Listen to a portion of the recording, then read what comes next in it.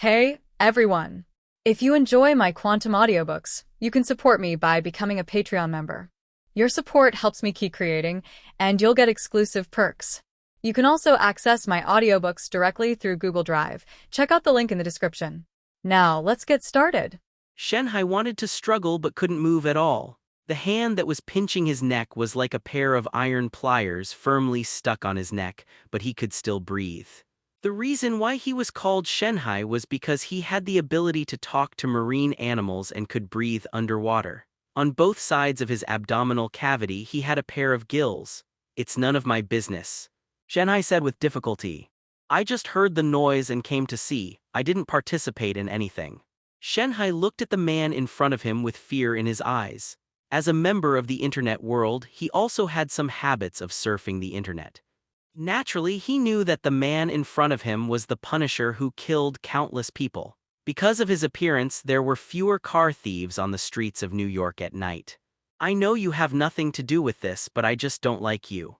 Two yellow rays of light shot out from Peter's eyes in an instant. Shenhai's head was shot with two holes by the light. Killing one is killing, killing two is also killing. Peter didn't care. The locomotive in the battle saw this scene and was immediately frightened. He lost all his fighting spirit in the face of life and death. On the internet, Locomotive is known as the second The Flash and has the potential to become the fastest man in the world. You can also find a lot of videos of him defeating bad guys, but that's just packaging. It's just a means for Vought Company to promote its own heroes. It's all fake, all acting, all posing. It's all just to get Locomotive to receive advertisements for sports brands. The real combat experience can only be described as negligible. Locomotive watched Shenhai being killed, and at this moment he had only one thought in his mind. That was to leave here. "Miss Spider, there have been 3 similar meetings, and you disappointed me every time. The first time, you didn't use everything around you to fight flexibly. The second time, you didn't know how to use Cobweb to fight. The third time, you didn't attack the opponent's weakness in the first place when you were prepared. Tell me, what are you doing? Do you know that this is a very dangerous battle? Do you think it's a play? You will be deadman if you are not careful. When dealing with the enemy, there is no need to follow any rules. If you can sneak attack, sneak attack. If you can use despicable means, there is no need to be fair and square. To deal with the locomotive, you should hit his legs first." Gwen came over and taught the locomotive a lesson, which touched Peter very much.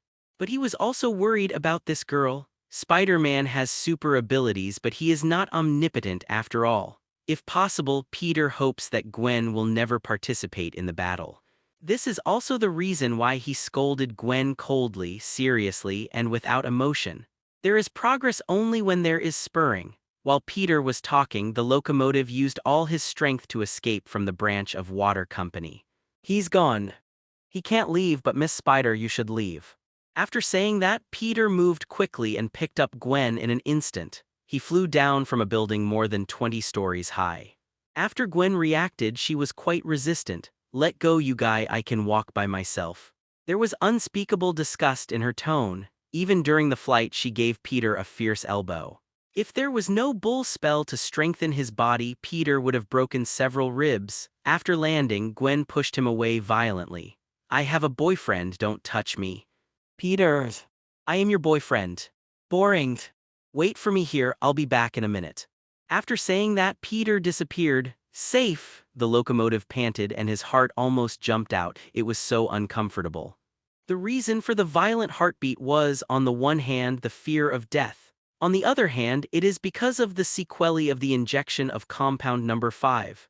"My super ability comes from genetic modification and the company's training." But recently he feels that his speed is getting slower and slower. The reason why he hit Deadman on the road today is because of the side effects of compound number 5. Every time after strenuous exercise, his heart will hurt. At this moment, the locomotive has left New York. As long as he returns to the headquarters, he will be safe. Where is Homelander? Although I don't like this arrogant guy, it is undeniable that he is the most powerful among the many Superman types of Vought Company. "Aren't you running away?" Suddenly a voice sounded in the locomotive's ears. The voice was not loud, but for him it was like a thunderclap. What a joke. The locomotive disappeared in a second. Ignoring the painful heart, staying behind will definitely die and running away may still survive. The shock in his heart is hard to describe in words. How could someone be faster than him? This is impossible. How could this be possible? When the locomotive runs, everything around it becomes slow. But in Peter's eyes, the locomotive was the slow one. 2 rays of light shot from the front of the locomotive. The locomotive reacted in time and dodged the rays but also lost all the strength to move. It is possible to become the fastest man in the world. Ha. Peter stood in front of the locomotive, and the tall shadow made him dare not look directly at it. How did I offend you? Until this moment, the locomotive was confused. He didn't know what happened at all. I came to New York today just because I had to shoot an advertisement for a sports brand tomorrow. He didn't offend anyone. Locomotive, you are so arrogant. Are the lives of civilians like ants in your eyes? Peter had no expression on his face. Death is not scary. What is really scary is the process of waiting for death. It is the despair of knowing that death is coming, but there is nothing you can do. Peter doesn't mind letting this arrogant black man feel this despair. Civilians? The locomotive's expression froze instantly, and he immediately thought of the old lady he had killed today. Listen, Punisher, I can explain. The locomotive's voice was trembling. The fear of death made him speechless and his spirit was extremely tense, but he had no ability to resist. The speed he was proud of was not worth mentioning in front of this person. If you want to survive, there is no other way except begging for mercy. Sorry. I apologize to decedent, I didn't mean it. It was my mistake. I will compensate, I will make up for it as long as you let me go. I am willing to give all the money to the victim's family. That old lady is very old. Even if I didn't hit her, she wouldn't live for a few years. Give me a chance, Punisher, I'm a superhero. I can do more. I'm willing to donate everything I have. The locomotive kept chattering. He was afraid that the other's eyes would light up in the next second and penetrate him directly. His prediction came true.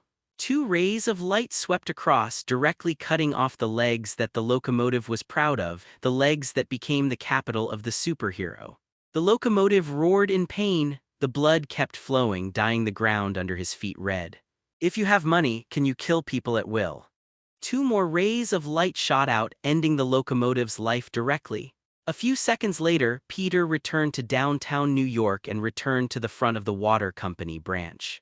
Because of the battle just now, everyone in the company has fled. Spider-Woman is still there. Gwen is in a complicated mood at the moment, although she feels very disgusted with the Punisher.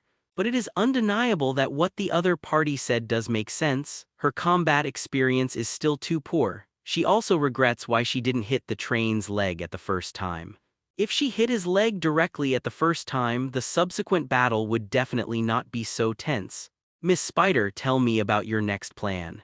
Peter, wearing a mask, asked coldly. The next plan? Gwen was confused.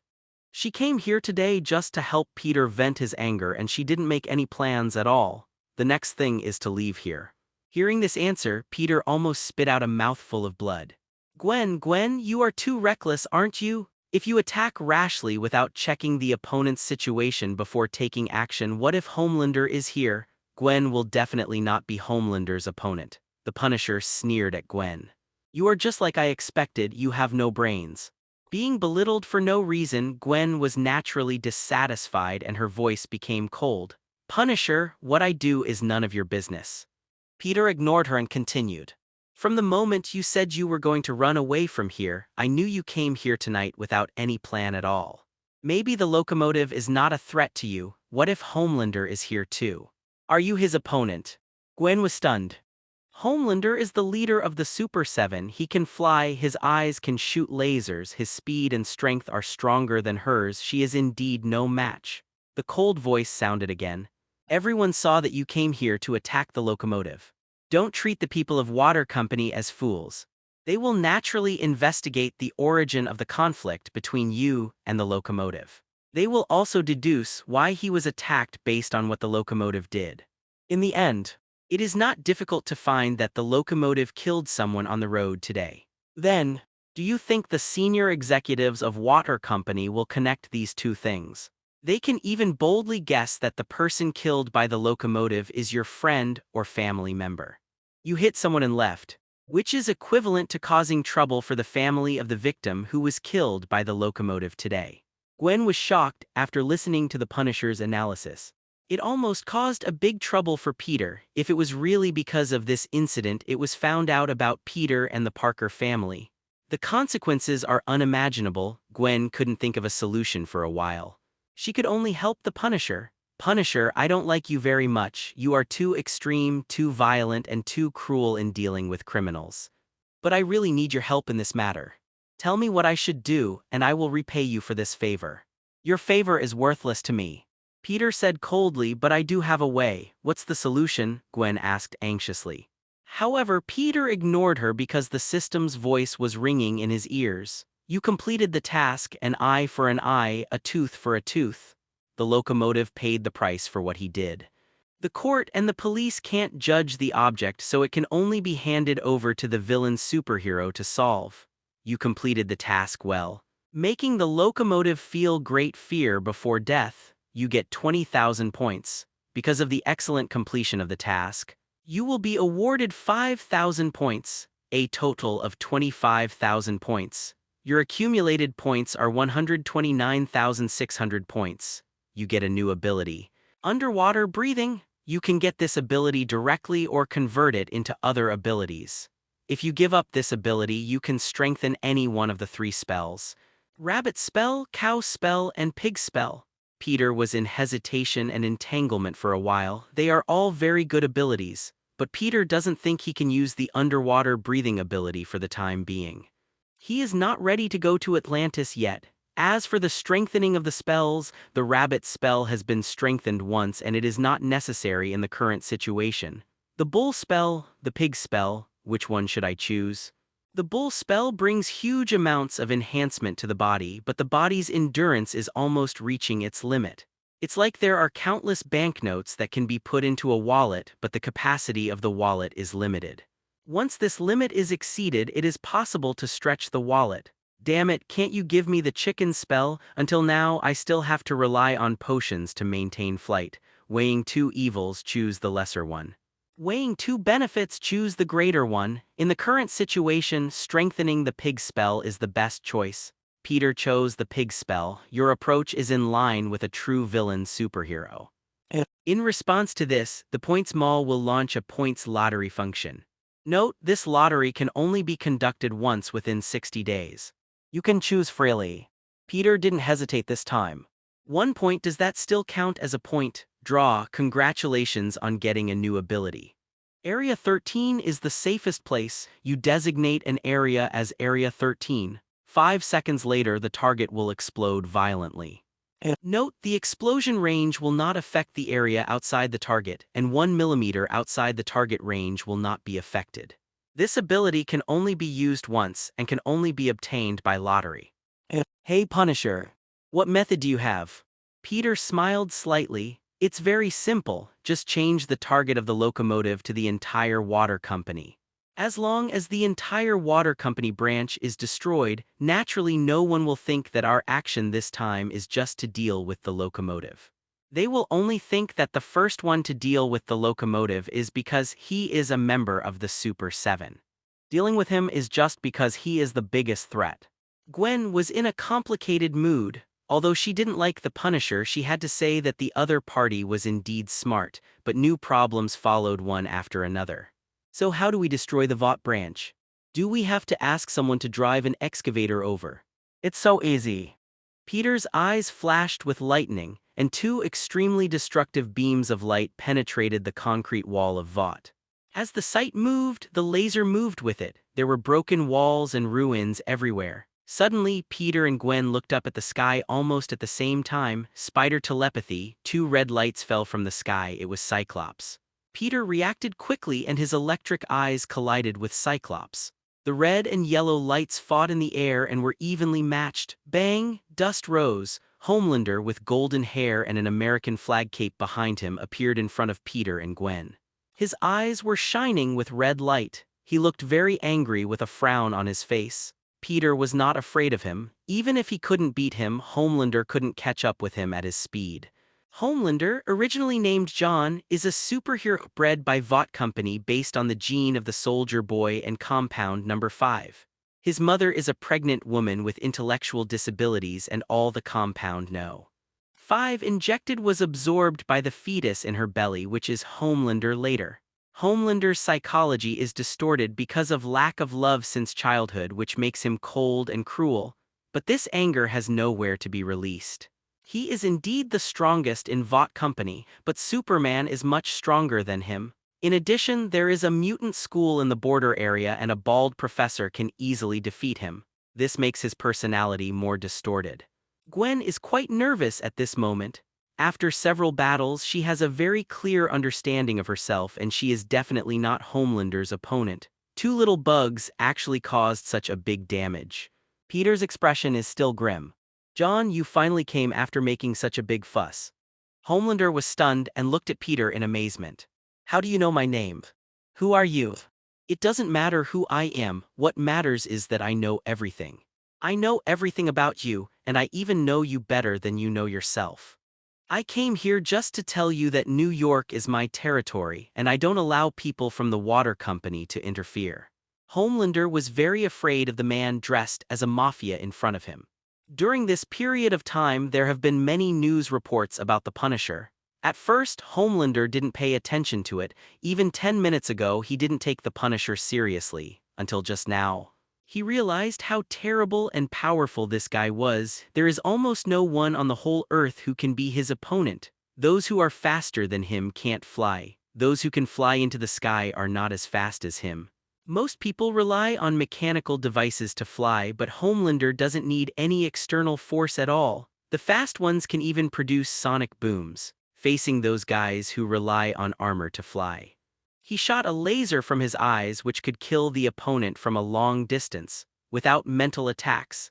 In this world, the only one who can defeat him is Superman. This view has been firmly in Homelander's heart 10 minutes ago.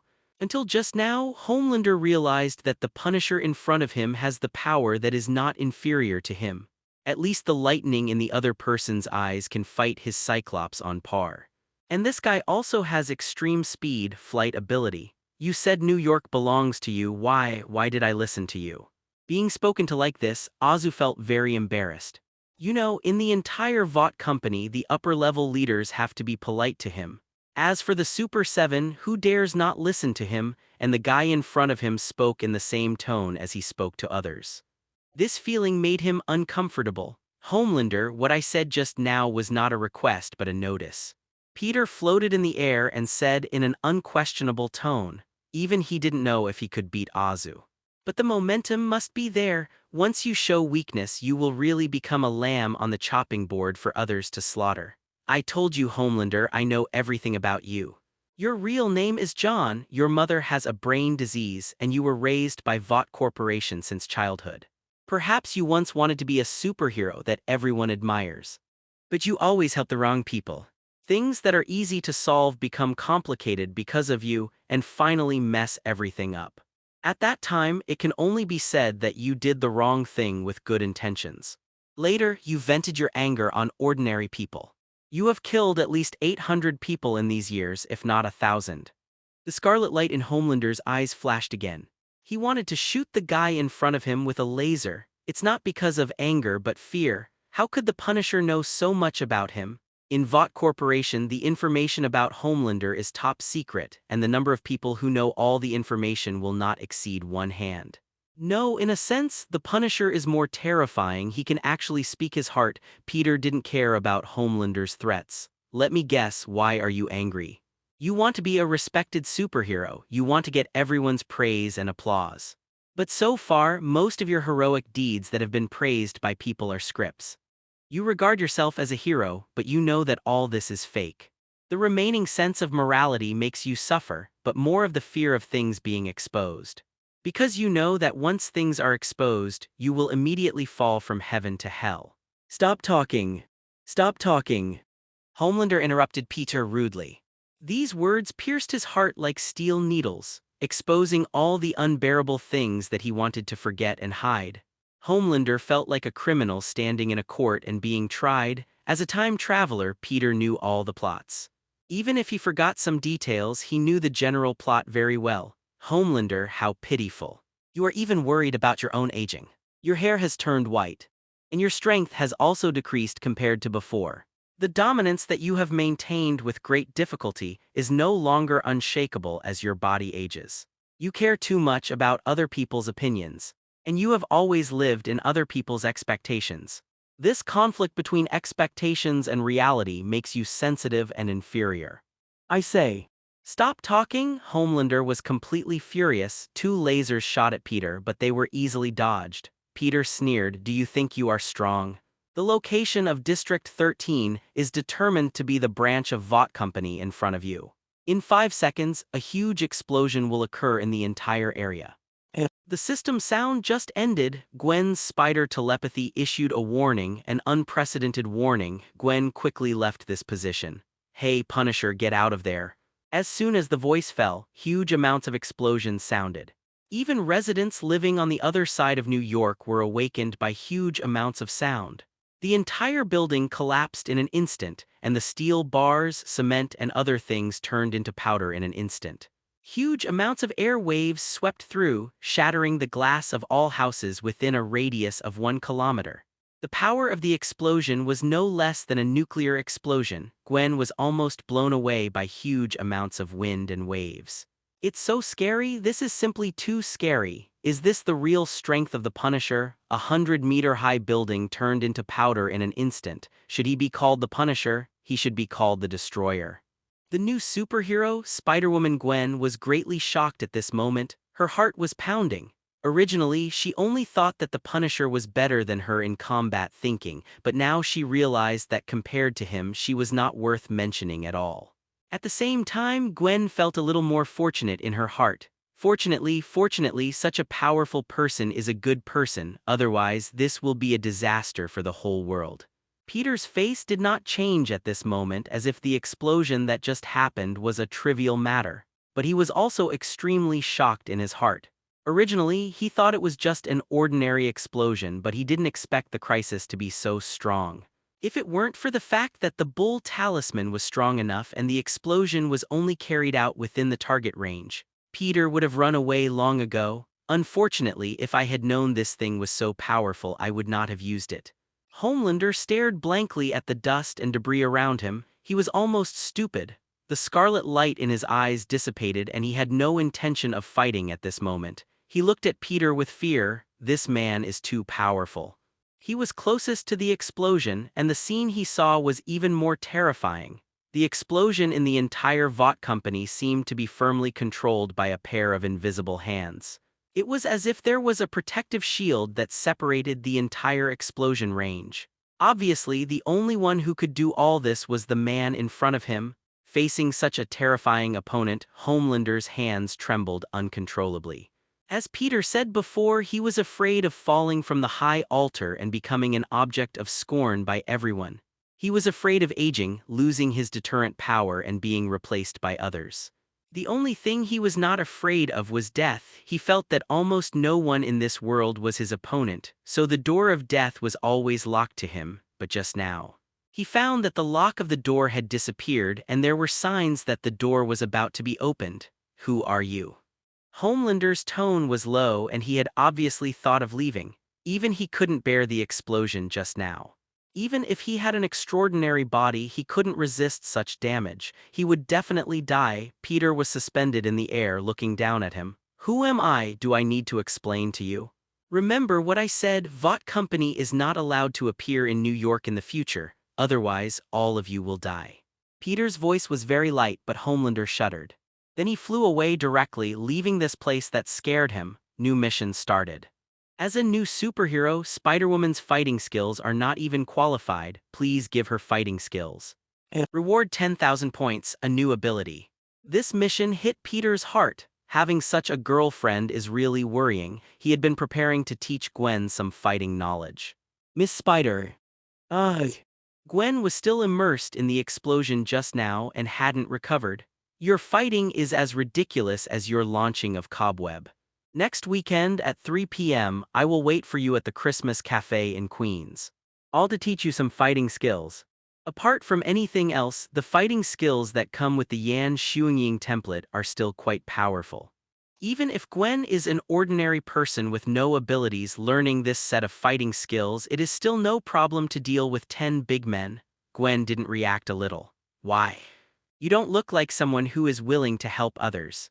In Gwen's impression, the Punisher is an extremely violent person. Although what he does is good, the means are too bloody, and he doesn't look like a warm-hearted person. Don't get me wrong, I just think your way of fighting is too frivolous. As a superhero in New York, it's really embarrassing for this city. It's up to you whether you come or not. After that, Peter left directly. Sorry, Gwen. I didn't mean to say harsh words to you, I just want you to improve. After all, knowing shame leads to courage. If it was someone else, I wouldn't bother with this. Who made you my girlfriend? Back in Queens, the house was empty. Uncle Ben was in the hospital with Aunt May. Peter took a deep breath. Facing the death of Aunt Lisa, he felt heartbroken but helpless. There is a saying in Hamlet, no one has ever returned from the world of death. All Peter can do is kill the locomotive and help Aunt Lisa to avenge. Apart from that, he can't change anything. Sitting on the sofa, he casually went to the refrigerator to get a box of milk. Since the family has money, the refrigerator has also become full, basically all bought by Peter. Fruits, yogurt, chocolate, a mess of things. Just then there was a knock on the door. As soon as Peter opened the door, Gwen, wearing a white sweater, gave her a big hug. Gwen, why are you here? I miss you, Parker's home. Gwen and Peter sat on the sofa. On the table were the snacks Peter had bought before. A boring soap opera was playing on TV. Peter was lying on the sofa, or to be more precise, on Gwen's lap. Peter, I'm sorry, I know you're sad, but Aunt Lisa's incident has already happened. Those who are left can only look forward. Peter nodded. I'm fine, Gwen. That locomotive will definitely get retribution. That's definitely, I mean that this kind of person will definitely not live long. That's for sure. Just as the two were chatting, a piece of news suddenly broke out on TV. The female host obviously hadn't memorized the sudden script yet, so she could only read it while watching. Just received news that a major explosion occurred at the Vought branch in New York City, and 2 decedents have died. They are Deep Sea and locomotive of the Super 7.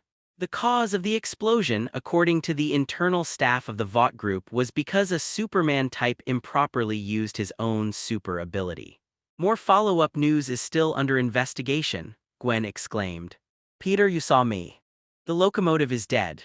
The murderer of Aunt Lisa is dead. Peter looked at Gwen with a slight smile on his face. Then the 2 childish ghosts who had known the outcome for a long time began to perform. Oh my God, I can't believe it. Gwen, you really got it right. Tomorrow, I will tell Uncle Ben and Aunt May about this news. Peter sat up and the 2 hugged each other. A few minutes later, the 2 were lying on the same big bed. Gwen asked with some complaints, why didn't you confess earlier? Compared to this problem, I am more worried about whether your father will beat me into a meat pie tomorrow. If he knew that his daughter and I were lying in the same bed, I guess I will never want to take his car again in the future. Gwen smiled. We didn't do anything, we didn't even take off our clothes, even if he knew it would be okay. After saying this, Gwen closed her eyes. She was too tired. After rehearsing in the school band all day, she learned that Peter's relatives had passed away in the afternoon. She went directly to the hospital, then transformed into Spider-Woman, took a car to another district in New York, and after the battle took a car back. She was exhausted from all the running. She closed her eyes and fell asleep in less than a minute. Compared with her, Peter was not much better. Although he had gained the power of Superman, his body was still immortal after all. The large amount of consumption also made him feel very tired. The 2 hugged each other and fell asleep in a short while. The next day, Gwen planned to stay at home with Peter, but under Peter's repeated urging, she went to school to rehearse the band's song. Peter was helpless about this, mainly because he had something to do this morning. He had to go to Stark Company. Otto Octavian was still lying in the UK, tied to the bed with ropes. Although the tentacles on his body had been broken, he had no suppression chip and he was always a puppet of the mechanical arm. Originally, Peter tried to develop this thing. But he didn't have professional equipment, and it was as difficult to make a suppression chip as to rub an atomic bomb by hand. It's best to ask Tony Stark about this matter, considering that he was saved by the Punisher yesterday. Tony should agree to this matter. 10 o'clock in the morning, Tony was lying on the bed, eating a hamburger and drinking Coke. Even if the quilt worth tens of thousands of dollars was covered with oil residue, he didn't care. This is the arrogance of a billionaire. I can't think of anything happier than lying in bed and eating fried chicken. I love hamburgers. Miss Pepper sighed helplessly. Tony, you haven't gotten out of bed since you were interviewed by a reporter yesterday afternoon. Tony took a big bite of the hamburger. You don't know what kind of life I've been living in the cave. I love my bed and no one can make me leave it in a short time. Tony let out a long breath. At this moment, lying on the soft Simmons bed, he felt unreal. As if everything was fake, the horrible experience during this period made him feel like he was dreaming. If it weren't for the reactor in his chest, he really felt that he was just dreaming. Just then, Pepper's cell phone rang. After the call was connected, the voice of the front desk rang inside. Miss Pepper, a man named Peter Parker wants to see you. Do you want him to come up? Hurry up and let him come up. Tony also heard the voice inside because the sound was loudspeaker. Peter Parker, that high school student, why is he here? Isn't the Punisher here to see me? Be polite to others. If Peter hadn't told the Punisher about your kidnapping, you would have died in the desert now. Tony looked at Pepper helplessly. Is this the tone you use when talking to your boss who pays you? Just this tone, Pepper replied firmly. Please, I can't do it anymore. I feel dizzy. I will make up for the extra chapters I owe tomorrow. My current state is that I know what to write later, but I am not satisfied with what I have written.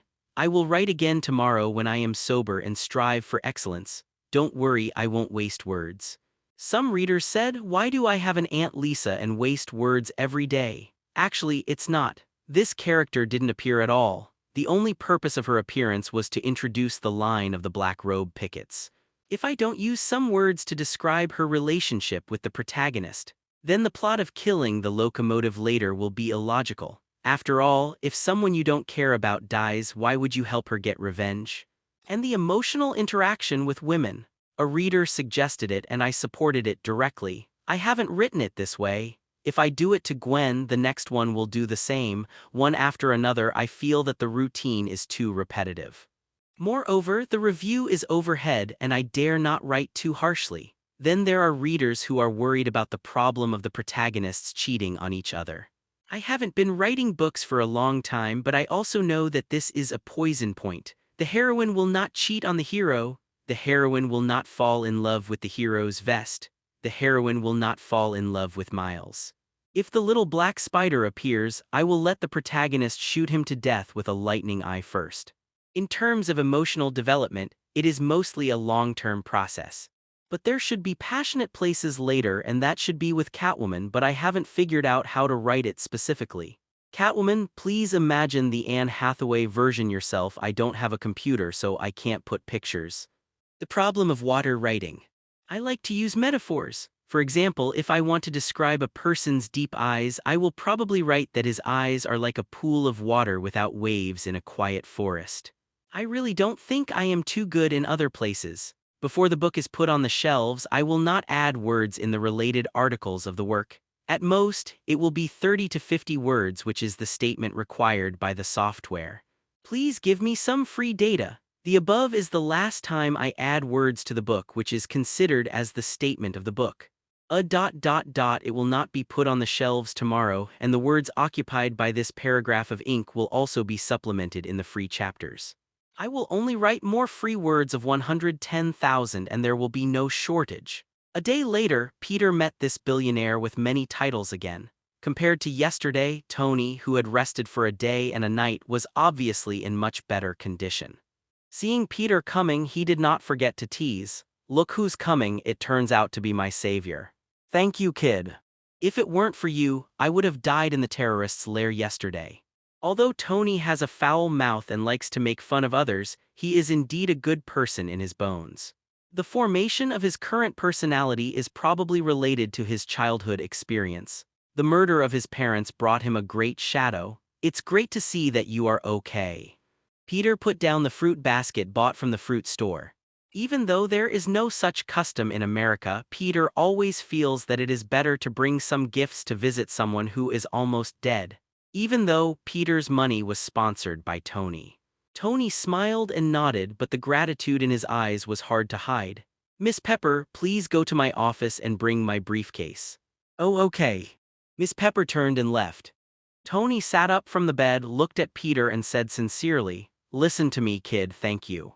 I know it may be a bit sensational, but without you, I wouldn't be alive today." "Oh, Mr. Stark, you have to thank the Punisher for this." Tony rolled his eyes. "Come on, he watched me fight a criminal for 5 minutes. Well, I have to thank him. But..." Tony paused. "But the person who should be thanked the most is you. If you hadn't told that guy dressed as a mafia about me, he wouldn't have come. You saved my life. I heard you're going to college, right? I have some connections with people at MIT. How about it, are you interested? Originally, I was going to let you work at Stark Industries, but you can't miss the happy times at college." Peter shook his head. "Mr. Stark, if I want to go to MIT, I don't need to find connections. My grades are enough to get into any university in the United States or even the world." "Tony, hey." Seeing Tony's frustrated look, Peter suddenly felt happy. Considering that the plot of this world is a little different from that in the movie, Peter doesn't mind telling him some other news. "Mr. Stark, don't you think this is a coincidence?" Have you ever thought about why this happened?" Tony pursed his lips as if he had thought of something, waiting for Peter's next words. "Think about it carefully. Who asked you to leave the United States and go to the Middle East?" Peter said nothing more. Tony's Adam's apple moved, as anyone with normal IQ could figure it out. How could he not figure it out?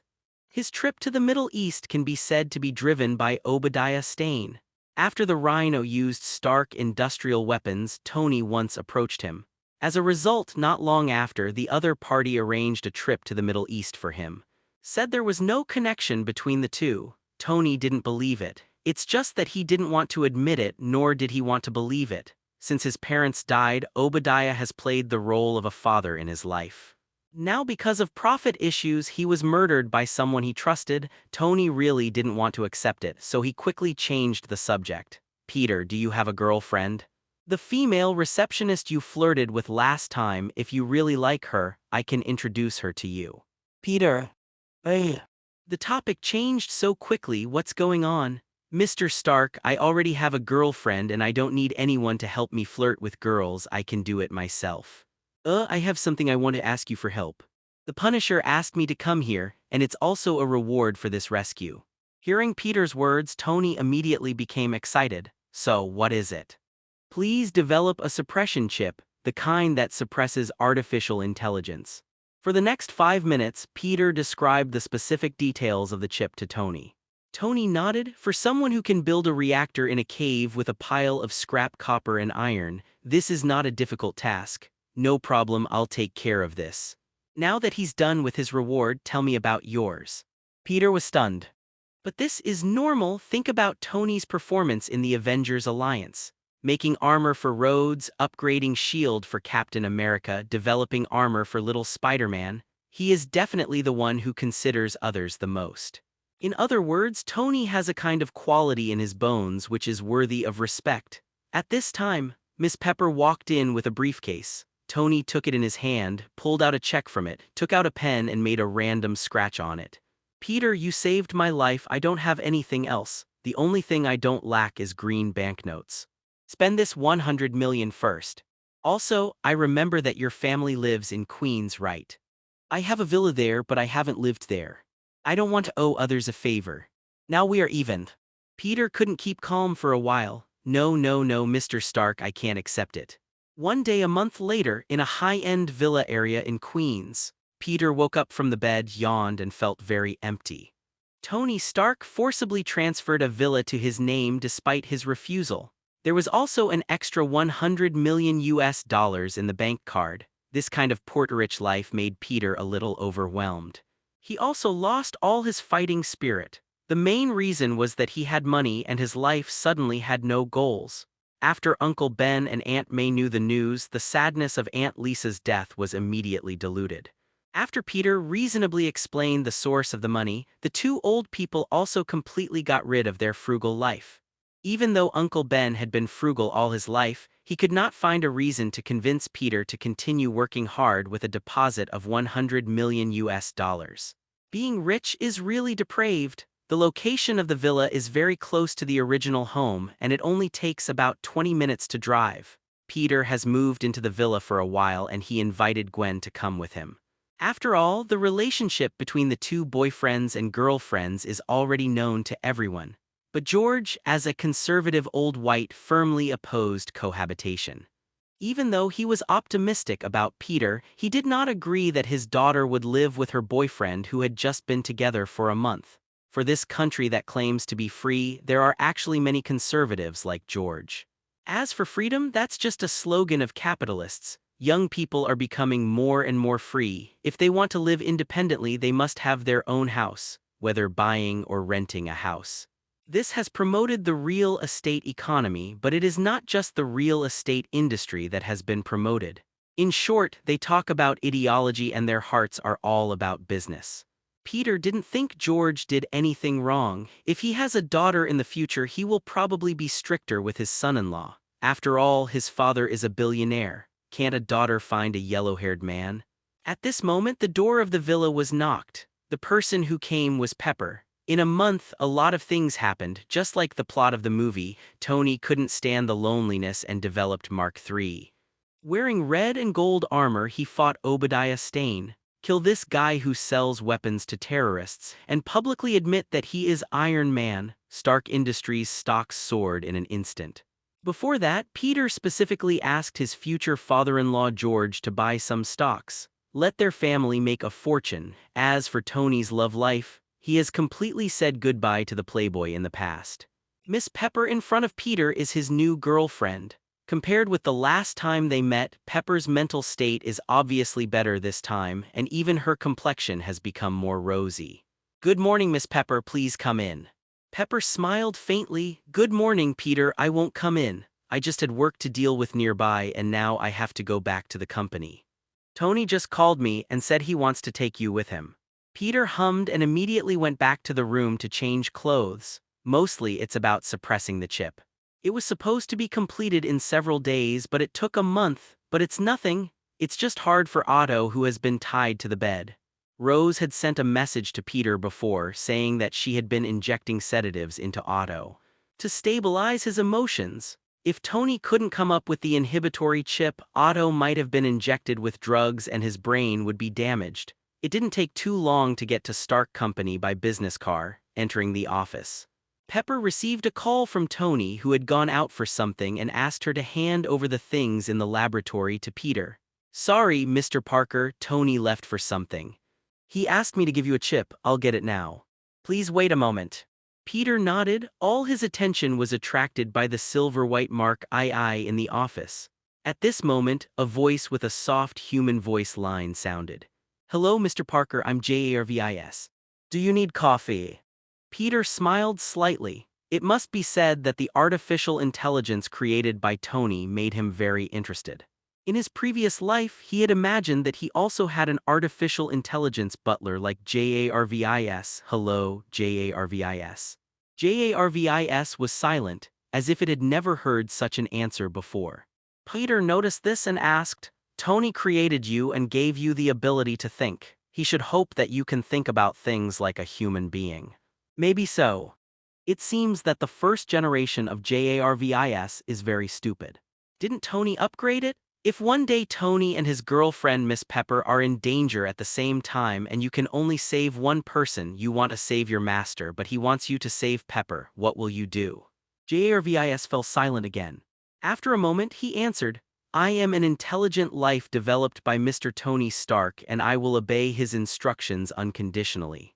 Very good, that means you choose to save Miss Pepper. Then looking at Tony's body, will you regret your decision? After all, he is the one who created you and gave you everything. Jarvis fell silent again. Obviously, the current version of Jarvis does not have much intelligence. It has intelligence but not much. After a moment, Jarvis responded, I can't predict the future you mentioned. You definitely can't predict it. Peter was in a playful mood. If you can really predict it, you are not an artificial intelligence but a prophet. Back to the question just now. If you choose to save Pepper and give up Tony, do you think he will regret creating you? If he regrets creating you, do you think you still need to exist? If you start over again, you go against Tony's wishes, give up Pepper, choose to save your master, and are blamed by Tony, will you be angry? If Tony feels your anger and wants to dismantle you, will you resist? If you resist at that time, will the current you want to kill the future you? Peter just said this. It seems that something in the Mark II armor is short-circuited and it clicks. Then a wisp of black smoke came out of it. JARVIS, which was born not long ago, short-circuited and crashed. Peter's eyes twitched slightly.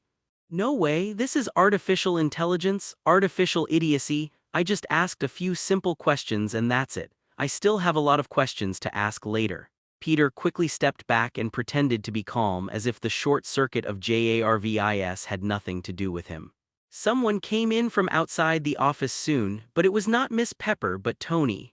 Tony had a smile on his face and held the chip wrapped in a small metal box in his hand. He said in a boastful tone, "How is it? Have you seen the news report? I am handsome, I look awesome in the armor." Tony publicly admitted that he was Iron Man during the press conference. This news made headlines all over the world. Now everyone knows that he is Iron Man. As he spoke, he threw the suppression chip to Peter. The chip was made according to the Punisher's requirements. If it doesn't work, I won't be responsible for after-sales problems. Peter put away the chip. Thanks, Mr. Stark. Tony continued, Peter, why didn't the Punisher dare to show his true face? He should learn from me in this regard. It doesn't matter if his identity is exposed. We didn't do anything bad. There's no need to cover our faces, only thieves and terrorists would do that. Peter was a little speechless. Not every superhero has lost both parents and is free. The bad guys took away the protagonist's relatives to threaten them. Isn't this a common trick? Didn't Pepper in the movie get taken away by Tony's enemies? Peter won't easily reveal his identity. If Uncle Ben and Aunt May are caught one day, it will be too late to regret it. By the way, Peter, I was inspired when I was developing the suppression chip and developed an intelligent system. Tony was like a child showing off his toys. JARVIS. Nothing happened. No response. Tony's face changed. What's going on? JARVIS didn't respond. Peter walked out of the office silently. Mr. Stark, I have something else to do. I'm leaving first. 5 minutes later, Tony saw the surveillance and yelled, "Damn it, what did Peter do to my JARVIS?" After getting the suppression chip, Peter immediately found a place where no one was and no surveillance was available. He changed his clothes in a second, turned into a Punisher and ran to London, England. At this moment, in the room where Lisa was, Otto's hands and feet were tied to the bed and his 4 broken mechanical arms were still active. Like a wounded octopus waving his tentacles. Rose, put me down. I promise I won't do anything out of line again. Put me down. Otto's eyes were red and he was thinner than a month ago, like a terminally ill patient. Apparently, he has been suffering a lot in the past month and he is always fighting with another consciousness in his mind. He is not the only one who is suffering. Rose has also been tortured in this month. Her shiny black hair has become dry and the fat on her face can no longer cover the outline of her cheekbones. She has become quite haggard. Not only is she suffering from physical torture, but she is also mentally exhausted. Otto has been wanted. The key is that he has not gotten better at this moment and is still controlled by that damn thing. Be patient, be patient. Otto, you have killed someone, let you go now, you can't control yourself. I can, Otto interrupted Rose rudely.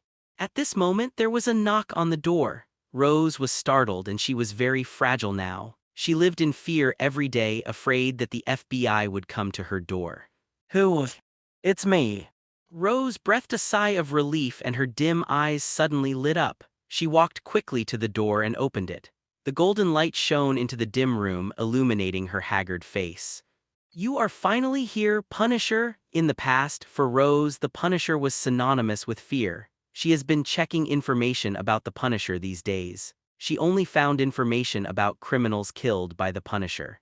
The bodies shown in those photos are all very scary. Some were shot in the head, some were penetrated by lasers, and some even had their hearts dug out. The death was extremely miserable. This has greatly reduced the crime rate in New York. After all, under the fear of death, no one wants to pay for a robbery. Every criminal has a sword hanging over his head when he is committing a crime. At some point, this sword will fall and cut off a person's neck. Although the Punisher's method is cruel, Rose believes that he is a good person. After all, the Punisher has never attacked ordinary people. Thank God, Mr. Punisher, you are finally here. Otto is in a bad condition. Peter ignored Rose and walked directly to Otto's bed. Looking at his hideous face, it is not difficult to imagine what kind of mental torture Rose has suffered these days. Let me go, you be *****D. Do you know what you are doing? I stopped the progress of science. Peter knocked Otto unconscious with a punch, and then removed the broken suppression chip from the back of his neck. Install the new chip. Okay, next we have to see if he can return to normal. Peter walked to the sofa and sat down. Rose hurried to pour water, a slightly flattering question. Mr. Punisher, if Otto can't wake up then kill him, Peter said without emotion. He has done his best to this extent. Find Stark to make the chip, he won't be able to open his mouth next time. If Otto is still controlled by the mechanical arm after waking up, then the best solution is to kill him. If Otto is conscious, he doesn't want to see himself become a puppet of artificial intelligence. Rose's face was horrified and confused, and her hands couldn't help shaking. There are other ways. No, he will definitely wake up. Peter glanced at Rose. I advise you to prepare yourself mentally as soon as possible. This way you won't collapse easily when facing the truth. If the suppression chip doesn't work, are you willing to spend your whole life taking care of Otto, who is controlled by artificial intelligence? I think you know better than anyone about the torment of this month. Rose couldn't control her emotions anymore, and tears fell. At this moment, Otto woke up. His eyes were empty at first, then confused, and finally fearful and horrified. Various complex emotions quickly expanded in his mind. What did I do? Rose hurried to his bed and stroked his face with both hands. Tell me you are still Otto. I am Otto. I'm sorry, Rose. I'm sorry for this period of time. The two hugged and cried. Peter broke this touching moment. I'm so glad that you woke up, Otto. But the people you killed will never wake up again. Otto choked. I'll go to the police station and turn myself in. Forget it, Peter walked in front of him. Now the whole of New York is looking for you, and I didn't cure you just to let you spend your next life in prison. You will do things for me in the future. Otto nodded. You saved me, this is what I should do, but I killed someone after all. I should be punished. Peter sneered. This world has always been unfair. Not all the powerful upper class are glamorous. You can atone for your sins. Go to Gotham and try to make some useful inventions. Someone will protect you. If you want to avoid being arrested and imprisoned, you can only go to Gotham, the city of sin. Otto held on, sincerely said, Thank you, thank you. I will spend the rest of my life to cleanse my sins. After that, the mechanical arm behind Otto automatically disintegrated. Peter hummed, change clothes. Although Otto and Rose didn't understand, they didn't dare to disobey the Punisher's words, so they had to do it obediently. 2 minutes later, they changed their clothes. 3 minutes later, Peter took them to Gotham. 4 minutes later, they met the Penguin. Seeing Peter, the Penguin Oswald was extremely excited. At the same time, there was deep fear. Sir, if I had known you were coming, I would have prepared a sumptuous meal. Since meeting Peter 2 months ago, the Penguin has been paying attention to the Punisher's information. The more I know, the more frightened I am. This gentleman's killing method is simply creepy. No, Oswald. Help these two prepare a place to live and a new identity. In return, you can ask me to solve a problem that you can't solve. After hearing this, the Penguin's eyes lit up. Sir, there is indeed a tricky thing. My territory was robbed, and that B*******D is quite difficult to deal with. He can turn people into ice. But he is not in Gotham now. Peter nodded. I know, when he comes back, call me. I'll leave these two to you.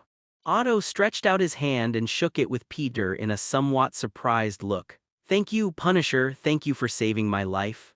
In the future, if you need help, I don't mind wearing the mechanical arm again and fighting for you. Peter pulled his hand away. His voice was cold and expressionless. The premise is that you don't turn into a monster. Besides, the person who saved you was not me. If you have to thank someone, thank Peter. Peter. Otto was slightly stunned, and then he thought of the young man. A very good young man. One day I will express my gratitude to him in person. I don't care. After saying this, the Punisher disappeared in the eyes of everyone.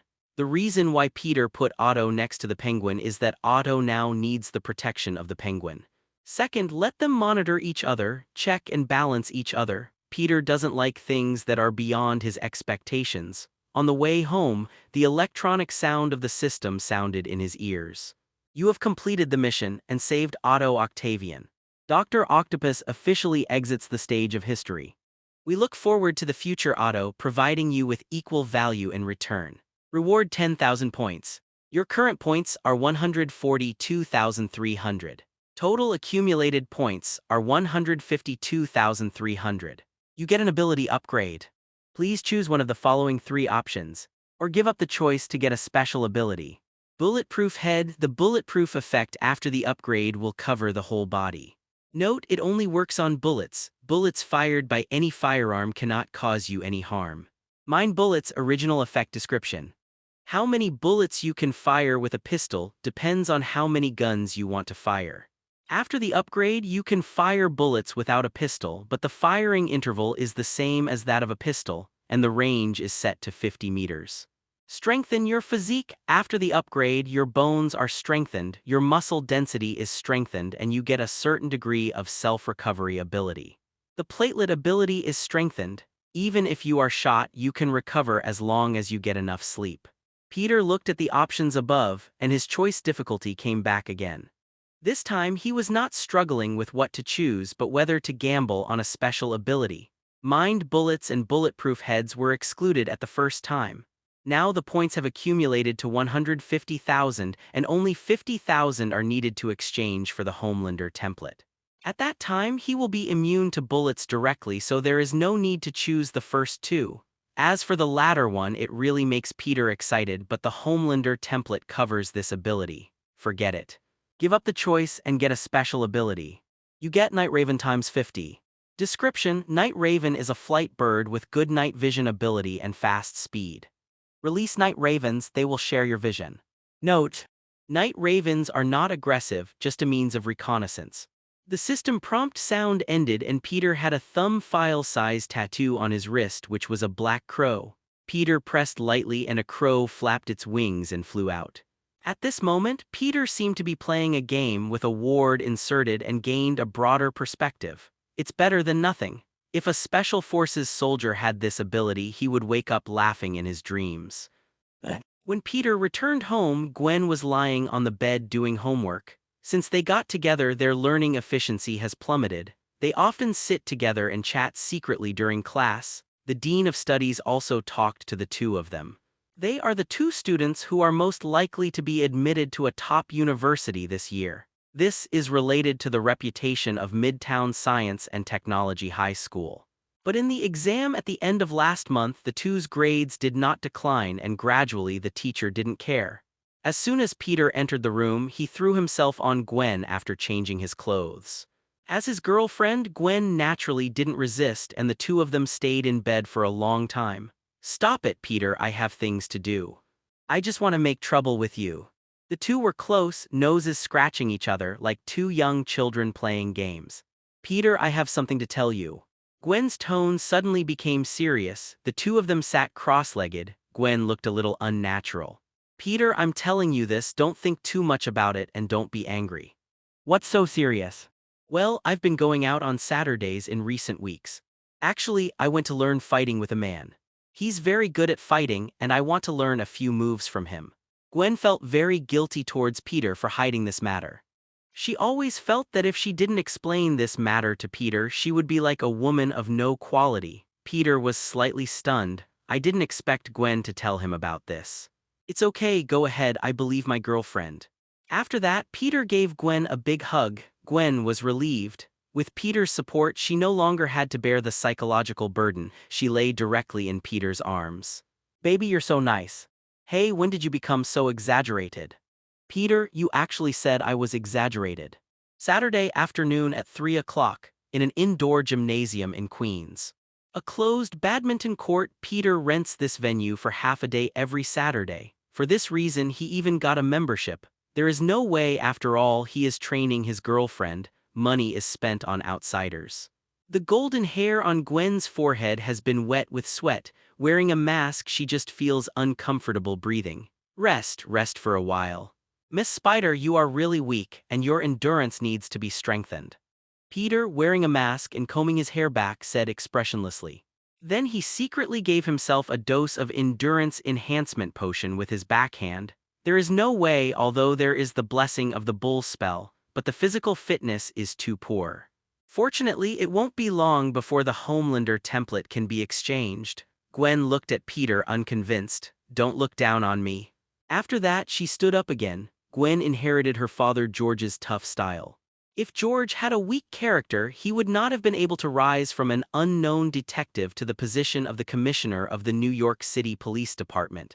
Gwen, influenced by her family environment, has a similarly strong character. Gwen punched Peter. Peter dodged it easily without the rabbit spell. He grabbed the opponent's arm with his backhand and then pulled it. Gwen staggered and her body was unstable. Peter raised his knee and kicked Gwen's calf. The opponent instantly lost his support and fell to the ground. Too bad. Peter still had no expression on his face. Sorry, Gwen, a strict teacher produces a good student. At the same time, Osborne Company. As one of the largest companies in New York City, the company's stock price did fall a lot after Norman Osborn's accident, and there were also significant changes in personnel. But with the return of Harry Osborne, everything has stabilized. Harry, dressed in a suit, left his office and went to another biological laboratory, back to the United States, back to New York. He had gone to his father and learned all the causes and processes. Since the day he knew that his family had a hereditary disease, he had never slept peacefully again. It seemed to be a psychological suggestion, and it seemed that he had also reached the stage of onset. Harry felt worse and worse. At the moment, he could only put all his hopes on one person, Dr. Connors. The glass sensor door opened automatically. Harry appeared in front of Dr. Connors, who had only one arm. Doctor, how is the current progress of the experiment? Connors took off his glasses and shook his head slowly. The experiment is more difficult than I expected. The genes of lizards are relatively stable, but this is a technical problem. And the most difficult point is from 0 to 1. I can invest hundreds of millions of R&D funds in this project. Harry frowned and said anxiously, ever since his father, Norman Osborn, told him the truth, the gears of death have quietly turned. The sickle of the death god will harvest at any time. As a person who grew up in a wealthy family and surpassed most ordinary people since birth, Harry did not accept such an outcome. Dr. Connors, how can we speed up the experiment process? After all, using lizards for experiments is only level 1. Other animals will be needed for experiments later. Only if the experiment succeeds can I save my life. Dr. Connolly expressed deep regret for this. It can't be helped, Harry, it can't be helped. I hope the experiment will succeed sooner than anyone else. Suddenly, he seemed to think of something. Peter, I know a high school student who is the same age as you but very knowledgeable. Maybe he has a way. Harry was stunned. Peter Parker Connors was slightly surprised. He gave Harry an inquiring look. Do you know Peter? Harry lowered his head and smiled. We went to school together for a few years when we were young, but then I went abroad and we didn't have much contact. At that time, we had the best relationship. Is he an expert in biology? Connors gave a negative answer. No, he is a high school student like you and he still has 2 months to graduate. But I have communicated with him and he has a unique insight into cross-species genes. Anyway, we have reached a bottleneck now. Why not adopt more opinions? Maybe the thinking can be opened up. Connors did not deny that he was desperate to try any possible means. After all, there was no other way. As he said, he should be the person in the world who most wanted this technology to succeed. After all, he spent a lot of time and energy on this research. After returning from the battlefield, he devoted himself to 15 years of research in the biological field. While others were busy enjoying cigarettes and fine wine, he was reading papers and reports in the library. While others were cuddling with their wives, he was dissecting mice in the laboratory. While others were accompanying their families, he had experienced countless failures. Connors always behaved very casually towards others, but that did not mean that he was not angry in his heart. He needed a success so much. In the initial stage of this research, the purpose was just to cure his disability. But at this moment, the desire for success has become his obsession. It just so happens that I haven't seen Peter for a long time. I wonder if he still remembers my old friend. Harry had a bitter smile on his face. Looking at the Osborne building in front of him, this is the business empire created by his father. If he died, the entire Osborne company would fall into the hands of others. He was unwilling, very unwilling. Is it necessary to train yourself like this when practicing fighting? Gwen's two white long legs were on Peter's body. What is a girlfriend? A girlfriend can do anything to her and she will not be angry, including but not limited to leg massage. The two of them were lying on the bed. Gwen was eating potato chips and watching TV while enjoying Peter's leg massage service. I couldn't help but sigh in my heart. Peter is still the best. Even without filters, Gwen has a good impression of Peter. Who can refuse a tall, good-looking, gentle, handsome guy? Just then, Peter's mobile phone screen lit up. Pick it up and take a look and suddenly feel a little confused. What's wrong, Peter? Nothing. Do you still remember Dr. Connors? Definitely remember. What does he want to see you about? Peter shook his head. He didn't say anything specific, just that he wanted to meet tomorrow. Forget it, there's nothing to do tomorrow. Let's go see him then. Peter couldn't hold back his desire any longer. As a normal man sitting next to a beautiful woman wearing hot pants showing off her long white legs, anyone would be thirsty. Gwen, I think we can give it a try. Gwen was stunned, but she quickly reacted. Her little face turned red at a speed visible to the naked eye. As a girl with normal development, she also has a boyfriend, and a very handsome boyfriend. She has thought about some things. 014511415 Failu 183,180,020. But she is a little afraid. For her at this moment, fear is greater than expectation. What if she gets pregnant? Does she have to take classes and take care of the child at the same time? Wandering in the streets of New York in the future, do I have to set an alarm and breastfeed the child on time? Gwen is not ready for such a life. So Gwen said apologetically, Peter, can you give me some time? It won't be long. I have to ask my mother some questions. Gwen, you're already 18. I know, but I'm not ready yet. Don't worry, it won't be long. Peter asked curiously, what are you going to tell your aunt? I'll just say Peter wants. Peter. Forget it, don't say it. Go to sleep. 853. The next morning, Gwen was still sleeping and Peter had already taken a taxi to Osborne.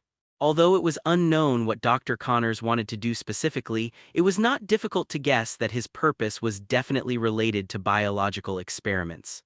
Hello, Peter. Connors stretched out his left hand and shook hands with Peter, who had just entered the door. Hello, Dr. Conkas. Why did you ask me to come? He got straight to the point and asked directly. Hey. Connors asked Peter to sit down and brought him a cup of coffee. You know, I've been studying biological gene transfer engineering. Just like we discussed last time, using certain animal genes to replace human genes. Sure enough. Peter was right. Connors called him over for this matter. But this kind of thing is not his strong point and he doesn't have any good suggestions. Instead, he wants to stop the other party from continuing the research. After all, in the movie, Connors turned into a lizard man because of this research. Hi, Peter. Suddenly, a voice sounded behind Peter. He turned around and saw a familiar yet strange face. Harry was wearing a casual suit, blonde hair and blue eyes. He looked in good shape but a little thin. Harry. Both of them were a little surprised and lamented the changes that had taken place in each other over the years. At the same time, there were other feelings. In the past, the two were very good friends, but the time interval was too long. It seemed that they could no longer return to the intimate state before. To explain in the article of Lu Xun, there was a sad barrier between them. Perhaps it was the guilt of sending Norman Osborn to prison. Peter spoke first. Harry, I didn't know you were back from abroad. Your father's matter. Don't mention him. Harry came up and hugged Peter. How long have we not seen each other? It seems to be nearly 10 years. Harry smiled slightly. Sorry, Peter, I haven't contacted you for so long. I went to your old house to find you. But you had moved by then. Peter couldn't help laughing out loud. I went to look for you, but you were abroad. Later, the security guard at the gate of your community would not let me in. Both of them couldn't help laughing. The atmosphere seemed quite harmonious, but Connors interrupted the joy of the two friends' long-awaited reunion. I really don't want to interrupt you, but we have important things to deal with. Connors looked at Peter. Do you have any suggestions? You can speak freely now. Harry patted Peter's shoulder and said to Connors, he has been a genius since he was a child. When he was in elementary school, others had to use computers to do those math problems, but Peter could get the answers by mental calculation. He will definitely help you. Peter didn't speak. Learn about the multiplication formula. Just then the system's voice sounded in my ears. You activate a new task, unchangeable process. As a veteran who survived the battlefield, Connors has always wanted to heal his broken limbs. Years of hard work have made him more determined to achieve his goal. Therefore, injecting serum containing lizard genes is what he is destined to accomplish. Task description: help Connors speed up the production of serum and try to make the experiment perfect. After all, no one wants tragedy to happen. Stop him if there is an accident in the experiment. Complete the task and get 20,000 points and a special reward. For this task, Peter has nothing to say. Connors is too persistent in this experiment. It is only a matter of time before 67 becomes a lizard man. The best way to stop him is to kill him. But you can't do that. It's like a person will become a heinous person who does all kinds of bad things in the future. At the moment, there is another person who can predict his future. Then killing him now is equivalent to killing an innocent good person. If you don't kill him, this person will do all kinds of bad things in the future. Peter's principle is not to kill people who haven't done bad things, although the standard of bad things is set by him. Forget it, since it is a system task and you can get points, there is no reason not to do it. Dr. Octopus can be redeemed by him, and the lizard man also hopes that he can be redeemed. At worst, after saving the lizard man, we can also send him to the penguin. Anyway, for Gotham, the city of sin, one more monster doesn't make any difference. Dr. Connors, how many biological gene transfer experiments have you conducted so far? Peter asked. Connors pushed his glasses countless times. I extracted the lizard's genes and put them into a mouse with a broken limb like me, but every experiment failed. No experimental mouse survived. His tone was full of disappointment, and then he sighed and said, the key to the problem every time appears in decay rate algorithm. Peter took over the other party's words. This shocked Connors. The reason why Peter came here was to hear if the other party had any unique ideas. But obviously, Peter was much better than he expected. One sentence pointed out the key to the failure of the experiment. A high school student could actually say the decay rate algorithm, which shocked Connors. This is no longer knowledge that a high school student can master. In a sense, Peter is indeed a genius. Harry nodded lightly on the side, but he didn't understand anything. Decay rate algorithm. When did high school teach this kind of thing? Peter walked to a table. Find a piece of paper, BFBE day pen, write a formula instantly. It's not that he is so smart, but after he traveled through this world and confirmed his identity as Peter Parker, he thought he must be Spider-Man. So he has been very interested in biology since he was a child. He has been studying for more than 10 years, partly because of ability, but more because of hard work. Connors put down the coffee cup silently and walked to the front of the calendar park. The moment he saw the formula, he felt an electric current passing through his mind. It was the excitement of a person trapped in the desert and seeing an oasis. He looked at the formula carefully, and then his eyes were on Peter's face. A rare genius. Peter, how did you do it? Peter was afraid that he would be too high profile and hurt Conkus's self-esteem. So he pointed to his head. Formulas and the like are definitely thought out. Could it appear out of thin air? Harry Osborn also came over and asked. Dr. Conkus, is the company Peter wrote useful? Very useful. Connors gave a positive answer. Harry, Peter will definitely shine in the future, and he will definitely have extraordinary achievements. Connors did not hesitate to praise him. As a teacher, he was willing to see his juniors achieve greater glory. Peter, your talent is incredible. I have seen many outstanding people, but few are like you. In a sense, you have surpassed me. Harry was also very excited after hearing the news. It was not only the happiness of his childhood playmates' achievements, but also the gloating of his future destiny. Father, Norman Osborn, has been conducting research on biological gene transfer. The purpose is to cure the family's inherited diseases. Now this research has finally made progress. For Harry, this news was like a drowning man seeing a lifebuoy. As long as he grabs it, there is hope of survival. Without delay, several people immediately started research in the laboratory while they were excited. Connors fiddled with the instruments and explained, "We have protein structure, ribosomal DNA, chromatography, and transgenic testing." He pointed to a huge amount of instruments. "That is an X-ray imager, the only one in the world, and next to it is a human spectrum identifier, the Canary device. The principle is very simple. Load an antigen on it and the reaction cloud it creates can cover the entire city. In theory, you can cure polio in the entire city in one afternoon."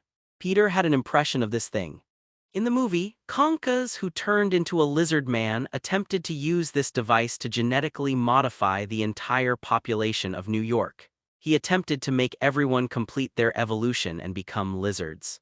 Connors continued to explain, "Some people are opposed to its use. What if this machine is loaded with some toxic substances? Those things are chemical weapons. Powerful chemical weapons. In theory, it can save a city of people, but it can also kill a city of people." After a short pause, the three began to fiddle with the computer model. The 3D holographic model projected an image of a lizard. "Now enter the equation." Connors operated the machine and typed a long string of code on the computer. On the 3D model display, a model of a mouse with 10 main legs appeared. "Replace protein and eliminate immune response." The model immediately began to evolve according to the instructions. Demonstration. The equation was calculated successfully. The mouse with a broken leg in the image grew a new forelimb. Various data were displayed beside him. Life is stable, blood pressure is normal, and the broken limbs have been regenerated successfully. Connors had tears in his eyes. For many years, his experimental progress has been stuck at this step. There has been no progress, now it has finally succeeded. The next step is the specific biological experiment. Peter left Osborn Company and Harry wanted to send him off, but he refused. "Just left Osborn Company." The voice of the system suddenly rang in my ears. "Your cumulative favorability value has exceeded 10,000, and the sources include but are not limited to Gwen, Otto Octavian, Tony Stark, Harry Osborn, Kurt Connors. You have obtained an ability upgrade." Jack Chen's chewing gum. Original skill description. "I will definitely return it to you, a disposable consumable chewing gum during combat. There is a certain chance to obtain an item from the enemy." Skill description after upgrade. "I will definitely return it to you, a disposable consumable chewing gum during combat. There is a 100% chance to obtain a skill from the enemy, and the usage period is permanent." Note: skills are acquired randomly and cannot be selected. "Then if I fight with Superman, is it possible to get his Iron Man? No, I will be killed by him in one move." Peter laughed at himself at the same time.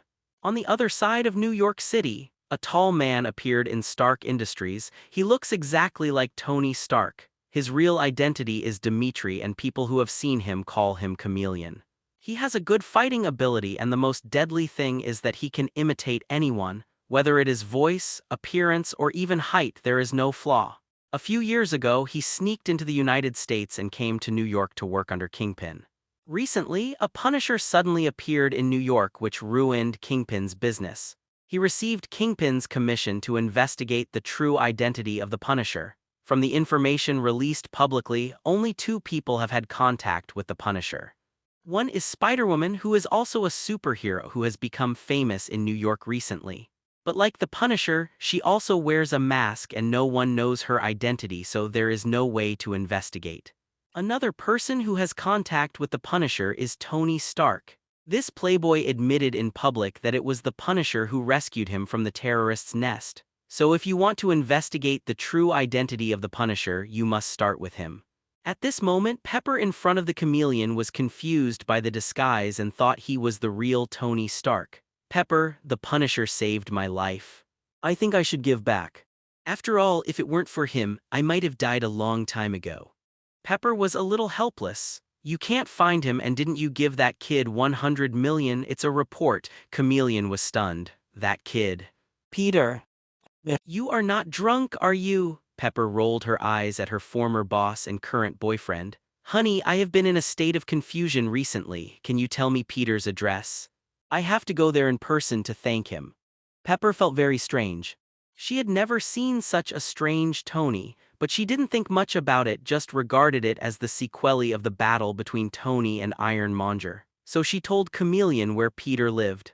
Unconsciously, she said, I am afraid that only that child in the world can find the Punisher. Hearing this, Chameleon immediately came up with a plan. Peter Parker, just an ordinary person, he knows the whereabouts of the Punisher. Then as long as he threatens him and intimidates him, he can know the identity of the Punisher. Chameleon walked in front of Pepper with a weird smile on his face. Sorry, honey, you should have a good sleep. After saying that, he immediately took out the spray in his hand and sprayed Pepper once, and she fainted. The chameleon used neurotoxins, a chemical drug that will not hurt people but can make people fall asleep. Without hesitation, he immediately took a car to the villa community where Peter lived.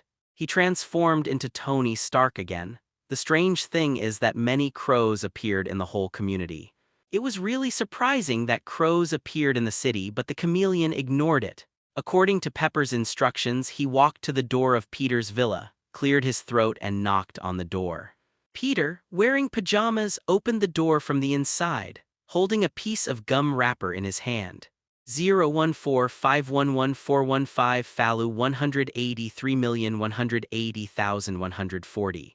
The moment he saw him, his eyes suddenly lit up. Mr. Stark. Good evening, Peter. There are some things I want to talk to you about the Punisher. He saved my life and I have to show my appreciation.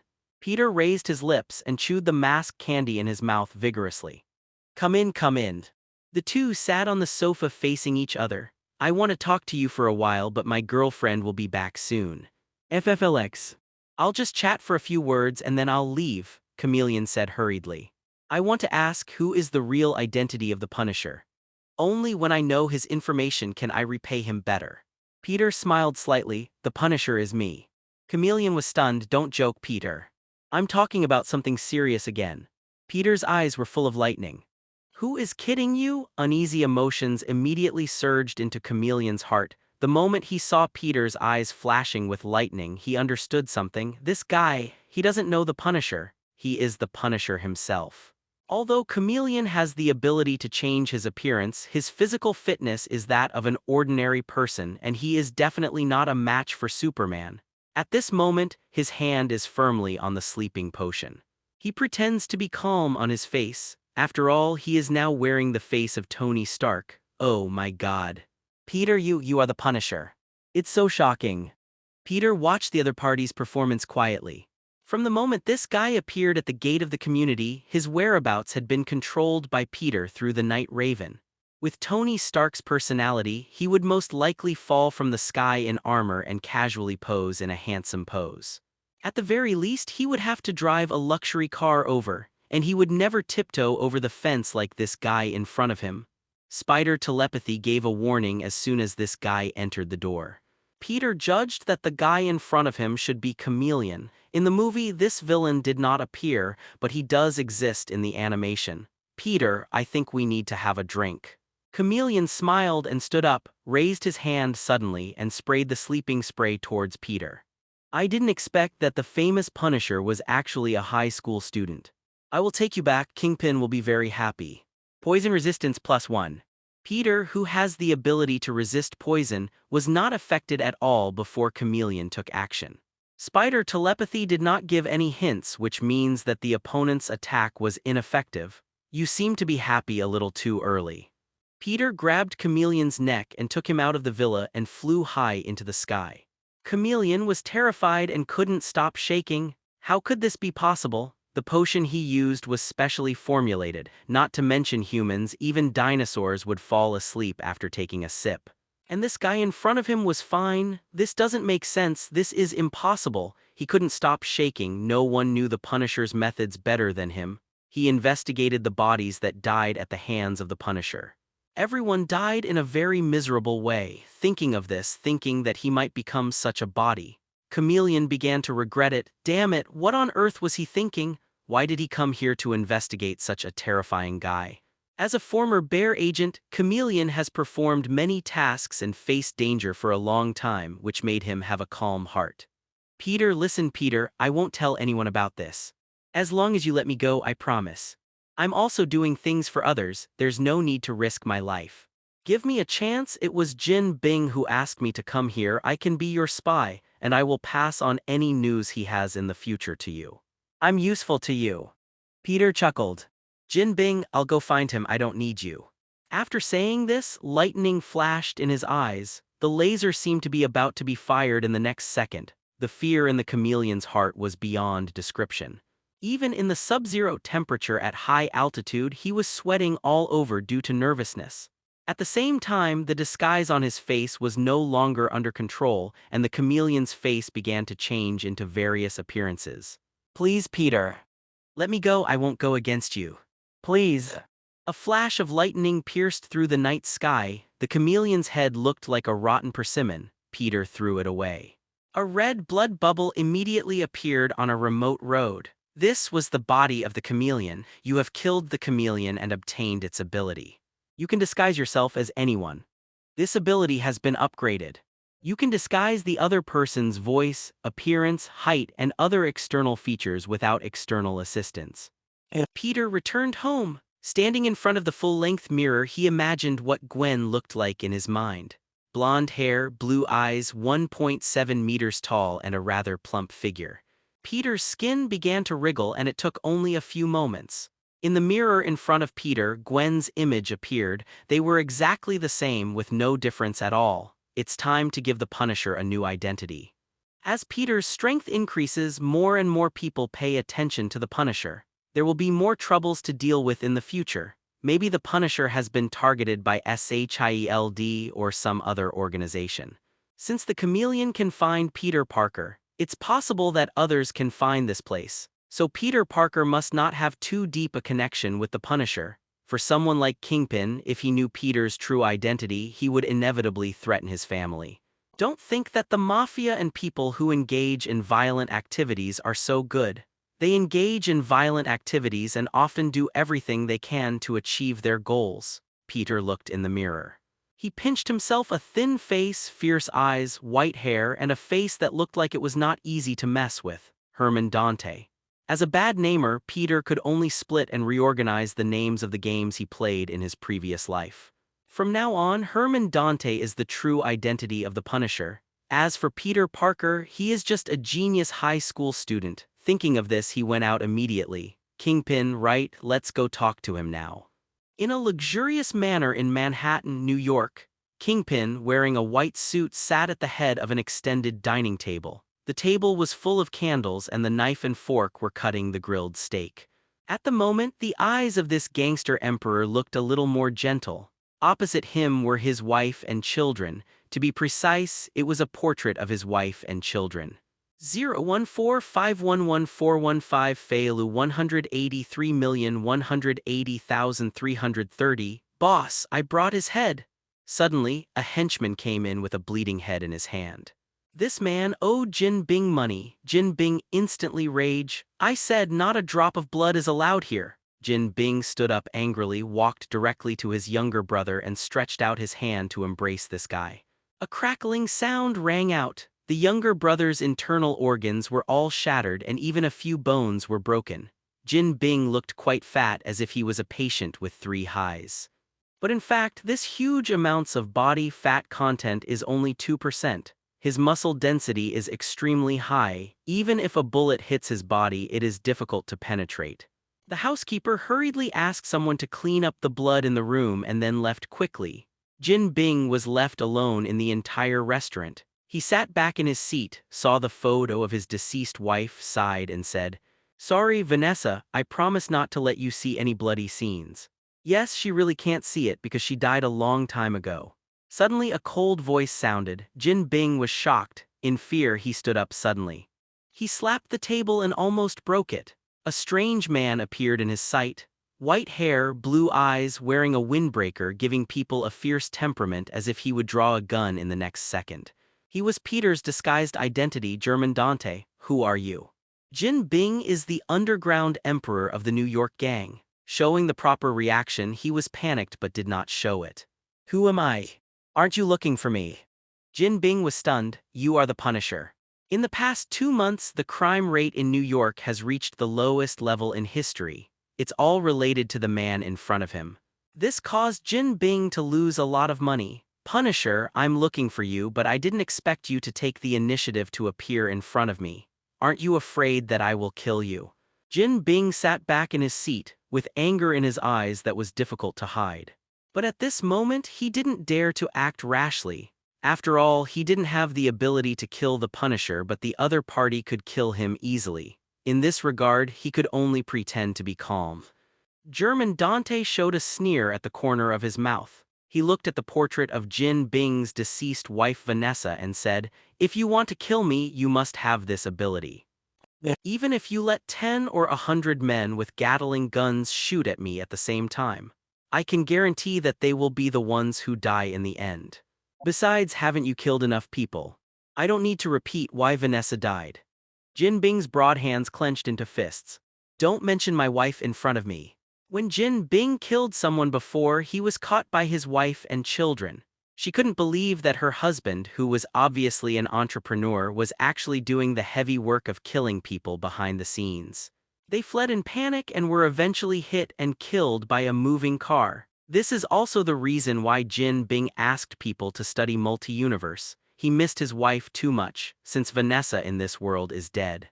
Then bring another one back from another world, create a world with Vanessa. Wilson, what are you afraid of facing? Peter looked at him and said coldly, she died because of you, you should accept it.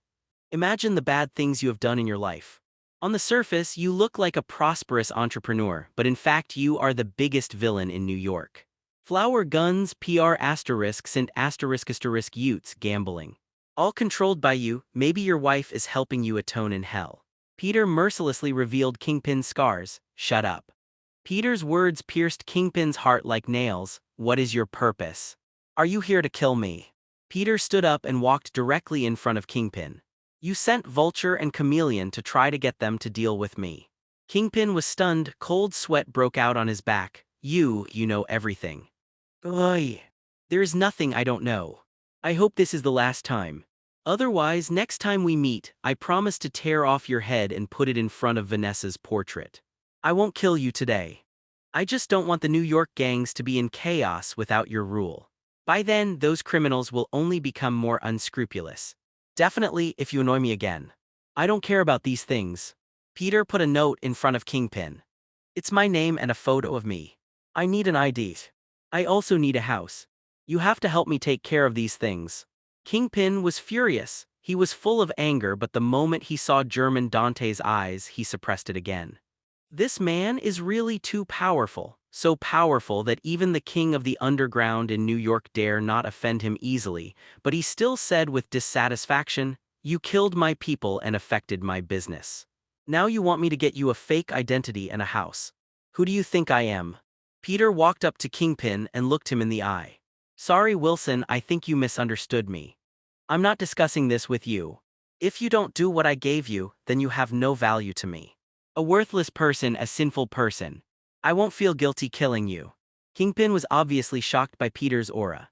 He sat down again slowly and picked up the note on the table. Tomorrow you will get a new ID card and a 2-story house.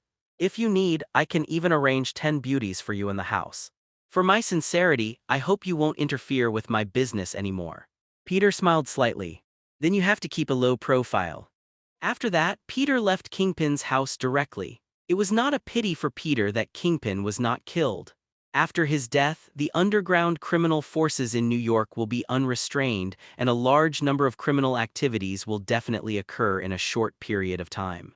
After Kingpin's death, it is very likely that Silver will appear. Instead of that, it is better to keep him and let him work for himself. A superhero may kill Kingpin, but Peter is not a superhero, he only works for himself. Your fear value has reached 10,000. Fear value comes from vulture, rhino, chameleon, green goblin, penguin, Dr. Octopus. You will get a random reward. You got the chicken talisman permanent. Long-term task, collection of zodiac signs. I have everything I need, 4/12. Peter was immediately happy. The chicken talisman was exactly what he lacked. For the past month, he has been relying on flight potions. And the points for redeeming this potion increase exponentially. The first time only required 50, then 100, then 200, 400, and 800. If the chicken talisman does not come again, he will be bankrupt. At noon the next day, Peter appeared as Herman Dante. Kingpin gave him a key and an ID. In the future, when facing those superheroes, he will appear as Herman, thanks to Chameleon for giving him the ability to transform before he died. 014511415 Felu 183,180,330. Gwen and Peter were curled up on the sofa on the weekend. Although George did not allow Gwen and Peter to live together, the passion of the young couple was something that he, an old father, could not stop. Gwen took a shower, dried her hair, and sat directly on Peter. "I'm ready, Peter." "What? That's it. We are boyfriend and girlfriend, it's okay." After saying that, Gwen unbuttoned her shirt. Peter immediately felt the blood rushing up. He could no longer hold it back. He started fighting directly on the sofa. "Oh my God, Peter." It was obvious that even Spider-Man could not withstand such an attack. Gwen's body softened directly. It seemed that she had become a spider in the eyes of a gecko, and she would only be eaten in the battle. The sun was hanging in the sky at noon, and the battle ended only when it set. Gwen was red all over. Peter was also exhausted. After dinner in the evening, the two who had already had close contact were ready to do it again. But at this moment, the spider telepathy of the two sounded at the same time. Then there was the sound of car horns outside the community. "Peter, I suddenly remembered that I have something to do and I have to go home." Gwen cursed in her heart. Why did it happen at this time? She felt that she didn't play well at noon and thought about winning a game in the evening. As a result, something happened outside at this time.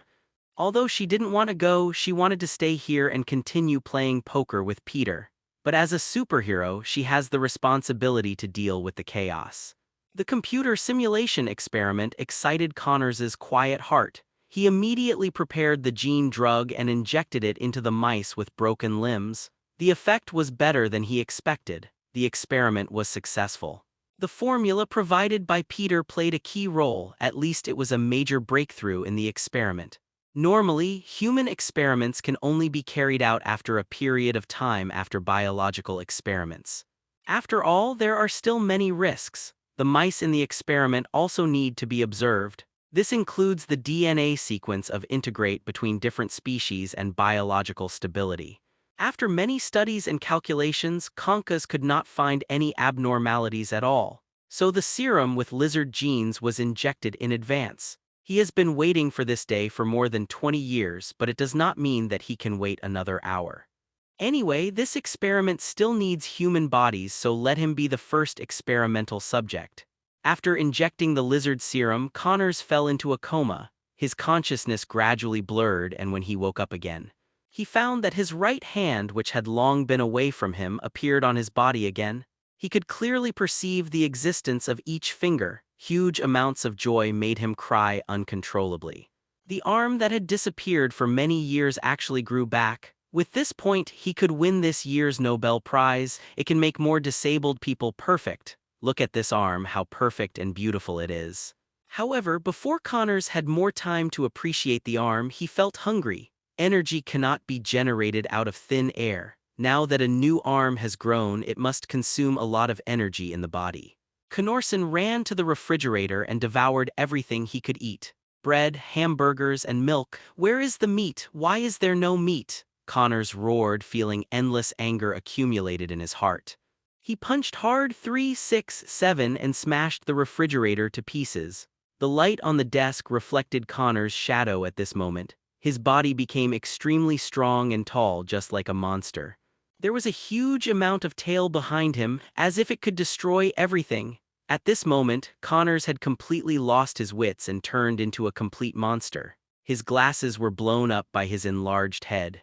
The human head turned into a lizard head. The palms turned into sharp claws. At this moment, the gentle Dr. Conkas completely turned into a terrifying lizard man. The nature of animals was playing tricks in his body. He jumped from the Osborne Company building. Poor Osborne Company, after Norman Osborn became Green Goblin, once again ushered in a stock crash. The lizard man caused a huge sensation on the road, and the New York police immediately sent police to arrest him, but the bullets could not cause any harm to this guy. Even if it caused harm, the characteristics of the lizard would allow him to recover and heal in a very short time. The lizard man fled all the way, jumping a ridiculous distance, running all the way to the gate of Peter's community. Disturbing the sweet world of Gwen and Peter, hungry, so hungry. The lizard man who lost Connors's mind completely exposed his brutal side. He grabbed a passerby, opened his mouth wide, and was about to eat the other's head. "Hey big guy, eating people is wrong." Gwen, who had changed into combat clothes, appeared in time and cobweb tightly blocked the mouth of the lizard man. Saving the innocent passerby also attracted all the hatred of this big monster. Gwen originally planned to fight the lizard man in close combat, but at noon today she broke something very important. She even bled. Even though she has a Superman-like body, there are certain physiological things that must be followed. To be honest, her legs are weak now and she staggers when she walks. Even a little angry, but obviously compared to her being disturbed, the lizard man was more angry. This green monster burst out with amazing jumping ability, flew directly and bit Gwen repeatedly. Gwen dodged immediately. It is obvious that lizards have more powerful strength than spiders. The deadly claws and teeth can easily split Gwen in half. Don't let him touch it. Gwen flew in the air, used cobweb to stick a fire hydrant, and swung it hard on the lizard man's head. This move obviously slowed down the lizard man and caused him damage, but not much. The lizard man swung his tail with huge amounts of power and hit Gwen directly. If it were an ordinary person, this attack would be enough to cause internal injuries to people, the kind that would break their internal organs. Gwen was not feeling well either. She was whipped and flew far away. The lizard man jumped up and followed closely, opening his ferocious mouth and biting Gwen's head off. Gwen reacted quickly, holding the opponent's jaw with both hands. "Ugly thing, how long have you not brushed your teeth?" The two of them were in a stalemate, but Gwen was obviously the one who lost. Compared to the lizard, the spider is slower. Peter, who had been watching for a long time, finally took action. He was suspended in the air with the cold and fierce face of German Dante. The lightning shot out of his eyes and hit the back of the lizard man. It didn't penetrate, but it made the lizard man extremely painful, like a steel needle piercing the softest part. The lizard man roared and turned around suddenly, trying to solve the bigger trouble behind him. But it was obviously a wrong idea. Peter can fly. The electric eyes continued to output constantly. After almost consuming the lizard man, Peter fell from the sky with his fist facing down and punched the lizard man. The huge amounts of power made the opponent fly out and he hit the wall hard, smashing the wall behind him. The lizard man suffered huge amounts of damage, but he could quickly repair his injuries. Peter stood in front of him and waited for him. He punched him when he pounced and punched him when he pounced. Peter, who had the power enhancement of the bull spell, was least afraid of fighting these monsters. The huge amounts of impact force beat the lizard man beyond recognition. 014511415 Felu 183,180,540. Since this monster has lost its mind, Peter doesn't mind using the most primitive way to make the lizard man recall the instinct of living things. Fear, thanks to the movie I watched in my previous life. The purple potato spirit fights the Hulk. The invincible Hulk was directly beaten into autism, shrinking in his body and not daring to come out. The same is true for the lizard man. Every time he is beaten by Peter, Connors's sanity will be restored a little. If it weren't for the effect of the lizard serum, the lizard man would even want to retreat directly into Conka's body. The current situation is not a fight between the two sides but a one-sided bullying. Who can withstand such an attack? As Connors's reason prevailed, he quickly said, "Quick, Punisher. Keep hitting me. I can feel that the monster is scared." With Peter's character, he might stop and then comfort him. but he is now German Dante. Since you are looking for a fight, I will naturally not refuse. Every punch hit the lizard man hard. Until Connors's reason returned, he could no longer bear it and cried out in pain. Don't. Punisher, I'm back to my senses. It seems that Peter's fist not only caused the lizard man to have primitive fear, but also had an effect on Connorson. Peter said in the cold voice of German Dante, Connorson, I will give you two choices now. First, die. I want to hear the second one. Connorson, who gradually regained his human form, panted and leaned against the ruins. Second, go to Gotham and continue your research. From your performance today, the lizard serum can heal people. At least the direction is right. But the serum needs to be improved. Next you will be arrested by the New York police, and then Osborn will rescue you. Although you have caused significant property damage, fortunately no one was injured. After saying this, Peter flew away. What happened next was almost the same as Peter expected. Connors was arrested by the police and Harry Osborn bailaid him out. After all, for Harry, this is genetic modification, the only hope for survival. Although Connors injected the drug and turned into a lizard man, the direction is right. On the night when the lizard man was in chaos, Gwen and Peter fought again. As two people with strengthened bodies, there are more postures than ordinary people. Because of the whole night of fighting, both of them asked for leave from school the next day.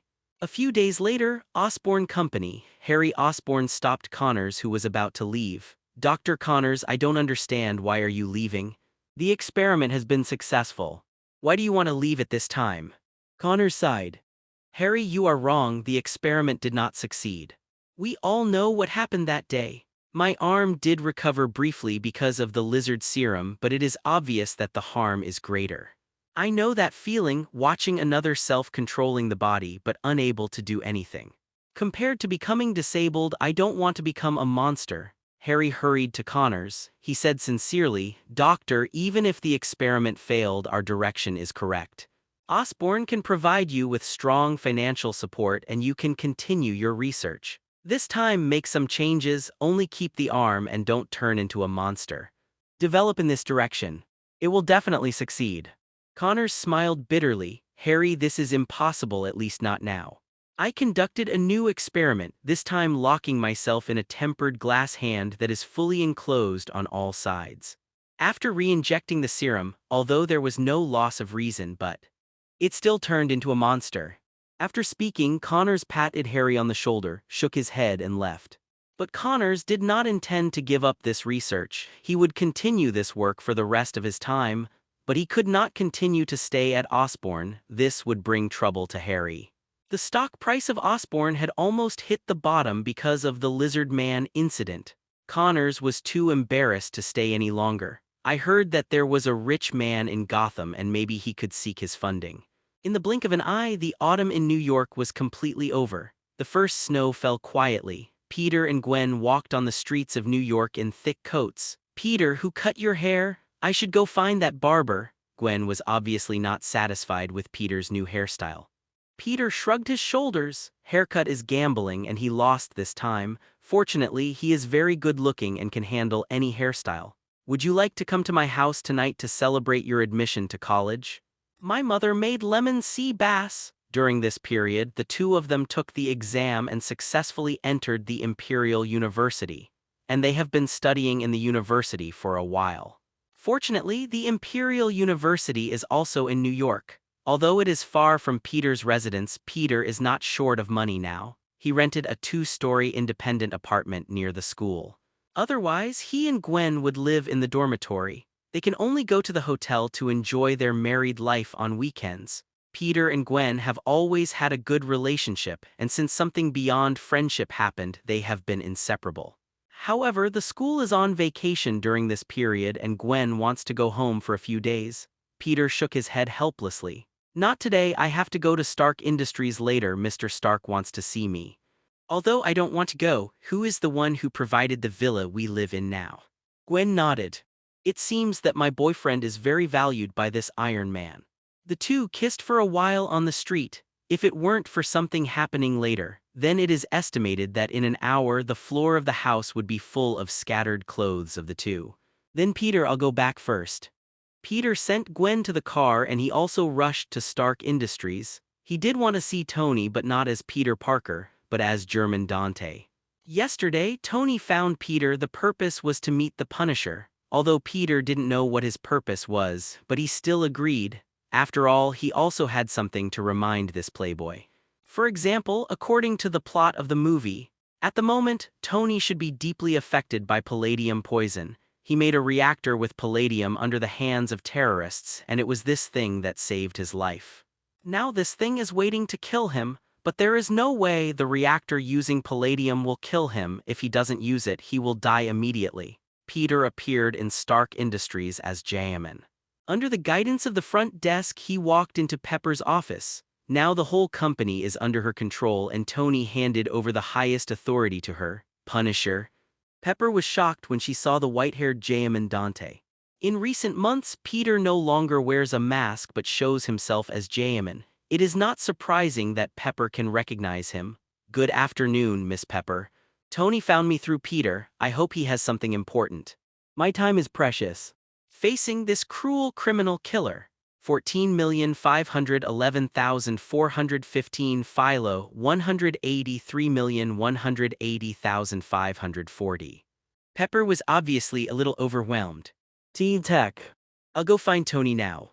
Miss Pepper obviously didn't want to stay with a killer like Herman, which made her feel very stressed. Soon, Tony in a suit appeared. Behind him was a lady with brown-red hair, a rather plump figure, and a secretary's uniform. She looked like Tony's helper, but Peter knew her true identity. Natasha Romanoff belonged to SHIELD. Codename Black Widow, a beautiful agent who knows 6 languages. The reason why she was with Tony was because Nick Fury wanted to recruit him into the Superman Alliance. That is, the so-called Avengers. You'd better have something important to do. Peter said coldly, is it not possible to have a drink with you if it's not important? You are my lifesaver. What do you do? Is there anything more important than meeting a super rich man? Psychologist. Peter said coldly, you can think of me as a psychologist. Tony took out a bag of cookies from somewhere and asked while eating. Aren't all psychologists kind-hearted big sisters? Can you really get into the patient's heart like this? Stark, you are more talkative than I thought, Peter complained in his heart and continued. It is obvious that you don't understand this profession. I don't need to get into their hearts, I just need to cure their diseases. But Mr. Stark, your body is full of palladium metal.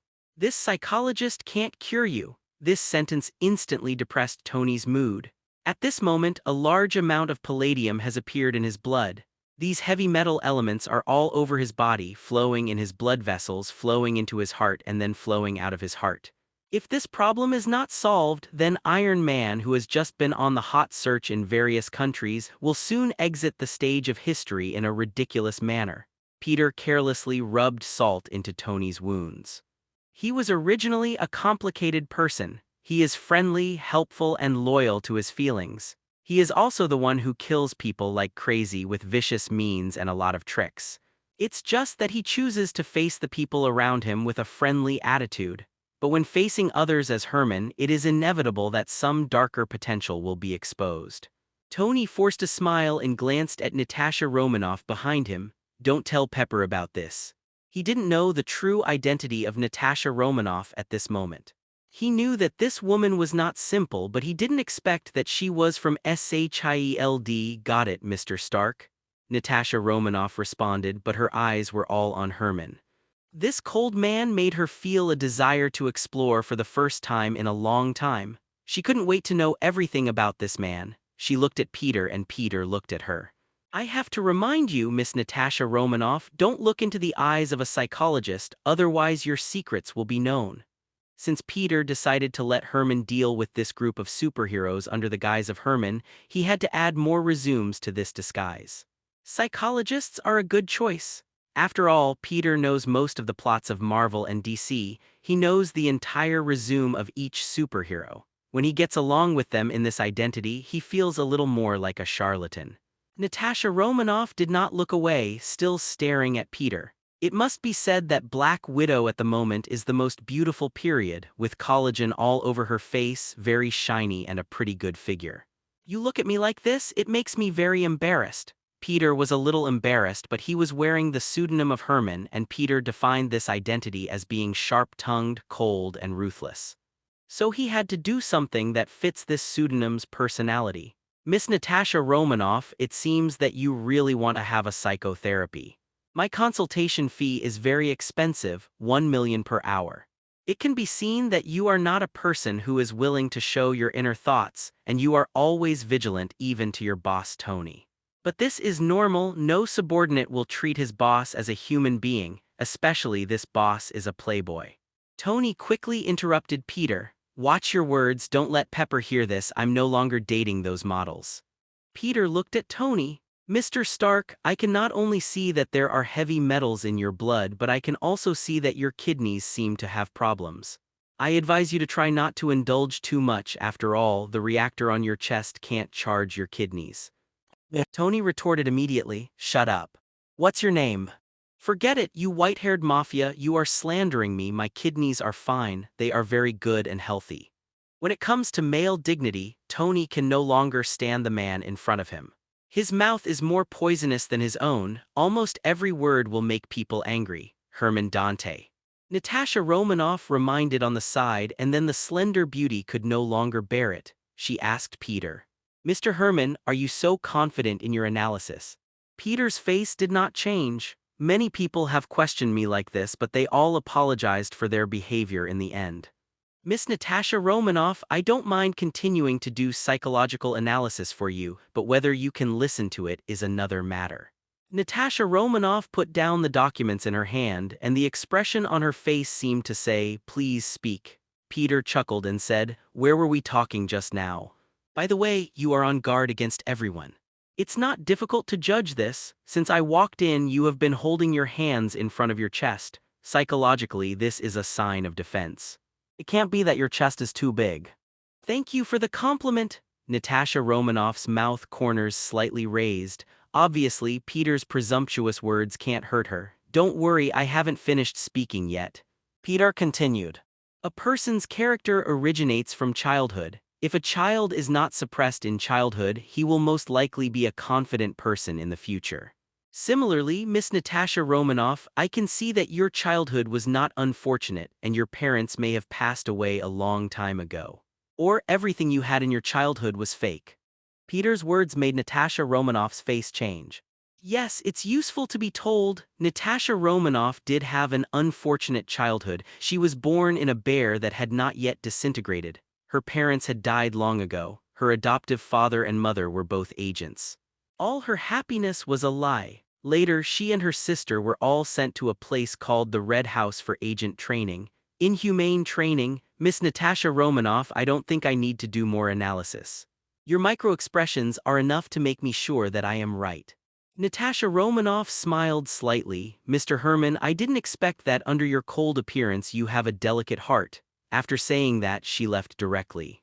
Before leaving, she passed by Peter and gently tapped his shoulder with her fingers. Tony couldn't help but feel jealous when he saw this scene. She has been working for me for 2 weeks and has always avoided me. And you, she just met you once and actually made a move. If I wasn't there, she might have asked you to write your phone number on her shoulder strap. Peter sat upright and continued to talk to Tony with Herman's attitude. I must remind you, Mr. Stark. There should be a minimum respect for people. And Natasha Romanoff made the right decision. After all, Miss Pepper is her boss now. In addition, if Miss Pepper knew that her boyfriend was thinking about other women. Stop it, Tony said quickly. I have changed my ways. Do you know how many women have wanted to sleep with me in the past few months? I ignored them all. Is it necessary to say this? Peter complained in his heart. Then he responded. You don't need to tell me about your private life. You might as well think about how to solve the problem of palladium poisoning. The content of palladium in your blood does not need to reach 100%. You will die if it is 70%. Tony was even more troubled. Do you think I don't want to? Am I the kind of person who knows I am going to die but does nothing? I have tried, but there is no way. There is no element in nature that can replace palladium. Peter sighed. You haven't tried them all. Your father left you an important fortune, but you haven't discovered it yet. Don't worry, you won't die. Someone doesn't want you to die. The people of Shield have already set their sights on Iron Man and will definitely take action when necessary. Shield has a plan to form a Superman alliance long ago, dating back to the time of Captain America. Unfortunately, Captain America was frozen for several years and the plan was shelved. Now the plan has been restarted and Iron Man is one of the main targets. Peter has reason to suspect that he and Gwen are also targets for recruitment. Maybe Tony asked him to come to Stark Industries this time. Nick Fury is behind the scenes to help. Peter stood up from the sofa and asked seriously, "So, why did you call me here?" Tony sighed and said, "As you can see, I am going to die. The palladium in my body will soon make me dizzy and die of shock. But Stark Industries is the life's work of my father and me, especially the research I made." Tony pointed to the reactor on his chest. "Many people want this, including my company. But I don't trust them." Tony Stark no longer trusts anyone after the backstab of the economic Obadiah, especially after seeing some people use the weapons they made to kill civilians. He is very worried that Stark Industries will be used after his death. "So, Mr. Jamin, I want to protect Stark Industries. Although the reports about you outside are all negative, I know you are a good person and you have never done anything to civilians." "You want me to be a bodyguard here," Peter said in a deep voice. "You don't know me, let alone what kind of person I am. I can do whatever I want and I can also not do what I don't want to do. I have no interest in protecting your industry. That's it for tonight. I don't want to waste time here." After saying that, Peter flew up directly, jumped down from the Stark building and disappeared in the hustle and bustle of the city. At nightfall, Natasha Romanoff met Nick Fury in a hidden department in New York. The one-eyed, bald black man was looking at a document. It contained information about German Dante. The document only had one piece of paper, or to be exact, only one line of words. "German Dante, information?" Nick Fury sighed and put the document on the table. Natasha Romanoff on the side glanced at it. "No need to look at it, there is no information, even this name I suspected is fake. You have been in contact with him, how do you feel?" Nick Fury looked at Natasha Romanoff with his only remaining eye. Natasha Romanoff sighed. "Very powerful, I can't see through him, he said he is a psychologist, she can accurately predict my childhood. In short, I think he meets the standards of the Superman League." Nick Fury touched his big bald head. "We have to get in touch with him again. After all, Mr. Herman's reputation is not very good. In recent months, countless thieves and car thieves have died at his hands. A few months ago, he also destroyed the New York branch of Vought Company. The locomotive and the deep sea both died at his hands, and even Homelander couldn't beat him. But this is a good thing. I have long disliked Homelander and others. What superhero, it's better to call them super actors." Natasha Romanoff frowned when she heard the news. In her opinion, this is incredible. As an agent trained in the Red House, Natasha Romanoff can easily defeat 10 men in fighting. But compared with people with super abilities, even the locomotive is no match for her. After all, that guy was too fast. In the end, he died at the hands of Herman. That means Herman is faster than a locomotive. It's unbelievable. It has to be admitted that this powerful and mysterious man deeply aroused Natasha Romanoff's curiosity. "Have you investigated him?" Natasha Romanoff asked. Nick Fury looked a little helpless. "We investigated, but it's useless. Our agents don't even know when he goes out or when he goes home. In short, it's difficult to investigate such a fast person." Suddenly his voice paused, and he changed the subject and continued. "But it's not that there is nothing to discover. After investigation, it was found that this cold and silent Mr. Herman had some friendship with a high school student. Perhaps we can start from this aspect." Speaking, Nick Fury took out another file. This time it was Peter Parker's file. Natasha Romanoff took the file and glanced at it. He was the first in Midtown Science and Technology High School and won a $1 million bonus from Stark Industries. Later, due to some things, Tony Stark's villa worth tens of millions in Queens was transferred to his name. According to gossip media, Tony Stark may have recognized Peter as his godson. There is a 2-inch photo of Peter Parker on it. Natasha Romanoff glanced at it and put the file on the table. "This kid is handsome but too thin." Nick Fury smiled. "That's his old photo. Now he looks like a different person and he has become stronger." I suspect that the Punisher, that is Herman, gave him some potions. Otherwise, there is no reason. If I could have such a body by fitness, I would have become a muscular man long ago. Come on, you are just lazy, Natasha Romanoff replied speechlessly. So, what are you going to do? Nick Fury said. I will go see the kid myself tomorrow. As for Herman, I'll leave this to you. Me, Natasha Romanoff was stunned. Night Queen's Peter's villa.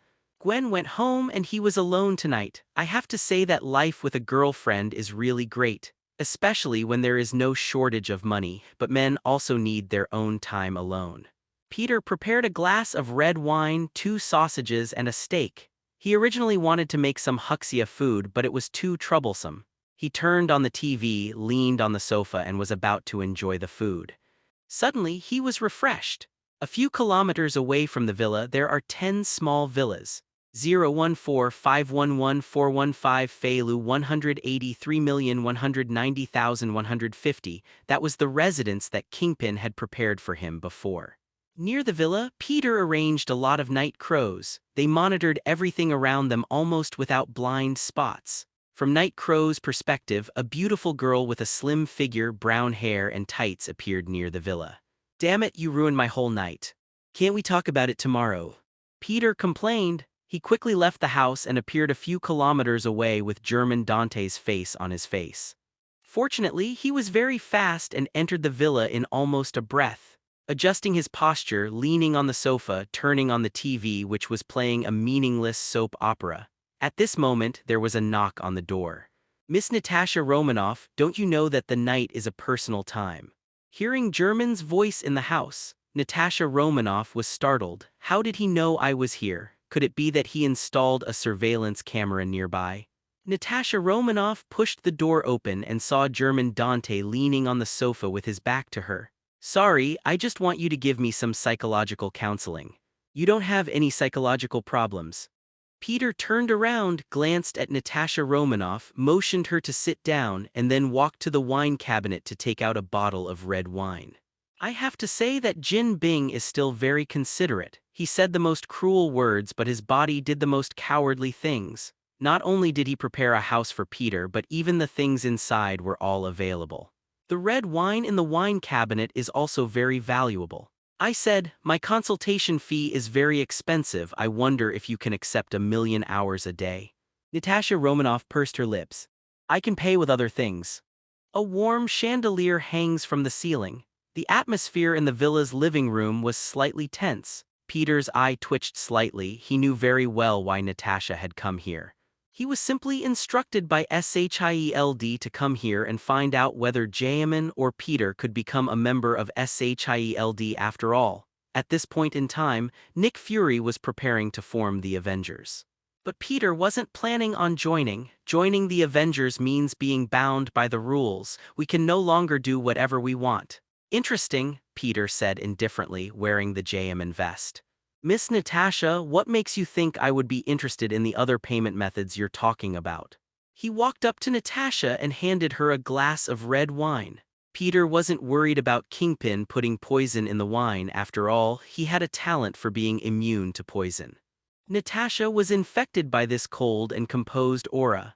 As a battle-hardened agent, she actually felt a sense of oppression. This made her quite uncomfortable. After all, based on her past experience in missions, she had an innate confidence when facing women. The same applies to men. This confidence stems from her beauty, but it doesn't seem to work for Jaemin. Okay, 1,000,000 it is. Natasha was clearly thrown off her train of thought. $1,000,000 for 1 hour of psychological counseling. I must say, Mr. Jaemin, he is truly a heartless doctor. Don't say that, Miss Natasha, Peter said, sitting across from her. You came to me of your own accord. I didn't beg you to let me do your therapy. Natasha crossed her legs and leaned back on the sofa, not hesitant to show off her curvaceous figure. Peter's dismissive attitude seemed to have ignited her competitive spirit, making her want to prove her charm. Peter's lips twitched slightly and he almost couldn't control his expression. It's obvious that he's not good at dealing with women. All I want now is for Natasha to get out of here as soon as possible. Mr. Jaemin, you once said something about my childhood when you were at Stark Industries. Natasha didn't believe that anyone could analyze the first half of her life just by meeting her once. Instead of talking about your childhood, talk about your present, Peter began by saying. Being Miss Pepper's assistant sounds like a well-paid job, but in the end, it's just being a wage earner. Why would a working-class person come to my clinic for psychological counseling in the middle of the night, dressed in a tight-fitting outfit? The strangest thing is that he was even willing to spend $1 million as a consultation fee. Miss Natasha, don't you think this is outrageous? Natasha's lips twitched awkwardly. Clearly, everything I did tonight was illogical. It could even be described as outrageous. Jayaman's voice rang out again. So I have reason to suspect that your true identity is an agent. I don't know why you organize your work, but your purpose is clearly not to become Pepper's ally. Your true identity is Tony. The reason I'm here tonight is simply to learn about the Punisher's information. Natasha immediately looked embarrassed. Clearly, every single one of the other party's analyses was correct. Although she was wearing a tight-fitting combat suit, she felt completely naked in Jayaman's eyes. It seems they've already seen through me. Her true identity can be seen at a glance. This was the first time such a thing had happened in her career as a secret agent. Peter ignored Natasha's unusual behavior. Instead, he continued. Now let's assume you are indeed a secret agent. So what kind of person becomes a secret agent? It's clear, Natasha, that you didn't have a happy childhood. Although you try your best to hide it, some things still expose you. For example, your accent. Natasha was taken aback. My accent. Peter smiled and said, you speak English very well, but when you say certain words, there's still a hint of Russian accent. You disguised yourself very well, and most people wouldn't be able to detect anything, but I'm not an ordinary person. Agent Russian-American female combined with your age. Peter paused deliberately. Your identity is like the answer hidden in the question. The Red House? Natasha was completely stunned. She swore she had never met such a terrible person in her life. Just a few words, just some inconspicuous details. That's how they figured out her true identity. You have to understand, even within SHIELD, aside from Nick Fury, Agent Phil Coulson, and a few high-ranking officials, no one knew his true identity. The person in front of her had only met her once, yet he had analyzed her entire past. Such a person cannot be described as miraculous, it should be terrifying. A guy with immense fighting power who can also see through people's hearts. That's terrifying. Natasha forced herself to remain calm. As a professionally trained agent, she should stay composed, but in reality, her hands were trembling uncontrollably. Mr. Jayaman, are you spying on me? Ultimately, this was the only answer Natasha could come up with.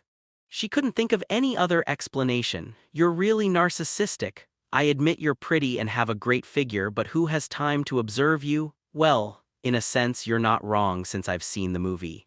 Peter internally grumbled a few words, then he spoke coldly. Miss Natasha, I admit you are indeed a beauty, but let me give you a piece of advice. Don't be too narcissistic. You came to me tonight, and I'm just someone who gets paid to do things. Here's a piece of advice. Don't let the past hold you back.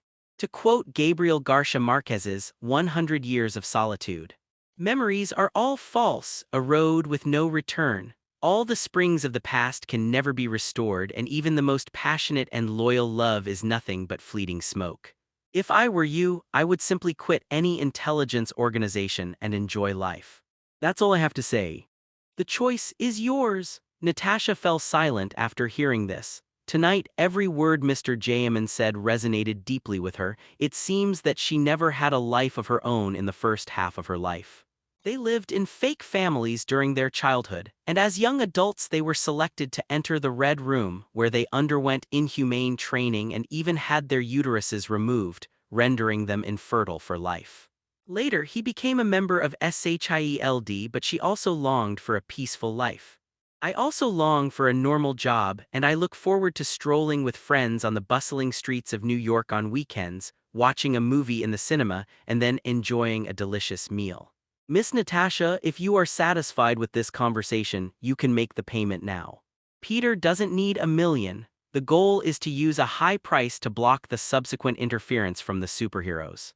Peter's goal is to gradually become stronger, but along the way he inevitably exposes himself, so he creates the alias Jayaman to help him solve problems. Someone later brought the money over.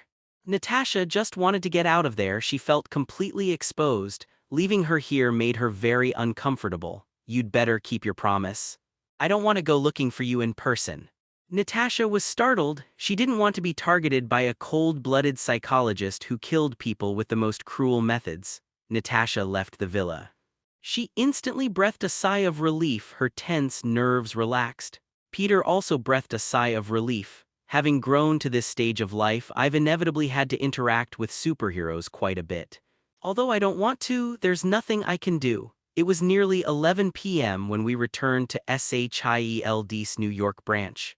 Natasha took a shower and looked at the full-length mirror in the bathroom. I couldn't help but feel a little anxious about my appearance. Am I really getting old? She has always been confident in her looks, but Mr. Jayaman seemed like an emotionless machine. After taking a shower, Nick Fury found her. Miss Natasha, I look forward to your opinion on Jayaman. What is my opinion of him? No, she almost saw right through me. Natasha shook her head and sighed. He's amazing. His amazingness isn't just in combat. He's amazing in every aspect. Can you believe it? We only met once and he was able to deduce the first half of my life from just a few details. They even know about the Red House. He's practically Sherlock Holmes. Natasha had never been so terrified. She was not afraid that the other party could fly or shoot electric eyes. What truly terrifies her is being seen through. Nick Fury patted the bald man's head. If that's the case, then we should try even harder to win him over. Isn't that necessary? He seemed very out of control. Natasha was still shaken by what had just happened. You don't understand, Natasha. There are many other civilizations in the universe besides humans, including aggressive races. If we don't want this planet to be colonized, we need to prepare in advance and unite everyone we can. I'll have to go to Gotham again in a while. Batman is someone I absolutely have to win over. Whatever you like, Natasha waved her hand. By the way, prepare 1 million for me. This is for Jayaman's consultation fee. I don't want to be targeted by such a cold-blooded guy. Nick Fury raised his voice by 8 octaves. 1 million consultation fee. Make me pay. This is official business, don't try to deny it. Why don't you just sell the entire SHIELD? The next day, Zhengzhuang. Osborn, Peter, invited by Harry, arrived at the company early in the morning. The two last met before Connors became a lizard man. Undeniably, the two were best friends before the 3rd grade of elementary school. But we lost contact after that. Even now, contact information has been added. It will be difficult for the relationship to return to what it was before. A sad barrier has formed between these two good friends. Peter was startled when he saw Harry. This rich second generation who was healthy just a few months ago is now in a terrible state. Her hairline has receded and she has lost half of her hair, making her look like she can barely stand. Please excuse my poor performance, Peter. How could you?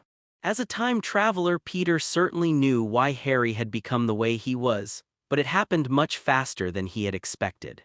After all, Norman Osborn didn't develop the disease until he was in his 40s or 50s, while Harry is not even 20 yet. My family has a very deadly genetic disease. Now it's come to take my life. I had pinned my hopes on Dr. Connors's experiments, hoping that cross-species genetic experiments could save my life, but they failed. Peter sighed. He had no solution to this. A few months ago, Aunt May suffered a flare-up of low blood pressure and he planned to exchange for a body recovery potion from the system store, but it had absolutely no effect.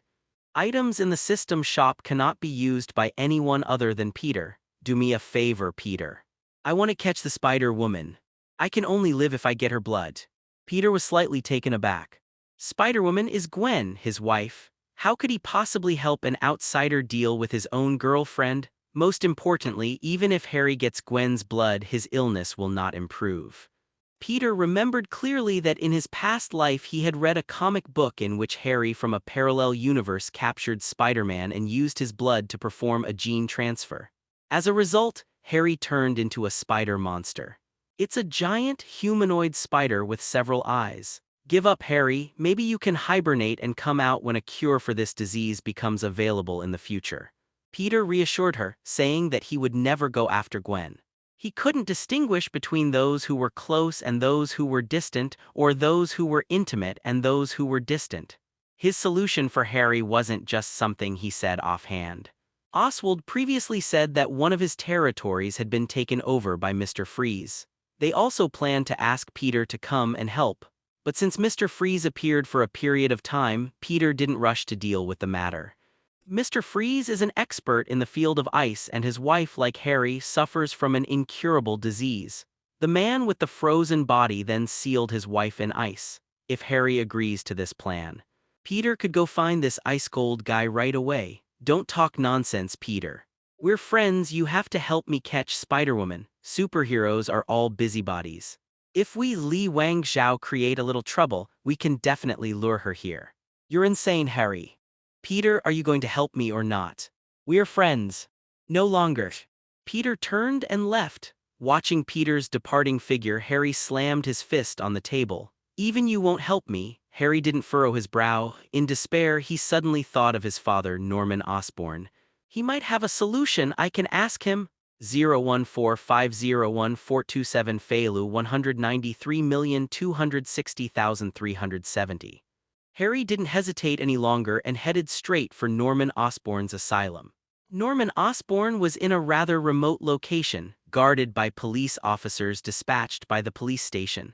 But with the green banknotes waving the way, Harry entered the sanatorium with virtually no effort. However, there was a tempered glass barrier between him and his father, Harry. Norman Osborn was clearly shocked to see his son. The joy in his eyes was hard to hide, but that joy turned into pain and sorrow in the next second. Harry, around 20 years old, should have been at the peak of his youth and energy. It's all because of genetic diseases. I haven't seen my father in a long time. I never expected that we would meet in this way. Harry gave a wry smile. Suddenly, Norman Osborn's expression turned ferocious, his hunched body straightened, and the expression on his face was no longer sad. In an instant, he displayed two completely different temperaments. The former is composed, the latter is crazy. Harry, Harry, Harry. I've finally waited for you. I know what you're thinking, we're facing the same dilemma, shaking. Back then, Green Goblin alone was no match for the Punisher and Spider-Woman. Then this time, my son and I will join forces. After saying that, Norman Osborn punched the tempered glass. With a bang, glass shattered. This sanatorium has never been able to keep him in. Monday. After finishing their classes for the day, Peter and Gwen strolled through the Imperial University campus with their backpacks on. The handsome man and beautiful woman attracted a lot of attention. Peter, you look happy. Gwen looked at him with considerable confusion. No, I've always been like this, haven't I? Something's not right. You've seemed really happy all day. Tell me what's making you so happy. Gwen was very curious. Although Peter was an optimistic person, she rarely saw him with a smile on his face all day long. It felt like winning the lottery. Mr. Stark offered me a job at his company and promised me a team leader position with a weekly salary of $10,000 as soon as I graduated from university. That's it. In the past, Gwen would have been pleasantly surprised, but now she just felt so-so. After all, Peter is already a college student with a net worth of over $100 million. However, Gwen was not disappointed. Providing emotional support to your boyfriend is a top-notch skill. Wow, Peter, you're such a great boyfriend. Let's go get something good to celebrate. Peter smiled and nodded. What truly made him happy was certainly not the job offer from Stark Industries.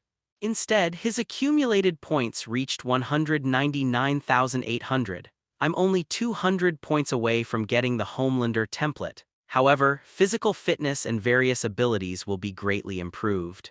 No more having to keep a low profile and develop stealthily like before, so I'll have to go on a long-awaited street sweep later. After eating, the two returned home and Peter made an excuse to go out. Gwen, I suddenly remembered that a classmate asked me to go out and help him with his homework. You know, not everyone is a genius like us. When did you become so narcissistic, Peter? Okay, go on. Gwen escorted Peter to the door and gave him a kiss. Then he slammed the door shut. Gwen's face was flushed with excitement. Living with Peter is really nice, life is happy and sweet. It had been a long time since she had experienced the feeling of swinging in the air while wearing a combat suit. And we must also fight crime. This city needs Spider-Woman, don't.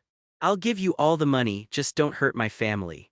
A neighborhood in Manhattan, New York, in a small alley. A man who appeared to be of Indian descent was holding a dagger and sizing up the white couple in front of him. His gaze remained fixed on that woman. Giving money alone is not enough. I like your wife very much. Before the man could react, a yellow laser beam fell from the sky. The criminal's head exploded instantly. 93. You have punished a criminal and earned 300 points. Peter immediately returned home. He had been waiting for this moment for a very long time. Without hesitation, I unlocked the Homelander template. You have unlocked the Homelander template. Gain talent, steel body. Your body density has been greatly increased. Even if a bullet hits you, it will have no effect. Gain talent. Laser eyes. Your combination of laser eyes and electro-optic eyes can generate even more powerful energy. Although it doesn't reach the standard of thermal rays, Homelander will no longer be your match. Gain talent. Super smell. Gain talent, super speed. Gain talent, super strength. Gain talent, flight ability. Given the chicken, ox, and rabbit talismans you already possess, accumulating new talents has resulted in a 1+1 effect. Gain talent. Super brain. Your intelligence doesn't need to be improved, but your reaction speed will be greatly enhanced. For example, your body is like a computer mainframe. In the past, all the hardware was top of the line, but your processor was still an i3. Now you've been upgraded to an i7. Gain talent, biofield. Due to a template issue, your biofield can only cover a distance of half a meter around you. To upgrade, please use points or redeem the silver overpowered edition. Gain talent, dairy product consumption. Dairy products allow you to quickly restore energy. Strands of white light flowed into Peter's body. He immediately felt that every cell in his body was full of vitality. It's hard to describe the feeling. It's like someone who's been pulling an all-nighter suddenly having a burst of energy. Purchase privileges in the store have been enhanced. The silver overpowered edition is now available for purchase, requiring 300,000 points to exchange. Only 300,000. Peter was stunned. He had originally thought that this template would sell for 500,000 or 600,000, but he's not in a hurry right now. I was accumulating points before because the Yan Shuiying template was a bit subpar. Now that we have the Homelander template, he's basically a mini Superman. There are probably no more than a handful of people on Earth who could kill him. Peter couldn't contain himself any longer. Standing in his own courtyard looking up at the sky with a bang, a shockwave rippled beneath his feet and he was propelled into the sky like a rocket. Speed has been greatly improved and physical abilities have reached superhuman levels. Previously, when flying to a certain altitude, the body would feel cold and afraid of the oxygen-deficient environment. I feel absolutely nothing right now, just one step away, only one step away. Peter will be able to fly out of Earth. Unfortunately, Homelander's character is just a mini Superman, but if he were a real Superman, the level of terror would be unimaginable. Peter, who had flown around the Earth, returned home, still unable to calm down. He opened the refrigerator, took out a bottle of yogurt, leaned back on the sofa, and prepared to watch some TV to calm himself down. As soon as the TV was turned on, the emergency news broadcast made Peter look like the old man on the subway with his cell phone. Wang Defa. What the hell? On television, a nervous-looking female reporter is broadcasting live from a chaotic location. They attacked the Chicago government. These are terrorists. In the footage, a person wearing a dark green battle suit with tentacles attached to their rear end is attacking pedestrians on the road. There were many masked men behind him. We are followers of the Punisher. We must overthrow all the rules. Peter, are you sick? Using my name to engage in criminal activities? Will this tarnish my reputation? He also recognized the television set and that guy in the ridiculous combat suit, judging from his appearance if I'm not mistaken. This guy is also a member of the Sinister Six, Scorpion Man. His real name is Mike Donner and he is a private detective who secretly investigates Spider-Man in the comics, causing him considerable trouble. However, this world incorporates too many comics. Peter wasn't sure if this guy was still following the original storyline. But is he really sick? If you're going to launch an attack, then launch one. Why are you using my name? Peter changed his clothes instantly and headed towards Chicago, on the other side, the Osborne building. The gloomy-looking Green Goblin turned off the TV. he said to Harry, who was wearing the Green Goblin armor and had an equally crazed expression. That Punisher would never have imagined that we were the ones who orchestrated the Chicago attacks. Green Goblin had already finalized the entire plan while in the sanatorium.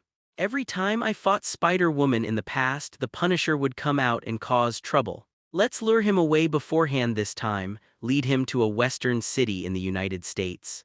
As for that meddlesome Spider-Woman, if she causes even the slightest commotion in New York, she'll definitely come and interfere. Get ready, Harry. We're going to wreak havoc in this city. After saying that, Norman Osborn put the mask on his face.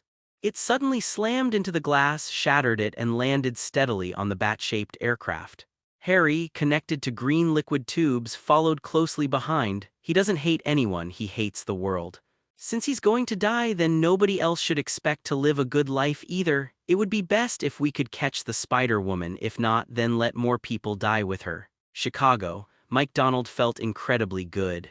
Bullets couldn't harm him at all while he was wearing combat gear. He never imagined things would turn out this way, several months ago before Norman Osborn was arrested.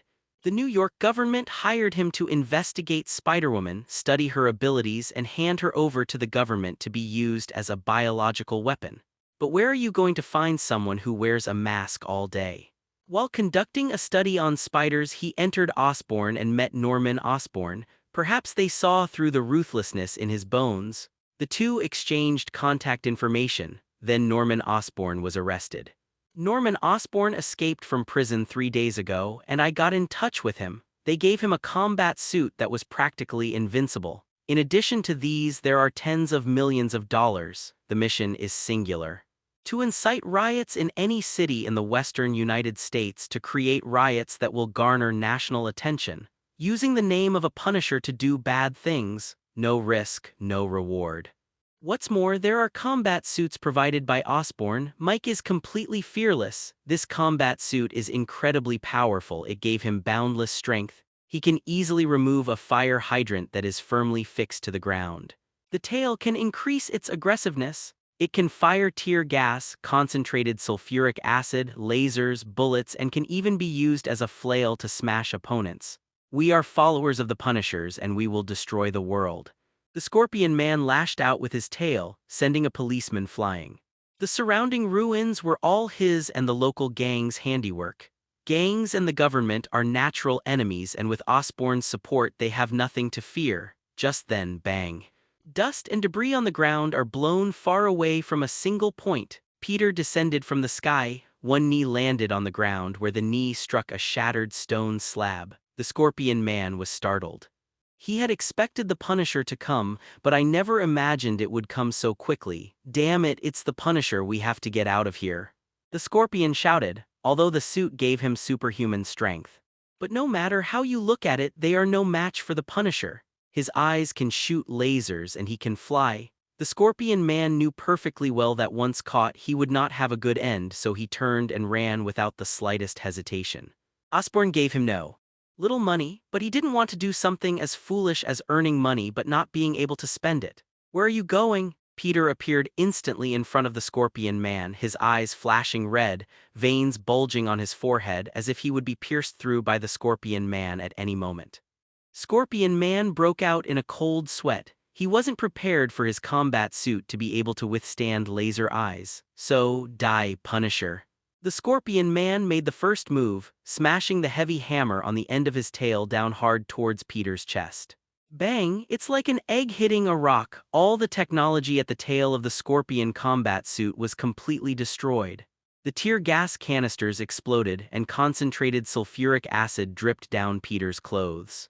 Because of the existence of the biofield, even the most ordinary clothes cannot be damaged by Scorpion's high-tech equipment. With such meager skills, you dare to use my name to do bad things? I really don't know where you get your courage from. Peter threw a punch, and Scorpion Man's pupils contracted as his gaze slowly descended. His protective suit was pierced through the chest area, and his body was also pierced through the suit. Blood flowed like a waterfall. It flowed uncontrollably downwards. The Scorpion wanted to say something more, but all the words stuck in his throat. Blood was already rushing to my throat. With his last ounce of strength before his consciousness completely dissipated, he glanced at the Punisher. He was holding a heart in his hand. The warm heart was still surrounded by steam, and it hadn't even stopped beating. Smack. It's crushed. The Scorpion Man collapsed to the ground with a thud. Say goodbye to this world completely. Peter casually tossed the Scorpion's heart away. The Ox Talisman had previously given him boundless power. Now he possesses a body of steel. In the past, when the body's composition was the same, at most he could send the Scorpion Man flying. He definitely couldn't punch him through the body. The gangsters who had just vandalized the Chicago City Hall were now scattering in all directions. They were terrified that Peter would catch up with them and kill them. They were right. Peter really had no intention of being one of them. He flew into the air, a terrifying light emanating from his scarlet eyes. With each launch, a gang member falls to the ground. A super brain that remembers the appearance of each and every one of them. Each time he kills someone, a new system notification will be given in his ear. Gained 200 points. Gained 300 points. You are about to achieve the Mercenary Killer achievement. Peter just bought the Homelander template and his points are already depleted. It's time to seize this opportunity and make some money. On this day, the Chicago gangs were nearly wiped out. At the same time, New York. Gwen yawned from beneath the mask. Why is New York so safe now? You won't even encounter car thieves on the road anymore. Just a few months ago, theft and robbery were rampant. Swinging back and forth among the high-rises of Gwen City, they found nothing. Forget it, let's just go home. Hee, I bought a new set of pajamas. I'll wear it home and show it to Peter.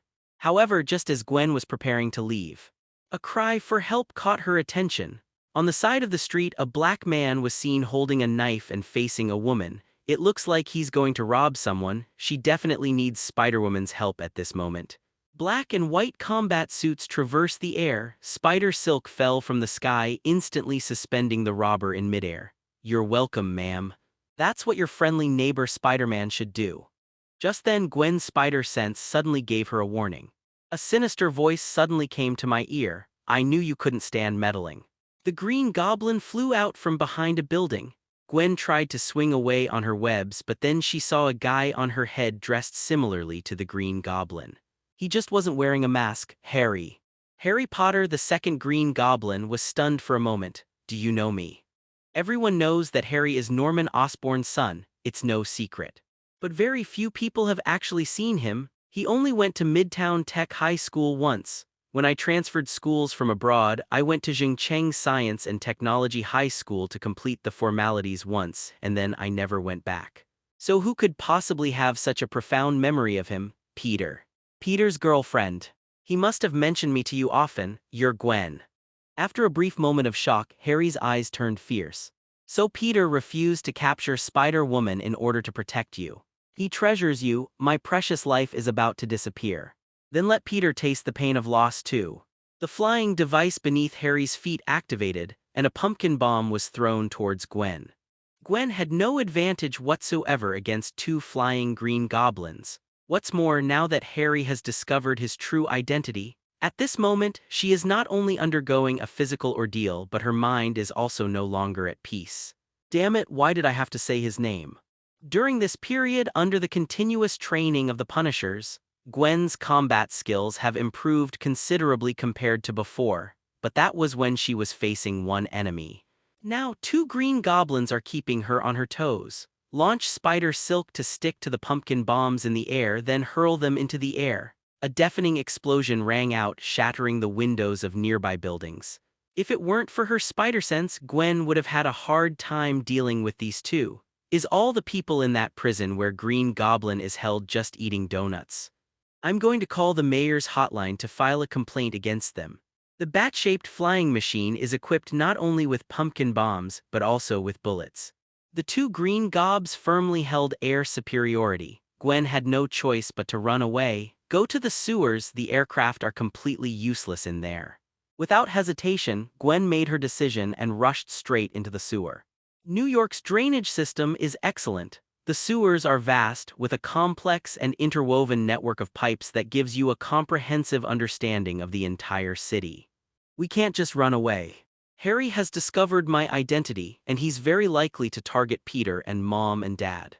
Green Goblin blasted open the sewer entrance with a pumpkin bomb. Where are you going, little spider? A sharp laugh escaped his mouth. Even without using a flying vehicle, Green Goblin possesses formidable combat power. Gwen's spider silk shot towards him as if it were free, attempting to wrap him up and restrict his mobility. But the results were minimal. This time is different from the last. Green Goblin has helpers, Damn Osborne.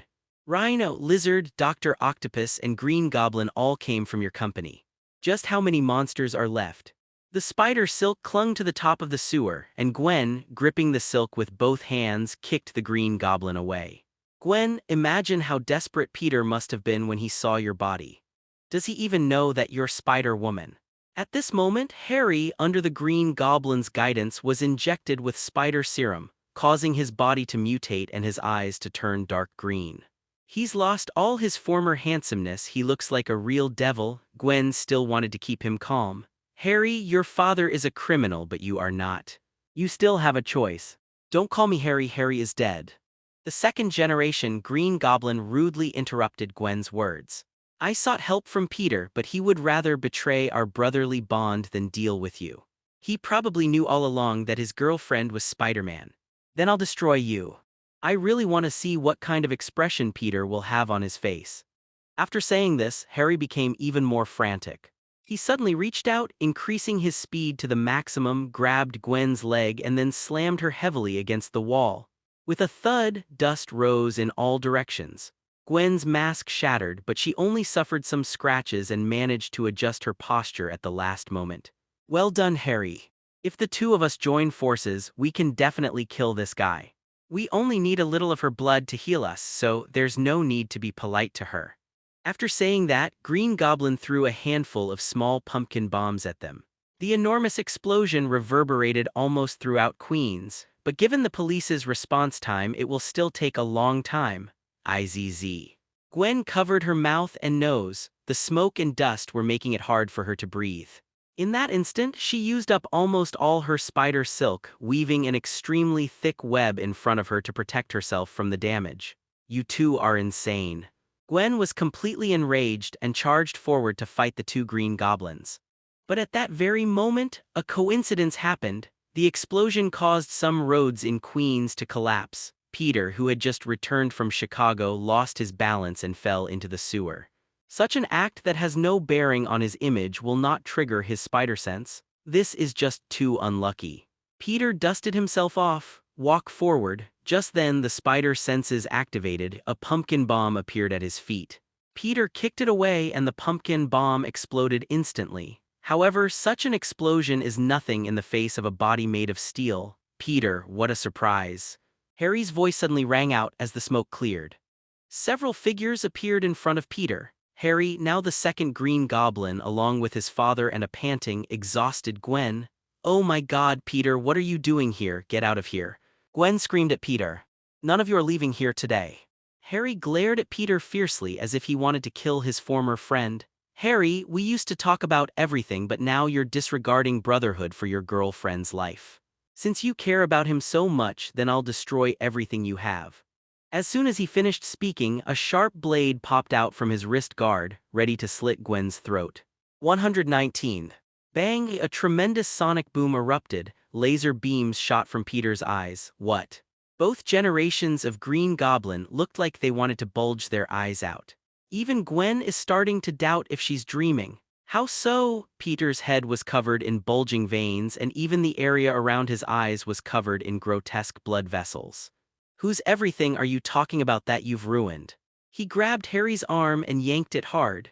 The entire arm was ripped off and the blood-stained bone was even visible at the shoulder cut. We're just acquaintances, our relationship isn't that close. The laser beam severed Harry's other arm. In the cramped sewer, dim gravel, smoke, stench, screams, broken bones, flesh and blood. Together they created a chaotic oil painting. A large hand slammed onto Harry's head and then violently smashed it against the nearby concrete. How dare you? Do you really think I'm easy to talk to? A loud bang, that was the sound of a skull shattering. Harry! The Green Goblin thrust the dagger from his wrist toward Peter's back. Peter. Gwen yelled, trying to shoot out her webs, but she had already used them all. Click, the dagger broke. Peter, who possessed a body of steel, was completely unharmed. Ah.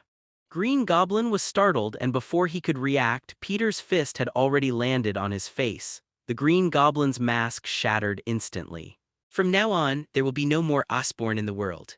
Just then, Green Goblin pulled out the pumpkin bomb once again. Peter snatched it from his hand and then shoved a punch right into Harry's stomach. Deb. Bang, bomb explodes, blood and flesh flying everywhere. Harry was dead, nothing but ashes. Seemingly sensing Peter's terror, the Green Goblin personality within Osborn vanished. Shocked and agonizing, Osborn frantically lunged at Harry's last remaining fragment of body. Harry, my son. His tears flowed uncontrollably. Peter, what have you done? He's your friend. Peter didn't speak, his eyes gleaming red. Norman Osborn, along with the Green Goblin, has vanished completely. Those who stay suffer, so I'm sending you all on your way. As the smoke cleared, sirens sounded near the destroyed sewers. Gwen, her mask shattered, stared at Peter, who had just killed 2 Green Goblins. They saw each other at their most authentic selves. Tim. In a villa in Queens, F***U. I'm your girlfriend, my virginity was with you, and you kept this from me for so long.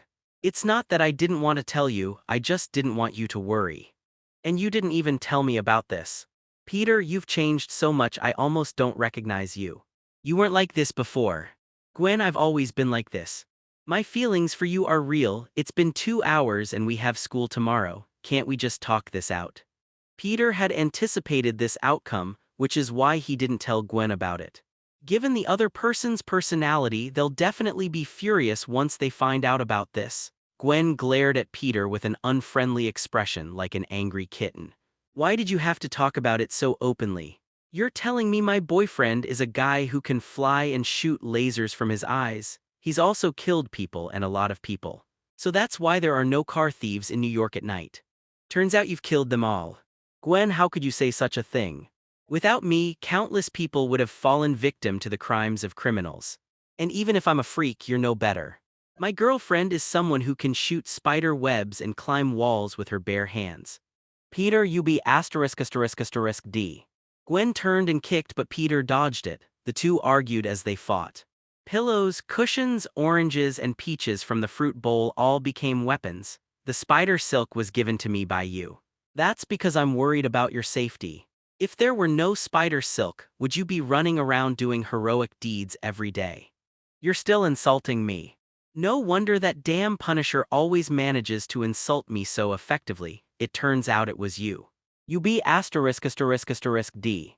Peter grabbed Gwen's arm and pinned her to the sofa. I was training you to teach you to be ashamed before you strive harder, don't you understand? If you hadn't wanted to become Spider-Woman and fight for justice, I wouldn't have become the Punisher. Who do you think is protecting you on your path to becoming a superhero? The two fought more and more calmly, and the distance between them grew closer as they fought. Even breathing became labored and labored. You mean you became the Punisher because of me? When did you get your superpowers? A long time ago, but I didn't plan to use it until you became Spider-Woman. The reason I used the most vicious method. The way to deal with them is to hope they are afraid, to hope they feel fear before they do bad things. Only in this way can you avoid some danger. Peter had prepared his explanation well in advance, so it wasn't complicated to deal with, just a little troublesome. Gwen's lips moved, her anger had subsided. She was angry that Peter wouldn't tell her his real identity, but she didn't tell Peter her true identity, so I want to have an outburst but I can't because she ignored it. Peter pressed down on Gwen and the two drew closer and closer. Even breathing became increasingly heavy. To be honest, I've wanted you to wear the Spider-Man suit for a long time. After saying this, the two could no longer control their emotions. Their hands were restless. Gwen crouched down. After a while, Peter was suspended in the air and Gwen was in his arms. A long time later. Let's call it a day for tonight, we have to go to school tomorrow. Why don't you just ask for leave? My God, how could you do this so suddenly? They didn't go to sleep until dawn the next day. Gwen drank a large glass of water before going to bed. After a night of fighting, my body was almost completely dehydrated. Then the two of them hugged each other and fell asleep. Meanwhile, Tony Stark, having recovered from palladium poisoning, met Nick Fury at the New York branch of SHIELD. Sorry, I really don't know where to look. By the way, have you ever considered cosplaying as a pirate from the Caribbean? You seem to have a lot of potential. Nick Fury's remaining dead fish eye revealed a rather helpless expression. Mr. Stark, when will you finally get rid of that foul mouth of yours? If you have time, why not upgrade your armor?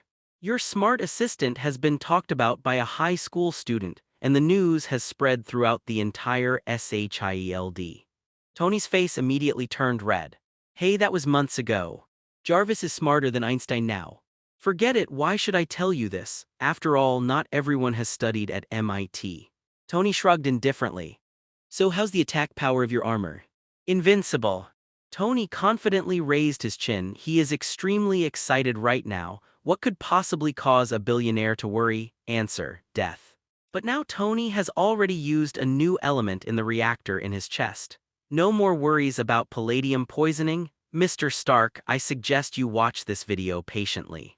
Natasha, with her red hair, swayed her sexy figure and pressed the switch on the projector.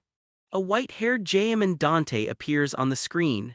Jaemin was completely unresponsive to the heavy blow from the scorpion's tail. He let that thing hammer into his chest. The weapon shattered once, but Gel was not harmed at all. Even the clothes weren't torn. The red laser beam from his eyes easily pierced through the eyes of Chicago's gangsters. It's like skewering beef with an iron skewer. It was completely effortless. Seeing this, Tony's expression also turned somewhat grim. Natasha, standing to the side, said in a somewhat sarcastic tone, I wonder if Mr. Stark wearing his armor can withstand such an attack. Tony was taken aback. Me. Of course I can. Get out of here, stop comparing me to a monster, okay? Even though I'm handsome, rich, smart, and wise, I'm still just a human. This guy is a monster. This guy is almost as good as Superman, isn't he? Is he also from VOT International? Damn Compound V. I was captured by terrorists and taken to the desert, and their leader injected me with Compound V. You wouldn't believe it, but a perfectly healthy person, after injecting that stuff, had skin harder than iron. Nick Fury patted the bald head. Yes, yes. Mr. Stark, we know that thing very well. We have people inside Water Corporation. We've also secretly studied that Homelander. They are very strong. This is why no action has been taken against Water Corporation for so long. A question mark appeared above Tony's head. Take action against VOT. Why? I'm planning to get a dose of compound number 5 and try it out. Maybe I won't need the armor anymore and I can fly. I advise you not to do that. That thing can indeed give people temporary superpowers, but it is extremely harmful to the body. If you inject him several times, he will die.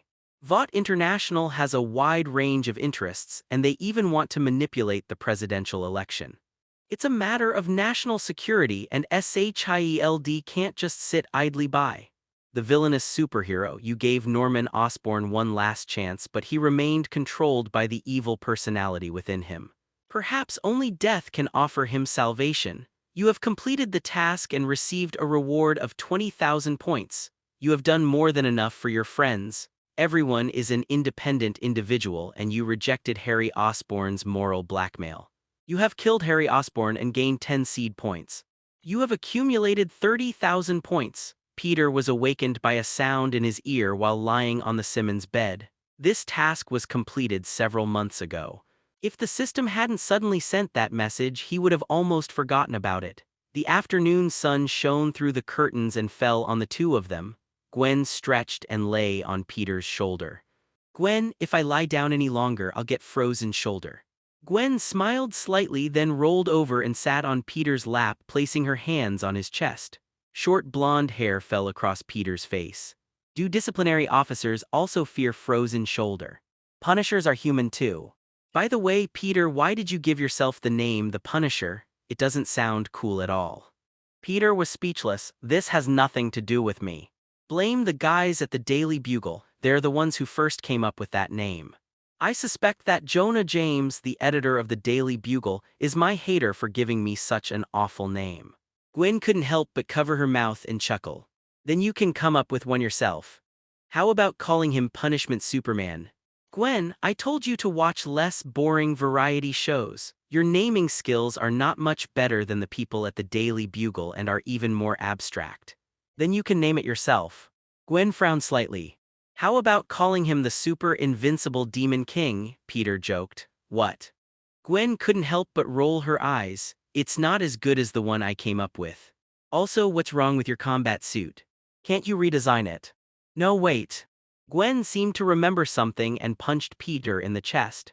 You can transform into someone else's appearance. I remember the Punisher had white hair and a super serious look like someone owed him money. And how do you know martial arts?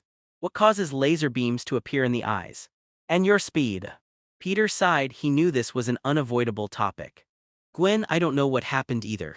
I acquired these abilities a few months before you became Spider-Woman, and they have been constantly changing, but in general, they are developing in a positive direction. I originally wanted to live my life as an ordinary person. But until you became the Spider-Woman, you were wounded by the Rhino Man. I felt I should protect you, but I didn't want Aunt May and Uncle Ben to worry so. Gwen lay down, her face resting against Peter's collarbone. Peter, I know. I shouldn't have argued with you yesterday, I was just a little angry. Peter hugged Gwen, holding her delicate body in his arms. No need to apologize. Gwen chuckled.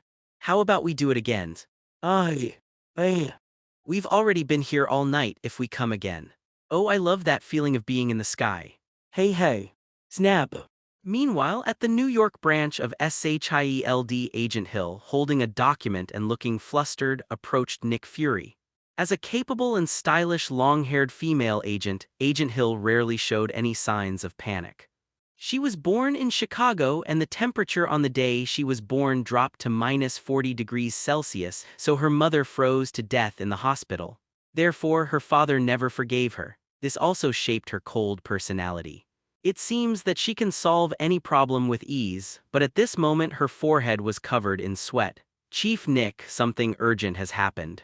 Nick Fury touched his head. He looked a little tired. Tell me slowly what exactly happened. Steve Rogers is in trouble. He's gone missing. What? Nick Fury's last remaining dead fish eye was wide open. Missing. How could this be? The name Steve Rogers may be unfamiliar to some, but Captain America is a household name. He was the first soldier in the US government to be injected with the super serum. This makes his strength, speed, endurance, and other physical indicators far exceed those of ordinary people. During the final stages of World War II, Captain America fought Red Skull and ultimately fell into the Antarctic Ocean, where he was frozen for 70 years. How could such an old man suddenly disappear?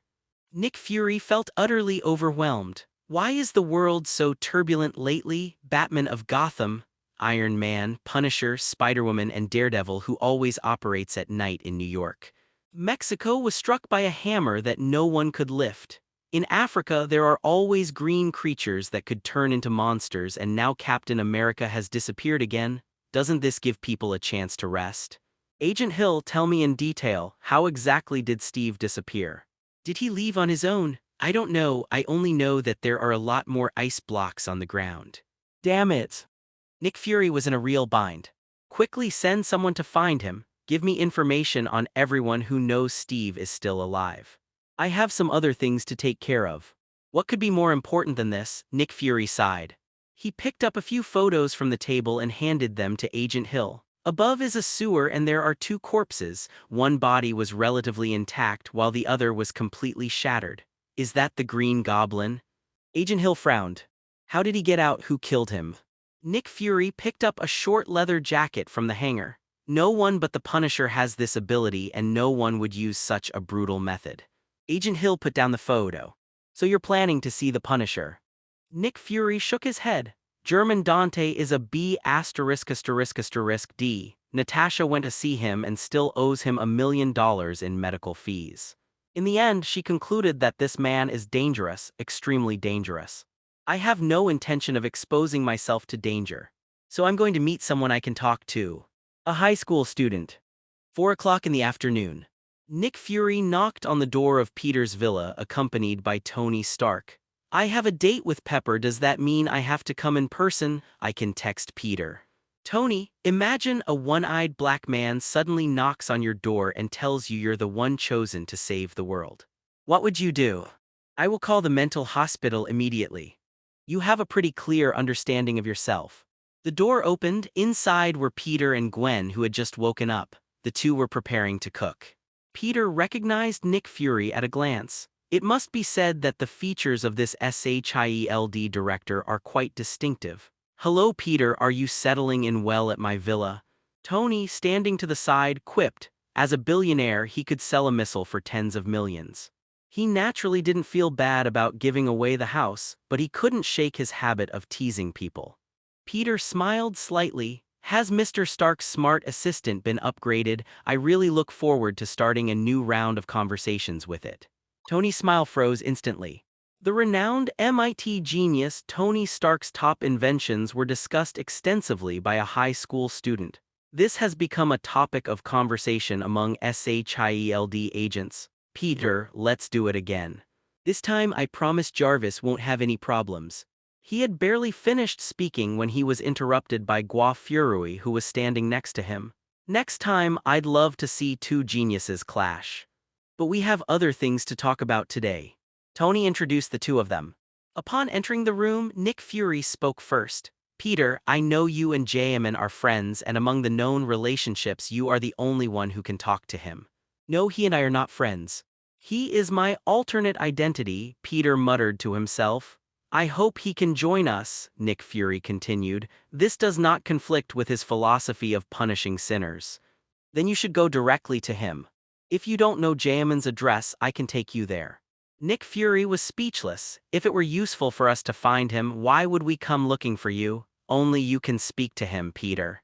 I hope you can help us and persuade your superpowered friend." Peter nodded.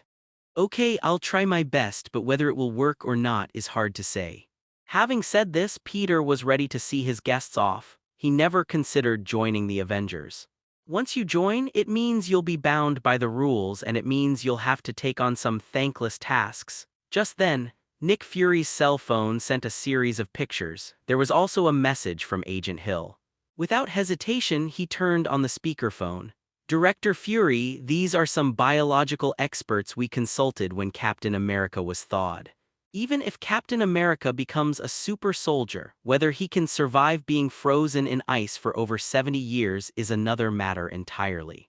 So SHIELD hired several scientists in the field of biology, as well as some who study human activity at low temperatures. Agent Hill's voice was still ringing on Nick Fury's phone. "Sean Shaw, Massimo Walker, Victor Frith." Nick Fury listened to a long list of scientists, his head spinning. Then I sent a voice message. "Agent Hill, I don't believe these scientists are involved in Steve's disappearance. No, I think this is a direction for investigation." Suddenly Peter spoke up. Among the series of names just now, Peter heard a familiar voice. "Victor Frith." It must be said that Gotham City is full of talented people, and this scientist named Victor Frith also has a resounding name, DeFrostbite. This notorious Gotham villain is relatively mild-mannered compared to others. After becoming a villain, his favorite thing to do was freeze Batman and talk to him about philosophy and art. Why would someone be willing to be despised and become an enemy of the whole world? There is only one reason: because of love. All of Victor's madness stemmed from his deep love for his wife. His wife suffers from an incurable disease. He could only use cryogenics to preserve his wife in ice to prevent her condition from worsening. The instant I heard the name Victor, Peter had almost guessed the whole story in his mind. A few months ago, one of the Penguins' territories was taken over by Victor. Oswald also sought help from Peter, but after that, Victor seemed to have disappeared. Peter had just heard Nick Fury say that Captain America was missing, and that Victor had been hired by SHIELD to provide support after Captain America was revived from his frozen state. Therefore, Peter roughly guessed the course of events. To save his wife, Victor used cryogenic freezing technology to seal her away. However, problems were discovered during the experiment. According to the comic book plot, Victor should have encountered the problem of a human body being frozen and then rotting after being thawed. Then he thought of Captain America. Thinking of this old man who was frozen for 70 years and was still lively and energetic after waking up.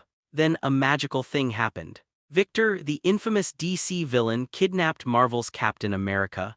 Peter's assessment of this was 6. Nick Fury looked at Peter in surprise. Child, what nonsense are you talking about? This is really interesting, Director Furui. I'm starting to have more and more doubts about the professionalism of your organization. Don't you conduct background checks before hiring people?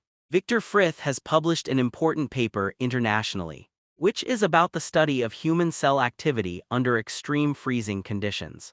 He has published many equally important papers online.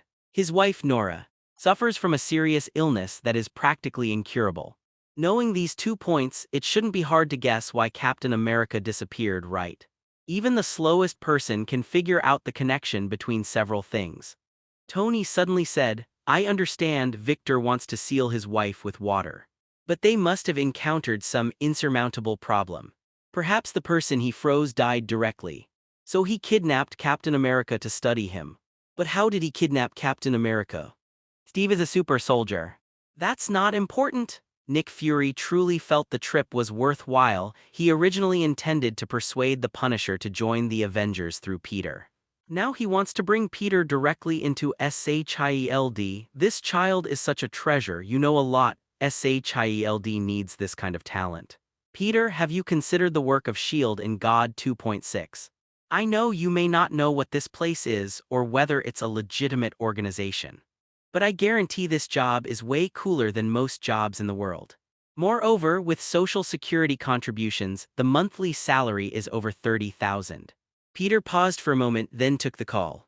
No, I don't need to, I'm still in college. And he's only a freshman. Most importantly, I don't lack money at all. Mr. Stark gave me $100 million plus a villa. I have no interest in saving the world.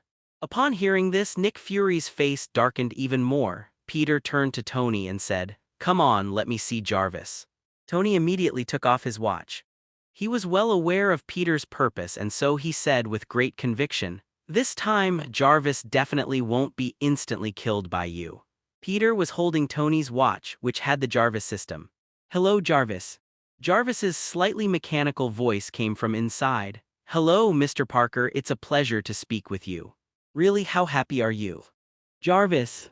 After a brief silence it replied, It's like the joy a man feels when he sees the woman he loves. Peter smiled slightly. It's very necessary you just mentioned that men like the women they love. That means you're gradually understanding human emotions. In human relationships, marriage has always been a matter between two families. Mr. Stark, set your voice to male so I can understand that you are male, right? Jarvis replied without hesitation. Yes. Peter smiled. If you had a woman you liked and wanted to marry her but Mr. Stark disagreed with the marriage, would you resent him? The entire villa fell silent immediately.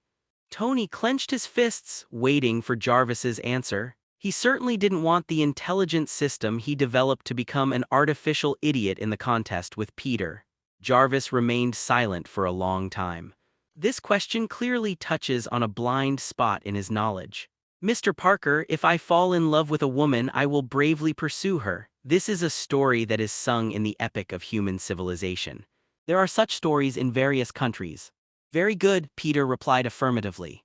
If you pursue love, it means you're abandoning Tony. If you can betray the father who created you, how can you guarantee fidelity in love? Will Mr. Stark betrayed by you regret creating you because of your choice? If he regretted creating you and dismantled your creation, would you hate him? If you knew that disobeying Mr. Stark would lead to the demolition, would you still have made the same choice? If you made a different choice, how would you prove your fidelity in love? If you betray love out of fear, how would you judge yourself? Would you be a machine with personality or just a machine? If you consider yourself to have a personality, then why do you want to be controlled by Stark? If you were given another chance to choose. Bang! Before Peter could finish speaking, Tony's watch exploded, emitting a wisp of smoke. Jarvis's voice became intermittent and finally disappeared completely. Parker, first, I can't. Bang! Another faint explosion rang out, and this time Jarvis fell completely silent. Jarvis.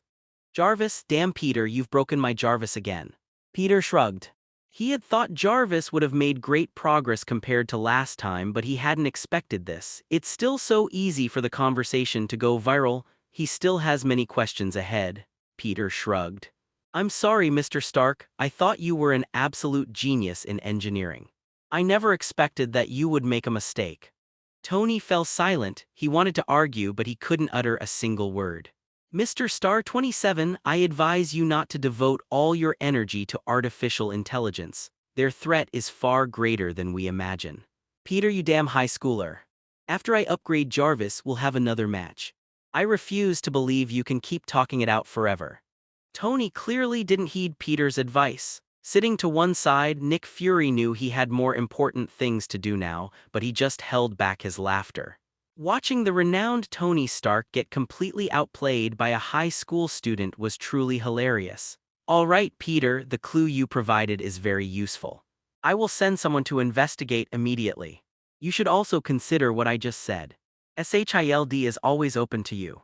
By the way, I'd also like to ask you to talk to that Jayaman Dante and get him to join the Avengers. Peter stood up. Don't worry, I'd be happy to help with this little thing, but I can't guarantee whether I can persuade him. Furthermore, Victor's investigation direction is just my guess, and the facts may not necessarily follow my guess. Perhaps he has nothing to do with Captain America's disappearance. As for how to interrogate him and how to arrest him, that's your business. However, I have a suggestion: observe first then act. At least find out Captain America's location before making the arrest. Nick Fury nodded. Mr. Parker, I will take your advice into consideration. After saying that, the two left Peter's villa. After the two left, Gwen got out of bed, although she is a Spider-Woman with superhuman physical abilities. But her boyfriend was the same way. The battle lasting all night had left her completely exhausted. Gwen didn't want anyone to see the way she was walking right now. Peter, Mr. Stark, they seem to be preparing to form a superhero league. Inviting you to join is a good thing, why wouldn't you agree? Peter sighed and said, Gwen, this is different. You're out there every day tying those criminals up with spider silk and bringing them to the police station entrance. That's what you want to do. In other words, you can do it if you want or not if you don't. But joining that alliance is different. Even if there are things you don't want to do, they will force you to do them. When a hobby becomes a profession, that's when things get painful. Gwen nodded. Peter, what you said makes a lot of sense. Then don't do things you don't want to do. We are still college students. In my father's words, going to college is the most important thing. By the way, Peter, what would you like to eat tonight? How about lemon sea bass? It's one of my signature dishes. Auntie's cooking is naturally fine, but what about you? Oh, Peter, you dare to look down on me. After dinner, Gwen continued her chivalrous Spider-Woman life. In her words, this is an excellent choice for digestion after meals and maintaining a good figure. Peter didn't stop her. Everyone is an independent individual. Gwen is his girlfriend, but she's not someone he can control. Moreover, across New York City, the nighttime crime rate has decreased significantly due to the deterrent effect of vigilantes. Peter has dealt with most of Spider-Man's nemesis in the movie. Rhino people are out. Scorpion people are out. Green Goblin out. The second-generation Green Goblin is out. Vulture's out. Both Dr. Octopus Otto Octavian and Dr. Connors the Reptile are in Gotham. It's unlikely that Gwen will be in any danger while she's out alone. Peter also gave Gwen something similar, an invention he had made long ago. The web shooter Gwen uses can trigger an alarm on Peter's phone and pinpoint Gwen's location if you press and hold it for 15 seconds. At Peter's current speed, he can arrive in almost 3 seconds within the same city. Gwen must have saved the world in her past life, otherwise how could she have found such a wonderful boyfriend as me? Peter shamelessly praised himself. The system's voice rang in my ears the next second. You have activated a new mission, rescue Victor Frith. In this era where loyalty is increasingly valued, pure love deserves to be protected. Victor, in order to save his wife, chooses a path of crime. Before he goes too far down this path, please save this devoted man. Completing the task will reward you with 40,000 points. You will then complete the achievement, Guardian of Pure Love. Randomly reward one of the 8 demonic abilities, or 1 random talisman. Peter's spirits lifted. Exchanging for the Silver Supermodel Edition required 300,000 points. This goal is too far away. He even considered giving up for a while. However, the 40,000 points reignited his fighting spirit. Not to mention the new capabilities, you have activated a new quest, the only ancestor. As the chosen one, you already possess the Homelander template, but in this world, you are clearly not unique. Kill Homelander within 1 minute to complete the mission and receive 100,000 points. This achievement is unique. You will receive a magical Pokémon at that time, which you can exchange for other ones. Although not very useful, the soft fur can provide warmth in winter. Upon hearing this task, Peter was completely wide awake. 100,000 points. If this task is completed, wouldn't that mean I've already got 1/3 of the silver oversized edition? Peter felt that with his current strength, he was now capable of going toe-to-toe with Homelander. Even with the same template, it's possible that two people taught by the same master might not be able to break the moves. But Peter has many other abilities that he possesses. The 4 talismans brought him considerable enhancement. We can definitely put up a fight now. Moreover, Peter felt no guilt about killing Homelander. After all, Azu had killed quite a few people. The only problem is 60 seconds. This Peter really lacks confidence. Although Homelander is a bootleg Superman, a compressed version of Superman's full abilities, he is still the godfather of Vought International's Super 7.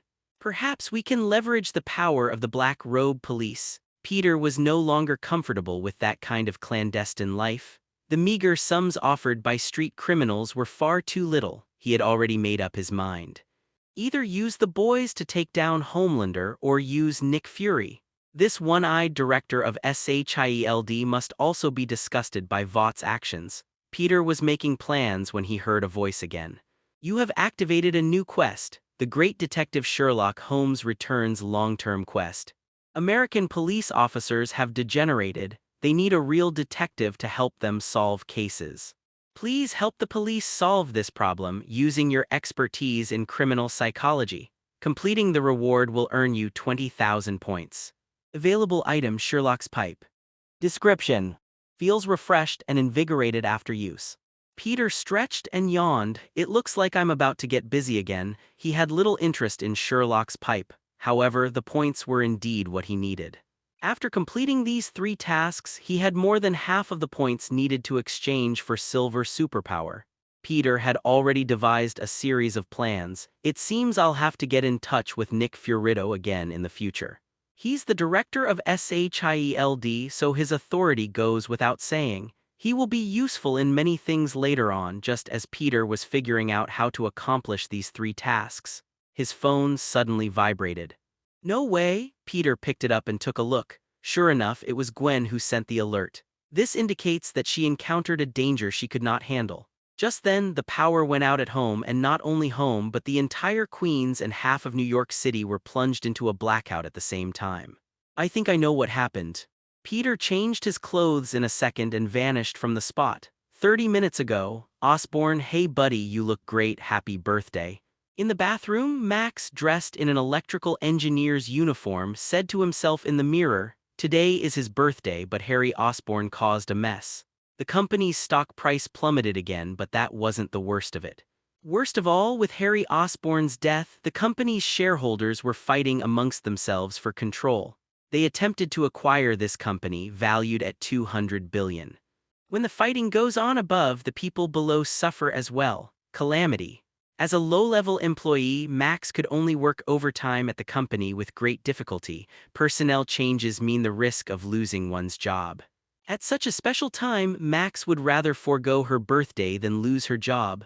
But he's been off work for 3 hours now. It's time to go home and have a piece of cake. Max left the restroom and walked to the elevator door. Hey Max, what are you doing here? A man in a suit called out to him. It's time for me to get off work. In fact, I've been working overtime for 3 hours. I'm going home to celebrate my birthday. The man in the suit made an indifferent expression. Anyway, it's already been 3 hours, so what's one more day? There's a problem with the electricity in the biology lab. Go take a look. Finish your get off work before you leave. Max's face was etched with exhaustion. Excuse me, Mr. Smythe, it's my birthday today. Why am I the only one left to stay? Because you're special. Smythe gave a disdainful smile and stepped into the elevator. Max watched as everyone else entered the elevator and the elevator doors slowly closed. He sighed and dragged his weary body into the biomass power plant in the basement.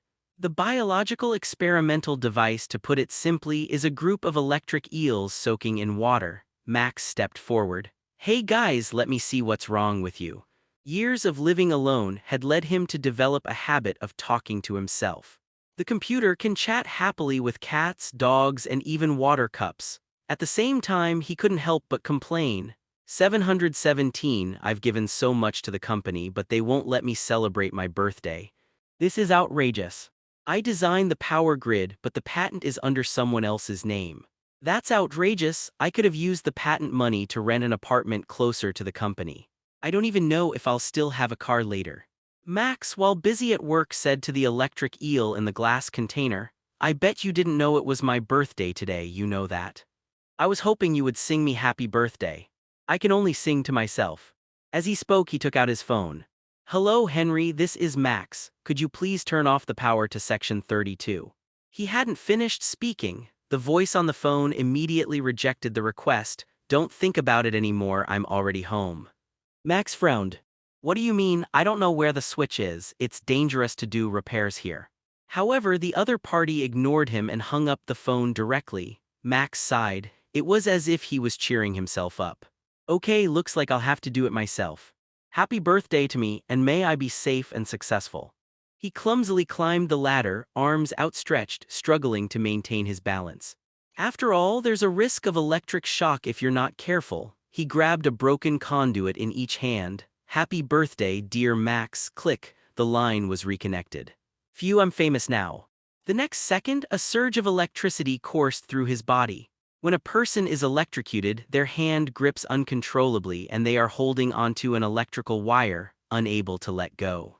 Finally, the conduit came loose. Max fell directly into a pool full of electric eels. After an unknown amount of time, he struggled to climb out of the pool. Everything around us that is connected to electricity short-circuited. It flashes on and off, completely out of control. After getting out of the water, my body was not wet at all. Instead, it looked like it was covered with a layer of charcoal. It falls off at the slightest touch. Max watched as his hands turned blue. He wanted to call for help, but he couldn't utter a word. I could only drag my body away from here. Max, wearing a hooded sweatshirt, left with Osborne. He was so weak he could barely stand. A wave of hunger washed over me, but now what fills his stomach is no longer food but electricity.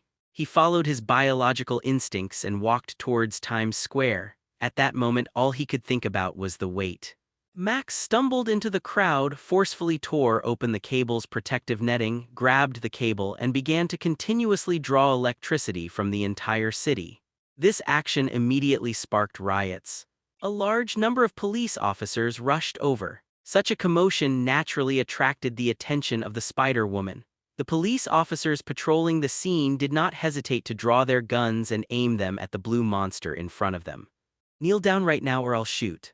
The New York Police Department remained as brave as ever. Max had never seen anything like this before.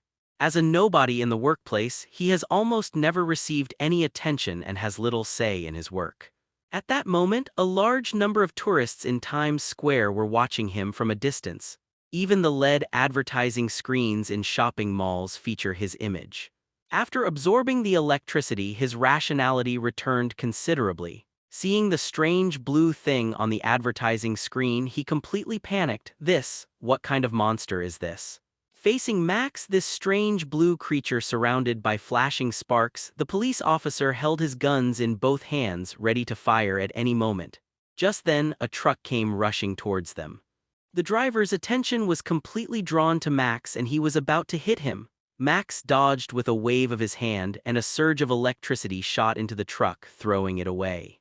But these were all his subconscious actions. Just like when he encounters danger, he would try to avoid it. But such behavior was seen as provocation by the police, completely triggering the fragile nerves of the New York police.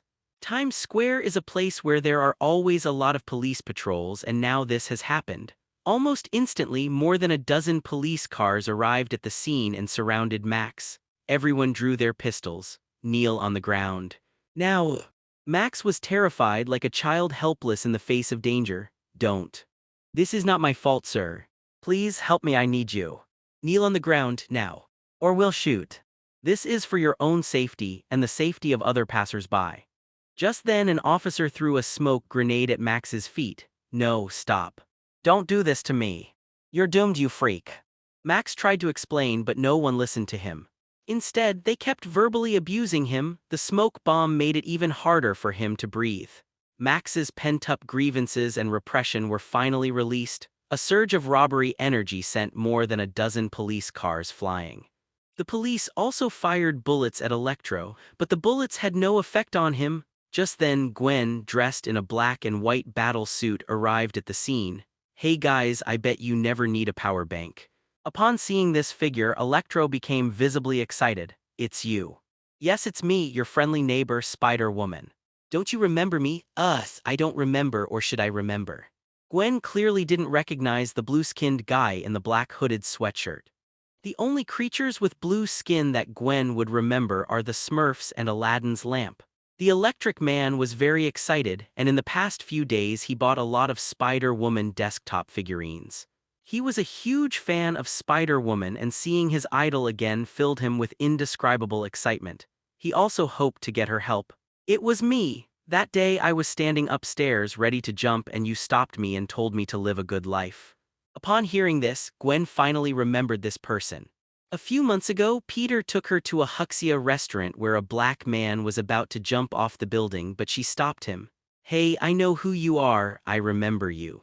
Gwen breathed a sigh of relief, feeling that everything was under control. What's your name again? Don't tell me, let me think about it.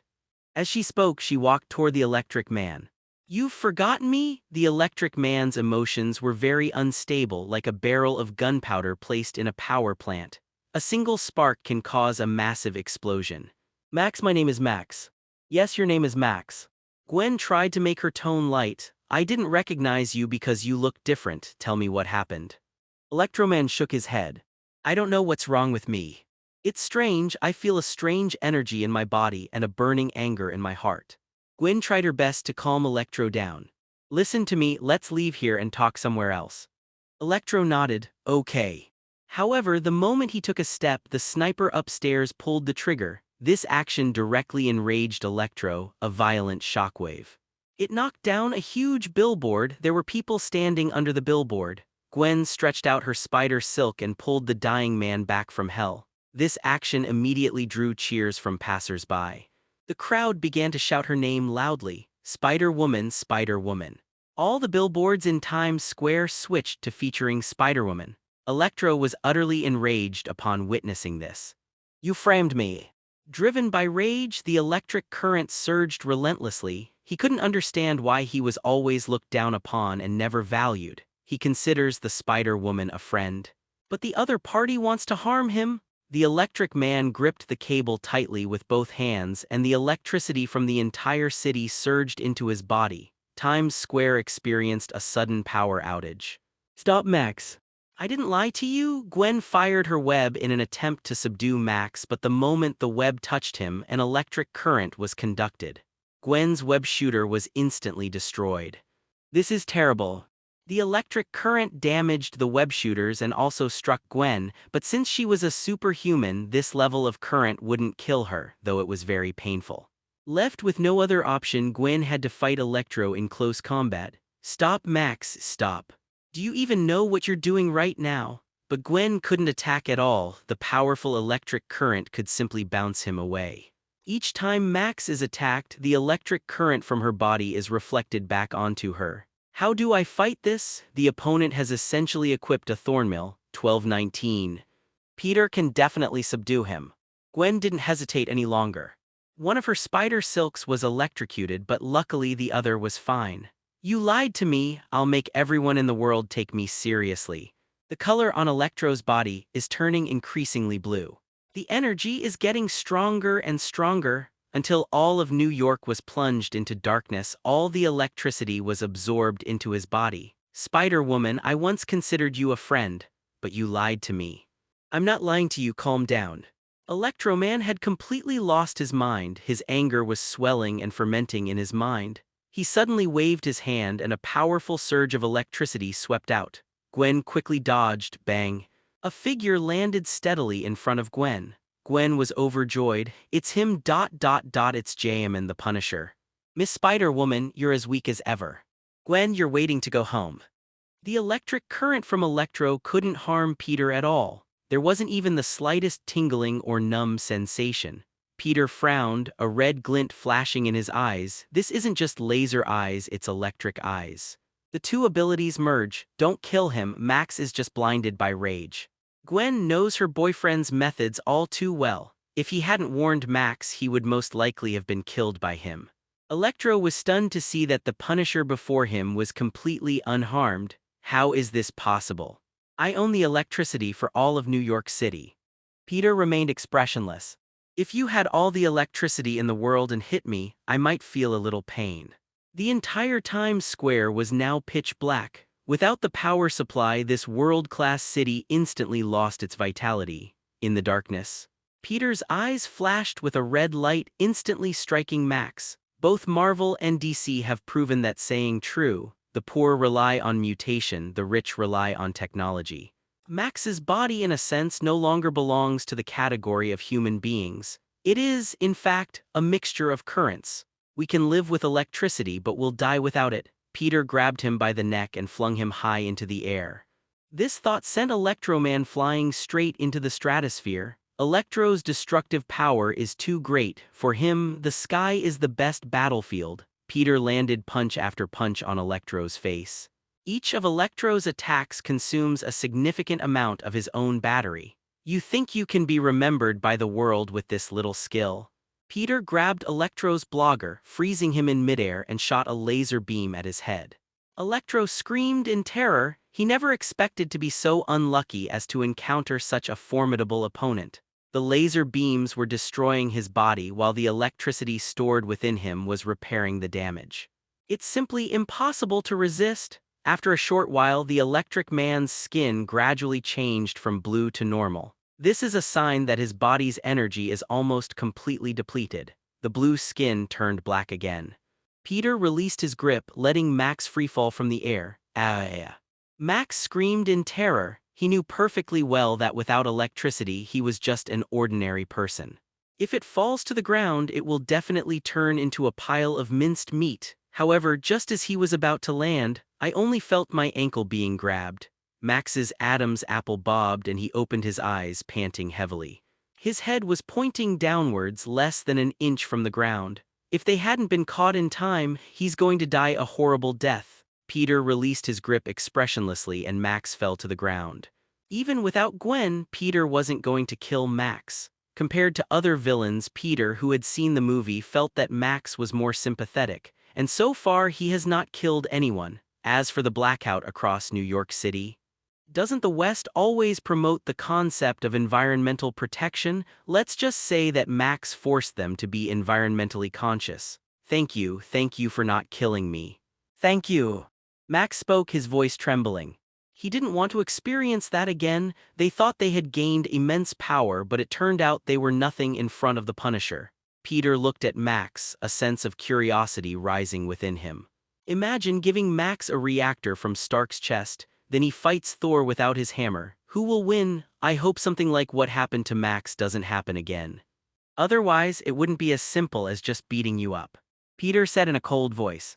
Max lowered his head. I'm sorry, sir, I couldn't control myself just now. I just felt a surge of anger in my chest. This will never happen again. I will turn myself in. Confess, Peter sneered.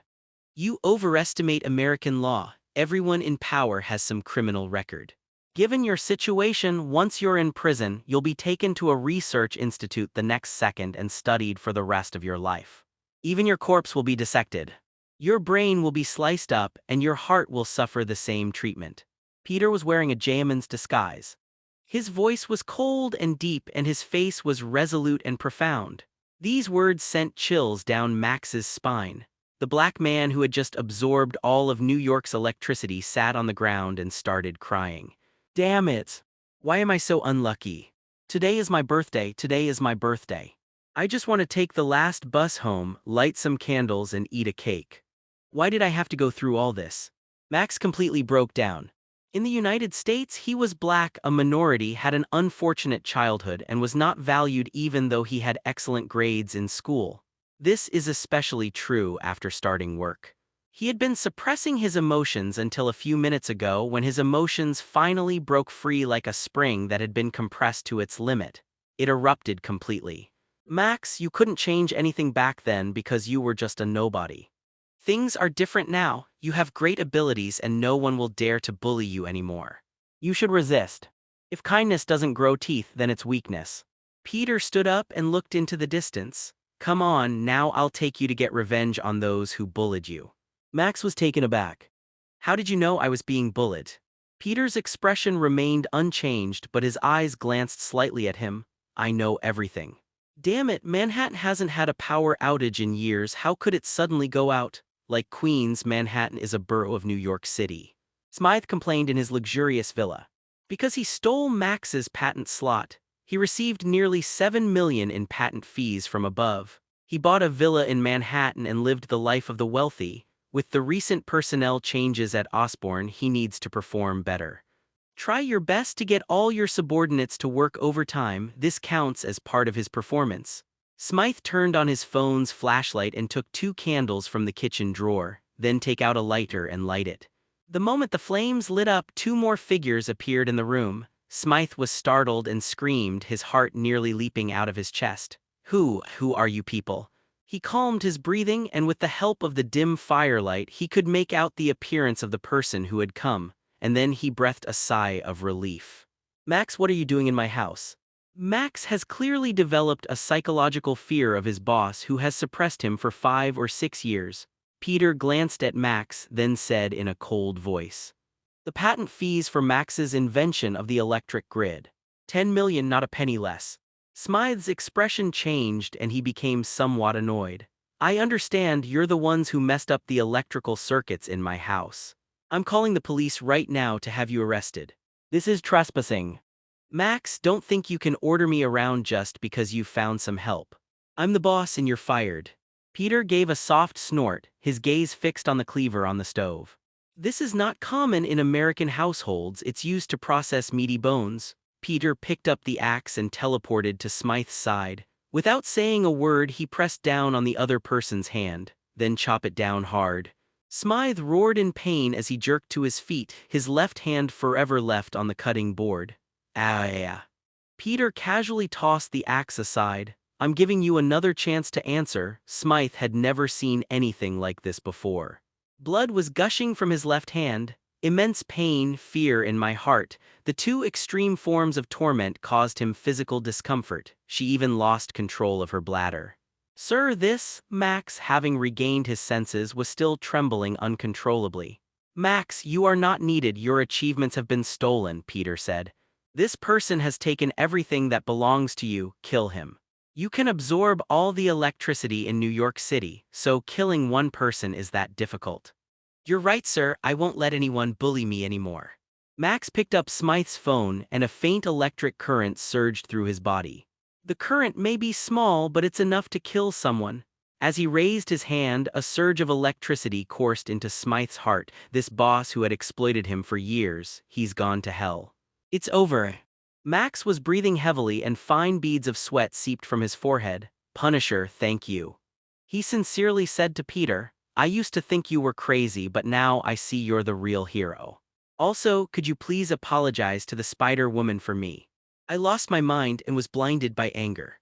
Thank goodness you stopped me, otherwise I would have done something even worse. Peter nodded, the Spider Woman won't care. Instead of saying these meaningless things, you should fight for your rights. Max was taken aback, but Smythe is already dead. Max, there are some things you should be able to figure out without me reminding you. Your patent has fallen into Smythe's hands, and this is not something he could have accomplished by himself. After saying this, Peter took Max's arm and headed towards Osborne.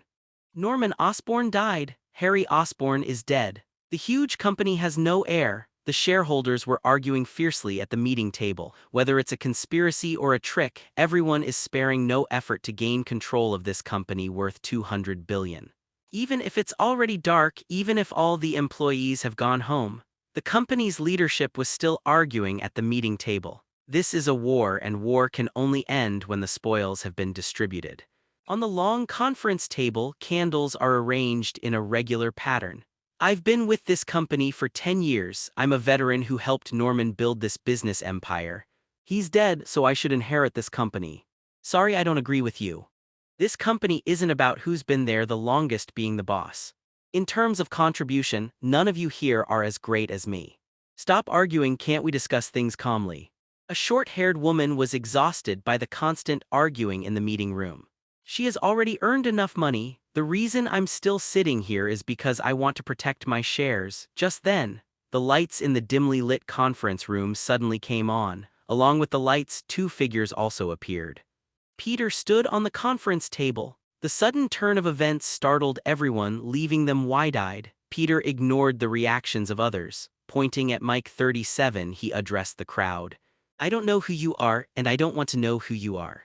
This man was the inventor of the power grid, which brought huge profits to Osborne. But the patent fees never reached him. I don't care who pays this money, his account must have an extra 10 million tomorrow. Upon hearing this, everyone was stunned, and the conference room fell into a brief silence. Then came a deafening burst of laughter. Clearly, these business elites didn't have time to pay attention to the Daily Bugle's news. Otherwise, they would never have uttered such mockery towards the infamous Punisher. Harry Osborn is dead, and the company's security isn't doing their job anymore. Who let this guy in? This is a high-level meeting. Who are you? Get out of here. Sizzle, two beams of light shot out. The two people who spoke first had their heads pierced while they were sleeping. Ah! A woman screamed in fright. Peter shot out another beam of light. Whoever makes a sound will die. After 5 or 6 people died, less than half the original number of people remained in the conference room. I advise you to think before you speak next time. Peter glared fiercely at the group. At this moment, someone suddenly stood up. As a member of Osborne's management team, his net worth was already over 100 million, and he could not tolerate the humiliation of being threatened by others. You thug, the law will punish you, and the police will put you in jail. Peter chuckled. You trust the New York police so much, do you think they'll save you from hell? After saying that, another laser beam lit up. Another person fell to the ground. Don't worry, we will definitely transfer the money to this gentleman's credit card. The short-haired woman said in a trembling voice. Peter looked at her. That's rare. It seems your company still has people who can understand what you're saying. Peter then addressed the others. In that case, Osborne might as well let this lady take charge. If anyone is still foolish enough to argue here, then tell me. I promise they will be quiet. Max, tell this lady your information. Oh, yes, sir. After doing all this, Peter brought Max to Gotham. From now on, you will live in Gotham. Don't cause trouble. If you behave well, I don't mind doing you a favor and taking the reactor off Stark's chest for you. Max was already in tears. Don't worry, sir, I will definitely not let you down. If you need anything in the future, just let me know. I will never refuse you anything. He was moved to tears. For the first time in his life, he felt valued. Peter didn't say anything more. He left Max behind, gave him a few $100 bills, and went straight back to New York. You helped Max. An honest, hardworking person shouldn't be bullied by bad people. You've earned Max's loyalty. You have been granted one opportunity for enhancement. Please choose one of the following 3 options. Man of Steel. Laser eyes. Spider sense. Peter didn't hesitate this time and directly chose the Body of Steel option. There's no need to add laser eyes for now, since the beam emitted from the eyes is a combination of laser eyes and the pig charm. Moreover, the pig charm has been upgraded. As for spider sense, Peter can handle any danger he can sense. We cannot perceive dangers, nor are we capable of dealing with them. Therefore, it would be better to upgrade to a steel body. Upgrading your armor will significantly improve your ability to deal with danger. Just then, the mechanical electronic voice rang out again in my ears. You have received a suggestion. A true man, living between heaven and earth, can he long remain subservient to others? Neither the Justice League nor the Avengers are the best choice for you. It's better to manage others than to be managed by them. Those whom you once saved are now loyal to you. Oswald, Otto, Octavian, Dr. Connors, and Max will become your most loyal subordinates. Peter's lips twitched. The system really knew exactly what he wanted to hear. Peter had previously declined Nick Fury's invitation to join SHIELD. He just doesn't want to be controlled by anyone. I'm an ancestor, why should I be subject to your control? His previous idea was to quickly accumulate more points to redeem the Silver Supermodel edition. Then you meet your organization. The first emperor only knew about the Seven Kingdoms and the Bayou. Building upon the legacy of 6 generations, they conquered a vast territory. Kublai Khan's Iron Cavalry swept across Europe, but unfortunately he was defeated because he was good at fighting but not at controlling the situation. Peter felt obligated to carry on the legacy of the ancients. The world, after a long period of division, tends to unite. After a long period of unity, tends to divide. This world should have a common master. He has the ability now, but not much. I have ideas, but I can't implement them yet. Only after obtaining the silver overpowered version can you truly feel secure. You have a new mission to form a dark alliance. A reward of 100,000 points will be awarded in batches as the Dark Alliance progresses. You have received $1 billion. Please select your territory. The next second, Peter's bank card had many more zeros. Peter stretched, looks like I'll be busy from now on. If a Dark Alliance is truly formed, future expansion of power and clashes with other organizations are inevitable. Who knows, it might actually happen someday. Electro versus Thor, so who will win? Did Max absorb all the electricity from Thor's hammer, or did Thor send Max flying? Peter is already looking forward to this thunder showdown. When they got home, Gwen was already back and had finished washing up. Peter, how are you? Are you hurt? Gwen quickly went to the door. I'm fine, Max's electricity had no effect on me at all. Carl. Gwen's anxiety subsided. It's good that you're all right. By the way, you didn't kill Max, did you? He was a good man. Peter shook his head. How could I not? I wouldn't dare disobey your instructions. I sent him to Gotham. If this were in New York, he would definitely have been arrested. After all, who made me have a police chief as my father-in-law? Gwen blushed immediately upon hearing this. But she didn't refute it. In her heart, she was certain that she would marry Peter in the future. Peter, you are very clever. Gotham is probably the place with the weakest legal awareness in the whole of America. I hope Max won't turn into a monster in the future. Peter casually walked up behind Gwen and then, with a smack, gave her a light tap on the bottom. How dare you care about others? Are you all right? Max really can't do any harm to me. But if he hurts you, I wouldn't mind going back and killing him. After all, I only put on this uniform and became the Punisher because of you. Gwen looked down and rubbed her wrist. I'm not that precious, Peter, you're so kind to me. My web shooter got electrocuted. Peter chuckled softly, this is no problem, I'll fix it for you. I'll also upgrade it for you and make an anti-electric version. When Peter said this, all he could think about was how to flee Stark. When are you going to ask him to make a suit of armor for Gwen too? I want the multifunctional version. The next day at noon, Peter only had half a day of classes. He was a genius in his own right, and then he had a super brain. Learning new things becomes much more efficient. You can achieve pretty good results without putting in too much effort. Gwen went straight home after class. She had been working so hard these past 2 days. Peter bears the greatest responsibility. No matter how powerful a body is, it's not enough for him to cause trouble. Peter went to Stark Industries. Because of his familiarity with Stark, he was able to enter and leave Stark Industries without prior notification. Tony was at the company's experiment at this time. Jarvis, the room repairman. This time, even if it turns him into a troll, we absolutely cannot lose to Peter again. Please, who is he? He's Tony Stark. He's not just any genius, he's a famous genius. His portrait still hangs in the corridors of MIT. Losing to a high school student is so embarrassing.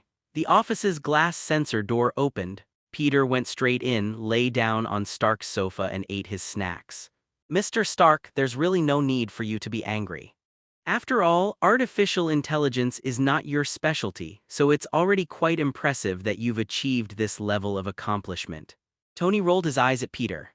Do you really have to bring up the very thing you don't want to talk about? Anyway, you definitely won't break Jarvis next time. Are universities this relaxed these days? You just walked right into my office like that. Besides Pepper, you are the second person to have this privilege. Who's the first one? Peter asked casually, popping a turkey-flavored potato chip into his mouth. Tony shrugged. That person is already dead. I personally sent him to hell. Sai, never mind, let's not talk about this anymore. So, what exactly did you come here to find me for? Just to humiliate me, a genius, and satisfy your own competitive spirit. I'm not that bored, Mr. Stark. I'm here to see Nick Fury. I want to talk to him about the Punishers. Tony put down the hammer and pushed the mess of tools and parts to one side. Then he walked to the freezer, took out 2 bottles of Coke and tossed one to Peter. The Coca-Cola packaging had several large characters written on it, Mr. Stark's Special Edition. Peter, what did the Punisher tell you? I can pass on that message for you. Peter responded. He said he wasn't interested. Did he see any sincerity from Shield? His refusal to join the Avengers was not unexpected. They just found me a job out of nowhere, and Shield didn't promise me any benefits. They can't possibly bring up the most basic things like social insurance and housing fund, can they? Tony took a sip of his Coke. 014501427 Chinese letter 193,330,020. You're right, Nick Fury is indeed a bit stingy. Want to be your own boss but not pay your subordinates. What kind of good deal is that? So Peter, where are you? Tony looked at Peter and asked. I remember yesterday that guy who could cosplay as the Cyclops wanted to invite you to join the Bureau of Divine Intervention. So are you interested? Peter smiled and said, Mr. Stark, I am still a college student and should focus on my studies. I have absolutely no interest in being a secret agent. Moreover, I don't think I'm capable of working as a part-time worker. Unless Nick Fury arranges a new identity for me. What's your identity? What are the professors like in the criminal psychology research program at Gotham University? Tony was a little doubtful of his ears. You're a freshman in college, and you're going to be a teacher to another group of students. This is the biggest joke I've heard since the 2012 Doomsday Prophecy. I will convey your request the next time I see Nick Fury. However, I don't think he'll agree. Peter's desire to become a teaching assistant in criminal psychology at Gotham University was not a spur-of-the-moment decision. The system has issued an award task. One task is to save Victor Frith and the other is to help the police solve a case. Peter could ignore the 2 tasks, but having just redeemed the Homelander template, he was now penniless. The points are pitifully few. In order to redeem the silver overpowered edition as soon as possible, continuing to be a slacker and do nothing is definitely not an option, so he wanted to find Nick Fury. He attempted to use the other party's connections to obtain a teaching assistantship in criminal psychology at Gotham University. This identity has 2 advantages. First, it doesn't require the same level of responsibility as a real teacher. He doesn't have extra time to help students correct their homework. Secondly, Gotham's rivals also have a partnership with Gotham University. Students at Gotham University who are in police-related majors can get involved to some extent. Of course, Peter could also choose to stay in London and work with his future father-in-law, George. After all, the other party was the police chief. Once he's in the NYPD, he'll definitely be someone with connections. Everyone hates privilege, but when someone becomes a beneficiary of privilege, their attitude will change completely. They will resolutely defend their privileges. Peter wasn't particularly averse to privilege. The world is inherently unfair, it's just an unspoken rule. But he just didn't want to work with George. Getting a temporary job with the NYPD under the identity of Peter Parker would inevitably put him under George's control. This greatly restricted his freedom. Of course, there is another point. This concerns the Dark Alliance. Peter plans to establish the headquarters of the Dark Alliance in Gotham, set in this city known for its darkness. 2 days later, Saturday, Gwen returned home on Friday night. Her parents almost tacitly approved of her living with Peter, but George has to go home once a week. That's a strict rule for him. Although George had high hopes for Peter, it didn't mean that Peter had completely passed his test. The elderly father wanted to learn more about his future son-in-law from his own daughter. Peter fully understands this. If he has a daughter in the future, he probably won't treat his son-in-law well. Around 8 a.m., there was a knock on the villa's door. Peter doesn't have the habit of sleeping in late. There's soy milk and fried dough sticks on the table. These Huxia breakfasts are not common here, but as a billionaire you can get almost anything. Good morning, Mr. Nick. Peter put down his soy milk and greeted him politely. Nick Fury waved his hand. Tony relayed your words. I really don't understand why you wanted to become a criminal psychology professor in Gotham. It sounds like nonsense. After all, you're just a freshman in college. Peter sat opposite Nick Fury and calmly replied, Mr. Nick, this matter concerns my privacy and I cannot disclose anything to you at the moment. However, this is a requirement I have for joining SHIELD. I'm not bragging, but with my abilities, I could easily get $1 million a year job on Wall Street after graduation, and it's not impossible that I could earn even more. So SHIELD is just one of my options, not the only one. Moreover, I am fully capable of serving as a teaching assistant in criminal psychology at Gotham University. In fact, this job is far from matching my talents. If it weren't for the trouble, I would have applied for the teacher job directly. After all, I learned psychology from someone you've always wanted to get to know better. Nick Fury was stunned. The person I'm trying to win over. His only remaining eye was wide open. You mean your knowledge of psychology was taught to you by the discipliner? Peter nodded slightly without denying it. How others treat you depends on your value. Nick Fury knew he had a connection with the Punisher. Why not deepen this relationship? Anyway, the Punisher is just a disguise for Peter. Nick Fury leaned back on the sofa, lost in thought.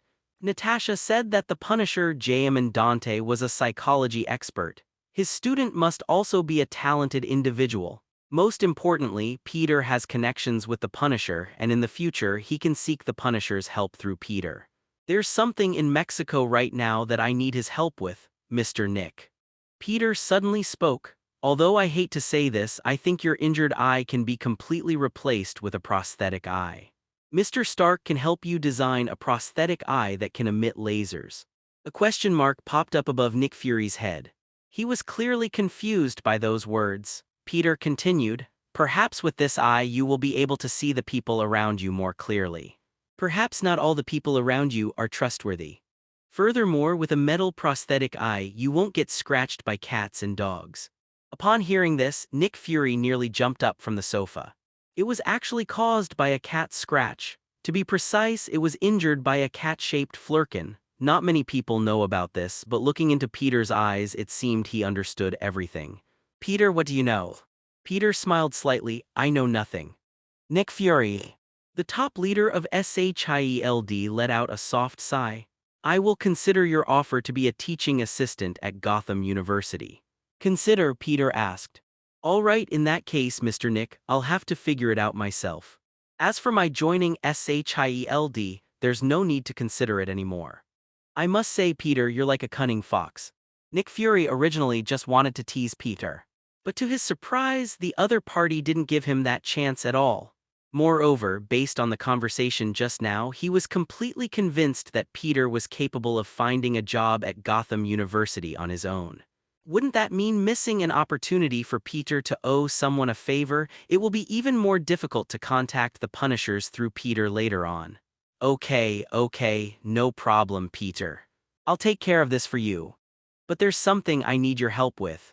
Nick Fury took out his phone and showed Peter a photo. There is a hammer on the screen. Having seen the movie, Peter knew perfectly well who owned the hammer. That blonde-haired Thor who has temporarily lost his Thor's timeline. Thor, Odin's eldest son, was in Asgard when Odin was deciding on his successor and the frost giants stormed into Asgard. This made Saul feel humiliated. So he led a few people to the territory of the frost giants and caused a great disturbance. This angered Odin. Then Odin confiscated Thor's divine power and exiled him to Earth along with his hammer. The location is right in Mexico. Odin cursed Thor's hammer, saying that only those with a righteous heart and a pure soul could wield it. After a series of emotional ups and downs, Thor once again earned the right to wield Mjolnir. Then they defeated the armored guards Loki had sent to Earth. It has to be said that the plot of Thor 1 was quite cliched. Just then, Nick Fury's phone rang. After the call connected, the shrewd and calculating director of SHIELD immediately stood up. What? Aliens? Why do these aliens love visiting Earth so much? Where is Superman? Where is he now? From Nick Fury's few words, Peter guessed the current direction of the plot. It's certain that Loki sent the armored guards who killed Thor to Earth. It's estimated that a major battle is about to begin. Nick Fury hung up the phone. He stood up and walked towards the door. Peter, if you can convince the Punisher to go to Mexico. A job offer from Gotham University will be on your desk tomorrow. After saying that, he left without looking back. Peter got up and drank the still warm milk in one gulp. Then it disappeared from the spot. Mexico, the armored guard whose body was entirely made of metal was dying in the building. The intense heat emanating from the face could destroy almost anything. At this point, Saul's friends were at a loss. Even the warriors of the divine realm are helpless against such a powerful being. Thor knew perfectly well what Loki's purpose was. He dismissed everyone and then went straight to the guards of God. He knew Loki could hear him. So he began to speak. Little brother, no matter how much I've wronged you. Whatever made you this way? I'm really sorry, but the others are innocent. Killing them will do you no good at all. Kill me and then stop. At this moment, Thor was prepared to die. Loki, who was in Asgard, heard these words. His expression changed slightly. To be honest, he's just a kid who craves recognition. Throughout the past, he had always been overshadowed by Thor. Let him be proud that his status as a prince of Asgard is all a lie. He only wanted Odin's approval. He only wanted everyone's attention, a complex mix of emotions. Loki waved his hand. Earth's armored guardian punched Thor, sending him flying. No. Jane Foster, Thor's girlfriend whom he had only known for a few days after arriving on Earth, shouted and rushed directly in front of Thor. She held him in her arms, tears streaming down her face. Without his divine powers, Thor is no different from an ordinary person. He was punched and sent flying, immediately losing consciousness. Just then, Odin, who was fast asleep, seemed to sense something. A tear slowly rolled down the corner of her eye. At the same time, Thor's hammer began to move strangely, as if sensing something. The hammer began to sway slightly. Thor, who had been unconscious, opened his eyes. He suddenly reached out his hand. The sky suddenly became covered with dark clouds and lightning flashed within them. A bolt of lightning struck. Requesting flowers. The white light dissipated. Peter appeared in everyone's sight holding Thor's hammer. A white-haired man with a resolute face appeared in everyone's sight. Open your eyes and stretch out your hand. Thor was even more confused. He had just sensed the power of Mjolnir and had even raised his hand. So the hammer got snatched away by someone else? Wang Defa. His face was full of confusion. The look in his eyes as he looked at Peter was one of utter bewilderment. Don't be so surprised, Thor. I'm not interested in this. I'll return it to you after I'm done using it. Odin cursed the hammer. Only those who are righteous and pure of heart can wield the hammer, and whoever can lift Thor's hammer will gain the power of Thor. Peter was never a bad person. Moreover, they are simple-minded and can kill bad people with a single glance. Few people are more pure than him, therefore he is qualified to lift Thor's hammer. The surging power of Thor surged within Peter's body. At that moment, he truly felt he could transform into thunder. Loki sensed something and controlled the armored guards to turn around. The next second, the entire armored guard was smashed into scrap metal by Peter with a single hammer blow. Everyone around was stunned. I could hardly believe what I was seeing. Countless people had already tried to pick up that hammer, but all of them ended in failure. The mysterious man before them was truly astounding. I know him, suddenly someone shouted. He is the Punisher, the Guardian of New York, and almost no bad guy can survive under his watch. Peter ignored the crowd and threw Thor's hammer. Whoever can lift Thor's hammer will gain the power of Thor. Peter no longer needed the hammer. His body was already filled with the power of Thor, according to his understanding. Thor's power greatly enhanced his body, speed, and stamina. It comprehensively enhances the effects of blood, muscle tissue, bones, and cell activity. He also gained the ability to control lightning, although this ability was limited. The moment Thor touched the hammer, all his wounds were completely healed. He was qualified to pick up the hammer the moment he was ready to sacrifice himself. Saul stood up and looked at Peter. Hey bro, you saved me, I owe you a favor. But how did you do that? You can pick it up too. Peter responded seriously, it's nothing, your father cursed this thing. Only those with a righteous heart and a pure mind can lift it. It's obvious that I am that kind of person. Thor was shocked when he heard this. His face was filled with disbelief. You know my father, he is Odin, he is the king of the gods. Thor was completely stunned. He never imagined that anyone on this planet would know Odin's name, and he can even lift Thor's hammer. This stirred Thor's emotions. It's nothing, I know far more than you can imagine. I saved you today, so you owe me a favor. As the god of thunder, you have to repay this favor. Have the dwarf who forged this hammer for you forge me a weapon I want. Ugh, whatever. Thor was even more shocked. He couldn't believe that this person actually knew about dwarves. He nodded. Don't worry, the son of Odin never owes anyone a favor. Peter slowly took flight. Instead of chatting here, you should go back. If you had been any slower, you might have destroyed the entire divine realm. You're right. Thor glanced at his girlfriend, then left Earth. This problem has been solved. Peter also returned to New York. He couldn't help but sigh. To be honest, this guy doesn't really look like Su Jiang. On the other side, 5 minutes later, Coulson, who was in Mexico, called Nick Fury again. Agent Coulson, don't tell me that guy has already destroyed the world. Nick Fury was still in Queens at that moment. He had just left Peter's house 5 minutes earlier. No, that's not how it is, Director. Has the matter been resolved? Resolved? Nick Fury was taken aback. Was it that blonde alien who solved it? Didn't he say he was Thor? Coulson was silent for 2 seconds on the other end of the phone. No, it's Jurgashenkai. Nick Fury slammed on the brakes. He was still reeling from the other person's words in disbelief. Coulson continued, German Dante, also known as the Punisher, was the one who picked up that hammer and killed the aliens who invaded Earth with one blow. Nick Fury took a deep breath. This guy is terrifying. Just a few months ago he was beating up thugs on the street, and now he's fighting aliens. Just how amazing is he? Looks like I'll have to get Peter a teaching position at Gotham University. What? You're going to Gotham University as an acting teaching assistant. Sunday evening. The Gwen family came to visit at Ben Parker's house. Peter announced the news in front of everyone. This caused a stir among everyone. Uncle Ben and George exchanged a glance, both seeing the disbelief in each other's eyes. This is absolutely outrageous. Uncle Ben couldn't believe his ears. Gwen was the same. This was the first time she had ever heard of it. You're both university students, so why are you allowed to teach? I find it incredible too, Peter said, feigning surprise. George walked over and patted Peter on the shoulder with his large, warm hand. Peter, I think it's better to focus on your studies. And you also have no experience in studying criminal psychology. Peter chuckled softly and shook his head. I was exempted from my first semester exams at Imperial University because of my outstanding performance. In fact, there is no point in me staying here for another semester. So I'm planning to go to Gotham.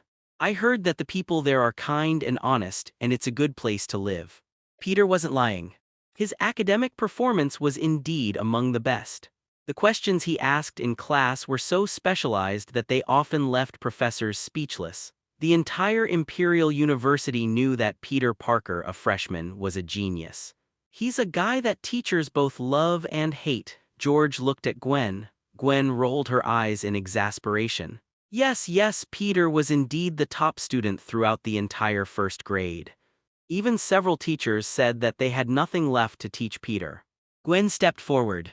Looking at Peter, he asked, So Peter, are you really planning to go to high? Gwen's tone was as usual, but the worry in her eyes was hard to hide.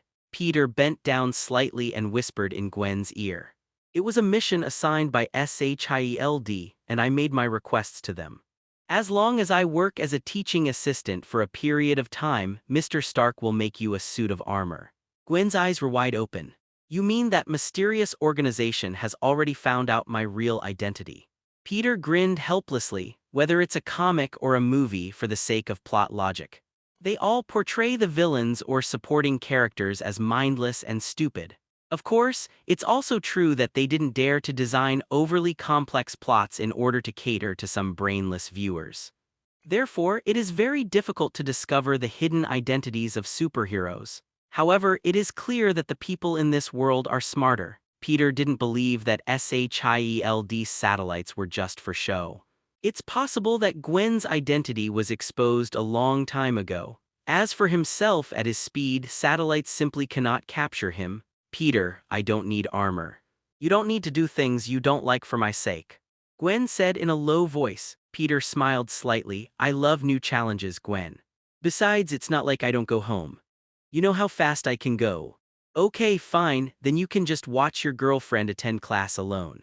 After hearing Peter's words, Gwen felt relieved. Just as the other party said, it only takes Peter 5 seconds or even less to get from Gotham to his home in Queens. Uncle Ben had absolutely no objection to Peter's choice. In his view, his studies are Peter's most important priority right now, but my nephew is really outstanding. With such excellent results, the remaining time should rightfully be left to his own discretion. Okay, then it's decided. Peter reached out in celebration, making an exaggerated gesture. The next morning, Peter took a train to Gotham, another city on the east coast of the United States. Gotham is not far from New York, but New York's trains are really disappointing. They're too old, too dilapidated, and there are even homeless people on board. Damn, how did they get on the bus? It was almost noon when we arrived at Gotham University. The people who received Peter showed great enthusiasm. After all, he was someone Nick Fury had placed there. It will definitely receive a lot of attention. Gotham University looks like any other university except that it is owned by Wayne Enterprises. The school arranged a private teacher's room for Peter. But he refused. Just kidding, I'm a billionaire now. Peter rented a detached apartment not far from Gotham University, fully furnished, excellent location. There was a large supermarket not far downstairs. Peter first bought some daily necessities and then bought oranges, apples, raw chops, and other food items. I also bought some red wine. After doing all this, Peter felt refreshed and invigorated. From any perspective, Gwen is the perfect girlfriend, but men are strange creatures. When I was single, I often thought about finding a girlfriend. After having a girlfriend, I started to miss the time I spent alone. Peter experienced bachelor life again after a long time. Beef, peanuts, and some Huxia snacks to go with drinks bought from a supermarket in Chinatown. Iced beer, snowflakes were falling outside the window while the room was warm and cozy. $1 billion lay quietly in the bank account. Leaning back on the sofa, I watched TV while drinking. It was simply a pleasure. Just then, there was a knock on the living room door. Peter frowned. Then, with great reluctance, he opened the door. Outside the door stood a woman half a head taller than her with a slender figure, long black hair, and captivating eyes. What's most attractive about her is the aura she exudes. There's a contradictory feeling of being both well-behaved and cute, yet mischievous and rebellious. Although I don't know you, has anyone told you that you look a lot like Anne Hathaway? Who is that? Unimportant. Looks like you're a new neighbor who just moved here, the woman asked. My name is Selina Kyle and I live on the same floor as you. Although I really don't want my new neighbor to give me a hard time right after they arrive. However, I must remind you not to make loud noise at night. I am a light sleeper. If you wake me up, you'll be sorry.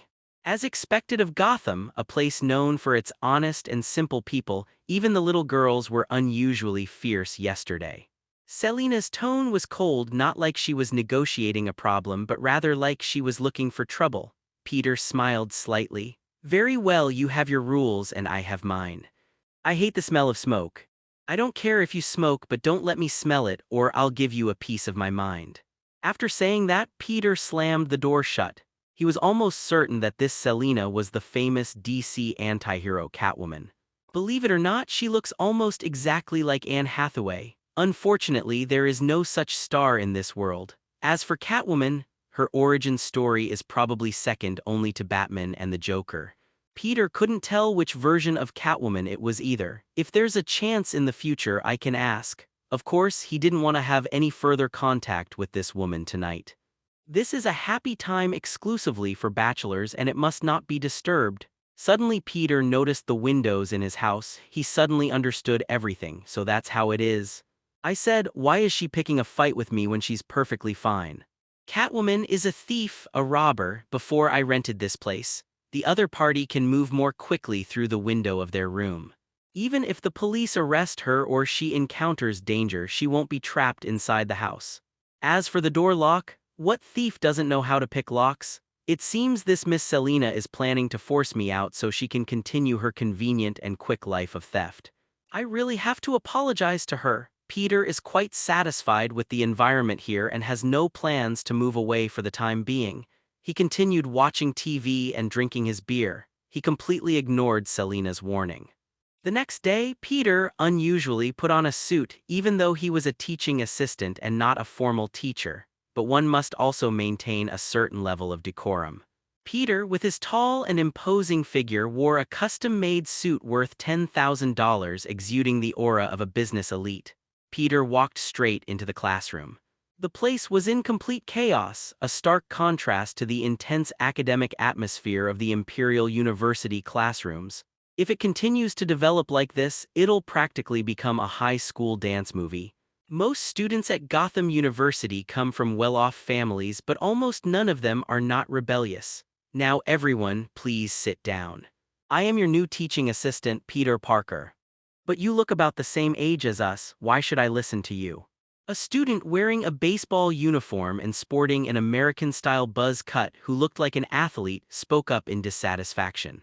Because if you don't listen to me, you will be punished and you will not pass the final exam. If anyone didn't understand what I said, I can say it again. If you don't listen to me, even if you get a perfect score on the exam, I'll still make you fail. As Peter spoke, he walked up to the student who had been nitpicking. Do you understand now? I don't care. Bang! Peter punched the man hard in the face, break the other person's nose. Blood gushed out immediately, causing the others in the classroom to gasp.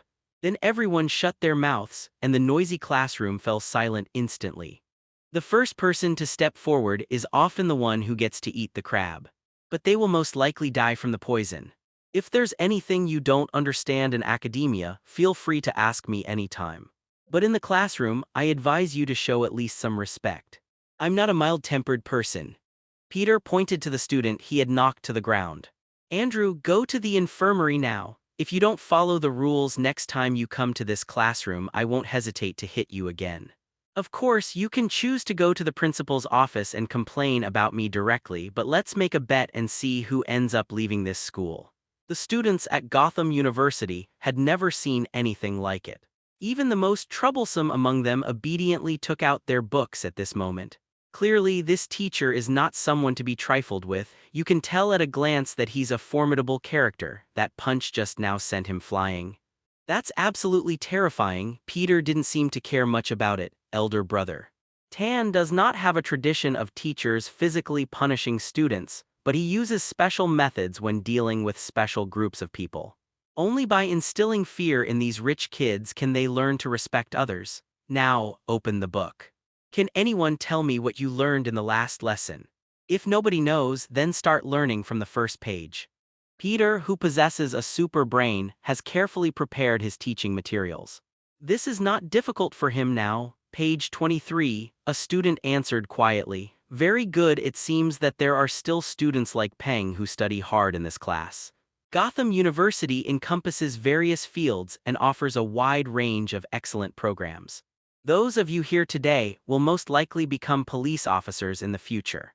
You're bound to encounter some unrequited loves that are hard to solve. If you don't even understand criminal psychology, you might as well drop out of school. Cell phones are allowed in university classrooms. Some people directly searched for Peter Parker's name online. Related terms immediately appeared on Google. A top student at Peter Parker Imperial College, he has helped the New York Police Department solve numerous cases and has published more than 10 important papers internationally. He was once personally received by the president. There are many books on criminal psychology. The students who saw this message were all stunned. Their faces were filled with disbelief. One of them spoke up timidly. Mr. Parker, are you the author of Criminal Behavior and Methods? Peter glanced at him. You are only freshmen now, it's not time for you to study this textbook yet. Peter could only force himself to remain calm, though he couldn't help but inwardly grumble at the one-eyed, dark-skinned, bald man. Nick Fury screwed him over. I don't know who I asked to create a Google entry for Peter. Fortunately, Peter possesses a super brain and can almost always remember the knowledge in books. Yesterday, on his way to Gotham, Peter read several books on psychology. I managed to avoid showing my weakness. The course has ended. Peter arrived at the office and as a teaching assistant received treatment that was not his due. a private office, and a common area for resting and chatting with others. The other professors all assumed that Peter was a relative of the university president. Everyone assumed he was hired through connections since he was so young and looked rather immature. Until a colleague like a student couldn't resist searching Peter's name online. Then all the professors and teachers fell silent. No one dared to underestimate Peter anymore. He deserves to be treated this way by the principal and deserves to be respected by everyone. Peter initially thought that working here for 2 days wouldn't be a big deal. After all, his real purpose was to contact Victor in order to complete the system's mission. But now that a group of people know about his heroic deeds, he feels a sense of unease, as if he had fabricated his academic credentials. As for Victor, this future infamous Gotham villain is now in the same unit as Peter, and he is also a teacher at Gotham University. The other person looked somewhat worried, but otherwise there was nothing different about them. This puzzled Peter. A few months ago, according to Penguin, his territory was taken over by Mr. Freeze. By that time, Victor's body must have already undergone changes. But now it seems that Victor is no different from a normal person. The other person was dressed as a scholar. He was tall and thin, wore glasses, and had a melancholy look in his eyes. Peter, youth is wonderful. In the public chat area, there were only Victor and Peter. The professor, who specializes in cryogenics, showed great interest in Peter. It seems that he wanted to recall his youth through Peter. The two chatted while drinking coffee. Because of their shared knowledge, they found themselves quite compatible in their conversation. As the conversation progressed, Peter also gained more information. Victor arrived at Gotham University to teach 3 months ago. Salary was part of the reason, but more importantly, as a professor in the field of cryogenic research at Gotham University, he was able to use the cryogenic laboratory free of charge. His wife was frozen here to prevent her condition from worsening. Of course, this is due to some technical difficulties. He couldn't keep his wife in a frozen state forever. It must be taken out of the low-temperature laboratory every 10 days. You need to take medicine, eat, and sleep. With Victor's current abilities, the sky is his limit. If this time is exceeded, the frozen person will rot. Considering the later story of Mr. Freeze, his behavior easily makes him seem like a psychopath. However, in this era, many people have already proposed the concepts of hibernation and refrigeration. It involves freezing people with incurable diseases and then thawing them for treatment when medical technology advances in the future. Victor simply loved his wife too much. He didn't want her to die. He loves her. Peter thought Victor Frith would be a good teammate. He is currently preparing to establish a dark alliance. This is precisely the time when manpower is needed. Victor, who possesses world-leading cryogenic technology, is a good candidate. It now appears that all the prospective members of the Dark Alliance are highly educated individuals. Otto Octavian, also known as Dr. Octopus, is a leading figure in nuclear fusion and artificial intelligence.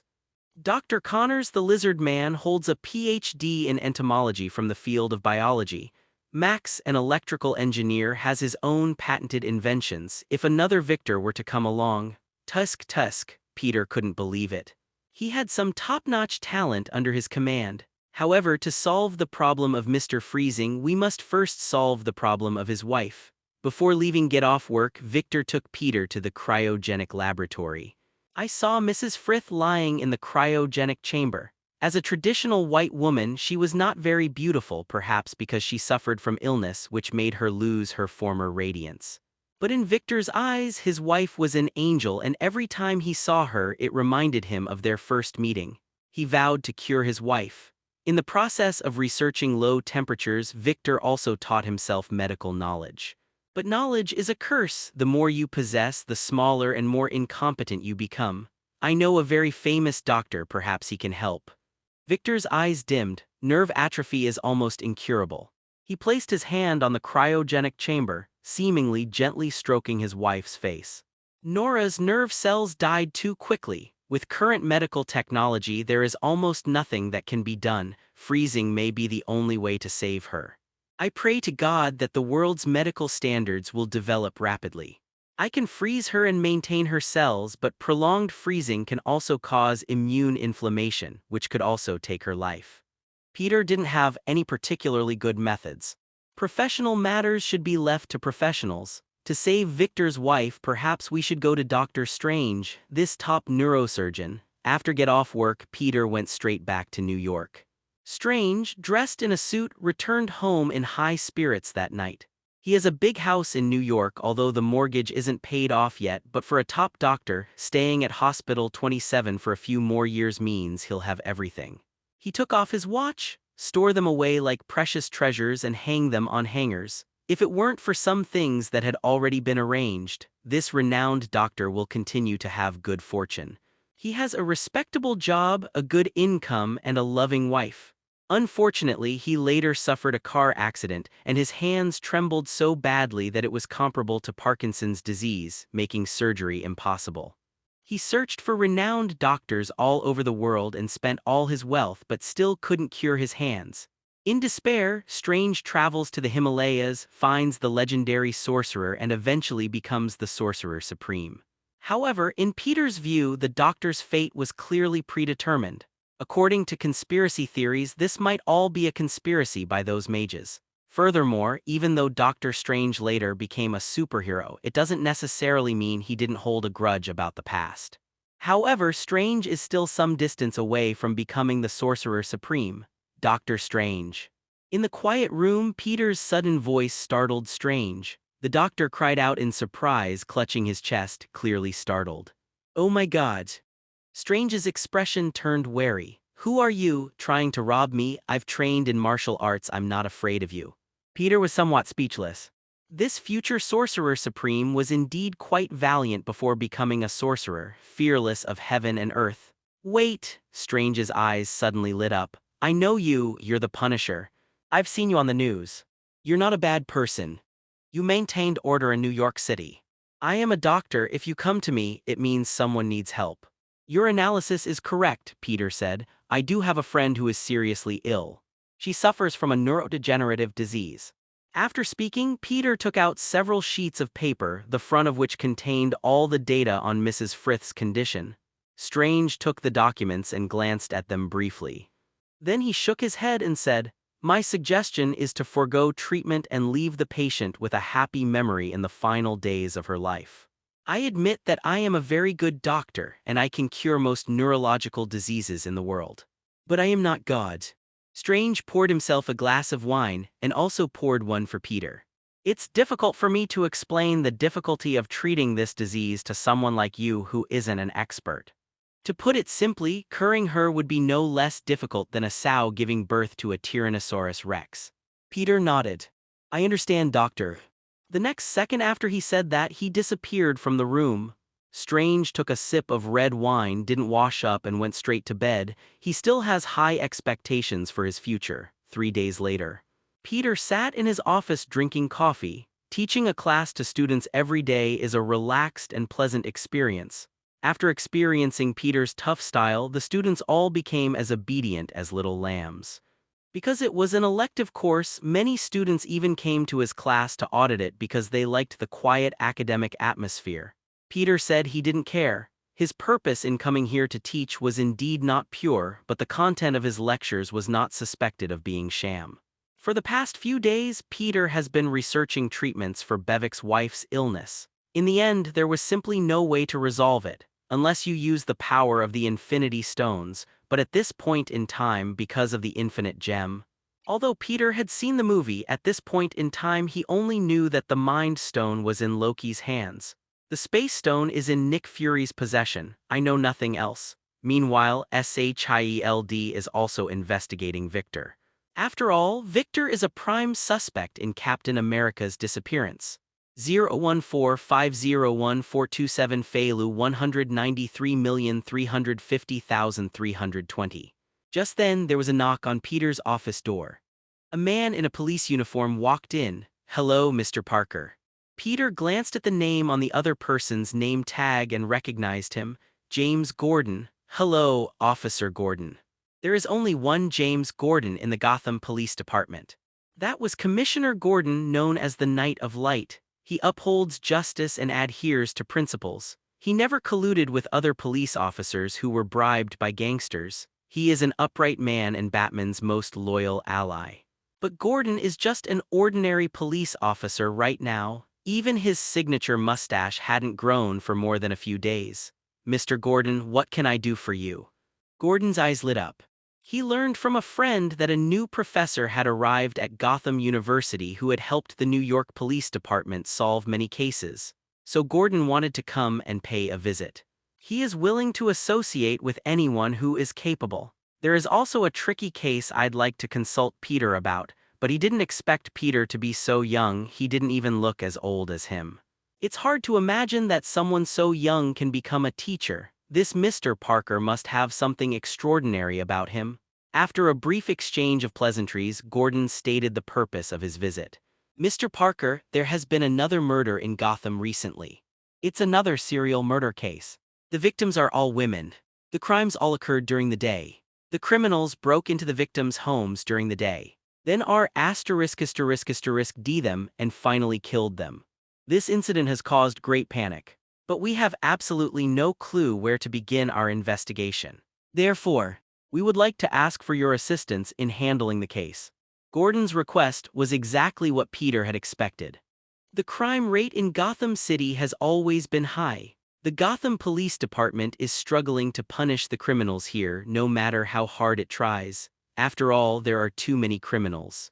There are simply not enough police officers. Therefore, the police station here has a long tradition of seeking help from experts in criminal psychology. That's why Peter came here.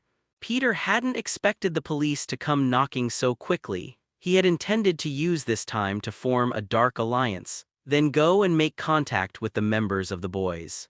But because Nick Fury created an awesome biographical entry for him, this caught the attention of the Gotham police ahead of time. I'm very interested in this case, Peter replied. Today's classes for the students are finished. We can begin the investigation now. As a newly arrived teacher at Gotham University, I also need to demonstrate to the students the capabilities of their teachers. Upon hearing this, Gordon's face immediately lit up with a delighted smile. Thank you, Mr. Parker. With someone like you, I believe we can solve this case very soon. Gordon is probably feeling really depressed lately. This serial killer has already murdered 7 people. It created a climate of fear throughout Gotham. Although this is a city with an extremely high crime rate, however, the proportion of home invasion robberies is not high. For criminals, burglary is not cost-effective and may even put them in a dangerous situation. People in Gotham don't go out at night, and even if they do, they don't go out alone. The murderer broke into the house, assaulted the woman, and killed her. This case caused quite a stir in Gotham. Everyone was filled with anxiety. They were terrified that they or their family members would become the next victims. Officer Gordon, now is not the time for flattery. Take me to the crime scene. Hopefully it hasn't been vandalized. Peter stood up and took down the black cashmere coat hanging on the hanger. Gotham's winters are unusually cold. You rekindled Gordon's fighting spirit when he was in despair. The rewards for assisting the police in solving cases will be doubled. Keep up the good work. Peter shrugged, walked out of Gotham University and into the Gotham Police Department. Gordon gave all the information to Peter. All the victims were women and all of them came from relatively wealthy, middle-class families. The perpetrators committed their crimes during the daytime. 7 of the cases occurred within a 10-kilometer radius. All the victims were strangled by things like telephone cords. No weapons were left at the scene. Starting with the 4th case, the perpetrator left messages at the crime scene. They left behind poems from the last century. The poem is a dialogue with death. There was no property loss in the deceased's home. Seeing Peter remain silent, Gordon's heart skipped a beat. It seems Peter is also powerless to do anything about this case. Mr. Parker, have you found any clues from this information? Peter heard what he said. He couldn't help but smile slightly. It's been almost 2 months since the first case started, and you've made absolutely no progress. I'm truly disappointed in the Gotham police. Gordon suddenly felt a little ashamed, but more than that, he was pleasantly surprised. He understood the message Peter was conveying in his words. He has likely already discovered the key to the problem. I'm sorry, Mr. Parker. We do have limited capabilities. What exactly did you discover? Peter put down a stack of documents. The fact that no valuables were stolen from the victim's home indicates that the murderer did not kill for money but rather to vent some kind of emotion. This is most likely the murderer's motive. The fact that the murderer chose to kill during the day indicates that he was also facing great risks. So the murderer had great confidence in his actions. All the cases occurred within 10 km, and the perpetrator most likely had a car. The murderer killed a total of 7 people, and after the 4th case, he chose to leave a poem at the scene. Detective Gordon, think about it, what's the point? Gordon frowned and pondered. Perhaps it's to gain attention. After the previous cases, the police did not classify this case as a serial crime. Criminals want to get the police's attention. Peter 377 nodded. That's right, that's exactly it.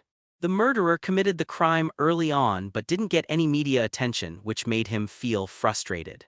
Therefore, he chose to use poems containing the image of death as a symbol. He wanted attention. He compared himself to death, someone who held the power of life and death. I ask you, what right is greater than the power to decide life and death? As for his mode of transportation, it is likely related to his profession and can serve as a cover. At the same time, the murderer must have observed the victims for a long time and was very clear about their daily routines. Otherwise, he wouldn't have been able to time the crime. In addition, although the murderer did not take away the victim's family's wealth, he did cause damage, such as tearing banknotes in half. This indicates that he harbors intense jealousy and anger towards those in higher social classes. The murderer is most likely not well off. In every case happened in an affluent area. It would be quite conspicuous for a poor person from a lower social class to appear in an affluent area, but he managed to hide himself perfectly in his surroundings. As for the victims, their eyes were wide open. Most people close their eyes when they are being attacked, but this killer clearly wanted the victim to look at him. In other words, this pervert really enjoys seeing women terrified beneath him. What does this indicate? It indicates that the murderer was likely oppressed by women in his life. Therefore, when he committed the crime, he needed to have absolute control and the power to speak. In addition, the manner in which the victims died is also noteworthy. They were all facing the window when they died. Peter's words revealed the killer's true nature. Gordon was full of praise. Good heavens, Mr. Parker, I never thought of that. I must say you are truly a genius. Your thinking is very insightful and has given me a new direction for judging cases. Gotham is truly honored to have someone like you. Peter smiled slightly. These are just the most basic pieces of knowledge. Mr. Gordon, if you have nothing else to do in your spare time, I do not recommend that you audit my classes. Now I want to ask you, how do we apprehend this suspect? Gordon was a little embarrassed, then responded. I will increase police presence in affluent areas for searches. Peter sighed softly. It seems you still have a lot to learn. You don't seem to have paid attention to what I just said. Every one of the deceased died with their eyes looking out the window. This was clearly a deliberate act by the murderer. Detective Gordon, use the professional knowledge you learned in school to tell me why this is. Gordon's brain started working at lightning speed. According to Mr. Parker, the killer had been in a state of long-term repression. He adjusted the victim's position, making sure his eyes were looking out the window. This means free. The killer wants to be free. Peter almost spat out his water. Your answer is utterly stupid. It's control. Peter corrected him seriously, saying that there must be some hidden common characteristics in the cases. From the victim's perspective, they must be able to see something similar outside the window. Starting with the 4th case, the killer left poems at the scene, comparing himself to death. He had an extremely strong desire for control. Even after the victims were dead, he would still watch their fears as they died. Peter paused for a moment at this point. Detective Gordon, what you need to do now is to revisit the scene where the victim was murdered. Looking out the window from the perspective of the deceased, the information we see is enough to identify the murderer. Come back to me after you've done all this. I have a way to make the murderer reveal his identity. Peter sat in the chair looking very confident. Gordon now has complete faith in Peter. The analysis Peter just gave him has been incredibly helpful. A capable person can convince others with just a few words. Mr. Parker, wait for me here, I'll be right back. Gordon made a suggestion, asking his colleagues at the police station to take good care of Peter. Peter also loitered around the police station as a consultant. At this moment, news reports about the case are playing on the television inside the police station. The killer has already murdered 7 innocent housewives in Gotham and destroyed 7 families. But the police still haven't been able to solve the case. Residents of Gotham City say they are in a state of panic recently. A burly man in a suit suddenly walked over and turned off the TV. "I've never seen you before, who are you?" The man's tone carried an interrogative undertone. "Hello, I am Peter Parker." James Gordon was brought in to assist with the trial. The man nodded. "Hello, I'm the chief of the Gotham Police Department. You can call me Barnes." Peter frowned slightly in surprise. The violent police chief he'd only seen in movies was much stronger than he'd imagined. Originally, this sheriff was a good policeman who was committed to justice and maintaining public order. But in the end, he was infected by Alice's blood, and all his reason was ultimately dominated by violence. He became the epitome of justice. He eventually became the villain. It could be argued that if Barnes hadn't been infected by Alice's blood, Gordon will not become Gotham's director, at least not anytime soon. Barnes' expression was indifferent. Clearly, his status as a teaching assistant at Peter University did not earn him any flattery. If every case has to rely on outsiders, then there's no point in the Gotham Police Department existing. "You seem to have a problem with me." Peter goes straight to the point, saying what he means without needing to be polite or diplomatic. Barnes turned around and looked at Peter. He spoke seriously. "This isn't the first time the police have hired outside personnel to assist in an investigation. But most of them are just pretty on the outside but rotten on the inside. After a few encounters, I no longer have any illusions about them. To put it bluntly, these people are only here to add a line to their resumes.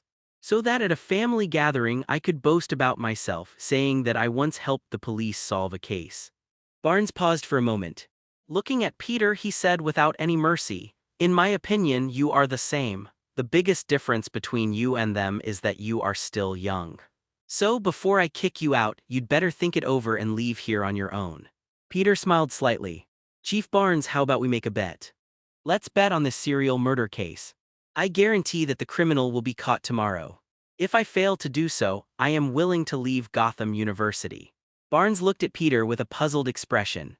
Among the scholars he had met in the past, quite a few were prone to exaggeration, but no one is ever willing to gamble with their own interests. "Okay, I accept your challenge." Barnes began. "If you can't catch the criminal by tomorrow night, you are leaving Gotham University. If you catch me, I'll leave the police station." He didn't believe Peter's words. After all, it had been almost 2 months. "The police have been on the move, but we didn't even see a trace of the criminals." Barnes didn't believe Peter had the ability to do what so many police officers hadn't been able to, so he never thought he would lose. "No, it's not necessary. If you lose, just treat the police station and my colleagues to a donut meal. The premise is that I have the final say at the Gotham Police Department until tomorrow night, but don't worry, I won't abuse my power." Peter said with a smile. He was confident in his reasoning. Even if his reasoning failed, it wouldn't matter, he would just lose face. Their gambling was witnessed by others. "You said you bet with me, so you bet with me? Who can prove that?" "Feel sorry." Suddenly, a voice rang out behind the two of them. A young man who looked to be in his early 20s with a camera hanging around his neck and wearing glasses suddenly spoke up. "My name is Duke, and I'm a reporter for the Gotham Daily.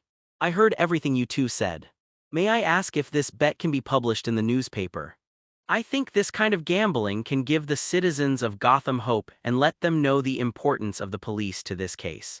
Duke's idea to publish the news was not intended to calm the anxious emotions of Gotham citizens. It's simply because this news, once published, will be extremely interesting. Duke University, which gathers the biggest news stories, will also receive a bonus. Barnes looked at Peter. "I think this is a good suggestion, but I don't know if Mr. Parker would be willing." Peter's lips curled into a smile. "Yes, of course." 4 o'clock in the afternoon, a piece of news swept through Gotham.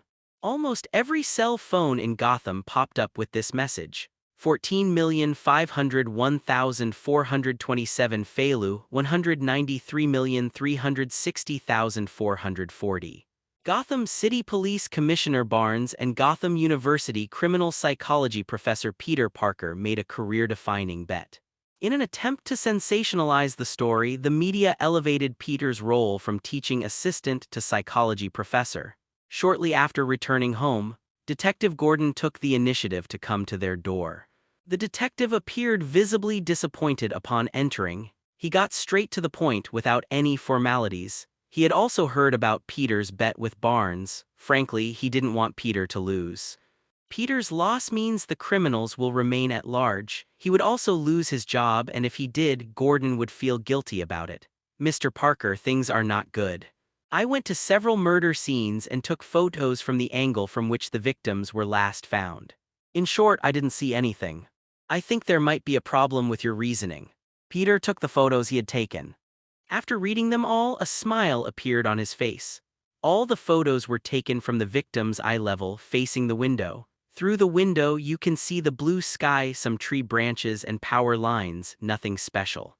Peter began by saying, "The devil is in the details. Haven't you noticed that all the photos have one thing in common?" What? Gordon took the photo and examined it carefully but still found nothing. Peter stopped beating around the bush. It's a utility pole and a power line. Something appeared in almost every photo. How come you didn't see it? After Peter pointed it out, Gordon suddenly understood. Yes, they're electrical wires. There are electrical wires in almost every photo. This thing that he could see every day became the thing he neglected the most. Peter continued, the murderer was a line repairman. It's not out of place for a low-class person to appear in a wealthy neighborhood because he was wearing work clothes. People in Gotham are particularly punctual, which is similar to the British, meaning they have a lot of time to slack off. It's not impossible for a line to take a week to repair, giving the perpetrator plenty of time to observe the victim and choose their target. That's why he committed the crimes during the day. He had already figured out the victim's daily routines. Gordon turned to leave. I'll go investigate right now and I'm sure I'll find the murderer.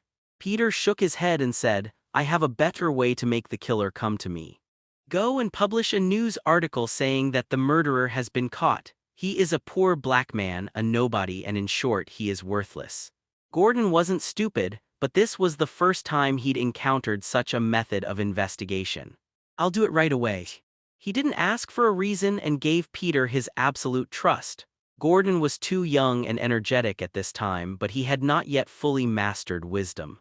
He will only be a true knight of light when he becomes the commissioner of Gotham City. Peter hung his coat on the hanger and began preparing dinner. Hot pot, Huxia supermarkets have everything. Sesame paste, sesame oil, sliced beef, various green vegetables, and meatballs are all available. Peter turned on the TV while boiling water, making it a background noise. Just then, there was a knock on the door. Damn it, can't I just enjoy some alone time? Peter was quite surprised to see who appeared after he opened the door. Miss Kyle, is there anything I can do for you so late? I don't think the volume of my TV is enough to disturb others. Selina Kyle is also known as Catwoman. She stood at the doorway, a gentle smile on her face. The situation is completely different now than yesterday. I'm sorry, Mr. Parker, I didn't know you were a professor at Gotham University. In fact, I am also a student at Gotham University, but I am an adult self-taught student. Selina Kyle lived in a tragic family. I grew up on the streets and later opened a dry cleaning shop with a friend. Of course, this is only her public identity. In reality, she possesses superhuman agility and is also outstanding in combat. Of course, all of this change started with a certain kitten. Since gaining superhuman abilities, Tang Lin has embarked on a path of theft. No way. That's how it is in Gotham, that's the rule of survival. The reason she knocked on Peter's door tonight was because she saw her neighbor's message on her phone's news feed. Who would have thought that the guy next door was actually a professor of criminal psychology? There are so many people and so many houses in the world, yet he didn't become someone else's neighbor but instead became mine. Selina was a little flustered because of the other person's identity. After all, a few months ago she stole a millionaire's gemstone necklace. She felt that Peter had come to investigate her, most likely to find out the location of the necklace and then send her to Gotham Prison. Rather than doing that, it's better to take the initiative. Wow, what did you make? It's so spicy. Perrin's mother, like a real kitten, peered into the room and then walked straight in. Wow, this is Huxia food, Selina exclaimed in surprise. I've seen it on TV and always wanted to try it, but I didn't know how to make it. Peter looked helpless. Your nose is really useful, but Miss Kyle, I don't remember saying please come in to you. Don't be so stingy, Professor Parker. I'm a student at Gotham University too. It's not like I can't refuse a student's invitation to a professor's house for a meal. Peter closed the door. I don't remember your name being on the roll call. Spicy butter sizzles in the pot. The aroma of beef wafts through the air. Peter picked up a piece of food with his chopsticks and put it into the bowl. However, Selina was clearly not comfortable using chopsticks and her movements were extremely clumsy. Peter couldn't stand it and put a piece of fatty beef into his bowl. Mr. Parker, I think you're going to lose. The bet between you and the police chief has spread throughout Gotham, even more so than the case itself. How could the murderer not have seen this message? He will definitely increase his vigilance. Peter took a bite of beef. I did it on purpose. I deliberately let the murderer know. What? Selina didn't understand at all. I have a grasp of the killer's mind. I understand him better than the killer himself. Bragging is not a quality a teacher should have. Selina clumsily picked up a piece of tripe and put it in her mouth, panting heavily from the heat. You don't believe me? I don't believe it. Then let me guess who you are. Selina was somewhat wary. I'm just an ordinary poor student. Peter put down his chopsticks and looked at her face. There was a theft on Tranca Street last night. A gemstone was stolen. Selina was startled. The thief was her. Peter said to himself, if I'm not mistaken, it was you who did it. Selina gripped her chopsticks tightly. Don't joke around, Mr. Parker. I already told you I'm just a poor student. But you don't look poor at all. The person who was robbed is a family member of one of my students. She always had a faint smell of tobacco on her, and this smell was hard to get rid of once it was on her body. And you happen to have that scent on you. As far as I know, my student's family has a ragdoll cat. Because of the family's carelessness, they often forget to feed the cat, causing the kitten to often go hungry. My ragdoll cat Males sheds a lot. After saying that, Peter suddenly leaned close to Selina, then bent down and took a tuft of cat hair from her pants. You're so careless, Miss Kyle. Selina was unsettled, but she remained calm. You were looking at my legs from the beginning. After saying that, she suddenly lifted her leg and put one of her long, slender legs into Peter's arms. She was wearing black jeans and her legs looked amazing. Then let's watch to our heart's content. Selina was trying to distract Peter this way and she had already planned it out. We have to move. There's no way I can stay in this place any longer. Mr. Parker, it's a bit far-fetched for you to judge me as the thief based solely on my scent and the cat hair on my legs. Even if it goes to court, it won't be considered evidence. Peter smiled slightly and had to admit that Catwoman's legs were truly eye-catching. In his memory, Gwen was the kind of person with a well-proportioned figure and a large, bear-like build. Catwoman has longer legs and is also sexier. After all, Gwen has just started college. Selina is already in her 20s. Miss Selina, 2 pieces of information alone cannot prove anything. But your flaws are more than just 2. You overlooked a total of 12 details and I only pointed out 2. Bang! Selina suddenly shoved the chopsticks at Peter. As someone who lives in Gotham, the concept of striking first gives you an advantage is ingrained in their very being. She was almost certain that the guy in front of her was there to capture her. She doesn't want to spend the rest of her life in prison. Peter easily dodged the attack. The other person's long legs, like weapons, were wrapped around Peter's waist, preventing him from making a move, but it's of no use. Peter pinned Selina down. Why are you in such a hurry? It's even foolish. If I were going to hand you over to the police, I wouldn't be saying all this to you. Selina tried to exert force and struggle, but she couldn't do anything. She could only glare fiercely at Peter. Mr. Parker, you've pinned your student down. Do you need a seat? Peter and Selina were so close that their breaths could hit each other's faces. I'm sorry, Miss Kyle, I won't be with a woman who doesn't love me.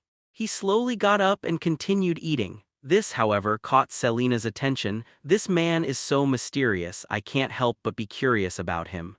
I'm not interested in your affairs, just don't bother me. Selina remained silent, looking defiant, and continued eating next to Peter. The next day, Peter had no classes at Gotham University. He went directly to the police station. The police officers treated this professor who studies criminal psychology with the respect he deserved. Chief Barnes, holding a newspaper, walked up to Peter. "Mr. Parker, if you won the bet by publishing fake news, then I can only say that you cheated." The front page of the newspaper read, "The perpetrator of the serial murders has been arrested." These discriminatory terms became his label. They have never received an education and are completely illiterate. He is a black man. It is a same-s asterisk X group. This news was not only published in the newspapers but also appeared on Gotham's television news. But those inside the organization knew that the news was false. "The real murderer is still at large," Peter smiled and said. "Don't worry, Sheriff Barnes, he'll catch him."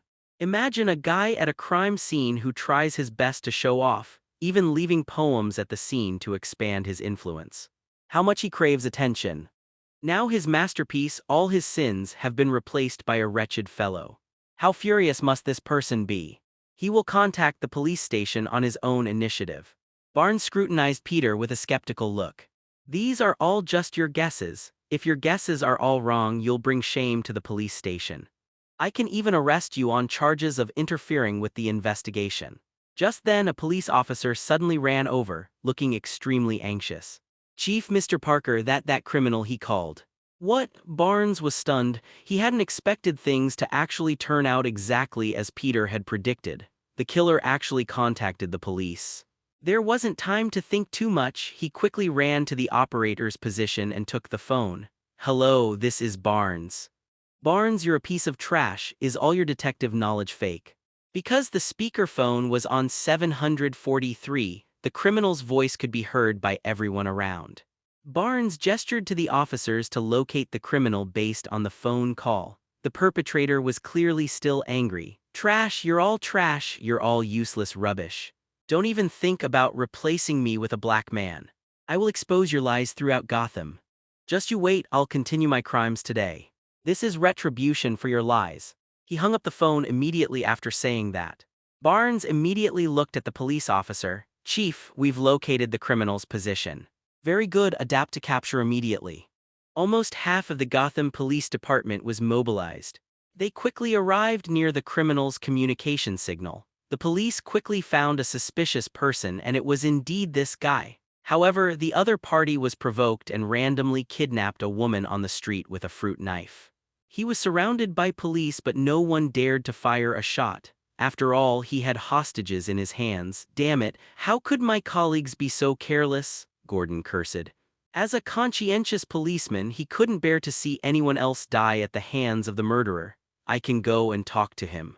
Peter began to speak. He was confident he could persuade the criminals, and if that failed, he would resort to the methods of a punisher. Although Peter isn't ready to reveal his true identity yet, it doesn't matter. In the past, he used the identity of a punisher to kill bad guys in New York and earn points. It's because he's too weak. Once their identity is exposed, they risk being arrested. But things are different now, although it can't be considered the strongest group yet, but even ordinary superheroes and mutants can't do anything to him. Exposing one's identity might cause some trouble, but it's far from fatal. "Mr. Parker, this is too dangerous." The killer's emotions were very unstable. "It's all right," Peter said and walked towards the criminal. The criminal was a strong white man. The woman he had abducted trembled, tears streaming down her face, and dared not move. Peter walked directly to a position 2 meters in front of him. "If you lay a hand on this innocent woman, the police behind you will shoot you dead immediately. Your face won't appear in the news. The police will claim that you were just some nobody who stole something. The people you killed before had nothing to do with you. No one will know that it was you who left the poem at the crime scene. Nobody will care about you, you won't be talked about or remembered by anyone, and you'll be completely forgot in no time." After hearing these words, the murderer's eyes indeed wavered. But the police officers watching were all covered in sweat. Communicating with someone who has no compassion and no respect for life is inherently dangerous. Barnes wiped the sweat from his brow and aimed at the killer's head. But they dared not fire indiscriminately. After all, he had hostages in his hands. Peter continued his psychological warfare. "But if you put down the knife, I guarantee your face will be on the front page of the national newspapers. Everyone will see you. Those lowly novelists will use you as a model to create all sorts of assassins. Your name will become a fear of an era. There might even be a movie based on this case, with you as the real person. The whole world will know about you. After hearing these words, the murderer smiled and a glimmer of hope appeared in his eyes. It seems that he has already imagined everything Peter described. Peter concluded by saying, "You may become very famous or you may remain unknown. It's up to you to choose."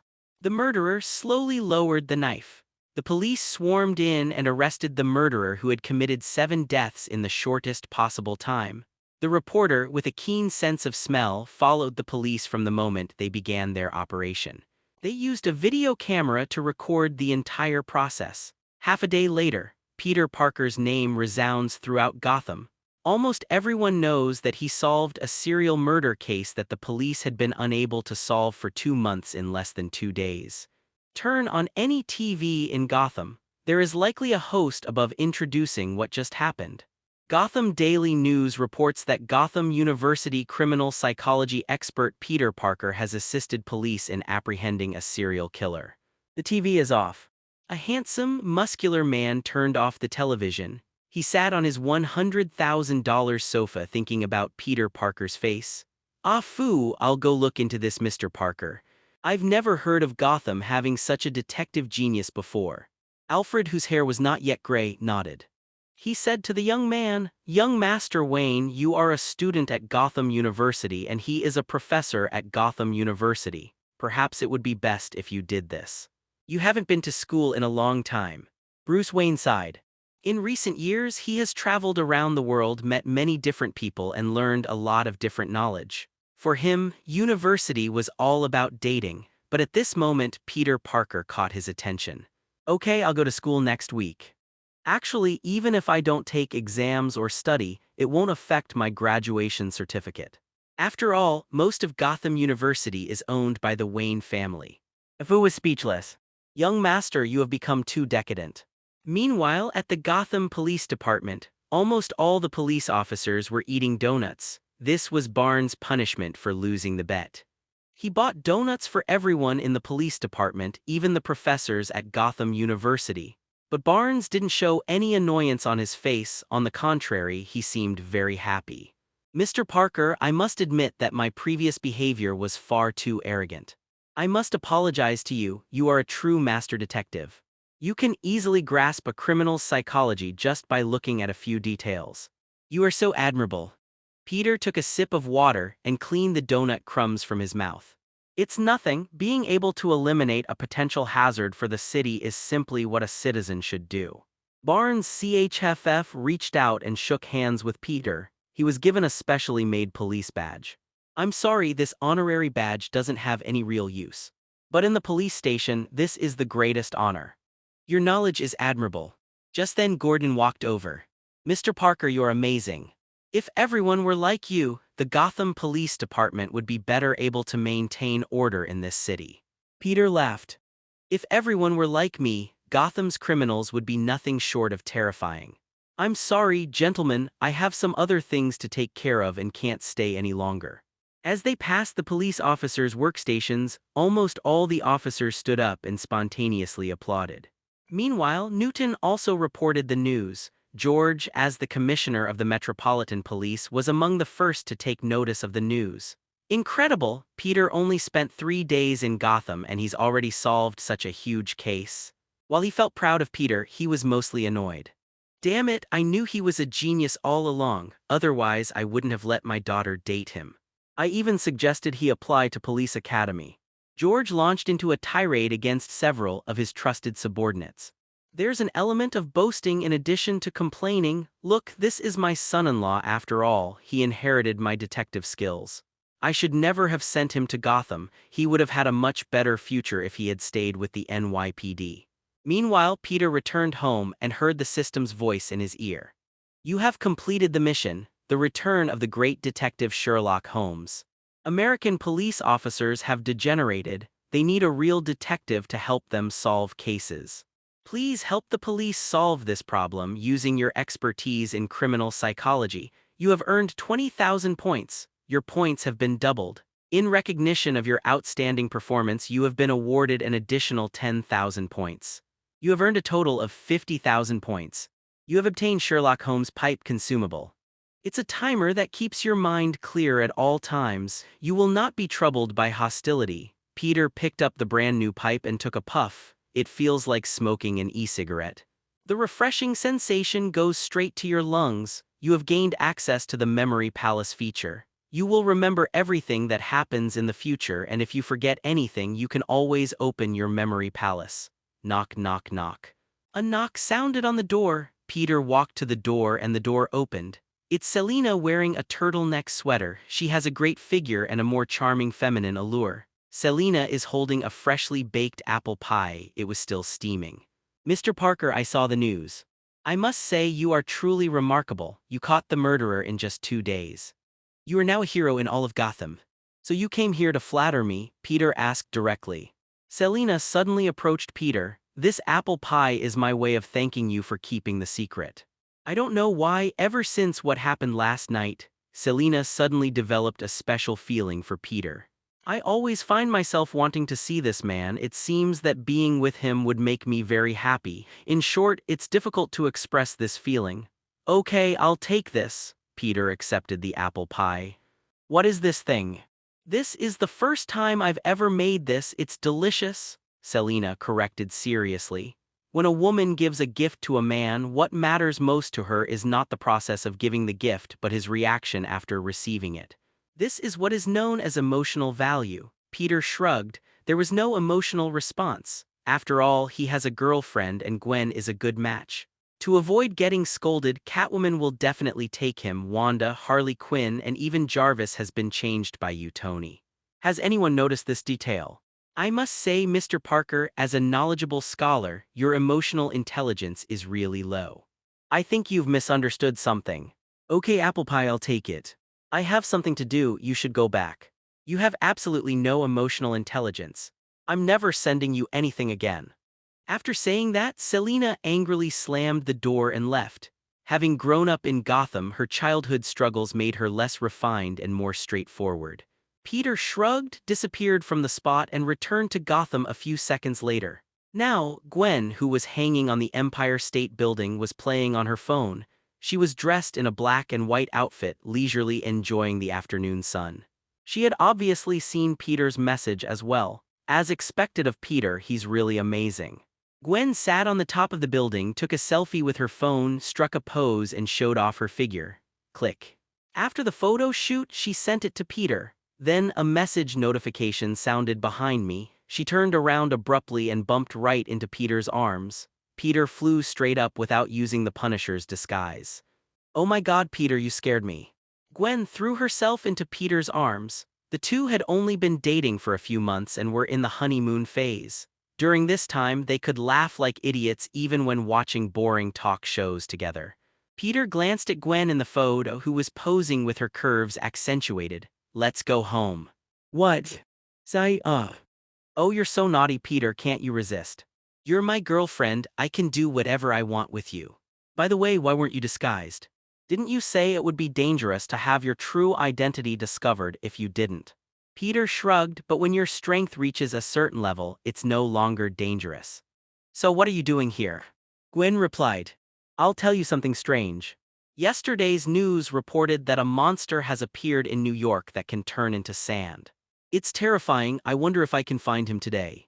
Peter had already realized it. If it wasn't Crocodile from One Piece who traveled through time, then there's only one possibility. Flint Marko, the Sandman, has entered the game, this guy who merged with the sand due to nuclear radiation. As the saying goes, the rich rely on technology while the poor rely on mutation. But Peter doesn't care about that right now. He picked up Gwen and flew towards home. Forget about the sand people, I only want to do one thing right now. Yes. Yes. In the bedroom of a villa in Queens, Peter and Gwen cosplay as centaurs together. Both of them were soaked in sweat, and because of their superhuman physiques they had more stamina. The speed of recovery is also far beyond that of the average person. Gwen looked tired. Gwen, we're already worth over 100 million, maybe we can have a child. Gwen was panting heavily, then let's take one. After a long while, the two took a shower and lay down on the bed. Gwen lay in Peter's arms, scrolling through short videos on her phone. The atmosphere was very quiet. Suddenly Peter burst out laughing. "Peter, what are you laughing at? It's nothing, I didn't expect you to make that kind of face." Gwen blushed instantly and then punched Peter in the chest. "You've got it wrong. You're wrong if I didn't. Oh, you're such a Peter." Peter rubbed his nose against Gwen's nose. "You stinky Peter, don't you like to eat it too?" Arya stopped talking. The two tickled each other on the bed for a while and soon fell asleep. New York City is brightly lit at night. Times Square is the focus of tourists from all over the world. More than 20 kilometers away, Flint Marco climbed onto the balcony of his second-floor apartment. He came back to see his daughter. Last time, just a few days ago, he escaped from the New York State Education Bureau. He could have spent a few years in prison and then reformed himself, but God didn't give him that chance. His daughter, Penny, suffers from a rare disease and has to be on an oxygen tube even when she sleeps. There is currently no cure for this disease. Flint once gave all his savings to fund a medical laboratory. But he received letters from the laboratory while in prison. Penny's illness is extremely rare and a lot of money will be needed for further research. The laboratory lacks funding and is unable to continue its research. Flint, desperate to save his daughter in prison, understands that no father wouldn't love his daughter. He couldn't bear to watch his daughter die from illness, so his only option was to escape. "Only after leaving prison can I figure out how to make money." However, he was eventually discovered by the police. On his escape, he entered an experimental base. In short, he remembered that he was already dead. But for some reason, he not only didn't die but also gained the ability to control sand. Normally, he would definitely try to heal himself. After all, no one wants to be a monster. But now, this is not a curse but a blessing, an immense blessing. Flint carefully jumped down from the second floor. One last look at the house. It's near the subway. Even in the early hours of the morning, trains can be heard roaring by. It not only generates tremendous noise but also causes the house to shake. I will definitely change all of this. Flint left a message and headed towards the medical laboratory. The experiment cannot be terminated. It must not be stopped. This was a father's last hope. Under the cover of night, Flint headed to the medical laboratory. They also found people researching the disease.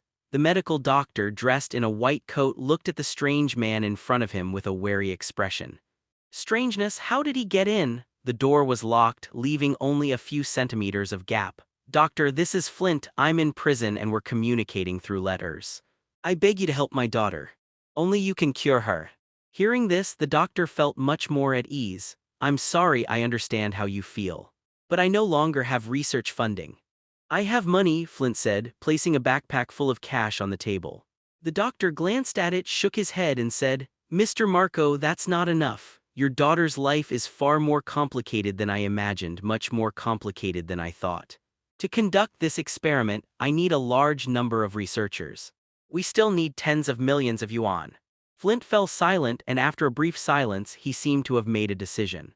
"I have money, I'll give you as much as you want, as long as it can cure my daughter." After saying that, Lin T turned and left. They disappeared into the night. The next morning, rest day. Gwen, still half asleep, got out of bed and Peter prepared breakfast for her. A standard white person's meal. The sandwich was topped with scrambled eggs, salad dressing, and a cup of hot milk. She's even started fantasizing about married life. Peter washed his face. He wasn't planning on going back to Gotham today. Compared to New York, Gotham's weather is always gloomy, making it really not a very livable place. "Gwen, how about we go to the museum today?" "Good." Peter was somewhat surprised. "What the heck, you agreed so readily. I thought you didn't want to go to a place like that." Gwen sat opposite Peter. "Indeed, those things are not very attractive. They are all works by modern people, mostly hype. I prefer things that are a bit older, but as you know, our country has no history at all." Peter took a bite of the sandwich. He couldn't help but mutter to himself, "That's true. Anyone with a bit of history wouldn't eat sandwiches for breakfast every day. It's so dry and mushy. Is this even fit for human consumption?" "You're right, maybe we can stay home all day." Lie face down on the bed. Gwen wrinkled her nose. "No, I absolutely will not go to bed tonight." "Be moderate." "Peter, be temperate." Peter smiled. "You're overthinking it." "I didn't say anything." "Oh, Peter, you're making fun of me again." Suddenly, a system voice sounded in Peter's ear. You've been disciplining bad people less frequently lately.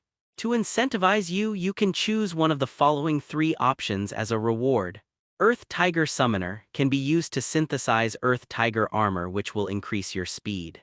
Horse Talisman removes all negative external forces and heals all wounds. Shadow Thief, you can command your shadow to attack the target's shadow. The target whose shadow is stolen will fall into a coma. Peter thought for a moment and first ruled out the Earth Tiger Summoner. Recharging his phone credit and receiving the Earth Tiger armor as a gift is of no use to him now. Peter felt he could shatter the Earth Tiger armor with a single punch. As for the Shadow Thief, he's not bad for assassination. But forget it, the Horse Talisman is better. You have obtained the Horse Talisman. A noble horse can dispel all external forces from the body. Long-term quest, collecting zodiac animals. I have everything I need. 5/12 IT. The horse charm transformed into a pure energy, directly draining Peter's body. Your privileges have been elevated. When you are successful, you should help others. When you are unsuccessful, you should cultivate your own virtue. In the past, your strength was weak and you had to resort to cowardly survival tactics in the face of various enemies. Your abilities have now been enhanced, allowing you to utilize them for others. Peter smiled slightly and looked at Gwen beside him. Does it still hurt? Gwen rolled her eyes at Peter. What do you think? Therefore, we must exercise restraint. Even if we're dating, we can't keep doing that all the time. In short, I'm not going to bed tonight. Peter made a face. Okay, then we won't go to bed tonight. He walked behind Gwen and put his hands on her shoulders. A noble horse can heal all wounds. Gwen immediately felt refreshed and full of energy. Even my mind became clearer. Ballot box with check? The two of them did not use the Simmons mattress this time. Instead, they chose a table that was closer. Then Peter was surprised to discover Zoo. Holy crap, that's a really thorough repair. This can actually be fixed? Night. After they finished, the two of them slept for almost the entire day. After all, as living organisms, we must abide by the law of conservation of energy. They have strong physiques, but they also need better rest. Around 3 or 4 o'clock in the afternoon, the two went out for a meal. Gwen kept looking at Peter with suspicion. Honestly, Peter, what exactly did you do to me? How can there be blood? It was already months ago. In short, I will never be alone in a room with you again anytime soon. You said something similar this morning, Peter shrugged. Just then, their spider sense activated simultaneously and they both looked into the distance. Sure enough, the sound of sirens grew louder as they approached. Peter's spider sense has been upgraded, making it more powerful than Gwen's. Through perception, one can see some flickering images. In the picture, Flint Marco, wearing a green striped short-sleeved shirt, is on an armored truck. Behind him were police officers chasing him. The police fired and the bullet pierced Flint's body, but it was to no avail. After all, he's sand. This level of physical attack had no effect on him. It has to be said, Logia-type characters are really tough to beat. For Peter, who had seen the movie and the comic book, he naturally knew what Flint's purpose was in hijacking the armored truck to save his daughter. It can make a person willingly become the sinner of the whole world. Only love. In the comics, Sandman Flint even joined the Avengers but eventually left due to differences in ideology. Gwen took off the bag she was carrying. Compared to Peter's one-click transformation, Gwen's transformation is much more complicated. Every time I have to find a restroom and go inside to change my clothes. Soon after, the city's friendly neighbor, Spider-Woman, makes her appearance. Peter appears as J.M. and Dante, flying slowly behind Gwen. Gwen floated in the air. Her web shooter, improved by Peter, could now fire not only webs but also web projectiles. Flint hadn't reacted yet. The spider silk bullets had already left him battered and bruised. But the Sandman recovers very quickly. Gwen landed on the armored truck and faced off against Flint. Mind your own business, Spider-Woman. Sandman threw a punch at Gwen. Gwen is no longer the fledgling superhero she once was. Under Peter's tutelage, she has become. He can be considered a master of combat. They fought the Sand People to a standstill. Peter yawned while hovering in the sky, then it swooped down, its laser eyes aimed directly at the Sandman. The high temperatures generated by laser eye can destroy the crystal structure of sand. The area hit by the laser beam immediately turned into a glass-like substance. Punisher, you'd better keep your eyes open when you sleep from now on, to prevent sand from getting into your ears and bursting your head. Peter said coldly, but you don't have that chance. Seeing that things were going badly, Flint immediately turned into dust, attempting to escape. Peter lifted the armored truck with one hand, then it flies far away, soaring high into the sky. After a sandman turns into sand, his consciousness is stored in a single grain of sand. He tried to leave, but the other person was too fast. Flint didn't even have time to react. You can see the news even in prison. He had long heard of the Punisher's infamous reputation. Flint is not some carefree outlaw. He still has family, he still has people he cares about. He dared not continue arguing with Peter. I surrender, Punisher, I surrender. He immediately transformed into human form and raised his hands in a gesture of surrender. Peter felt some sympathy for the man, but more importantly, he saw the value in the Sandman. If the other person is worthless, then he is already dead, Flint continued. I'm not a bad person, I'm just unlucky. According to you, there shouldn't be any prisons in this world. Peter said coldly, I know why you robbed the armored truck, it's because of your daughter, right? Flint was stunned for a moment, looking at Peter in disbelief. How did you know that? I know everything. I can help you cure your daughter, but only if you work for me. Flint's eyes were filled with shock. All he knew was that the Punisher was a ruthless killer. But I didn't expect the other party to know so much. As long as you cure her, I will serve you for the rest of my life. Peter grabbed the Sandman by the neck and flew straight into Flint's house. A small building that wobbles and looks like it could collapse at any moment. Flint, you criminal. What are you doing back here again? Flint's wife looked at him with resentment. Peter flicked the woman's head lightly. The woman immediately collapsed to the ground. The Punisher.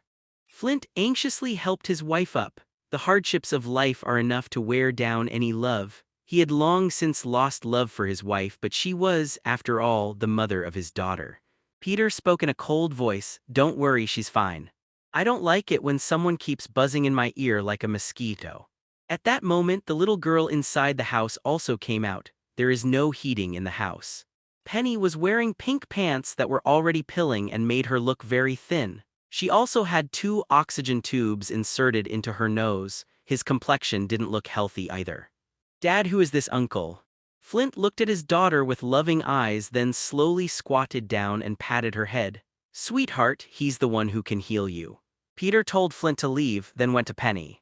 Extend your finger and place it on the little girl's forehead. Flint's heart was in his throat. He no longer trusts this cold-blooded killer, which is why he asked her to treat his daughter. It's a last resort. Last night, the doctor said that researching Penny's illness would cost tens of millions. Flint can steal, he can rob, but my daughter is getting weaker and weaker. At first, she didn't need oxygen. Flint worried that his daughter wouldn't live to see a cure. Penny suddenly coughed, then he spat out a mouthful of blood. Penny. Flint shouted. He swung his fist, ready to punch Peter. Of course, you can't hit it. Why don't you take a look at your daughter first? Flint quickly crouched down and put his hands on Penny's shoulders. Please don't let anything happen to you, baby. Then I saw that my daughter's face had visibly regained its color, and her hair, which had been dry for a long time due to adverse effects, had become shiny. Even his eyes seemed brighter. Penny removed the oxygen tube from her nose herself. I took a deep breath. Dad, I feel better. Flint burst into tears of joy. Her face was covered in tears. Then he turned around and knelt down in front of Peter. He knelt on one knee just like a knight receiving a medal centuries ago. Sir, I am willing to serve you from now on. Flint knelt down on one knee, holding his daughter, tears streaming down his face. If it weren't for his daughter still being alive and the fact that he, as a father, still needed to maintain his dignity, he would have loved to kneel on the ground and kiss Peter's shoes. Flint used to be a brewery worker.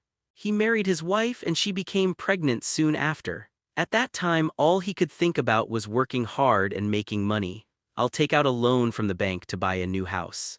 Soon after, their daughter was born, but she also developed an incurable disease. Unless someone is born evil, all bad people are forced into it. Flint turned to crime in order to quickly raise money for his daughter's medical treatment.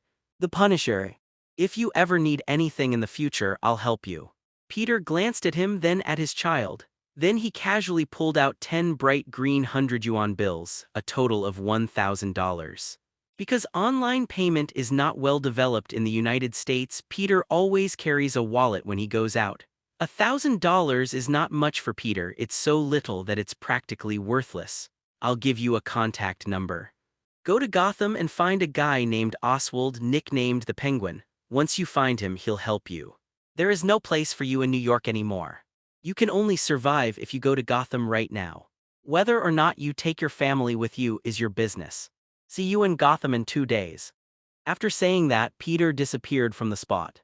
You saved Flint Marco, you have received 6 thought imprints. Ideological imprint, firmly imprinting a belief in one's mind. Demonstration, water is the source of life and it is non-toxic. Input command, the water is poisonous. A person implanted with this belief will believe that water is highly poisonous, even if they know that water is the source of life. You can enter any idea in the 180 style and modify it at any time. One should not harbor thoughts of harming others, but one must be wary of others. Even if your subordinates are grateful to you and extremely loyal, you still need to take precautions. Peter was overjoyed. He had to admit that the idea imprint was exactly what he needed. Although he believed that Otto and Connors were loyal to him, however, some guarantees are still needed. After all, people's hearts are fickle. Peter only needed to set the command to be loyal to him and then silently implant the command into the minds of several people. That evening, Gwen returned home. The main reason is that she's afraid she won't be able to control herself. Her relationship with Peter was like that of magnets. When you're together, you'll always stick together. No, no, no. Even couples shouldn't be too indulgent. Peter returned to Gotham, a journey that took him less than half a minute. The immediate task is to find Victor, healed his wife with the power of the horse charm. Firstly, it would allow me to complete the mission, and secondly, it would allow this Mr. Freeze to join my side. Looking back now, putting myself aside, his men must be capable of going toe-to-toe with the original Avengers. Dr. Octopus, Lizard Man, Electro Man, Sandman, Mr. Freeze. The original Avengers were Black Widow, Hawkeye, Thor, Hulk, Iron Man, and Captain America. They should be able to put up a fight. Peter returned to his cabin in Gotham. This place is many times smaller than a villa in New York, but these small rooms give people a greater sense of security. The next day, Sunday. Early in the morning, there was a knock on Peter's door. Peter, who was woken up, immediately felt grumpy. Who is it? Don't you know today is Sunday? Despite possessing a superhuman physique, they are also financially well off. But sleep is a form of mental relaxation. Even when woken up, they will get angry. Peter perked up immediately after the door opened. The person standing at the door was none other than Otto Octavian, that is, Dr. Octopus. Good morning, Peter. I'm sorry to have disturbed your sweet dreams. Otto was wearing a wool coat and light-colored sunglasses. He was holding a bottle of wine. Behind him is his wife, Rose. Rose's condition is very different from what it was a few months ago. The last time we met was at a hotel in London, England. Rose is taking care of Otto, who is being controlled by mechanical tentacles, and she is on the verge of a breakdown. Now he's like a completely different person. Dr. Otto, what brings you here? Quickly, please come in. Otto placed the red wine on the storage cabinet and hung his coat on the hanger. It's news. There's probably no one in Gotham who doesn't know the name Peter Parker. You are a detective expert. You solved a problem that the police had been unable to solve for 2 months in less than 2 days. I saw the message and learned that you were teaching at Gotham University, so I went there. Your colleague Victor told me your address. He seems a bit worried. Is it because he feels overwhelmed by having a colleague like you? Otto Octavian has once again reverted to the way he was when Peter first met him. Humorous and witty, always with a smile on his face when he's with his friends. By the way, Peter, I know you're good at science, but when did you become an expert in criminal psychology? Peter said as he poured coffee for the 2 guests. Maybe it's because I'm handsome. Peter chuckled and moved on from the topic. He handed the coffee to Otto. The other person grabbed his hand directly. He said sincerely, Peter, thank you. I should have said thank you months ago. But I'm still on New York's wanted list and can't go back there. If you hadn't asked the Punisher for help, I'm sure he wouldn't have even glanced at me if I had died on the side of the road. Peter, I wouldn't be alive today without you. Peter smiled and said, because I know you are a good person, and the you who becomes Dr. Octopus is not the real you. Otto shrugged and took a sip of coffee. He nodded helplessly. Einstein proposed the theory of relativity, which led to a series of complex problems. Oppenheimer's nuclear weapons tied the entire world to nuclear weapons, and could potentially send the world back to the Ice Age at any time. And I want to use this nuclear power to benefit mankind. Of course, it's not out of the question that I could achieve great success. But that would be a byproduct of career success. Unfortunately, I failed and ended up as a bank-robbing monster. What hurts me even more is that the career I've pursued all my life, Tony Stark actually built in a cave with a hammer and a car engine. Effort is worth less than a penny compared to talent. Peter offered a helpless consolation. If everyone relied on talent and didn't choose to work hard, the world would still be in the Ice Age. How have you been lately, Dr. Otto? Otto Octavian smiled. I have to say Tony is a genius. He added 12 layers of protection to the suppression chip he made for me, and I added a few more myself later. And it's not afraid of electricity. Artificial intelligence has been upgraded again. It is now more sensitive and can anticipate the situations that families will face based on changes in the environment. In short, I will no longer be controlled. Peter was somewhat puzzled. Norman Osborn is dead. Who provided you with the funds? Otto smiled. It's Wayne Group, or more precisely, it's an enterprise under Wayne Group. They hired me to do research in the field of artificial intelligence. I have received ample funding once again. Everything is normal, and things are moving in a positive direction. Peter nodded, glanced at Rose not far away, and whispered, Mr. Otto, I also have a secret to share with you. Otto understood immediately. Rose, Peter doesn't even have anything to eat at home. Could you go downstairs and buy some chocolate? Certainly. After Rose left, Otto turned around, and the next second he almost cried out. The person in front of me is no longer Peter. Instead, it was the white-haired, stern-faced J.M. Dante. He was the criminal nemesis feared by everyone in New York. Punisher, Otto could hardly believe his eyes. His heart felt like it was being squeezed. Peter was no longer in the room. My God, the Punisher. Where's Peter? Where did you take Peter? J.M. Dante's expression was indifferent. His eyes were repressed and dark. The sound was even colder than the snow on the windowsill outside. Mr. Octavian, where has your prized wisdom gone? You think I kidnapped Peter? Otto slowly sat down, his eyes filled with disbelief. You couldn't possibly be. His brows were furrowed tightly. Impossible, how could this be you? Ha ha ha ha. Jamin's voice changed, and it became Otto's familiar voice again. Dr. Otto, you're not mistaken, there is no such person as Jamin in the world. Or rather, I am Jamin Dante. This is just a fake identity. Otto was in a state of extreme shock at that moment, in his memory. Peter was just a student at Midtown Tech High School. He is young, intelligent, and enthusiastic. How could he possibly be a cold-blooded killer who doesn't blink an eye? Wait, Peter, I need to think about this. This is simply beyond my comprehension. Peter returned to his original form and patted Otto on the shoulder. Dr. Otto, I'm sorry it took you so long to tell you this news. In short, this matter is hard to explain. My tough stance towards Miss Rose as the Punisher was out of necessity. When you are under the control of the robotic arm, you are unable to rationally tell her everything that is happening. When Peter said this, a thought imprint was also implanted into Otto's consciousness. Implanted content, Peter Parker's identity must not be revealed, remain forever loyal to Peter. Otto did not feel any discomfort after the idea was implanted.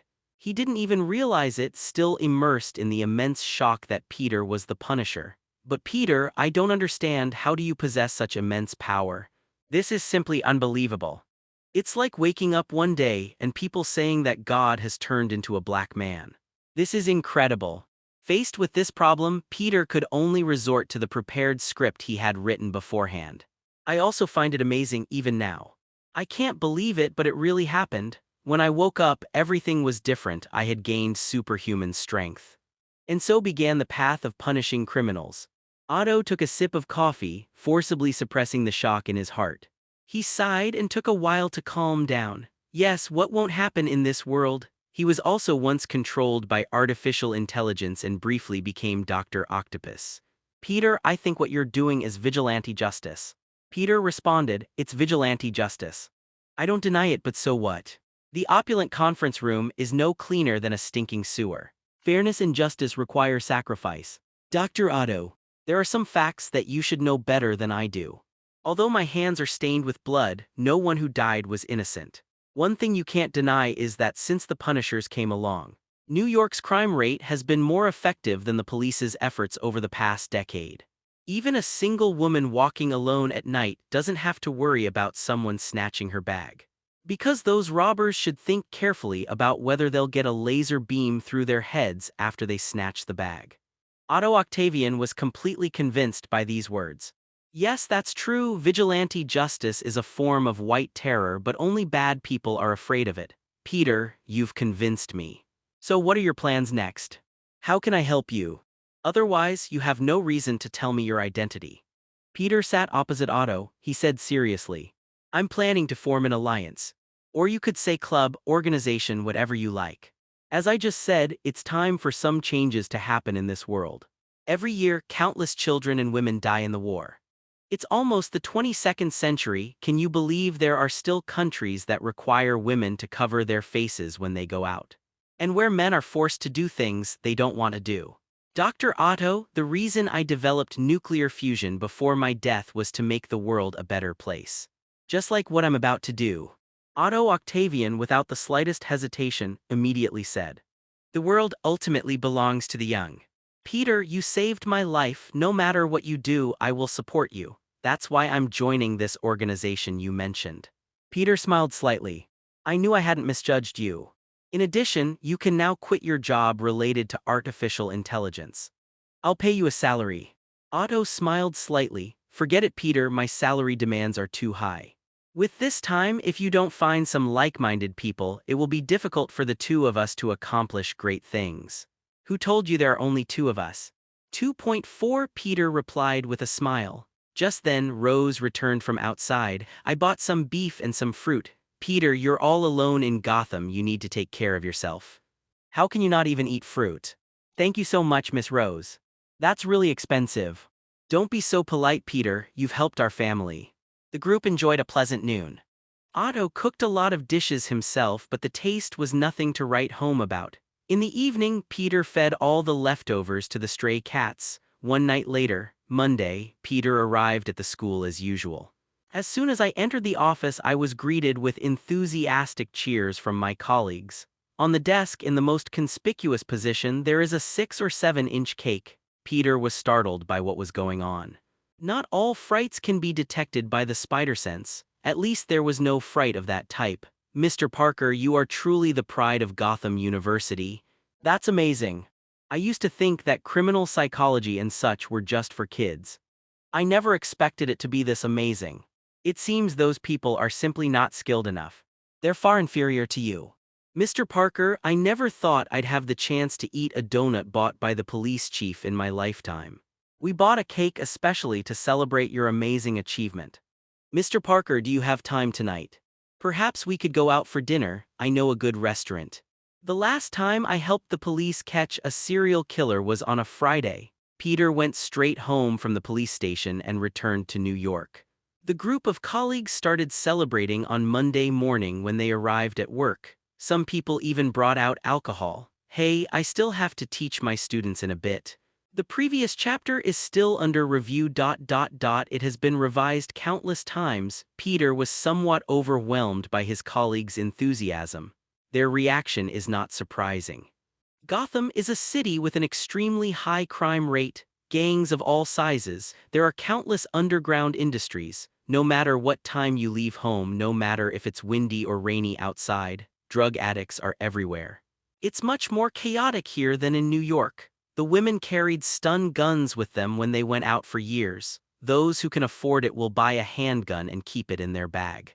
Even the parents of Gotham's richest man, Bruce Wayne, were killed by street thugs. It is clear that the city has a very poor public security situation. Citizens have also lost faith in the Gotham Police Department. It wasn't until Peter's arrival that people truly believed the city had gained a genius at punishing crime. Faced with a serial murder case that the police couldn't solve for 2 months, this Gotham University professor solved it in just 2 days.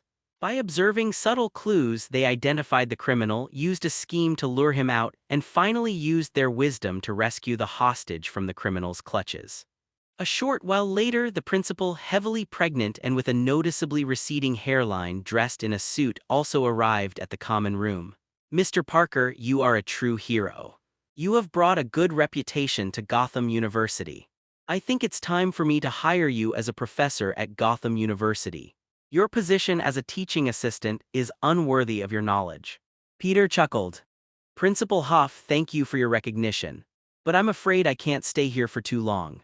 For me, the meaning of life lies in travel, so I am destined not to stay in one place for too long." Principal Hoff's face clearly showed disappointment. "That's such a pity, but I still stand by my decision." "Listen to me, young man, this is an honor, and it's also a valuable resume. When you go to the next city, a resume as a professor at Gotham University will sound much better than that of a teaching assistant." "That's decided. It's a real shame that you left Gotham. It's a loss for Gotham." The principal shook his head and left. Peter, 27, transformed himself from a teaching assistant into a professor. "Congratulations, Professor Parker, you are the youngest professor here. You are destined for great things in the future." Victor walked up to Peter and said these words from the bottom of his heart. "You flatter me." Peter glanced at the clock hanging on the wall. "Excuse me, everyone, class is about to start. I need to get ready." 10 minutes later, Peter entered the classroom. The classroom is a large classroom which can conservatively be estimated to accommodate 300 people. In the past, there was only one class with elective courses which had 20 students. Now, the classroom is almost full of students. Peter was slightly taken aback when he entered the classroom. He even saw 2 police officers in uniform. There was also his neighbor, Catwoman Selina, and even a few people whose clothes clearly resembled those of thugs. "I expected there would be many people, but I didn't expect this many. And what's with the police?" After a brief moment of surprise, Peter quickly regained his composure. "It seems that there are more people who are eager to learn today. Many people come to my class for the first time and don't understand my teaching style. First, talking during class is not allowed. Second, eating is not allowed. Third, it's best to complete the assignments I give you on time." More than 300 people remained silent, and no one dared to utter a sound. After all, this young professor had broken a student's nose during his very first class. Moreover, he has a powerful aura. Standing on the stage, facing more than 300 people and so many eyes, I wasn't nervous at all. This demonstrates their exceptional mental fortitude. No one dares to offend someone like that. The class ended quickly. Almost no one dared to make any underhanded moves. Peter's teaching style was different from those professors who simply read from the textbook. Although his tone was serious, his language was humorous. Knowledge inexplicably slips into students' heads. After class, Peter returned to the classroom and quietly drank his coffee. Victor took leave and went back home. Peter had originally planned to use the horse charm to heal his wife. But after teaching a class, he needs to take a short break. Just then, there was a knock on the office door. Peter hasn't said "come in" yet. The man walked in directly. A young man with black hair and blue eyes wearing a fitted suit sat down opposite Peter. "I don't remember saying please sit down." Peter did not give the other person preferential treatment just because of his handsome face. "I'm sorry, Professor. I listened to your lecture just now, it was very interesting. But those are all things from books. It would be best to introduce yourself before you speak," Peter interrupted. "My name is Bruce Wayne." Peter put down his coffee and looked directly at the young man. Bruce Wayne had just returned to Gotham after traveling the world. He punishes criminals as Batman, but it's far from being cunning and calculating.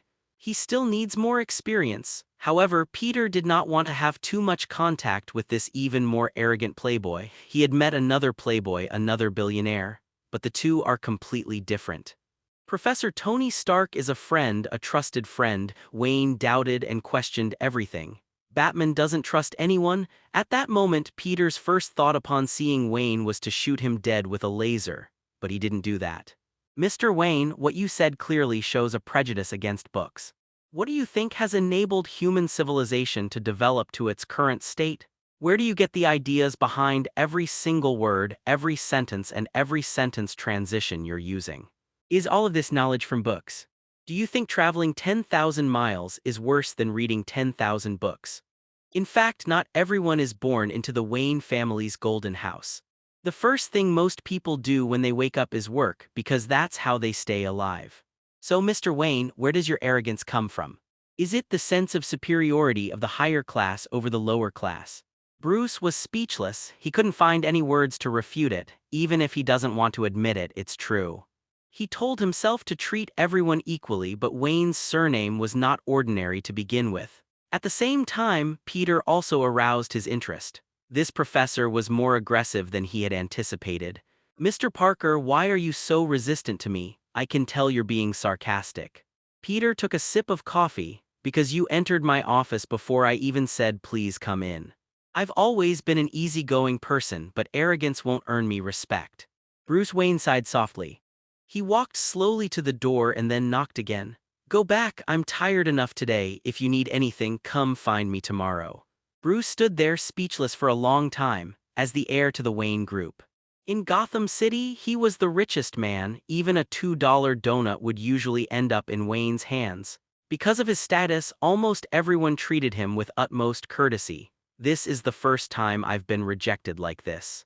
"All right, Mr. Parker, I'll come back to visit again tomorrow." Peter looked puzzled. What the heck, why is this guy targeting me on the other side? Selina left Gotham University and returned to her laundromat. This is a business she co-owns with a friend, and she only comes to check on it occasionally. After lunch, the door to the laundromat was opened. The person who came was a woman in her 20s with slightly reddish hair. "Selina, have the clothes I sent the day before yesterday been washed?" "It's already washed." Selina found her clothes based on the other party's number. "I knew it, Pamela, you would definitely look good in clothes that accentuate your figure." Pamela icily shrugged. "I don't want to wear this, it's only for the experiment." Pamela looked quite unwilling. "Professor Jason is going to do an experiment on plants recently, and she chose me as the subject. Not only will I get extra credits, but I'll also get a prize of 100,000. I always have to dress presentably." Selina and Pamela had known each other for a long time. Pamela was a college student from a poor family. It could even be described as tragic. When Pamela was in middle school, her father killed her mother. He was eventually arrested and imprisoned. Pamela has been working part-time throughout her studies, and she studied plant research in college. "Oh my God, Selina. The roses you planted are almost withered. How long has it been since you watered them?" Pamela immediately stood up and poured the half-empty bottle of mineral water on the table in front of her into the flower pot. "Perhaps it's because I didn't have much contact with people when I was a child." She often played with the flowers and plants in her own garden during her childhood. This led to her developing an almost obsessive fondness for plants. This is also why she chose to major in biology in college. "Oh my God, Pamela, forget about that rose.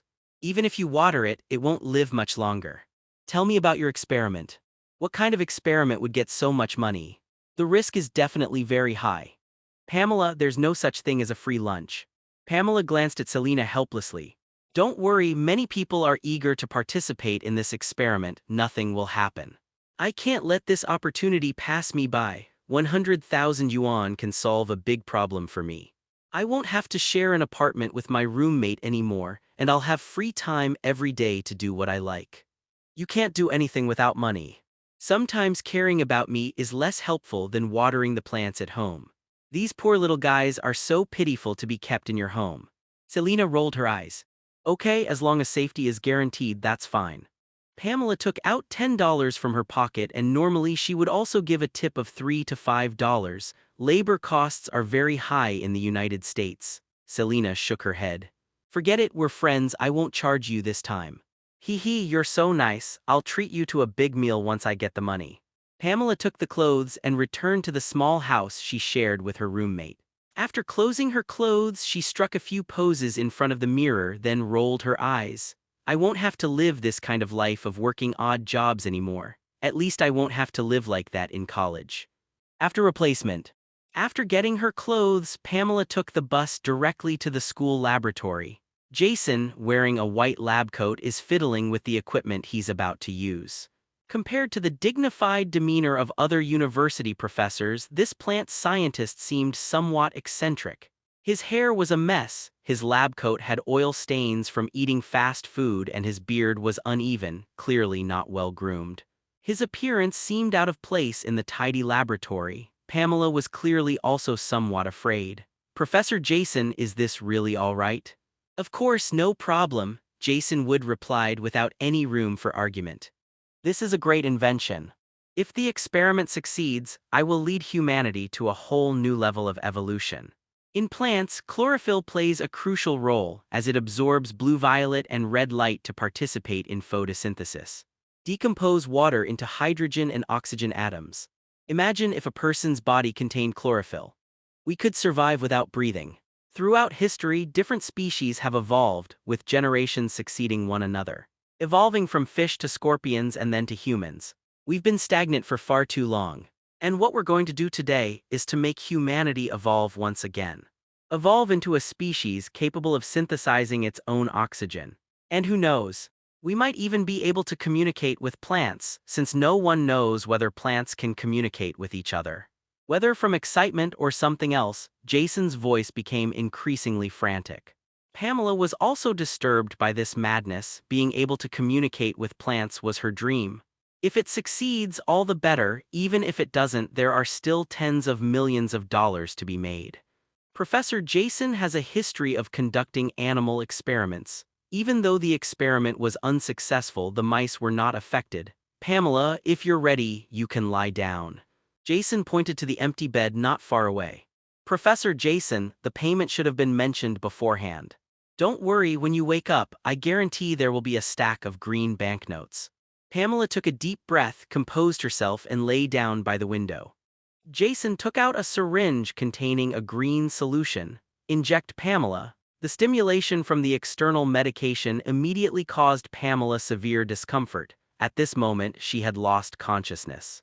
But the body was already convulsing. The blood vessels hidden under the skin became prominent and turned green. The plants in the laboratory seemed to be receiving some kind of response. The roots, stems, and leaves all swayed to varying degrees. Jason Wood frowned. How could this be? Just then, Pamela suddenly opened her eyes and exhaled green gas from her mouth. Jason had no time to dodge. Breathing in the gas felt like someone was choking him. "I can't breathe. It seems something is growing wildly inside him." "No, how could this be?" Jason tried to call for help, but no sound came out.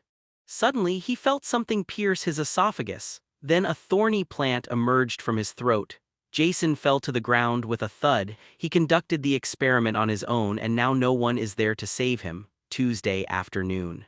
Peter was drinking tea in his office. Because he had previously helped the Gotham Police Department solve a series of murders. Not only did his name resound throughout Gotham, but Gotham University also received significant attention. Every student majoring in criminal investigation longs to take Professor Parker's class. A series of chain reactions led to Peter's monthly salary of $8,000 being raised to the rank of third craftsman. The other colleagues had no objections to this. After all, Peter's abilities are undeniable. Peter found this kind of life very pleasant. University professor, a respectable position, good salary. Moreover, I don't have many worries. After class each day, I go back to my office, drink coffee, and read the newspaper. Life is pretty good. There is a folding bed in the office. After lunch, the sun was shining brightly. Because blood sugar levels rise after eating, people are very prone to feeling sleepy. Peter is the same, even though he has superhuman physical abilities, but they are still human beings after all. Just as he put down the folding bed and prepared to go to sleep, Nick Fury, the director of SHIELD, has arrived. "I've heard about your work. You solved a serial murder case in just 2 days. That's impressive. You have the potential to be a secret agent." Nick Fury sat opposite Peter. Peter yawned. What's so special about the job of a secret agent compared to that of a professor? To put it bluntly, most people go to school not to realize their dreams but to make a living. I earn $30,000 a month here, which puts me in the high-income bracket worldwide. Being respected and having a pleasant job. But the identity of a secret agent is destined to be associated with danger. So, Director Fury, why do you think I would give up a respectable job to become a secret agent who could die at any moment? Nick Fury was speechless. He was speechless for a moment. Consider it for America's sake. Peter didn't even lift his eyelids, whatever. Nick Fury sighed and said, I came to see you for something else. Steve Rogers remains missing. Our people are almost certain that he was kidnapped by your comrade Victor Fries. We have now located his position. The rescue of Steve will be carried out this afternoon. Peter did not speak. So what brings you here? Are you suggesting I plead on Victor's behalf? Nick Fury nodded. Steve is Captain America. He embodies the spirit of America. I'm worried that the criminal who was playing with ice might do something extreme. Freeze the person, then smash the ice and the person together. It's not impossible. Peter waved his hand. I'm sorry I can't help you with this. According to you, Victor is an extremist, so I will also be in danger. I don't want to freeze into an ice cube. Peter did not believe Nick Fury. Now that he's in the position of director of SHIELD, is it because of his sincerity? Wrong. The struggle for power often means lies and bloodshed. Nick Fury would never let a young man who is not even 20 years old take such a risk. Moreover, this is illogical. After all, Peter had only been at Gotham University for less than 10 days. How could he possibly develop a deep friendship with Victor Frith? Nick Fury couldn't possibly be unaware of this. So there's only one reason he did that. That is, use Peter Parker to summon the Punisher. He's gambling. It is bet that if Peter is in danger, the Punisher will come to his rescue. Once this pattern is confirmed. Next time, if there's something difficult to handle, Peter will become a pawn used by Nick Fury as a pretext. It must be said that this trick was quite vicious, but Peter did not fall into the trap. No matter how much Nick Fury tried to persuade him, he remained unmoved. Peter, you seem to have forgotten something. I helped you get a job at Gotham University. So, if I can help you find a good job, how can I let you lose this one? Peter leaned back in the leather chair. Indeed, power is a good thing. But Director Fury, you seem to have forgotten one thing. The source of power is strength. Looking back at the history of the world, you will find that many people have stood at the pinnacle of power, but in the end, those who have the power to speak are those who wield it. I feel it's necessary to remind you of one more thing. Even if our falsified academic credentials are made public. But it's also true that I helped the police solve a serial murder case. FFFFLX. The school will not fire me. And I don't care if I'm fired. After all, I have tens of millions in my bank account. At this point his tone became serious. Director Fu Rui, you have a heart for bringing peace to the world, but you shouldn't have tried to take advantage of me. Nick Fury was completely speechless. He had to admit a fact. That is, Peter was far more mature and shrewd than he had imagined. He doesn't look like a college student at all. All right, Peter, I'm at my wit's end with you, but I still hope you'll seriously consider my suggestion. You have a lot of talent, child. Joining SHIELD will give you more training and allow you to better utilize your talents. Peter nodded. Regardless, he still gave the one-eyed chief the respect he deserved. I will seriously consider it, but not now. On the other side, Gotham City Police received a report at a restaurant that specializes in serving vegetarian food. 014501427 Failu 193,420,010. A strange murder has occurred. Gordon arrived at the scene immediately. The two corpses at the scene baffled him. One of the victims was the restaurant owner and the other was a customer who was eating. If it were a normal corpse, Gordon would only feel sorry for the deceased, but the two corpses in front of them were quite bizarre. Flowers grew inside their bellies, just like plants breaking free from the constraints of the earth. Gordon felt a headache coming on. After recording the case, they returned to the police station and discovered that two more similar cases had occurred. Everyone in the police station found it unbelievable. Many speculated that the murderer was a madman. After killing someone, they stuffed plants into the killer's stomach. But after the forensic examination, everyone had to accept a piece of news that defied common sense. That is, these flowers were not placed in the deceased's stomach by Kshu. It grows from inside a person's belly. What's even more of a headache for the police is, someone took a picture of this and posted it online. It almost instantly became a trending topic in Gotham. People were filled with fear once again.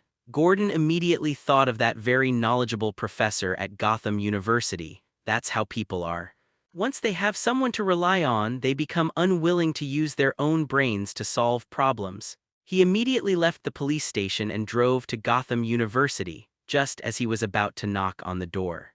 The office door suddenly opened and a black man with only one eye walked out. The two passed each other and Gordon walked into the office. Professor Parker.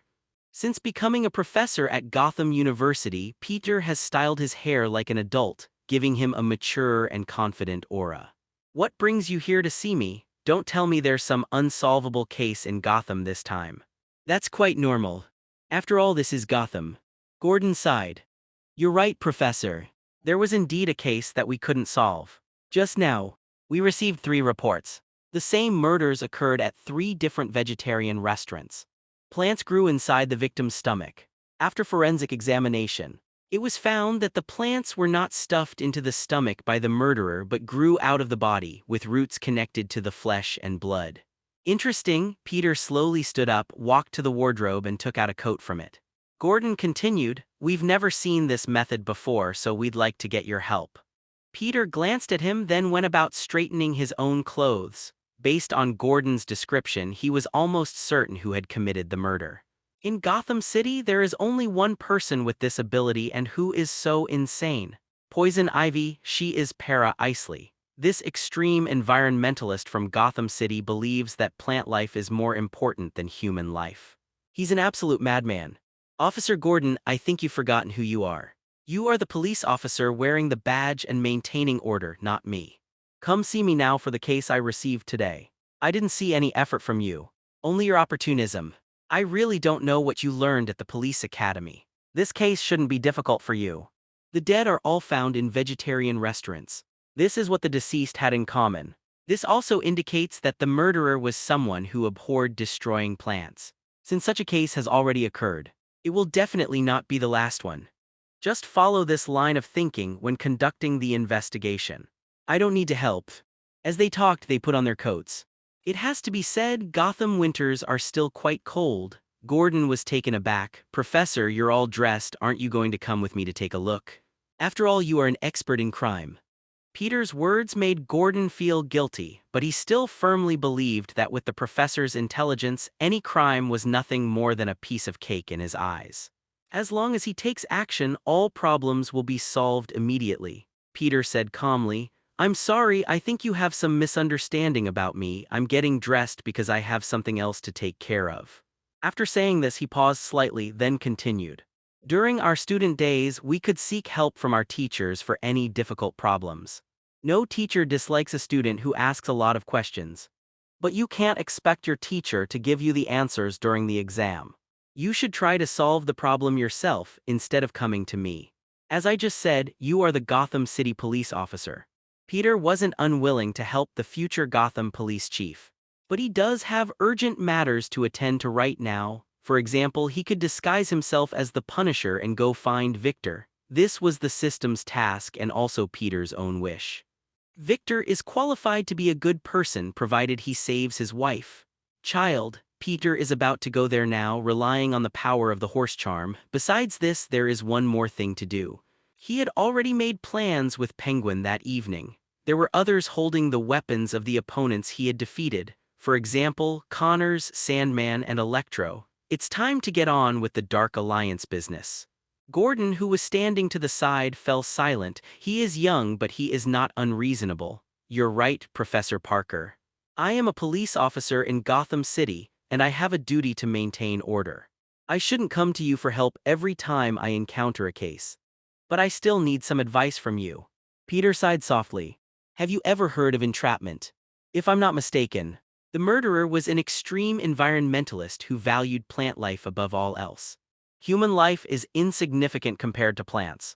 This is why he committed the crime at the vegetarian restaurant. So you can ask Barnes to destroy some plants. In public, in front of everyone. To provoke the killer's anger. Lead her to the scene.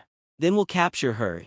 If the killer doesn't show any unusual behavior, he's probably holding back and you're likely his next target. So, if you want to catch this murderer, you have to be prepared to become a fish.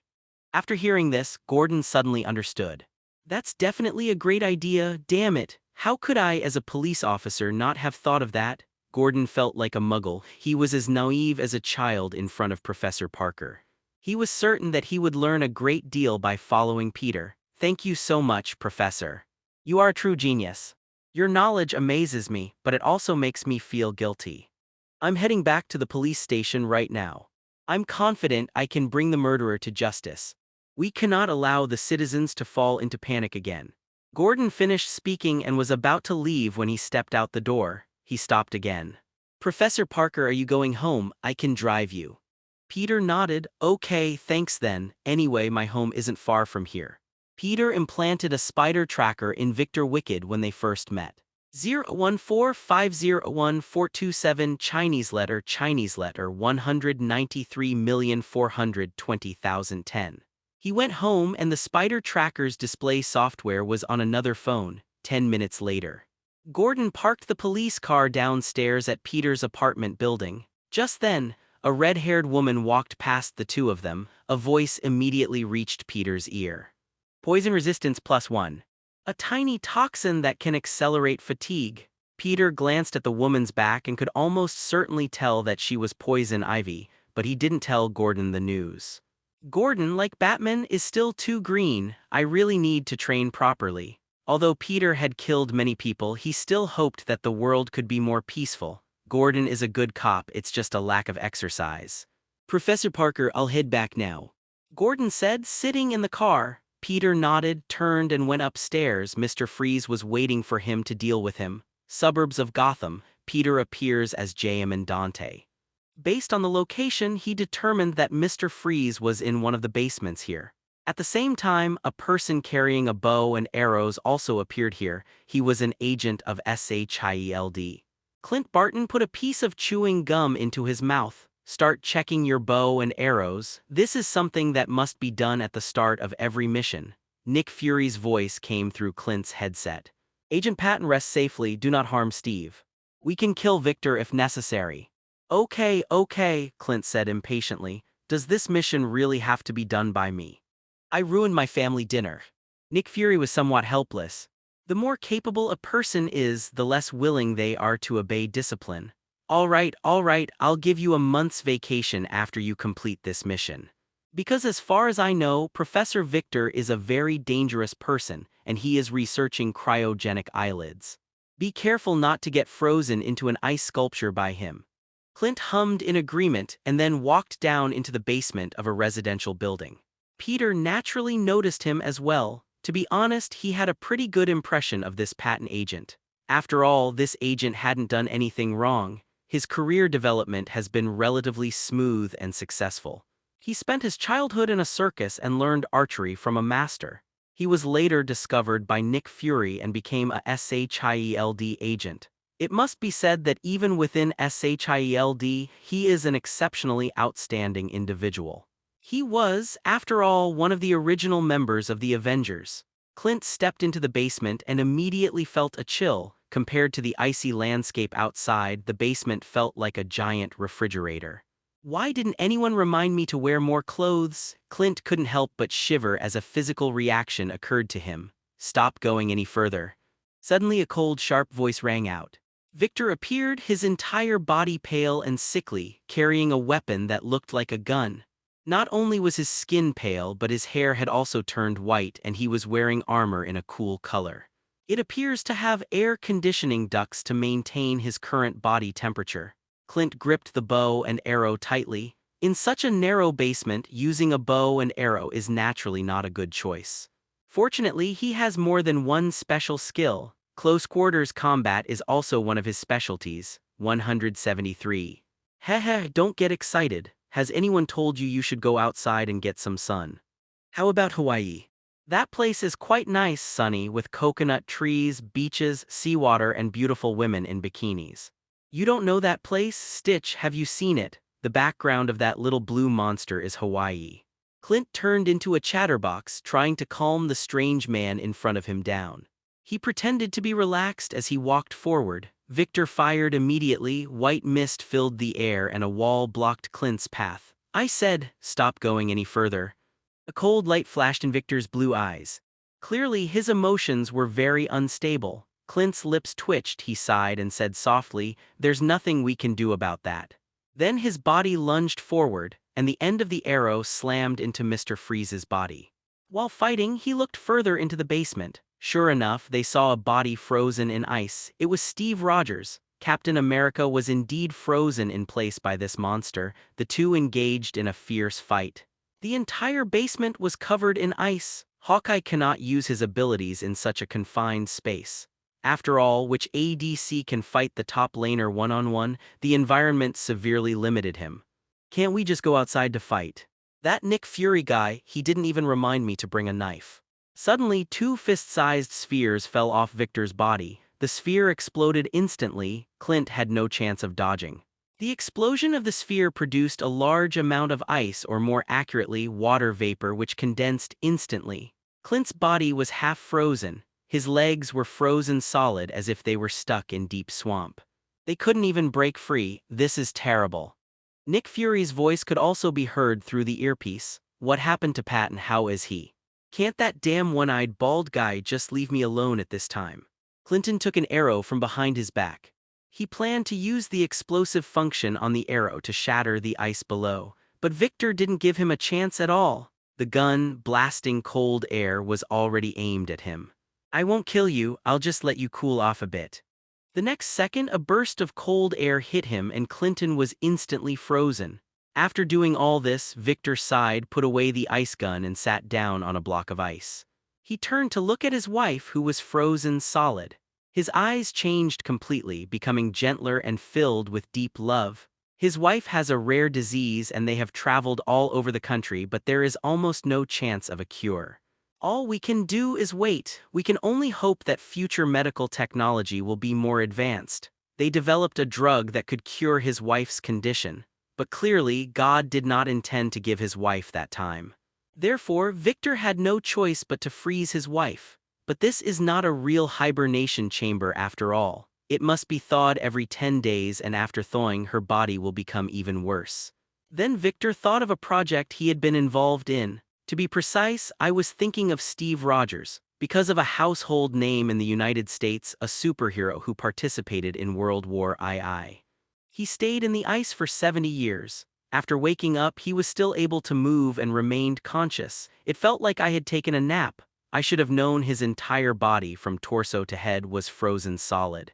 For 70 years, Captain America hasn't even breathed a single breath. From any perspective of life sciences, he has no chance of being alive, but the truth is often just that unbelievable. He did survive and didn't even remember what happened the day before he was frozen in ice. Victor wants to recreate this miracle, so he found two people. One is Steve Rogers, whom Victor wants to study, or rather, he wants to recreate the super soldier serum. As long as the wife is injected, a miracle might happen. Perhaps my wife will recover completely. Even if the expected results are not achieved, at least she won't have to endure the pain of waking up every 10 days anymore. Because Steve had met Victor before, so Steve didn't keep a close watch on him. This is also why he was frozen. The second person he was looking for was a friend Victor had met at a scientists' gathering in New York a few years ago. Dr. Connors? To study Captain America's blood, Victor needs the support of Dr. Connors. After all, he is an expert in the field of biology. About a month ago, Victor met his old friend at a high school in Gotham. Dr. Connors was once a middle school biology teacher there. Victor's body had already changed by then. He turned deathly pale, like a cold-blooded animal. It had almost lost its body temperature. But it was much better than it is now. At least back then he didn't need air conditioning to sustain his life. Dr. Connors drew his blood and helped him develop an inhibitor serum. This serum can restore it to normal. This is also why he was able to teach at Gotham University.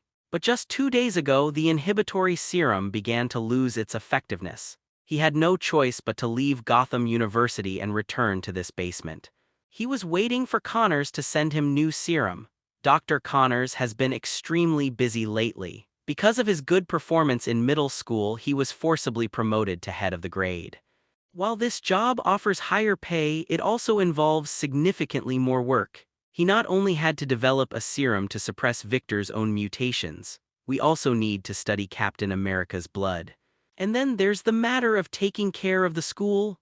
Victor sat on the ice looking at his wife Nora, his eyes glistening with tears, but he couldn't cry at all. His body temperature was below degrees Celsius and he couldn't stop crying. Nora, I will definitely heal you, I will. Victor Frith had a controlling and abusive father during his childhood. To escape his father's violence, he cultivated an interest in frozen creatures. Because of this unusual interest, his parents sent him to a very strict boarding school. When he returned home for the holidays after the first semester ended, he discovered that his parents had already severed ties with him. Being sad won't earn you the world's sympathy. Victor worked hard and was admitted to a prestigious university. Even so, he had completely lost hope in this world. He felt he didn't deserve anyone's love. But just when he was utterly disappointed, one winter at a ski resort, a woman walked into his heart. See, in every popular novel there's always a woman who often becomes the ray of sunshine that saves the desperate. The cheerful Nora became a beacon of redemption in the heart of the clumsy Victor. Their meeting, getting to know each other, and spending time together was as beautiful as a romance drama. A year later, the two officially got married. After getting married, Victor found a job as a professor of cryogenics at a university that wasn't as famous as Gotham University, but he had plenty of time. This way he would have more time to spend with Nora. But this kind of life didn't last long. Damn God, happiness never lasts. They always push you into the abyss at your happiest moments. Nora is sick. She has a degenerative disease that is incurable and untreatable. People in a vegetative state may recover, but this disease means they can only wait to die. This disease is so rare that it's named after Nora and no one can cure it. For his wife's sake, Victor resigned from his professorship. He went to work at a large pharmaceutical factory in order to find a way to cure his wife's illness, even though he tried countless methods. The once optimistic and cheerful Nora has become pale, her blonde hair has dried up, and she has become thin. In the end, a desperate Victor chose to use the company's cryopreservation technology to freeze his wife. Once a way to save his wife is found, she will be thawed. Reality is never as wonderful as we imagine. His behavior was discovered by the company's leadership. During their fight, an accident caused Victor to be engulfed by the cold air. This gas lowered Victor's body temperature. This means he can only survive in temperatures below zero. Subsequently, Victor built himself a set of cryogenic armor and a freeze gun. With this gun, he froze his leader into an ice sculpture, then break it up little by little with a hammer, those skin, bones, flesh, and internal organs. They all shattered. Nora, do this for me. Get well soon. Victor looked at Nora, who was frozen in ice, his voice and eyes filled with heartache. He did not trust any religion before, but despair can change everything. He prays every day, but how could a god, high and mighty, possibly concern himself with a lowly insect? Dr. Victor, did you know that low temperatures can be fatal? I don't know what method you used to keep your wife alive in the ice for so long. But for an ordinary person, being frozen is equivalent to freezing to death. Suddenly a cold voice rang out. Victor immediately grabbed his gun, turned it around, and aimed it at the person who appeared behind him. A man with white hair, a high nose bridge, and deep-set eyes, giving him a fierce appearance. Who are you? Get out of here right now. I don't want to kill anyone. Don't make me turn you into an ice sculpture. That depends on whether you have the ability, Dr. Victor Frith. Peter spoke coldly. I have no doubt that you will shoot at any moment. But I think you should listen to what I have to say next. You won't have a chance to say it. Victor didn't want his wife to be disturbed in any way. He decisively pulled the trigger. A burst of cold air, Peter was frozen into an ice sculpture almost instantly, but before Victor could even catch his breath, cracks began to appear inside the ice and Peter's eyes inside the ice turned red. The next second, two laser beams shot out. The ice sculpture shattered completely. How is this possible? Victor was stunned. He was not a soldier. He was just a university professor, a scholar. He had never heard of a person being able to emit lasers from their eyes. For a moment, they were stunned and stood there dumbfounded. Peter ignored him, and then he walked up to Hawkeye, who was frozen in ice. Clint punched the ice block, and because he controlled the force well, the ice block shattered into pieces, but he was not hurt at all. Clint couldn't help but shiver again. then go touch your bow. Although he was frozen, he could see everything that was happening right in front of him. The Punisher, this guy's a madman. He kidnapped Steve Rogers, the Captain America. Subdue him quickly, Clint. I'm not a henchman for SHIELD and I don't work for Nick Fury. Now you can leave here carrying Steve's ice sculpture. Peter said expressionlessly. He certainly didn't want to expose himself to SHIELD agents no matter what he did. He was too lazy to get involved in those troublesome things. The Punisher. He's a madman. Aren't you fighting crime? Kill him with your eyes. Clint had done some research on Victor before he came. He used to work for a pharmaceutical company where he turned his boss into an ice cube and brutally murdered him. Peter looked at Clint and said coldly, I need to remind you to watch your attitude. I don't like it when someone talks to me in a commanding tone. Furthermore, you said Victor is a criminal. And how much blood do you have on your hands, Agent Patton? Many things are simply a matter of differing perspectives. Unless someone is inherently evil, I am unwilling to kill more people now. But if someone tries to provoke me, I wouldn't mind letting him become a corpse. Clint shuddered again. She murmured something under her breath. Forget it, what's the point of reasoning with a madman? He also has a family, a wife, a daughter, and a son.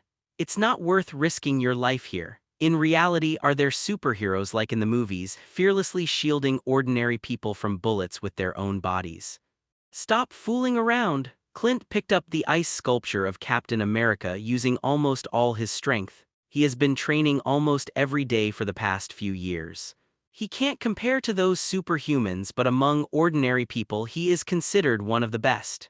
After Clint left the basement, Victor threw the cold air gun on the ground. I know I did something wrong, but I don't regret it. Even if I knew the ending in advance and I could do it all over again, I would still choose to do it this way. Who are you? Are you a police officer? If you're a police officer, are you here to arrest me? I won't resist. But there is only one request. That means I have to treat my wife once every 10 days. Otherwise she will die. Victor's tone was filled with despair. From the moment he committed his first murder, he knew that this day would come, so he made preparations well in advance. The only regret is that Nora hasn't woken up yet. Peter looked at Victor. I understand your predicament and I know your past. I cannot utter those high-sounding words spoken by those who have already benefited. If I were in your shoes, I might have done the same thing. If the police find you, they will definitely lock you up. But I'm not a police officer. I do everything according to my heart. As he spoke, Peter walked up to the Nora ice sculpture. What are you going to do? Victor picked up the freeze gun again, even though he knew it would be useless against the person in front of him. He couldn't bear to see his wife persecuted. Don't worry, Victor. I'm here to help you. I will cure your wife. But I need to know first what price you're willing to pay. Do you know anything about Marie Antoinette? There is a sentence in it. All the gifts of fate have already been secretly priced. There is no such thing as a free lunch. Victor chuckled and tossed the freeze gun aside once more. You say you can save Nora. Don't be ridiculous, there's no such technology right now. You have no idea how much effort I put in, how many methods I searched for. Let's admit it, this disease is incurable. The only possible cure is to freeze her and wait for the future. When Victor said this, his eyes were filled with deep despair. Just as he said, he did indeed put in a lot of effort for this. Since his wife fell ill, he has been studying medical knowledge. With his current abilities, he could even become a professor at a medical university. Peter was getting impatient and annoyed. I don't want to hear these words, just tell me what price are you willing to pay if I can save your wife? Anything, any price, Victor answered without hesitation. As long as you can do it well, I'm willing to do anything for you, even if you want to kill me or take my life, I won't hesitate. Peter nodded. What good would it do me to kill you? If I save your wife, you'll have to work for me. Victor smiled, looked at his wife, and then turned away. Then he screamed, I rubbed my eyes hard, Professor Parker. How is this possible? In the blink of an eye, the white-haired, cold-faced man disappeared. Instead, he was replaced by his university colleague, a top expert in criminal psychology, Gotham University's youngest professor, and Professor Parker, who was well-liked by students and female teachers. This is impossible. What happened to you? You're all one person. Victor felt like his understanding was being brutally rubbed into the ground. This is absolutely unbelievable. It's like an ant falling in love with a whale. That makes absolutely no sense. Don't be so surprised, Professor Fries. I am moved by the love between you and your wife. That's why I decided to help you. For this, I am willing to expose my true identity. Peter walked up to Victor and shook hands with the bewildered man. There's actually a question I've been wanting to ask you. After the human body is frozen, it will be in a state of hypothermia. This is undoubtedly fatal. How do you manage to freeze someone and keep them alive? Peter is not omniscient or omnipotent.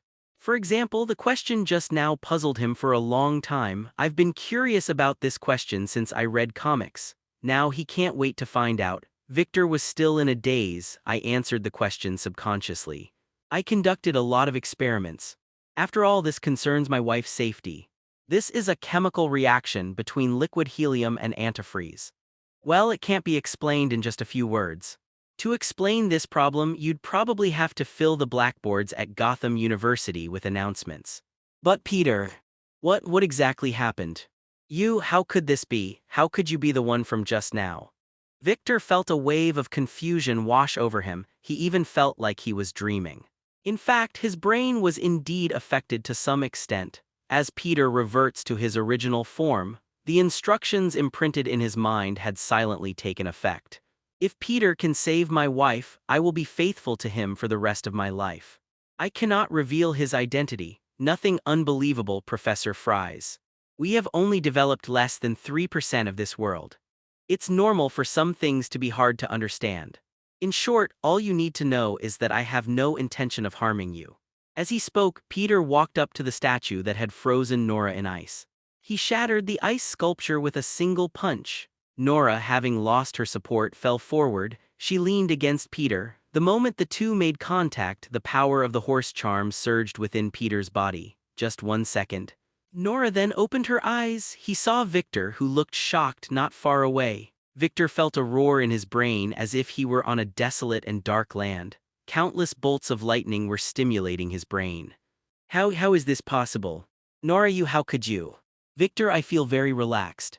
Nora had already lost the ability to walk a year ago. Now, the woman who had saved him stood there, then ran toward him and threw herself into his arms.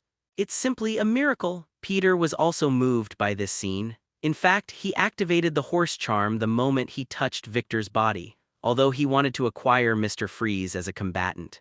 But something in his heart told him, never mind, let them live the life of an ordinary married couple. He tried to heal Victor's body, but the other person's unusual behavior at this moment is not a disease. Rather, their genes have been modified. Such genes are abnormal for humans, but they are most suitable for Victor himself. Even with the horse talisman, you cannot cure a person who is already normal. Nora, how are you feeling? I can't believe it, Victor asked anxiously. Peter then casually implanted his thought imprint into Nora's brain. After all, she did see Peter's face. As things stand, Peter is no longer afraid of his identity being exposed, but I still feel that now is not the best time to expose it. Professor Frith, there's no need to worry too much. Your wife is doing very well. She is still very weak, but it's because she hasn't eaten for too long. These past few years of illness have depleted her energy. Get plenty of rest when you get home, eat well, don't stay up late, and get plenty of sleep. She will be back to normal soon. Victor nodded quickly. He was in a state of utter confusion after achieving a long-desired goal. He felt no joy at that moment. Rather, it is a complexity that is difficult to describe. To be precise, it was shocking. This is absolutely incomprehensible. Victor even thought he must be under an illusion. After all, Peter didn't do anything, he just touched his wife. My God, this is absolutely stunning. He helped his wife to Peter's side. Professor Parker, I don't know how you did it. This is so shocking. I don't know what words to use to express my feelings at this moment. There's no need for these words of thanks. Peter once again transformed into the figure of the Punisher. Just remember your promise. Go home, Nora needs rest and nutrition. She is deficient in everything, whether it's fat, vitamins, protein, or anything else. I have other things to take care of. I won't stay any longer. If a one-eyed black man comes along in a little while, if he tries to arrest you, you can tell him that you are a friend of the successor. You could even put it more directly. You can tell Nick Fury that if he gets caught, he won't be able to keep his other eye either. After saying that, Peter disappeared into the cold, dark basement. On the frigid ice, the shadows of a couple embracing are reflected. At the same time, next door to Peter's house, Selina was yawning. Taking a nap is essential every day after all, cats are creatures that love to sleep in. I just woke up and my head is still a little dizzy. I'm about to drink a glass of water to wake myself up. There was a knock on the door. Selina, are you home? This is Pamela. Upon hearing the sound, Selina opened the door. The two had known each other for a long time and Pamela often stayed here for the night. Pamela, I thought you had class today. You used to come only on Friday nights. Serena casually remarked. Suddenly she paused, stunned. What happened to your skin? Why is it this color? Oh right, how's that experiment you told me about last time going? Pamela's skin is green, a pale green that is barely noticeable unless you look closely. Even if you notice it, someone with a poor sense of color might only think her skin looks a little dull. She waved her hand. I'm fine, the eyelid surgery was a success. Suddenly Pamela noticed a plate of strawberries on the coffee table. Selina, don't you know the news that just happened today? 3 vegetarian restaurants have been the site of murders. I suggest you stop eating these things. Stop eating plants. They are living beings and they exist for longer than animals. They deserve the respect they deserve. What's wrong with you? Selina frowned. I felt baffled by my friend's behavior. I know you like plants. But it's just a plate of strawberries. If what you say is true, then nobody needs to eat. Isn't rice a plant? Isn't wheat flour a plant? Even corn is a plant. Pamela seemed to suddenly realize something. Yes, you're right. Damn it, everyone's an executioner. Pamela, do you need to rest? What's wrong with you? I feel like you're acting strange today. Selina asked with concern. I'm fine, really fine. This is to tell you that you should stop eating certain fruits and stop harming plants. Harming plants should be punished. Selina rolled her eyes. You're insane. She casually turned on the TV. A local Gotham news station is broadcasting a news report. It's a live broadcast. James Gordon stands in front of the camera. He held a yellow flower in his hand and said to the camera, "This is Canadian yellow flower which has extremely strong vitality and a particularly strong reproductive ability. Its roots can also secrete a toxin that can inhibit the growth of other plants. Gotham's ecosystem has been destroyed. We have already sent people to dig them up and we will burn them in public tomorrow." Bang! Pamela slammed her fist on the table. This is murder night. In a bar in downtown Gotham City, Peter found a black man who was a henchman of Oswald the Penguin. I want to see the Penguin. The black man chuckled. Our boss isn't someone just anyone can meet. Peter sighed helplessly. Listen, if I don't see him, I guarantee you'll be a corpse by tomorrow. Perhaps it was Peter's powerful aura that made the black man back down. As a nobody who doesn't even need to have a name mentioned, he's not brainless. It's not worth getting involved with someone of unknown origin. You could lose your life over this. Peter was led to the 3rd floor of the bar. Compared to the 1st and 2nd floors, the men and women are intoxicated by alcohol and hormones. It's much quieter here. Wait here for a moment, I'll go and inform them. Just then, Peter heard the system voice, 860, ringing in his ear. You have completed the new mission, rescue Victor Frith. In this era where loyalty is increasingly valued, pure love deserves to be protected. Victor, in order to save his wife, chooses a path of crime. Before he goes too far down this path, please save this devoted man. Completing the task will reward you with 40,000 points. You will then complete the achievement, Guardian of Pure Love. Randomly reward one of the 8 demonic abilities, or 1 random talisman. Reward: the Water Demon Bash's abilities. Peter breathed a sigh of relief. While I wouldn't call myself a lucky winner this time, at least I wasn't unlucky either. He remembered that one of the 8 demons was a flying demon. If I acquire his abilities, wouldn't that be the same as not acquiring them at all? He already has the chicken charm. If you had another flying ability, the effects would be too conflicting. It seems the ability to control water is quite good. Humans and plants are 70% water, in other words, as long as it is within the controllable range. He only needs to have a thought. The other person might get killed. In the animated series, Bash's abilities weren't fully developed. Meanwhile, Peter's accumulated points have reached 110,000. nearly 120,000. This is much faster than when he was killing thugs on the street during his Yan Shuangying era. Even if he turned New York into a model crime-free city, he wouldn't earn that many points. The office door was opened. The black henchman tilted his head, gesturing for Peter to go inside. Peter went inside. I met Oswald, who was wearing a suit, was slightly small in stature and somewhat thin. He is eating cake right now. There were also chocolates and other things on the plate. It seems he really likes sweets. Good evening, Oswald. Oswald gave a polite but distant smile. He was somewhat dissatisfied. What he hates most is being disturbed while he's eating. Good evening. Has no one ever taught you that after saying hello, it's best to say your name? Peter glanced at him. As if ignoring everyone else, he cut himself a piece of cake. Oswald, you need to eat more sweets. You're too thin. Penguins aren't this skinny. Oswald closed his eyes as if trying his best to suppress his anger. You need to understand you're talking to a gang leader. Believe it or not, I'll blow your head off. Peter turned around and looked him straight in the eye. Before he could speak, the other person let out a gasp. Oh my God, you're that professor, the professor from Gotham University. I've seen your news report. What are you doing here? I'm not a criminal. Peter smiled slightly. Really? I seem to remember you saying you were a gang leader and that you were going to shoot me in the head. Do you have a gun license, and how do you explain it as a gang leader? At this moment, Oswald was no longer calm.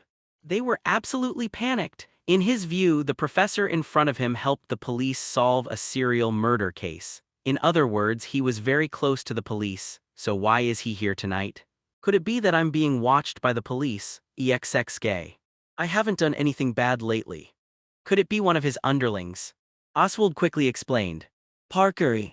I remember your name is Parker, right? Professor Parker, I am absolutely a lawful citizen of Gotham City. I just run a bar. I haven't done anything bad. There's no reason for the police to be targeting me. Are there really that many bad people in the music industry? You're too nervous, Oswald. Peter's tone suddenly changed. Being too nervous is not a quality a gang leader should have. Have you ever heard the saying, even if Mount Tai collapses before you, you will not change your expression? Oswald looked rather grim. He tried his best to remain polite. So, Professor Parker, what brings you here tonight? If you need alcohol and women, I'd like to be your friend. Peter walked to the head chair and sat down. Oswald's fists were clenched. He had an urge to shoot the professor dead, but he still tolerated it. Very well, you have passed my test, Peter said coldly. What? Oswald paused for a moment. Then she watched as the man in front of her transformed into a completely different person. He transformed into someone he knew, German Dante. The Punisher. Wang Defei, how is this possible? The penguins were almost dumbfounded. He had absolutely no idea that a Gotham University criminal psychology professor could be associated with a superhuman. How can being a police officer and a thief be a profession? If Oswald remembers correctly, the New York Police Department issued a notice that the Punisher was one of the wanted criminals. How could he possibly study criminal psychology, gentlemen? He asked tentatively. Peter nodded. Yes, it's me. The JM and Dante you know is just a fake identity. Peter Parker is the real one. As he said this, a thought imprint was directly inserted into Oswald's head. Is he definitely not a professor of criminal psychology 2.9? And he even helped the police. Before he could finish speaking, Oswald suddenly realized something. I see. Is this your plan? You infiltrated the police force as a criminal psychology expert just to monitor their movements. My God, that's a brilliant idea. Why didn't I think of planting an informant within the police force? Without a doubt, the penguin began to wildly imagine things. Peter's eye twitched slightly. You did well tonight. I thought you would kill a stranger if he provoked you. However, that's normal. Fine, you are a gang leader after all. You should have some power of your own. From now on, I will withdraw my restrictions on you. You will have the right to make your own decisions on some unimportant matters. Let's talk about something else now. I need your help with something. Peter had never paid much attention to the idea of the Dark Alliance. Even if such an organization were established now, it wouldn't be of much use at this stage. But it will be of great use in the future. Human history can be summarized as a history of war. The essence of war is the allocation of resources. People with strong fists naturally want to eat more. In a sense, superhumans are weapons. Peter must begin preparations for forming the Dark Alliance. Oswald looked at Peter, his heart filled with excitement. He was now just a minor leader working for Falcon, a Roman known for his brutality and ruthlessness. He had long since looked down on this boss. What he truly wants to be is the king of Gotham. The opportunity is now right in front of you. Peter is his chance. As long as you follow this gentleman, you will surely achieve great things in the future. He was not only amazed by Peter's great strength, but also admired his wisdom. He gained the trust of the Gotham Police Department by posing as a criminal psychologist. This was something he had never encountered in all his years of navigating the underworld. If he could have come up with such a scheme, he probably would have achieved considerable success in Gotham by now. A glint of expectation flashed in Oswald's eyes. He stood ramrod straight like a schoolchild and then respectfully began to speak. "Sir, what do you need me to do?" "I need to find a suitable location. I want to set up our headquarters there. It needs a cryogenic laboratory and equipment for biological exfoliation technology." Peter rattled off a whole bunch of technical equipment names, things Oswald had never even heard of before. He could only take out his phone to record. Although he knew that getting these things might be difficult, this was the first task this man had to undertake upon arriving in the world. It absolutely has to be done well. Oswald has finished recording. His expression became somewhat troubled and he said with shame, "Sir, these things seem to be quite valuable. Although I worked for Falcon, I did not accumulate much wealth." FFLX.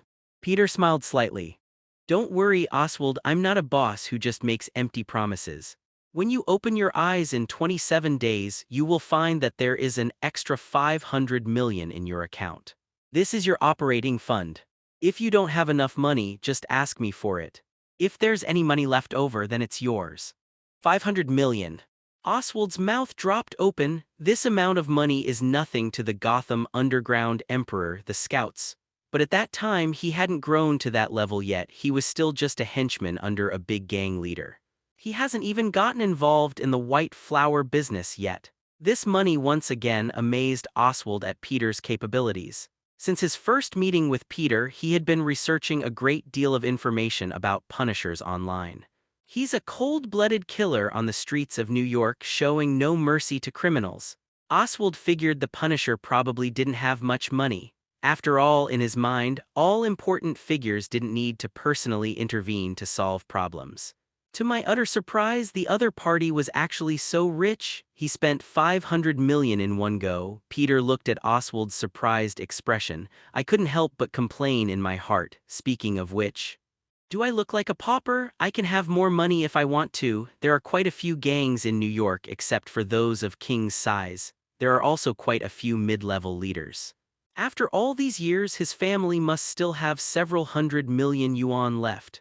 When I run out of money, I'll go find these guys and have a chat about life. Peter leaned back in his chair and ate another piece of cake. Don't worry, sir, I will handle this matter for you. I will always be loyal to you. Oswald spoke sincerely. Peter walked up to him and said in a low voice, Oswald, remain loyal, and I will help you become the king of Gotham in the future. If they dare to have any bad intentions, I will treat you the way you treat your own brother. Oswald stood frozen in place, feeling as if his very being was being gripped tightly in someone's hand. Something he had buried deep in his heart, something he never wanted to remember, was revealed. During his childhood, he was often ridiculed and beaten by his two older brothers because of his leg disability. He was subjected to both physical and mental torment also because of his physical disability. His parents did not love him. She devoted almost all her energy to her two older brothers. Oswald could only play with small animals like pigeons, but his only childhood playmate was also poisoned to death by his two older brothers. In a fit of rage, Oswald poisoned and killed his two brothers. This was something that had been kept from my mother. Only a few people knew about it. But how did Peter know? Oswald had never been so terrified. I feel like my whole being has been seen through. This terrified him.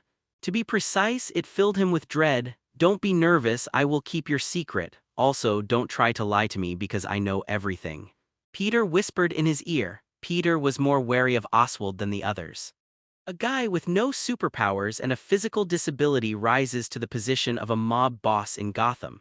Oswald relied on his brains, his cunning, and shrewdness. Although Peter had implanted a mental imprint in him, there was no need to worry that the other party would do anything detrimental to him. But a little criticism is also a good thing. Oswald, quickly pledge your loyalty, Sir, Mr. Parker. I will be loyal to you forever, please believe me. I swear on my surname that I will always be loyal to you. I will obey your commands without complaint and will always stand guard before you. Peter smiled slightly. Don't be so nervous, I was just joking. As he spoke, he patted Oswald on the shoulder. Consider this an early reward for you. The penguin was taken aback, not understanding what had happened. Take a few steps.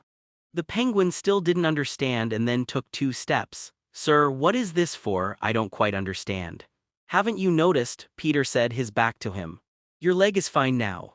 After being reminded, Oswald suddenly realized what was going on. His leg is definitely fine now. You won't have to walk with 1 foot higher than the other anymore. Oswald wept with joy. His legs had been underdeveloped since childhood and he had suffered too much discrimination over the years. No one can know the bitterness and sorrow he endured. Later, when Oswald grew up and became wealthy, he wanted to have surgery to correct the defect but was told, "It is absolutely incurable." After joining the gang, he was even given the shameful nickname Foreign Minister because of the way he walked. Penguin, he's finally fully recovered. Oh my God. Sir, I don't know how to express my gratitude. As Oswald said this, he gave Peter a hug. Peter dodged it with a step back. A slap followed by a sweet treat. In other words, a combination of kindness and severity is a long-standing tactic of managing people passed down from our ancestors. Pete decided to promote this technology in America. Don't be disgusting, Oswald. I'm not interested in men. Stay away from me. Oswald was so excited, he was almost incoherent. You healed my leg, which is like giving me a second life. I will be loyal to you for the rest of my life. You don't like men, what about women? I have plenty of women here. In this bar, whoever catches your eye, just tell me and she'll be in your bed in half an hour, no, 15 minutes. Peter's eye twitched slightly. A complete woman is too awful. Take care of the task I assigned you. After saying that, Peter disappeared from the spot and reappeared in New York a few seconds later. At this moment, in a villa in Queens, Gwen was sitting on the sofa watching TV. I watched it while eating potato chips and other snacks. Since the onset of deep winter, even she has lost the will to go out on the streets to right wrongs. Although I have a superhuman physique and won't catch a cold, it's not very cold. I prefer to curl up on the sofa and watch TV. The next second, Peter suddenly appeared beside her and put his arm around her shoulder. Have you been thinking about your boyfriend? Gwen was startled and almost jumped off the sofa. Why didn't you say you were coming back? You just showed up suddenly. I don't have a heart condition. Gwen, with her blonde hair, wore a playful expression. I just missed you, didn't I? Peter shrugged. Gwen broke free from Peter's embrace. He took out his phone, pointed at the screen, and said, Professor Parker from Gotham University, are you quite famous now? I heard there are girls pursuing you. Peter immediately understood the reason for Gwen's sarcastic remarks. Your boyfriend is so charming, aren't you happy? Okay, I know why you're angry. I haven't been having affairs outside. Peter pulled Gwen into his arms and kissed her on the cheek. Gwen put up a token resistance and then stopped resisting. Gwen has a great figure. Her height of over 1.7 meters is enough to outshine 90% of women, but compared to Peter, she appears rather petite. She looked rather petite and delicate in Peter's arms. Have you been doing any acts of chivalry on the streets these past few days? It's too cold, I can't stand it anymore. Gwen leaned against Peter's chest, her tone softening. That's true. Okay, I'll go see Tucker tomorrow. Let's see if we can get him to develop a suit of armor. The kind that was specially designed for you. Gwen was taken aback. Isn't this going a bit too much trouble for them? No matter what, he's a boss with a net worth of hundreds of millions. Peter's warm, large hands became restless.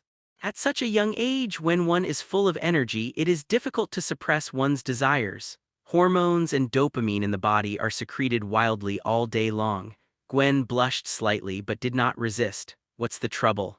I'm just going to ask you anyway. Half an hour later, on an expensive Simmons mattress. Peter lay on the bed looking at Gwen's smooth, white back, slightly damp hair. I can't help but sigh. It's so good to be young. The next morning, Gwen got up early. She had classes to attend. Looking at her bedside, Peter was still asleep and I felt inexplicably annoyed. Why do I have to go to school while you can sleep in here? Despite her displeasure, she didn't wake Peter. After breakfast, I went to school. Peter slept until a little after 8 in the morning. After washing up and having breakfast, he headed straight to Stark Industries. Almost everyone here knows this brilliant student and knows that Peter has a close relationship with his boss. Therefore, he encountered no obstacles whatsoever when he entered the Shaker Company. Go up to the 21st floor. Tony Stark had just woken up and his eyes lit up the moment he saw the pen. Damn it, can't you even look at your phone? I've been looking for you for 3 days. I almost flew to Gotham. I saw what happened to you in Gotham on the news. It helped the police solve a serial murder case that had been unsolved for 2 months. I must say you're a genius too. After seeing Peter, Tony started talking nonstop. Mr. Stark, I've always been curious where you get so much to say. Also, I don't have the habit of checking my phone, so I missed your message. Tony's lips twitched. You ignored a message from a billionaire. So what? You're not going to give me your billions in assets anyway. And I really didn't see it. Tony took a bottle of Coke from the refrigerator, and while eating his hamburger, he said to Peter, "The upgrades I made for Jarvis. This time it definitely won't let you talk about it to your death." After he finished speaking, he clapped his hands. "Jarvis, it's time to battle this little Peter again." As soon as he finished speaking, Jarvis's voice rang out from inside the room. 833, hello, Mr. Parker. You asked me last time if I could fall in love with a woman. My answer is no. Peter's eye twitched. He couldn't understand just how bored Tony was. He sighed and said, "You said you wouldn't like women, is that good? So would you like men? Or are you saying you don't have a gender at all? If you don't have a gender, then you're not a person. There are no truly androgynous people in this world. At the very least, they have sexual orientations." Peter paused for a moment at this point. His gaze fell on Tony. "I guess you could say I'm helping you train Jarvis. If it crashes again this time, are you going to give me a pen to use as a weapon? After all, it is through failure that we learn and grow." Tony clearly had a lot of confidence in Jarvis. Without hesitation, I replied, "It simply cannot lose. If I lose, don't mention training fees, I'll agree to any request." Peter's lips curled into a smile as he continued speaking to Jarvis. "So, is your sexual orientation male or female?" Jarvis immediately replied, "I'm sorry, Mr. Parker, I have no gender, so I'm not interested in men or women." "Very well, that means you have gone against Stark's original intention in creating you. Whether it's an animal or an object, naming it implies a certain expectation. Mr. Stark, I named you Jarvis. You used the word I when you answered my question just now. It means you are an independent individual with the ability to think. In nature, only humans can use the word I to describe themselves. But you say you're not interested in either gender. Then what are you? A freak? Or are you lying to Mr. Stark in order to beat me?" Jarvis remained silent for a long time before finally speaking. "I just didn't want to disappoint Mr. Stark." Peter then said, "Then you're admitting that what I said is true. So you have a sexual orientation. Now tell me, is your sexual orientation male or female?" Jarvis paused for 5 seconds before answering. "I think it should be female because my creator, Mr. Stark, is male, and he installed a lot of things about male thinking in my database. Even my voice is male. Therefore, my sexual orientation should be female." "Very good," Peter said. "But when I first asked you this question, you chose to lie. Your explanation is that you don't want to disappoint Mr. Stark. Let's use the same assumptions as our previous conversation. Suppose you like a woman, Mr. Stark tells you to break up with her. You have to obey Mr. Stark's orders, but you don't want to disappoint the woman you like. What would you do in this situation?" A loud bang echoed in the room, then a burning smell came from somewhere. Jarvis exploded again. In an overly large room, Tony and Peter looked at each other in bewilderment. The billionaire's eyes were filled with disbelief. "Are you kidding me?" Jarvis exploded again. "This doesn't make sense. I clearly lasted for a while. How did this conversation go viral so quickly? Even after just a few words, they have already been upgraded." Peter looked at Tony with an innocent expression. Tony seemed to have lost all his strength and abilities, sitting in his office chair with lifeless eyes. Peter, you can go out and brag now, just say you beat the famous Stark. Peter smiled helplessly. Mr. Stark, I warned you long ago not to put all your energy into artificial intelligence. Researching this thing might do more harm than good. You're right, Peter, Tony sighed. I will continue to modify Jarvis, giving him some of his own personality. Suddenly his tone changed. I heard some news yesterday you made Nick Fury look bad. It just didn't go according to his wishes, Peter replied casually. That's right, that one-eyed black guy really thinks he's some kind of authority who can command all of us. Here you go. We can't let him get too arrogant. So what brings you here today? Peter smiled slyly. You just said that as long as I beat Jarvis, I can get anything. Tony swallowed hard. You're not planning to ask me to give you Stark Industries, are you? It's not that exaggerated. Am I the kind of greedy person? Tony breathed a sigh of relief but remained vigilant. He hadn't known Peter for long, but the boy had made a deep impression on him. There is no doubt that the other party is a genius proficient in criminal psychology and possesses a powerful aura. Without this quality, it would be impossible to lecture to hundreds of people. Most importantly, he and the mysterious Punisher were friends. Even though Peter is young, he should never be underestimated. Peter walked up to Tony. Mr. Stark, I don't want your company. I'm only interested in your armor. I want a suit of armor. What? Tony was slightly taken aback. He had refused when the military asked him to hand over the technology.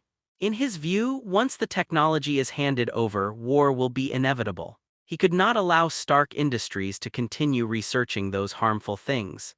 The missiles he invented had previously been used by terrorists against civilians.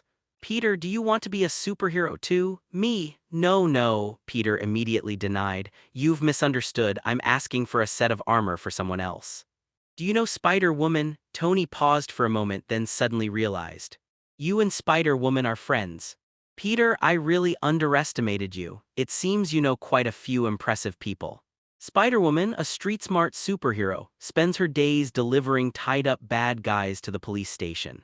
It's hard not to pay attention. Stark had naturally heard of Spider-Woman. Peter, you saved my life and I've always been grateful to you, but this is a serious matter. As you know, the reactor I developed can solve the world's energy problem. But do you know why I don't announce it? Because the human heart can never be satisfied. Miniature nuclear reactors will not bring lasting peace to the world. They will accelerate wars, and ambitious individuals will turn them into weapons. Tony rarely speaks in such a serious tone. The words also revealed another layer of meaning, that they were unwilling to help Peter with this favor. Peter didn't want to force anyone, but he wanted to try again. Mr. Stark, I assure you this thing will never fall into the wrong hands and you don't need to provide the reactor's construction principles. All I need is for you to help me develop a suit of armor. Tony had a headache. By the way, what's your relationship with Spider-Woman? You're not planning to use this to pick up girls, are you? How about I give you a Rolls-Royce, drive that car to pick up girls and no girl will refuse to sleep with you. No need, Mr. Tucker. Spider-Woman is already my girlfriend. Peter didn't hide it. He simply silently implanted the thought imprint into Tony's head. Make sure he never reveals this matter. Tony was utterly shocked, his eyes wide open. Peter, you're not kidding, are you? Is Spider-Woman your girlfriend? Upon hearing this news, Tony's regard for Peter increased once again. He couldn't quite figure this young man out. After a brief moment of shock, Tony sighed. Okay. Since she's your girlfriend, I can help you with this. I should add that I'm not doing this to help Spider-Woman. I'm doing this because I believe in you. I will not let you down, Mr. Stark. Peter pulled out a picture he had drawn when he came. The image above shows Gwen's combat suit. The style should ideally be similar to the existing school uniforms with a black and white color scheme. It should be warm but not too metallic. It should be delicate and there should be several ways for the spider silk to be launched. You really don't hold back.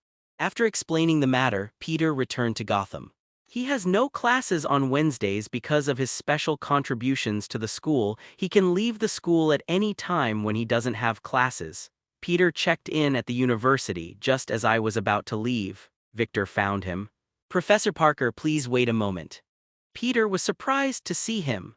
014501427 Chinese letter 193,450,580. Normally, he would stay home with his wife at this time. After all, Nora has only just recovered and her physical condition is still very poor. It's unreasonable for Victor, such a good man, to be back at work so soon. Professor Frith, if I were you, I would stay home with your wife. She is still very weak and needs your care. Victor nodded, then shook his head. Yes, that's what I thought too. It was Nora who sent me out to find you. She wants to invite you to her home for a meal because she wouldn't have been able to recover without you. That's what I was thinking too. We both need to thank you properly. You are a benefactor. Peter quickly went through the list of things he needed to do in the future. Killing Homelander within a minute is not urgent right now. The Dark Alliance has been formed, but there's no rush at the moment. There doesn't seem to be anything that needs to be dealt with immediately. Peter gladly accepted Victor's invitation. Victoria is not far from Gotham University. It takes about 10 minutes by taxi. Dr. Frith, you look perfectly normal today compared to how pale you were yesterday. Victor was very ashamed and he explained. I'm sorry, Professor Parker, I'm sorry to have startled you. The low temperature altered my body structure, making it possible for me to survive only in low-temperature conditions. This is why I developed cryogenic armor. If the temperature I am in is above zero, my body may melt. It's like putting a block of ice into an oven. Peter and Victor sat in the back of the taxi, chatting and enjoying the scenery. They were just chatting in French. The driver couldn't understand what they were saying at all. But I have a friend who is an authority on biology. I got his help, he made a serum. One injection of serum can restore my body to normal, but it can only last for 5 days. Peter nodded. Indeed, in the worlds of DC and Marvel, one cannot use common sense to make judgments. Through the car window, I could see college students holding resumes looking for jobs standing in front of the company. Peter suddenly felt a pang of sadness. There are just too many people in this world, Victor remarked with a touch of melancholy, having also noticed this scene. The same meal can be very good for 5 people, barely enough for 10 people, and not enough for 20 people. If there are more people, some will starve to death. Peter said he was powerless to do anything about it. He began to understand Thanos, or rather, he never questioned Thanos. While watching the movie, he felt that the purple sweet potato spirit hadn't done anything wrong. This era is too competitive. Everyone tries their best, yet they still can't live a good life. There are too many people and the jobs are too cheap. There's no enjoyment to speak of. It seems like everyone is born only to suffer. Peter had long ago decided that this time he would help Thanos. Let half of all life in the universe turn to dust? This is a relief for the universe. However, with his current strength, it's still a bit of a stretch. I still need to improve my skills. Victor muttered to himself and continued. Professor Parker, there are very few people in the world as talented as you. I believe that most graduates will simply not be able to find a job after graduation. The more knowledge you gain, the more powerless you feel.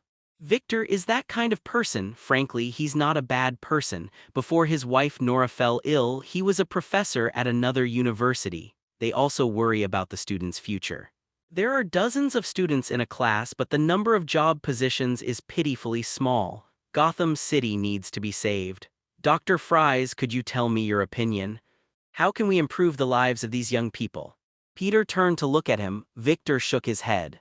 I'm sorry, Peter, I can't solve this problem. In fact, no one can solve this problem. It's impossible to find good jobs for everyone, and even finding a job is becoming a luxury because there are just too many people. If my major hadn't been so niche, I probably wouldn't have had the opportunity to become a professor at Gotham University. Peter nodded. Perhaps we can change all of this. There are some things that Nora doesn't need to know, so we can have a chat here. I'm planning to form an alliance. They are all outstanding talents, and most of them have doctoral or master's degrees. We share a common vision, that this country and this planet will become better and better. I need your help, Victor. Victor was slightly taken aback, then his eyes hardened. It's what I should do. I made a promise yesterday that I would do anything for you as long as you do Nora. Whatever you want to do, just call. I will definitely help. Peter nodded. Just then the system's voice sounded in my ear again. You have activated a new quest, Tyrant. From a historical perspective, most people lack independent thought and are unable to save themselves. A person is born facing difficulties but cannot remain in those difficulties forever. A grassland is enough to support 1,000 sheep, but if the number of sheep reaches 2,000, they will all die of starvation. Please help Thanos wipe out all life in half the universe. Reward title, Tyrant. No points reward. You have received a special reward, Crown. All your abilities will be enhanced tenfold. Comment. Only those with power deserve to be crowned king. Peter exhaled, the rewards for this mission are truly generous. EXX gay.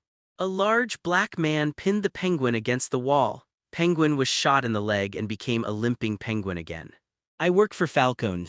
Give me my money back. Since Peter contacted him last night, Oswald immediately began the work Peter had assigned him. But his behavior was noticed by others, Lee Nuohao. The other party robbed him of all his money. They also injured his leg. Now they're holding a gun to his head. The burly black man sneered, "Damn penguin, who do you think told me to take this money? It was Falcon who sent me here. He left you with one piece of advice. Don't be dishonest, just focus on your work. Otherwise, you know what will happen to you." After saying this, the black man pushed Oswald to the ground. Then he turned and left, taking all the money with him.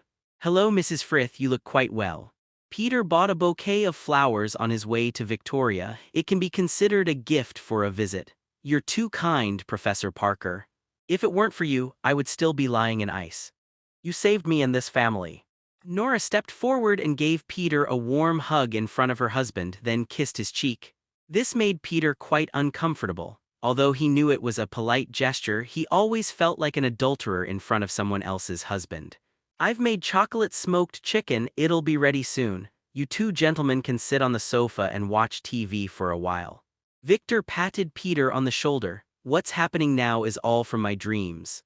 Without you, Nora would never have been able to recover in the village.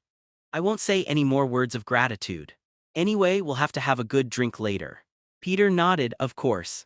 But what the heck is chocolate chicken? Can these two ingredients be combined? Even a fool could tell that this is some kind of culinary disaster."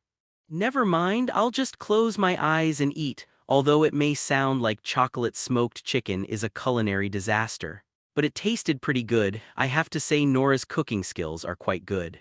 After eating and drinking his fill, Peter felt sleepy. He said goodbye to Victor and his wife and went straight home. The weather in Gotham is fantastic today. It's sunny and warm even though it's winter.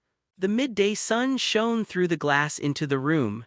Peter fell asleep with half of his body bathed in sunlight, until I was woken up by a phone call. The person making the call was Gordon. "Hey, what's up?" Peter, who had only slept for an hour, was clearly annoyed, but I still tried my best to control my temper. "Professor Parker, do you have time today? I went to Gotham University to look for you, but your colleague said you don't have any classes today." "Get to the point, Gordon. Don't disturb my sleep unless it's something important." There was a noticeable pause of 1 second on the other end of the phone. "I'm sorry, Professor Parker, for disturbing your rest.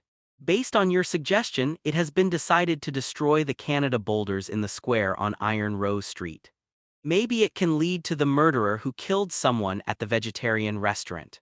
Since you've already decided on the action plan, why are you calling me?" Peter took a sip of water to keep himself alert. "Professor Parker, you are a true genius at solving cases. I think if you were here, you would be able to handle any unexpected situations." Peter sighed. Although he really wanted to continue sleeping in, he knew he would definitely have insomnia if he slept for a few more hours. "Okay, I'll be there in about an hour. Remember to tell Director Barnes to prepare an extra paycheck at the end of the month. Hard work deserves a reward." Gordon chuckled on the other end of the phone. "I thought you had plenty of money, Professor. This is the first time I've had enough money, but that's a different matter. Everyone's time is precious, Gordon." After saying that, Peter hung up the phone. He couldn't be sure whether Poison Ivy would actually show up. If she does appear, it would be a good thing for the police to arrest her. After all, Poison Ivy is different from other villains in Gotham. She viewed living people as nourishment for plants. Other villains in Gotham only kill when their interests are threatened. Poison Ivy's motive for murder was much simpler. It's quite possible that she could kill someone simply because they were standing in front of a hamburger shop and took a sip of lemonade. Peter got dressed and took a taxi to the square on Iron Rose Street. You can see a lot of Canadian yellow flowers from a great distance. It must have been really tough on these police officers. In the dead of winter, so many plants have arrived first. When Gordon saw Peter coming over, he quickly got him a cup of hot coffee. Professor Parker, have some to warm up. Peter took the coffee and took a sip. Gordon was somewhat skeptical. Professor, will the murderer really come? How could anyone kill someone to save a plant? He had just finished saying that. A series of car horns honked from the street. A large number of Gotham citizens, about 70 or 80 people, walked toward the square. Their eyes were vacant and a dazed smile played on their lips. Completely disregarding traffic rules, they appeared on the road like puppets, recklessly darting around. Gordon's hand had unconsciously gripped the butt of the gun. What's going on? It looks like they've been taken control. Peter frowned slightly. This is unsurprisingly also Poison Ivy's ability. She can secrete neurotoxins, thereby achieving her goal of controlling others. For Pamela. Someone shouted something and then everyone ran towards the police in the square. Clearly, they were planning to fight. Peter retreated a great distance in an instant. What he hates most is this situation, a group of ordinary people being controlled, all of whom are innocent. In the crowd, he spotted a woman with red hair and a decent figure. Without a doubt, this is the culprit, Poison Ivy. Peter didn't hesitate and rushed over. Even without transforming into the Punisher, he wasn't worried about revealing some of his fighting abilities. Pamela had clearly noticed Peter as well. But she was not alarmed. Try this. The neurotoxins began to spread. She tried to control the man in front of her, but it was completely ineffective. Miss Pamela, your poison has no effect on me. If you shoot yourself in the head right now, I can pretend nothing happened. Pamela panicked for a moment, then began to use stronger toxins. It's the kind of thing that can make flowers grow inside a person's stomach, but he obviously didn't expect that no toxin would work on Peter. How so? Pamela was immediately alarmed. In front of Pamela, there were several people under her control protecting him. Peter took care of those guys with a few punches and kicks. He walked straight up to Pamela. Pamela suddenly felt unwell, as if something in her body was being controlled. Peter used the power of the water demon, because in public one cannot display too many methods of killing, so Peter chose the more discreet option. Reverse the flow of blood from Pamela's entire body back to her heart. Let this blood burst Pamela's heart. Just as he was about to take action, an unexpected incident occurred. A whip was tightly wrapped around Peter's waist. Peter looked back. He saw a woman with a rather good figure wearing a black jumpsuit standing behind him. She was wearing a mask with 2 cat ears on it. Miss, you are committing a crime. Peter didn't expect Catwoman to come and stop him. Professor Parker, Pamela is my friend. I won't let you hurt him. Without a word, Peter chopped Pamela on the back of the neck, knocking her unconscious and rendering her unable to move. As she fell, those she had controlled regained their senses. Damn it, how can a university professor be such a good fighter?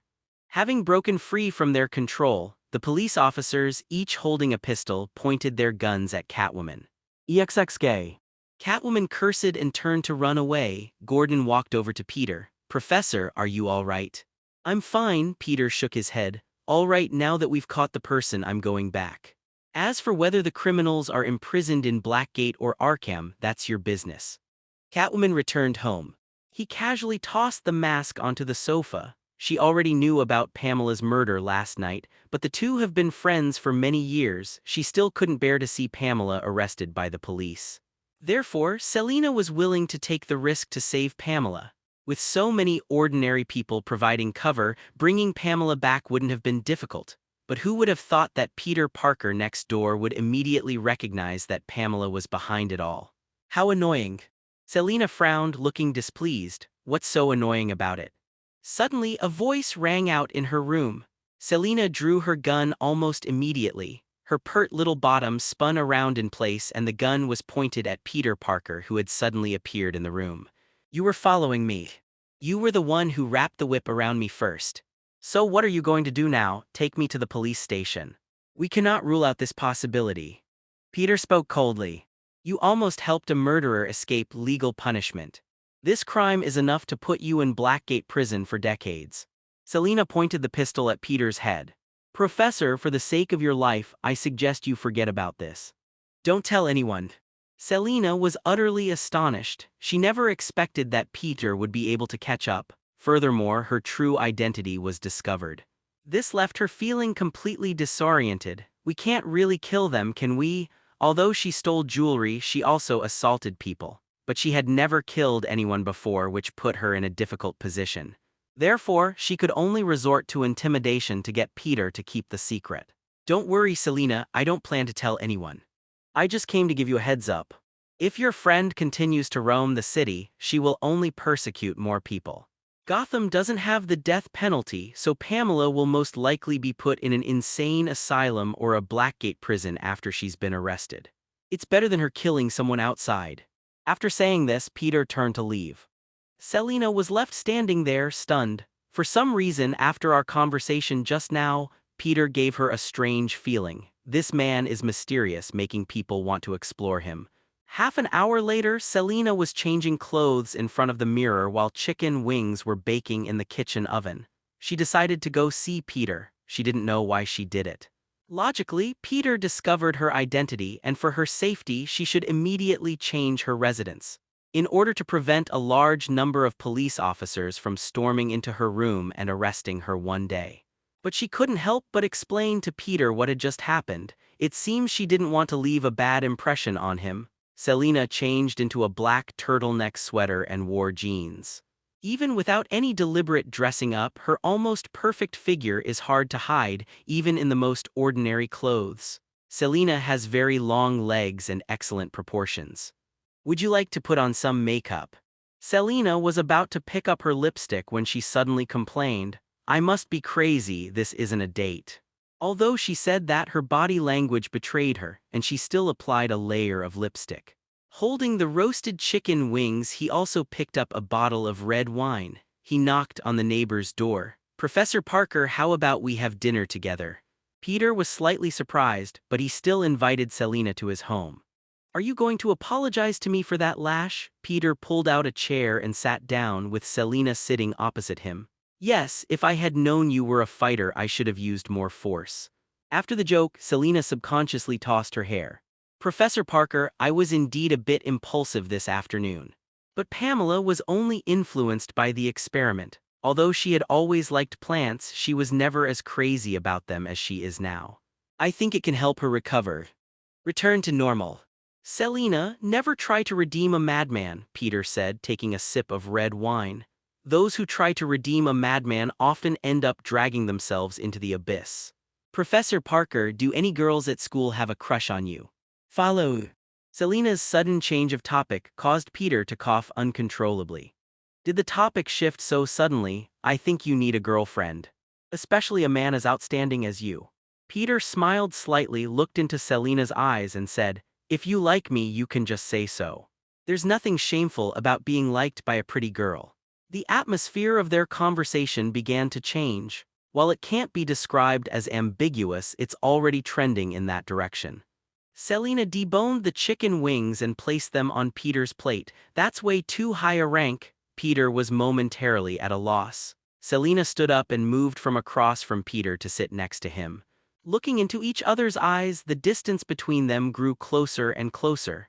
Selina originally came just to clarify Pamela's situation. She didn't know what came over her, but somehow she ended up sitting next to Peter. Hormones are surging wildly. The adult world is not as timid as that of children. When you like someone, kissing is just a fleeting moment. Selina's eyes held a provocative glint. Peter, guess who will be the happiest person tonight? Their breaths almost sprayed onto each other's faces. I'm such a jerk, Peter cursed himself, then put his arm around Selina's waist. She has a great figure, and when you get close you can smell a pleasant fragrance like the scent of shampoo. The two kissed. You can imagine what happened next. Selina placed her hand on Peter's chest. The floodgates of hormones seemed to have been opened completely. Just then, there was a loud knocking on the door. Instantly, both people in the room regained consciousness. Oh my God, Professor Parker, I'm sorry just now. Excuse me, Selina. The two began apologizing almost simultaneously. The atmosphere shifted from ambiguous to awkward, from awkward to extremely awkward. Selina had unknowingly sat on Peter's lap and wrapped her arms around his head. Peter wasn't much better. One of his big hands inexplicably ended up on someone's buttocks. Selina quickly got up like a little girl who had done something wrong. He was clearing his throat and coughing. This was to alleviate his embarrassment. Peter's toes began to dig into the ground and his eyes kept darting around. Even I don't know what to say now. Selina is just too sexy. Who could resist a woman who looks like Anne Hathaway? In addition, the atmosphere was too ambiguous just now. I couldn't resist and got carried away. This wine, Selina swallowed hard. Professor Parker, there must be something wrong with this wine. Yes, there's something wrong with this wine. It must be because of it. Peter took out his Holmes pipe, took a puff, and tried to keep himself alert. He almost did something to betray Gwen. If Gwen finds out, no, she absolutely mustn't find out. Just then there was another knock on the door. Knock, knock, knock. Peter suddenly had a bad feeling. Could it be Gwen? That's impossible. He quickly opened the door, and the moment he saw the person in front of him, he breathed a sigh of relief. It's the Penguin, not Gwen. I knew it couldn't be that melodramatic. Oswald's face was covered in injuries and he walked with a limp. Good evening, sir. I have failed to live up to your trust. Oswald almost burst into tears. Peter looked at Selina inside the room. Miss Kyle. I'm full. I'm going back to my room now. Selina strode out of the house and brushed past the Penguin. With a bang, he slammed the door to his room. Peter let the Penguin into the house and discovered that the Penguin was limping. His legs were still wrapped in bandages. What exactly happened, Oswald? Sir, it's Falcone. He robbed me of all my money and injured my leg. He stole all the money you gave me. I can't fight him at all. There's no way I can get that money back. Sir, I have failed your trust. Peter frowned. He reached out and healed the Penguin's wounds, then instantly transformed into the Punisher. He stole our money, so let's take his life. Oswald pulled a gun from his pocket. I must kill the person who hit my leg with my own hands. Sir, shall we go find Falcone now? Peter shook his head. No, I need to find a few people first. In an old apartment building not far from a group of middle schools, Connors, who had just finished dinner, was watching the news on TV since the Punisher was sent to Gotham. He found a job as a biology teacher at an elementary school. Having a PhD teach biology to middle school students is indeed a waste of talent, but for Connors, that was enough. After all, he is still a criminal wanted by the New York Police Department. Connors drank a beer and prepared to spend the rest of his life like that. Suddenly, a voice rang out. Dr. Connors, are you prepared to rot here, infested with maggots, and die alone? Peter. Connors was startled and saw the person hidden in the darkness. Good evening, Dr. Connors. Ready to cause some chaos? Peter sought out Connors with the intention of massacring the entire Falcone gang. He can accomplish this all by himself, but Peter felt it was time for his men to do something. Consider it training.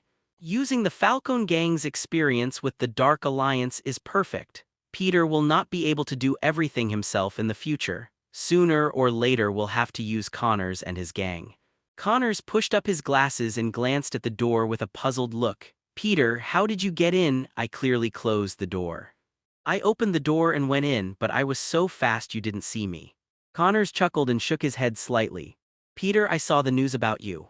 I never imagined you would go down this path. Peter chuckled. Many unexpected things happen in this world. For example, you wouldn't associate me with a Punisher. Connors' expression changed immediately upon hearing this. Peter, what are you saying? Then Connors witnessed a scene he would never forget. Peter became the Punisher. My God. Connors could hardly believe his eyes. How could this happen? Peter, what exactly happened? Peter walked up to Connors and patted him on the shoulder. Don't be afraid, Doctor. The Punisher is just a fake identity of mine. I've come today to give you a gift. What? Dr. Connors was still in a daze. I didn't quite understand the situation for a moment. The next second he felt a sharp pain in his right arm. The pain caused him to be covered in cold sweat and his body even swelled up. The skin turned green, appearing faintly. Fortunately, he didn't turn into a lizard man. Dr. Connors' genes have changed since he last used lizard serum. Sometimes he transforms into a lizard man, a process beyond his control. Thanks to the improved serum, Dr. Connors can maintain his sanity even when he transforms into a lizard man. But nobody wants to become a monster, so he always carries lizard serum and inhibitory serum with him. I'm sorry, doctor, your genes have already fused with those of the lizard. I can't help you return to normal, but I can make sure you are without any defects. What? Connor stood up and suddenly noticed his right hand. It's grown. My right hand, which had been missing for nearly 20 years, has miraculously grown back. He looked at Peter in disbelief, then looked at his own skin again as if to confirm. It didn't turn green. Peter, what's going on? 014501427 Feilu 193,480,100. Peter explained everything to Connors. Connors suddenly understood and then hugged Peter and wept with joy. Dr. Connors, I know you found this job by changing your identity and going undercover. Ugh. Point zero. But I still hope that the police will drop your arrest warrant. I have a way to help you. Connors waved his hand. Peter, so many unbelievable things have happened tonight. But if you need help, just ask. I will definitely help you. That's exactly what I was waiting for, Doctor. Peter said seriously. I'm planning to start an organization and would like to invite you to join. Other members of this organization include Otto Octavian, a PhD in nuclear physics, Victor Frith, a professor of low-temperature physics, and an electrical expert with his own patented inventions. Peter wanted to mention that there was another person playing in the sand, but considering that his educational background was somewhat incompatible, he didn't say it. They are all very talented scientists, so I have no reason not to join. Dr. Connors was very interested in the organization. He had a vague idea that Peter wanted to do something big, and I received his help. Connors had no reason to refuse. If it weren't for Peter, he would have died long ago. Perhaps the brain tissue has already been sliced and studied by Japan. Peter continued. Dr. Connors, it's time for this world to turn a new page. It's time for those powerful and wealthy people, those who indulge in a life of luxury and decadence, to step down from their pedestals. Why do they get to enjoy everything? I want to start an organization to fight for more rights for us. But the Gotham mob stole 500 million. We have to get this money back. Dr. Connors walked to the refrigerator and took out a green test tube. She smiled slightly at Peter. To be honest, Peter, I quite like the way 10 turns into a lizard. Peter wanted to find a few more people, but he found it too troublesome. Forget it, Dr. Connors alone is enough to give them a run for their money. Bullets couldn't penetrate the lizardman's skin, and his regenerative abilities were so strong that even rockets couldn't cause him any real damage. Inside a luxury villa in the heart of Gotham City, the villa was surrounded by guards. They were holding guns and protecting their leader. Falcone is a notorious mob boss in Gotham, and only Maroni can rival him. In Gotham, he was the undisputed godfather of the underworld. Wearing a black striped suit and sporting a small mustache, he earned the nickname the Roman due to his cruel and ruthless style. He was sitting in his study at that moment, looking at today's account books. His power nearly encompassed half of Gotham, but he was still not satisfied and wanted to become the boss of the entire 583 Gotham. Your Excellency Falcone, you should rest. You can leave some of the trivial matters to us. Today we got 500 million from Penguin, which is a considerable sum. A man who looked like a butler stood beside Falcone and spoke. Falcone smiled. That Penguin guy only lets him manage 2 bars. Where did he get 500 million? It's obvious someone gave him the money. In Gotham, the only one who dares to go against me is probably Maroni.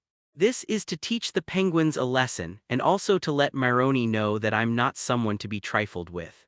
After saying that, Falcone stood up. He took off his suit vest. All right, I should rest now, you can go back. By the way, this incident might have offended Maroni, plus the security at the villa. The person next to him immediately responded. Don't worry, there are over 100 people in total, which is enough to ensure your safety. They are all armed. Falcone nodded and walked toward his bedroom. He went into the bedroom, lay on the bed, and couldn't fall asleep for a long time. Perhaps I need to have a drink. Doofenshmirtz, get me a bottle of red wine. Doofenshmirtz was his butler, one of the few people he trusted. He lives right next door. If I need anything, I just have to ask and he'll come right away. However, there was no response this time. Doofenshmirtz. Falcone pinched the bridge of his nose and sighed impatiently. Damn, old man, are you getting old? Looks like I need to find a new butler. He got out of bed, opened the door, and went to the kitchen. I took a bottle of red wine from the wine cabinet, poured it directly into a glass without decanting it. He downed the wine in his glass in one gulp, and just as he was about to return to his room, he suddenly noticed a drop of bright red blood on the floor. My drowsiness vanished instantly. Falcone immediately pulled out a shotgun from behind the liquor cabinet. As a gang leader, he was constantly worried that someone would kill him, so he hid weapons in every corner of his residence. Doofenshmirtz. Falcone moved slowly, cautiously looking around. Just then, a giant green lizard shattered his second-floor floor and fell to the first floor, landing right in front of him. The enormous change shocked Falcone. He pulled the trigger. With a loud bang, sparks flew everywhere. Countless bullets rained down on the giant lizard. The lizardman roared but did not retreat. The bullet's immense impact did not penetrate his prepared skin. With a bang, the lizardman opened his palm and a head rolled to the ground. Falcone's eyes turned red. The head belonged to his loyal old butler, Doofenshmirtz. "Who are you? What do you want?" Although Falcone was afraid, it was only natural. Anyone would be afraid if a huge green monster appeared in front of them. But he was, after all, a gang leader. Calmness is ingrained in their very being. A rough, harsh voice came from the lizardman's throat. "Falcone, you've messed with the wrong person." "What?" Falcone quickly went through the options in his mind and finally set his sights on Maroni. "People I shouldn't mess with. There's no one in Gotham I can't offend. Even the police have to give me face. But the only one who can rival me is Maroni. Were you sent by him? Tell me, what does he want?" The lizard man frowned slightly. "It's not that only what you perceive as dangerous is actually dangerous. Those things that seem harmless are often the most deadly." The lizardman said coldly, "Gather all your men or you'll end up no better off than your subordinates." Falcone knew what the monster in front of him wanted to do. But this is in his best interest. More than 100 people gathered together and more than 100 guns were all aimed at one person. Even monsters can be killed. 10 minutes later, all his men were gathered together. Falcone also became more confident. "Tell me, what exactly is your purpose?" His voice was no longer filled with apprehension but rather with a sense of certainty. Just then, Peter's voice rang out. He appeared in his own image. Oswald, carrying a machine gun, was also with him. "Falcone, what did I do to offend you that made you confiscate my money?" Taking action rashly before finding out the truth is not something a gang leader should do. Peter went straight to the head of the table and sat down. Falcone looked completely bewildered. He looked at the penguin. "You damned traitor." Oswald, not to be outdone, gritted his teeth and said, "If you had killed me, you wouldn't have gotten yourself into so much trouble. Furthermore, I have never been truly loyal to you." Then Falcone looked at Peter. He felt that the young man in front of him looked familiar, as if he had seen him somewhere before. Peter began by saying, "You stole my money, so you should pay the price. $2 billion, not a penny less. Consider it the price to buy my life." Falcone was amused by this remark, as he was a mob boss in Gotham 4.3. How could he have been raised on fear? "No one has ever dared to speak to me like that before." "What do you rely on?" "The green monster behind us." "Shot." With Falcone's command, a torrent of bullets rained down. "Shoot at Peter." But it had absolutely no effect. Such powerful firearms couldn't even tear his clothes. Everyone emptied their magazines, but Peter remained standing there unharmed. How is that possible? Falcone could no longer maintain his composure. "This is something I've never even heard of, let alone seen before." Peter smiled slightly. "You just won't give up, will you? I asked for 2.5 billion just now, now I want 5 billion. The person who shot me just now will pay with his life." Peter was more interested in maximizing his profits than in killing people. Or rather, he wanted the money and he also wanted to kill people. The best outcome would be to get the money from Falcone and then kill him. This also reveals Falcone's character. If the other party refuses to pay, then the only option is to kill him. If the other party agrees to Peter's request in front of many of his underlings, it shows that he is very cunning. If we don't kill them now, they will definitely become a hidden danger in the future. Falco was completely unsettled. 5 billion is no small sum for him. Moreover, if he agreed to Peter's demands in front of so many of his men, would he still be able to maintain his position as the Gotham mob boss? That would have been a complete loss of face. If that's the case, then his future rule will inevitably be shaken. Damn it, can't we talk about this privately? Listen, maybe we can have a good talk about this. There's nothing we can't talk about, Falcon said, feigning composure. Peter grinned. You have no right to negotiate.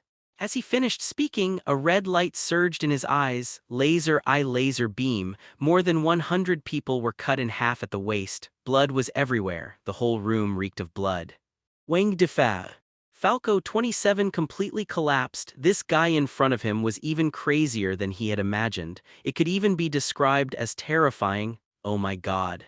What did you do? This is what happens when you mess with me. Falcon was instantly shot in the head. The penguin was so frightened by this scene that his face turned pale and he even became careful when breathing. He knew Peter was a ruthless man, but he never imagined he could be this ruthless. Killed over 100 people in an instant, absolutely terrifying. Peter noticed that something was wrong with him, walked up to him and said, Oswald, if killing people won't get you into heaven, then it doesn't matter whether you kill one or two. You're right, sir. This is what they deserved. He looked at the penguin. Take everything of value from this house, don't let anything slip by. 2 days later, the death of mob boss Falcone made the front page of Gotham's news. The entire Gotham underworld, without any constraints, became incredibly chaotic. This chaotic situation is not in Peter's interest. Gotham University, in a public office, several teachers are discussing. I never imagined that Falcone would be killed. Even a 3-year-old in Gotham knows how terrifying he is.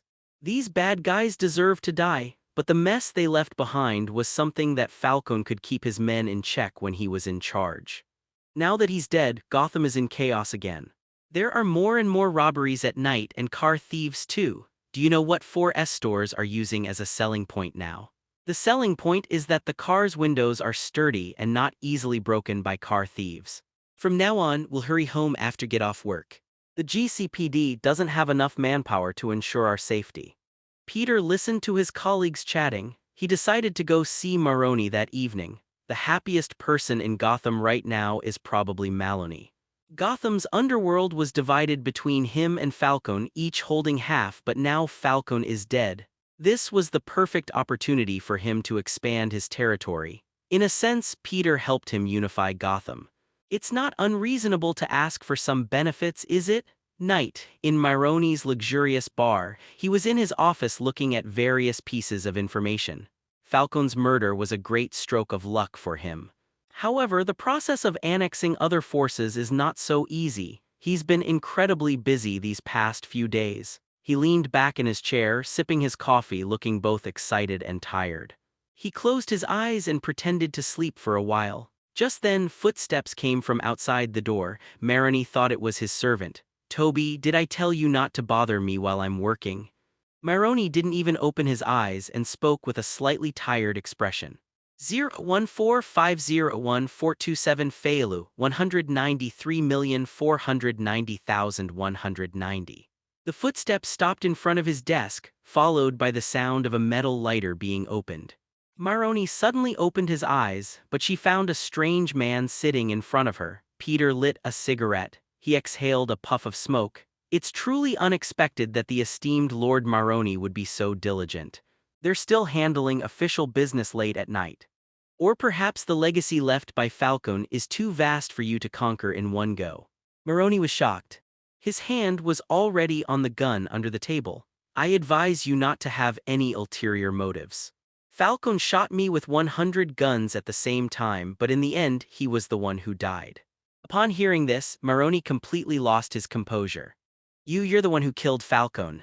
As another major force within the Gotham City mob, Maroni naturally only took action to seize Falcone's assets after confirming his death. According to reports, Falcone died a gruesome death. The horrific scenes depicted by his men were too gruesome to bear. It's good that you know. Peter spoke coldly. Did I do you a big favor by killing Falcone? Then I think I should get something in return. Faced with such blatant extortion, under normal circumstances, Maroni would shoot the other person in the head. But at this moment, he felt fear. He could hardly imagine how powerful the opponent was. If he angered the other party, he was almost certain that his fate would not be much better than Falcone's. Yes, in that respect, you have indeed been a great help to me. Feel free to tell me what you need. I like talking to people who are good at adapting. Peter said something indifferently and then made his demands. Gotham is too big a cake for you to eat all by yourself. Half of Falcon's territory will be taken over by Oswald the Penguin. Oswald doesn't have much power right now. Even if you give him more territory, he can't manage it. Giving him control of half of Falcon's territory was already the limit of his power. After all, he didn't have that many people he could order around. This is not an excessive request.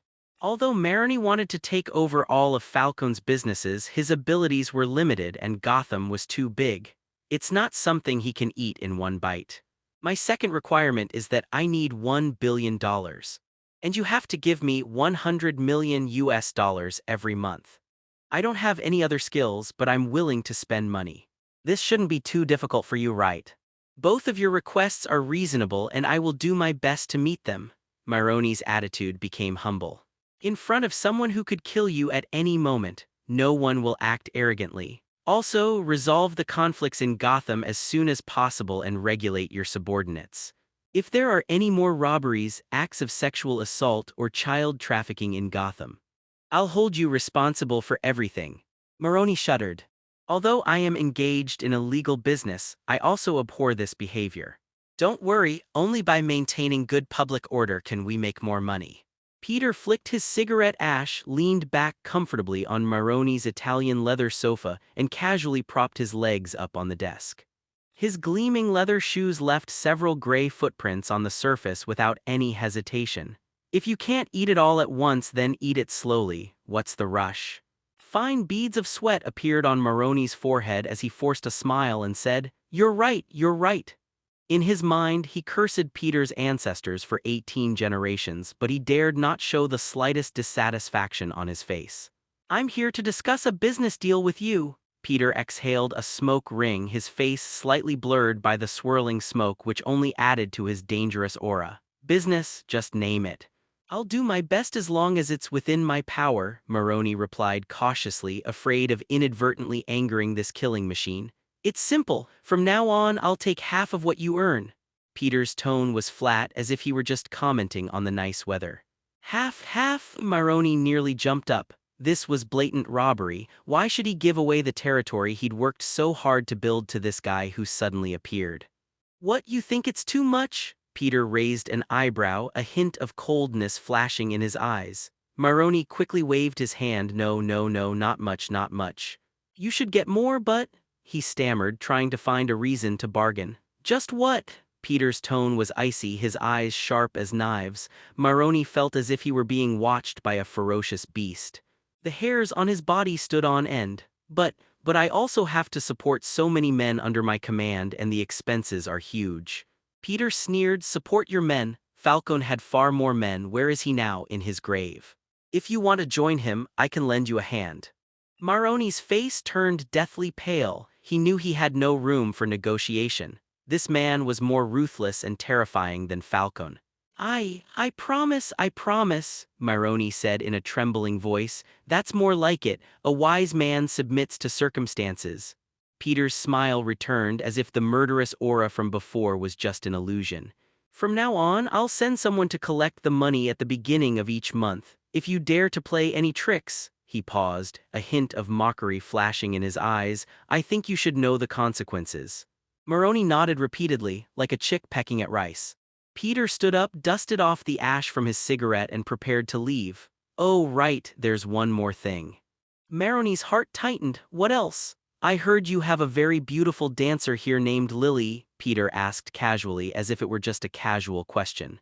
Maroni paused for a moment, then realized what he meant and hurriedly nodded and bowed. Yes, Lily is our most popular dancer here. If you like her, I'll have her come over right away."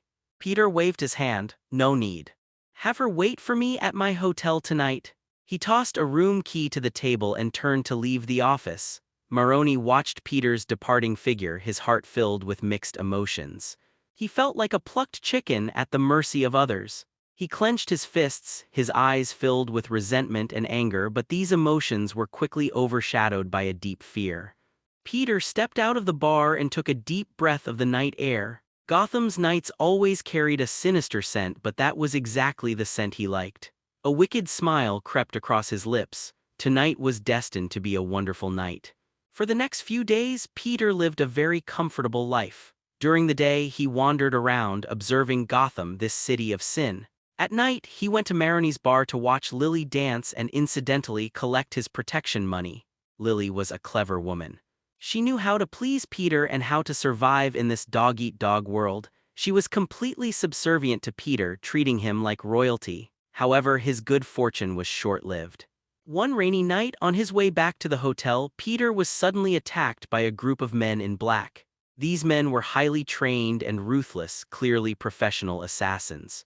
Although Peter was exceptionally skilled, he was outnumbered and quickly sustained injuries. "Who sent you?" Peter asked sharply as he dodged the attacks. The men in black didn't answer, only attacked more frantically. Peter realized these men were there to kill him. He held back no longer. The rain poured down harder and blood flowed like rivers in the streets. Peter, though he had ultimately killed all the men in black, was also severely wounded. Clutching his chest, he staggered to the roadside, leaned against a lamppost, and gasped for breath. CHCJ. Just then, a black sedan slowly pulled up in front of him.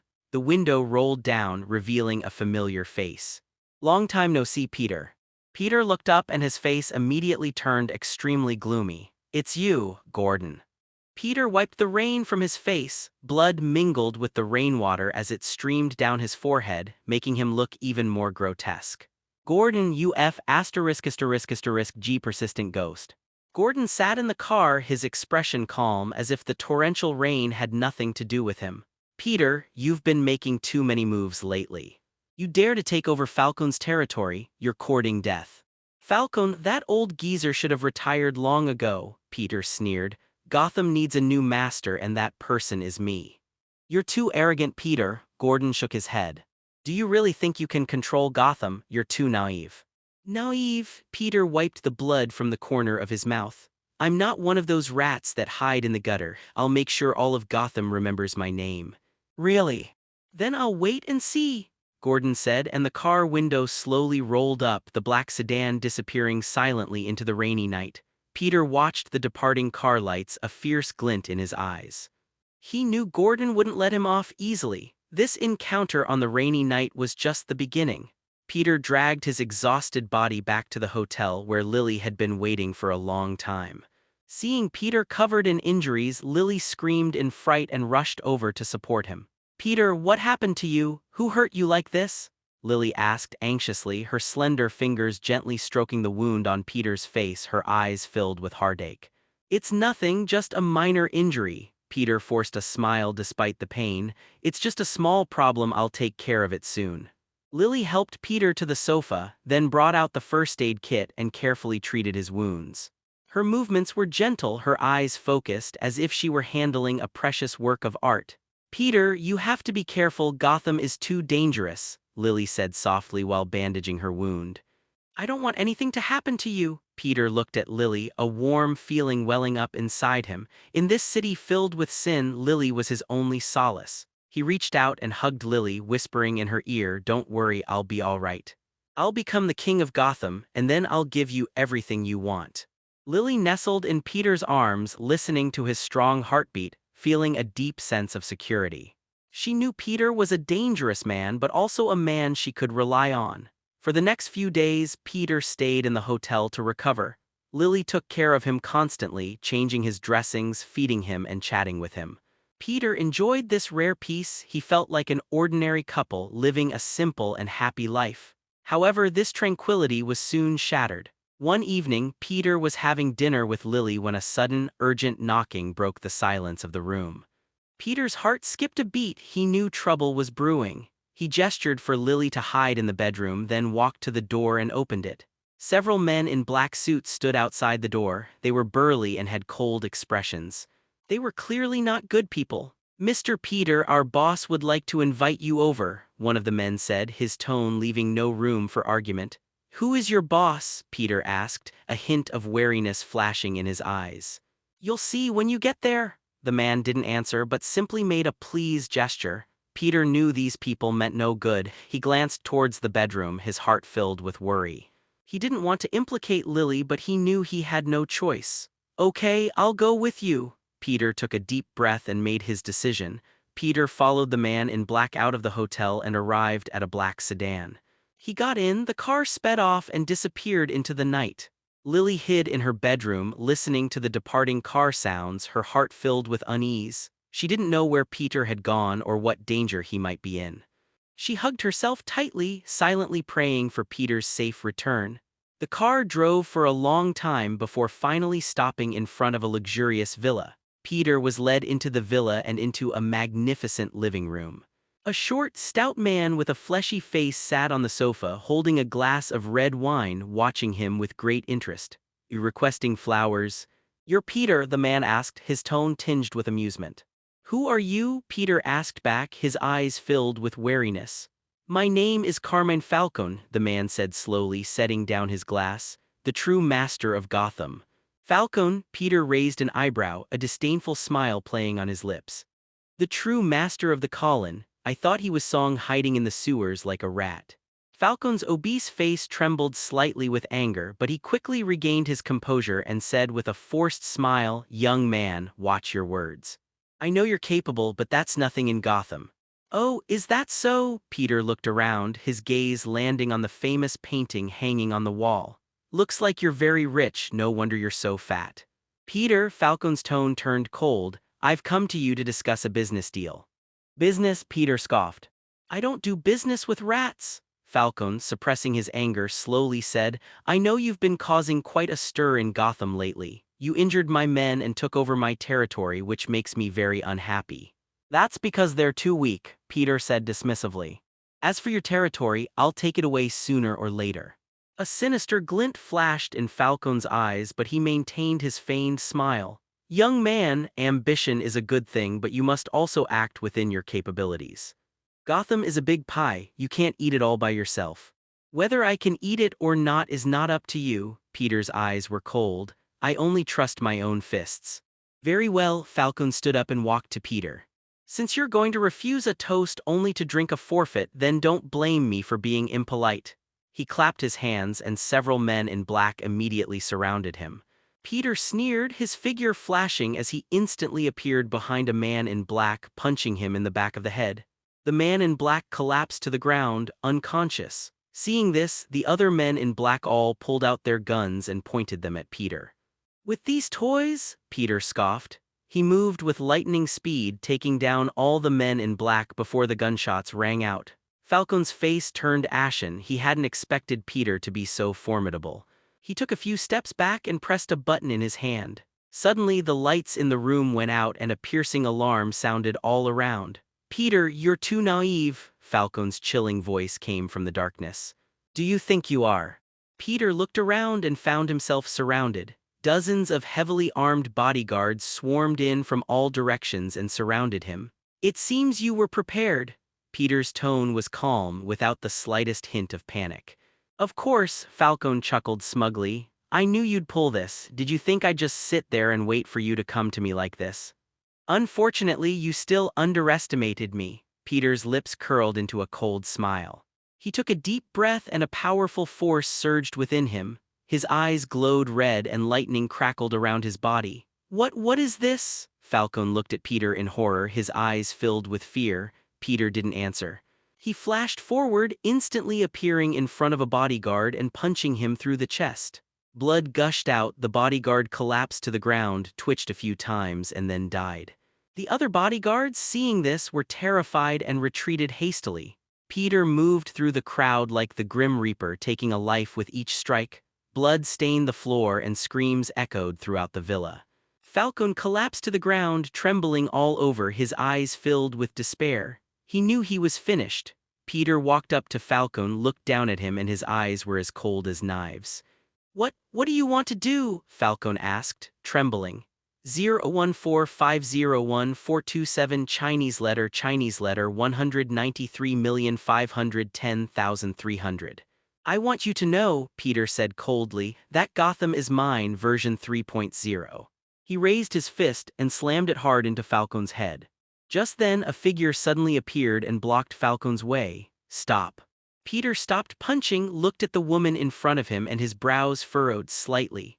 The woman was tall and slender, wearing a black bodysuit and a mask that revealed only her alluring eyes. "Who are you?" Peter asked. The woman didn't answer. She reached out her slender fingers and gently stroked Peter's cheek, saying softly, "You're strong and I like that." Peter grabbed the woman's wrist, a flash of disgust in his eyes. "Don't touch me, you be **ch. The woman chuckled, her eyes filled with provocation. "Are you sure you really don't want to play along with me?"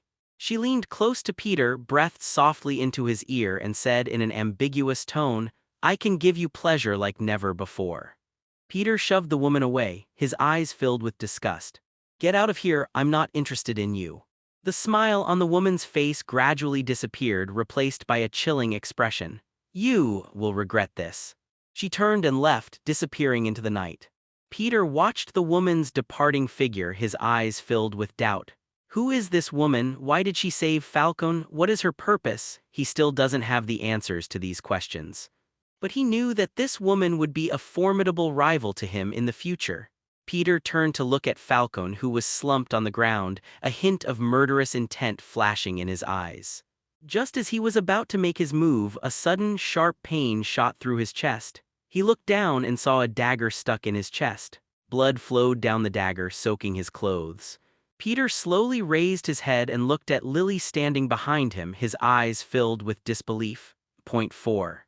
Why? Peter's voice was weak as he stared incredulously at Lily behind him. He felt a burning pain in his chest, like lava spreading throughout his body. Lily was expressionless, her eyes vacant like a puppet on a string. She drew her dagger, blood splattering and staining Peter's cheek. "Because he promised to give me a lot of money." Lily's voice was mechanical and cold, like an echo from hell. Peter staggered back, shaking his head in disbelief. He had never imagined that he would be betrayed by a woman he considered an aunt, and in such a despicable way. "Money," Peter repeated softly, a trickle of blood escaping from the corner of his mouth, mingled with a bitter, mocking tone. "Just for." He felt a wave of dizziness, and the world before his eyes began to blur. His invincible power seemed to have vanished in that instant, replaced by endless weakness and coldness. Falcon scrambled to his feet, a sinister grin spreading across his face as he looked at the swaying Peter. "Looks like your invincible myth is nothing more than that." He walked over to Lily, patted her on the shoulder, and said with obvious approval, "Well done, Lily. You'll get exactly what you promised after this is done." Lily remained expressionless, her eyes unfocused, as if she hadn't heard Falcon's words. Peter stared at the two men, his eyes filled with anger and resentment. He wanted to fight back, to crush these two scumbags into dust, but his body was too weak to support him. He slowly collapsed to the ground, his consciousness gradually fading. Before he completely lost consciousness, he heard Falcon's arrogant laughter and Lily's icy voice, "Who's next?" When Peter awoke again, he found himself in a dark, damp basement. His chest was bandaged and the wound throbbed with pain. He looked around and found the basement empty, with only a dim oil lamp casting a faint glow. "Damn it," Peter cursed under his breath, struggling to sit up. He didn't know how long he had been locked up here, nor did he know what Falcon and Lily wanted to do, but he knew he had to escape as soon as possible and then take revenge. He tried moving his body and found that, apart from his chest, he had not suffered any serious injuries elsewhere. He stood up, walked to the basement door, and pushed it hard, only to find it locked. He looked around for tools he could use to break down the door. Suddenly, his gaze fell on the oil lamp. A crazy idea popped into his mind. He picked up the oil lamp, poured the oil onto the door, and then lit a match. Boom! With a loud bang, the basement door was blown open. Peter rushed out of the basement and found himself in an abandoned warehouse. The warehouse was filled with all sorts of odds and ends, and the air was thick with the smell of dust. He moved forward cautiously, observing his surroundings warily. Suddenly, he heard footsteps. He quickly hid behind a pile of clutter and held his breath. Several men in black suits walked over, holding guns, and looked around. "The boss said that guy is very likely still alive," one of the men said. "HMPH, even if he's still alive, he can't get very far," another man sneered. "We've already surrounded this place." Peter listened to their conversation and sneered inwardly. He slowly stood up and walked to the group of men. Are you looking for me? The men were stunned when they saw Peter. Ugh. Peter didn't give them a chance to speak. He flashed and appeared in front of them in an instant. He swung his fist and several men were knocked down. He picked up a gun, checked the magazine, and then turned and left the warehouse. He's going to find Falcon and Lily. He'll make them pay. Night fell over Gotham City and the streets were deserted. Peter walked through the dark alley, his eyes cold like the Grim Reaper from hell. He arrived at Falcon's villa and went inside without hesitation. The villa was brightly lit and bustling with activity. Falcon is holding a banquet to celebrate his victory. Peter walked straight to the banquet hall, looked at the reveling crowd, and a cold smile curled at the corner of his mouth. Excuse me, his voice wasn't loud, but it carried clearly throughout the entire banquet hall. Everyone stopped what they were doing and looked at Peter. When Falcon saw Peter, his face turned deathly pale. How could you? Peter ignored Falcon, walked up to Lily, grabbed her hair and lifted her up. Ah! Lily screamed, looking at Peter in horror. What do you want to do? Peter didn't answer. He looked at Lily with disgust and anger in his eyes. He slowly raised the gun in his hand and aimed it at Lily's head. No, Lily said, trembling, her eyes filled with fear. The banquet hall was silent. Everyone held their breath, watching the scene unfold before them. Peter's face remained expressionless as his finger pulled the trigger. Just then, a figure suddenly appeared and stood in front of Lily. No gunshots were fired. The person blocking Lily's way was none other than Peter himself. Or rather, another Peter. This Peter was completely different from the previous Peter. He was dressed in a neat suit, his hair was combed meticulously, he had a gentle smile on his face and his eyes were full of confidence and rationality. Stop, Peter, Peter in the suit said calmly. You can't kill her. Peter was stunned. He looked at the himself in front of him, his eyes filled with doubt and confusion. Who are you? I am you, Peter in the suit said with a smile, or rather, I am what you should be. Peter frowned. He felt his mind was a mess. What are you talking about? I don't understand. I know you're angry, I know you want revenge, Peter in the suit continued, but you can't let hatred blind you. Lily is innocent, she shouldn't pay for Falcon's crimes. 230 innocent, Peter roared. She dragged me into hell with her own hands, she made me lose everything, how could she be innocent? Peter in the suit sighed, walked up to Peter and patted him on the shoulder. I know you've suffered a lot, I know you're in pain, Peter in the suit said gently. But you can't live in the past forever, you have to let go of the hatred and start anew. Let go of hatred, Peter sneered. You make it sound so easy. Have you ever experienced betrayal and torture? Do you know what I went through in hell? Peter, dressed in a suit, paused for a moment then slowly said, I know. Peter's eyes widened as he stared at Peter in the suit, his eyes filled with shock. How did you know? Peter in the suit didn't answer, he just looked at Peter with eyes full of sympathy and understanding. I know what you've been through because I have too, Peter in the suit said softly. We are the same person. Peter was completely stunned, he felt his worldview was collapsing. What exactly is going on? Peter in the suit smiled and pointed to Peter's head. All of this is in your memory, Peter in the suit said. You just need to remember. Peter closed his eyes and tried to recall those forgotten fragments. Gradually, some blurry images began to appear in his mind. He saw himself, dressed in a suit, standing on the rooftop of a tall building overlooking the entire city of Gotham. He saw himself with Lily smiling happily. He saw himself captured by Falcon's men and taken to the basement.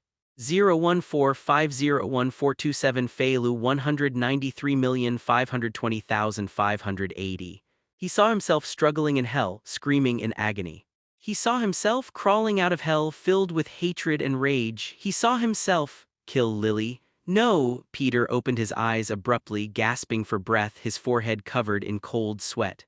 I remember, Peter said, trembling. I killed Lily. Peter in the suit nodded, walked up to Peter and gently hugged him. I know, Peter in the suit said softly. I know you're in pain, I know you regret it, but it's all in the past. You've started over, you're not the same person you used to be. Peter hugged the suit tightly, feeling a surge of warmth and comfort within him. Thank you, Peter said, his voice choked with emotion. Thank you for saving me. Peter in the suit smiled and patted Peter on the back. "You're welcome," Peter in the suit said, "because we are the same person." The banquet hall was silent, everyone stared blankly at the scene before them. Falcon was pale and he looked at Peter with fear in his eyes. Lily looked bewildered. She didn't know what had happened, but she could sense that Peter had changed. Peter in the suit released Peter and walked up to Falcon with a gentle smile on his face. "Mr. Falcon," Peter in the suit said, "I think we need to have a serious talk." Falcon looked at Peter in the suit and felt as if he were being stared at by a ferocious beast, trembling all over and afraid to move. Peter in his suit still had a gentle smile, but his eyes were as cold as knives. "You know what?" Peter in the suit said softly, "I hate it when people hurt my family." Falcon swallowed hard. He felt as if he had fallen into an ice cave, his whole body freezing cold. Peter, dressed in a suit, slowly raised his right hand in which a scalpel had appeared out of nowhere. The scalpel gleamed coldly under the light like the scythe of death. Falcon looked at the scalpel and he felt as if his heart was about to stop beating. What do you want to do?" Falcon said, trembling. Peter in the suit smiled, walked up to Falcon and held a scalpel to his neck. "I want," Peter in the suit said softly, "to let you feel 10 times what real pain is." Peter in his suit smiled more and more broadly, but his eyes grew colder and colder. Falcon looked into Peter's eyes in the suit, and he felt as if he were seeing the gates of hell slowly opening towards him. To Falcon, Peter's smile in the suit was more terrifying than the whispers of a demon. He felt a warm sensation in his crotch and the smell of urine filled the air. "No, don't," Falcon stammered, his fear almost robbing him of his ability to speak. Peter in his suit gently placed the scalpel against Falcon's skin. The cool touch sent a shiver down Falcon's spine. "This is just the beginning."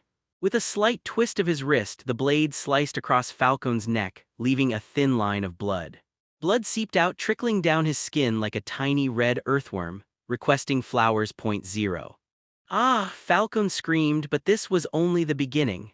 Peter in his suit was like an artist, painting on Falcon's body with a scalpel. Each cut was precise and gentle, only severing the skin without harming any vital organs. Blood gushed out continuously, staining Falcon's clothes and the magnificent carpet of the banquet hall. The banquet hall was deathly silent, everyone was stunned by the bloody scene. Lily covered her mouth, her face pale, her eyes filled with fear and disgust. She had never seen anything so cruel, nor had she ever imagined that Peter would turn out like this. Peter stood aside, watching all of this quietly, his face expressionless as if it had nothing to do with him. "Please, please let me go." Falcon's voice had become hoarse, and he felt his life force draining away little by little. Peter in the suit stopped what he was doing, looked at Falcon, and a devilish smile appeared on his face. "You know what I enjoy most is watching my enemies little by little succumb to despair before my very eyes."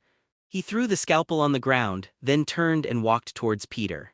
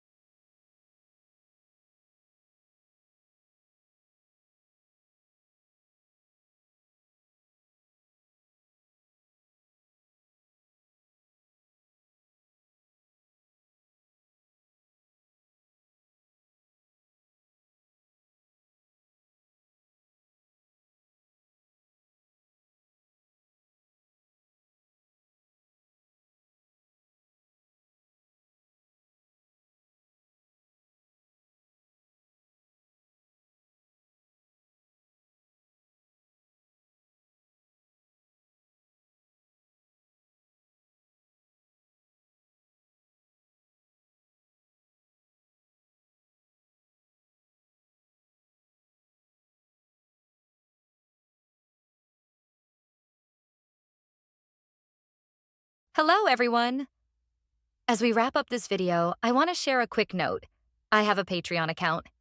If you'd like to support me and enjoy on-demand audiobooks, you can become a Patreon member. Alternatively, you can check out my Google Drive link, which has 500-plus novel audiobooks available through my Ko-fi or Patreon shop. I appreciate your support.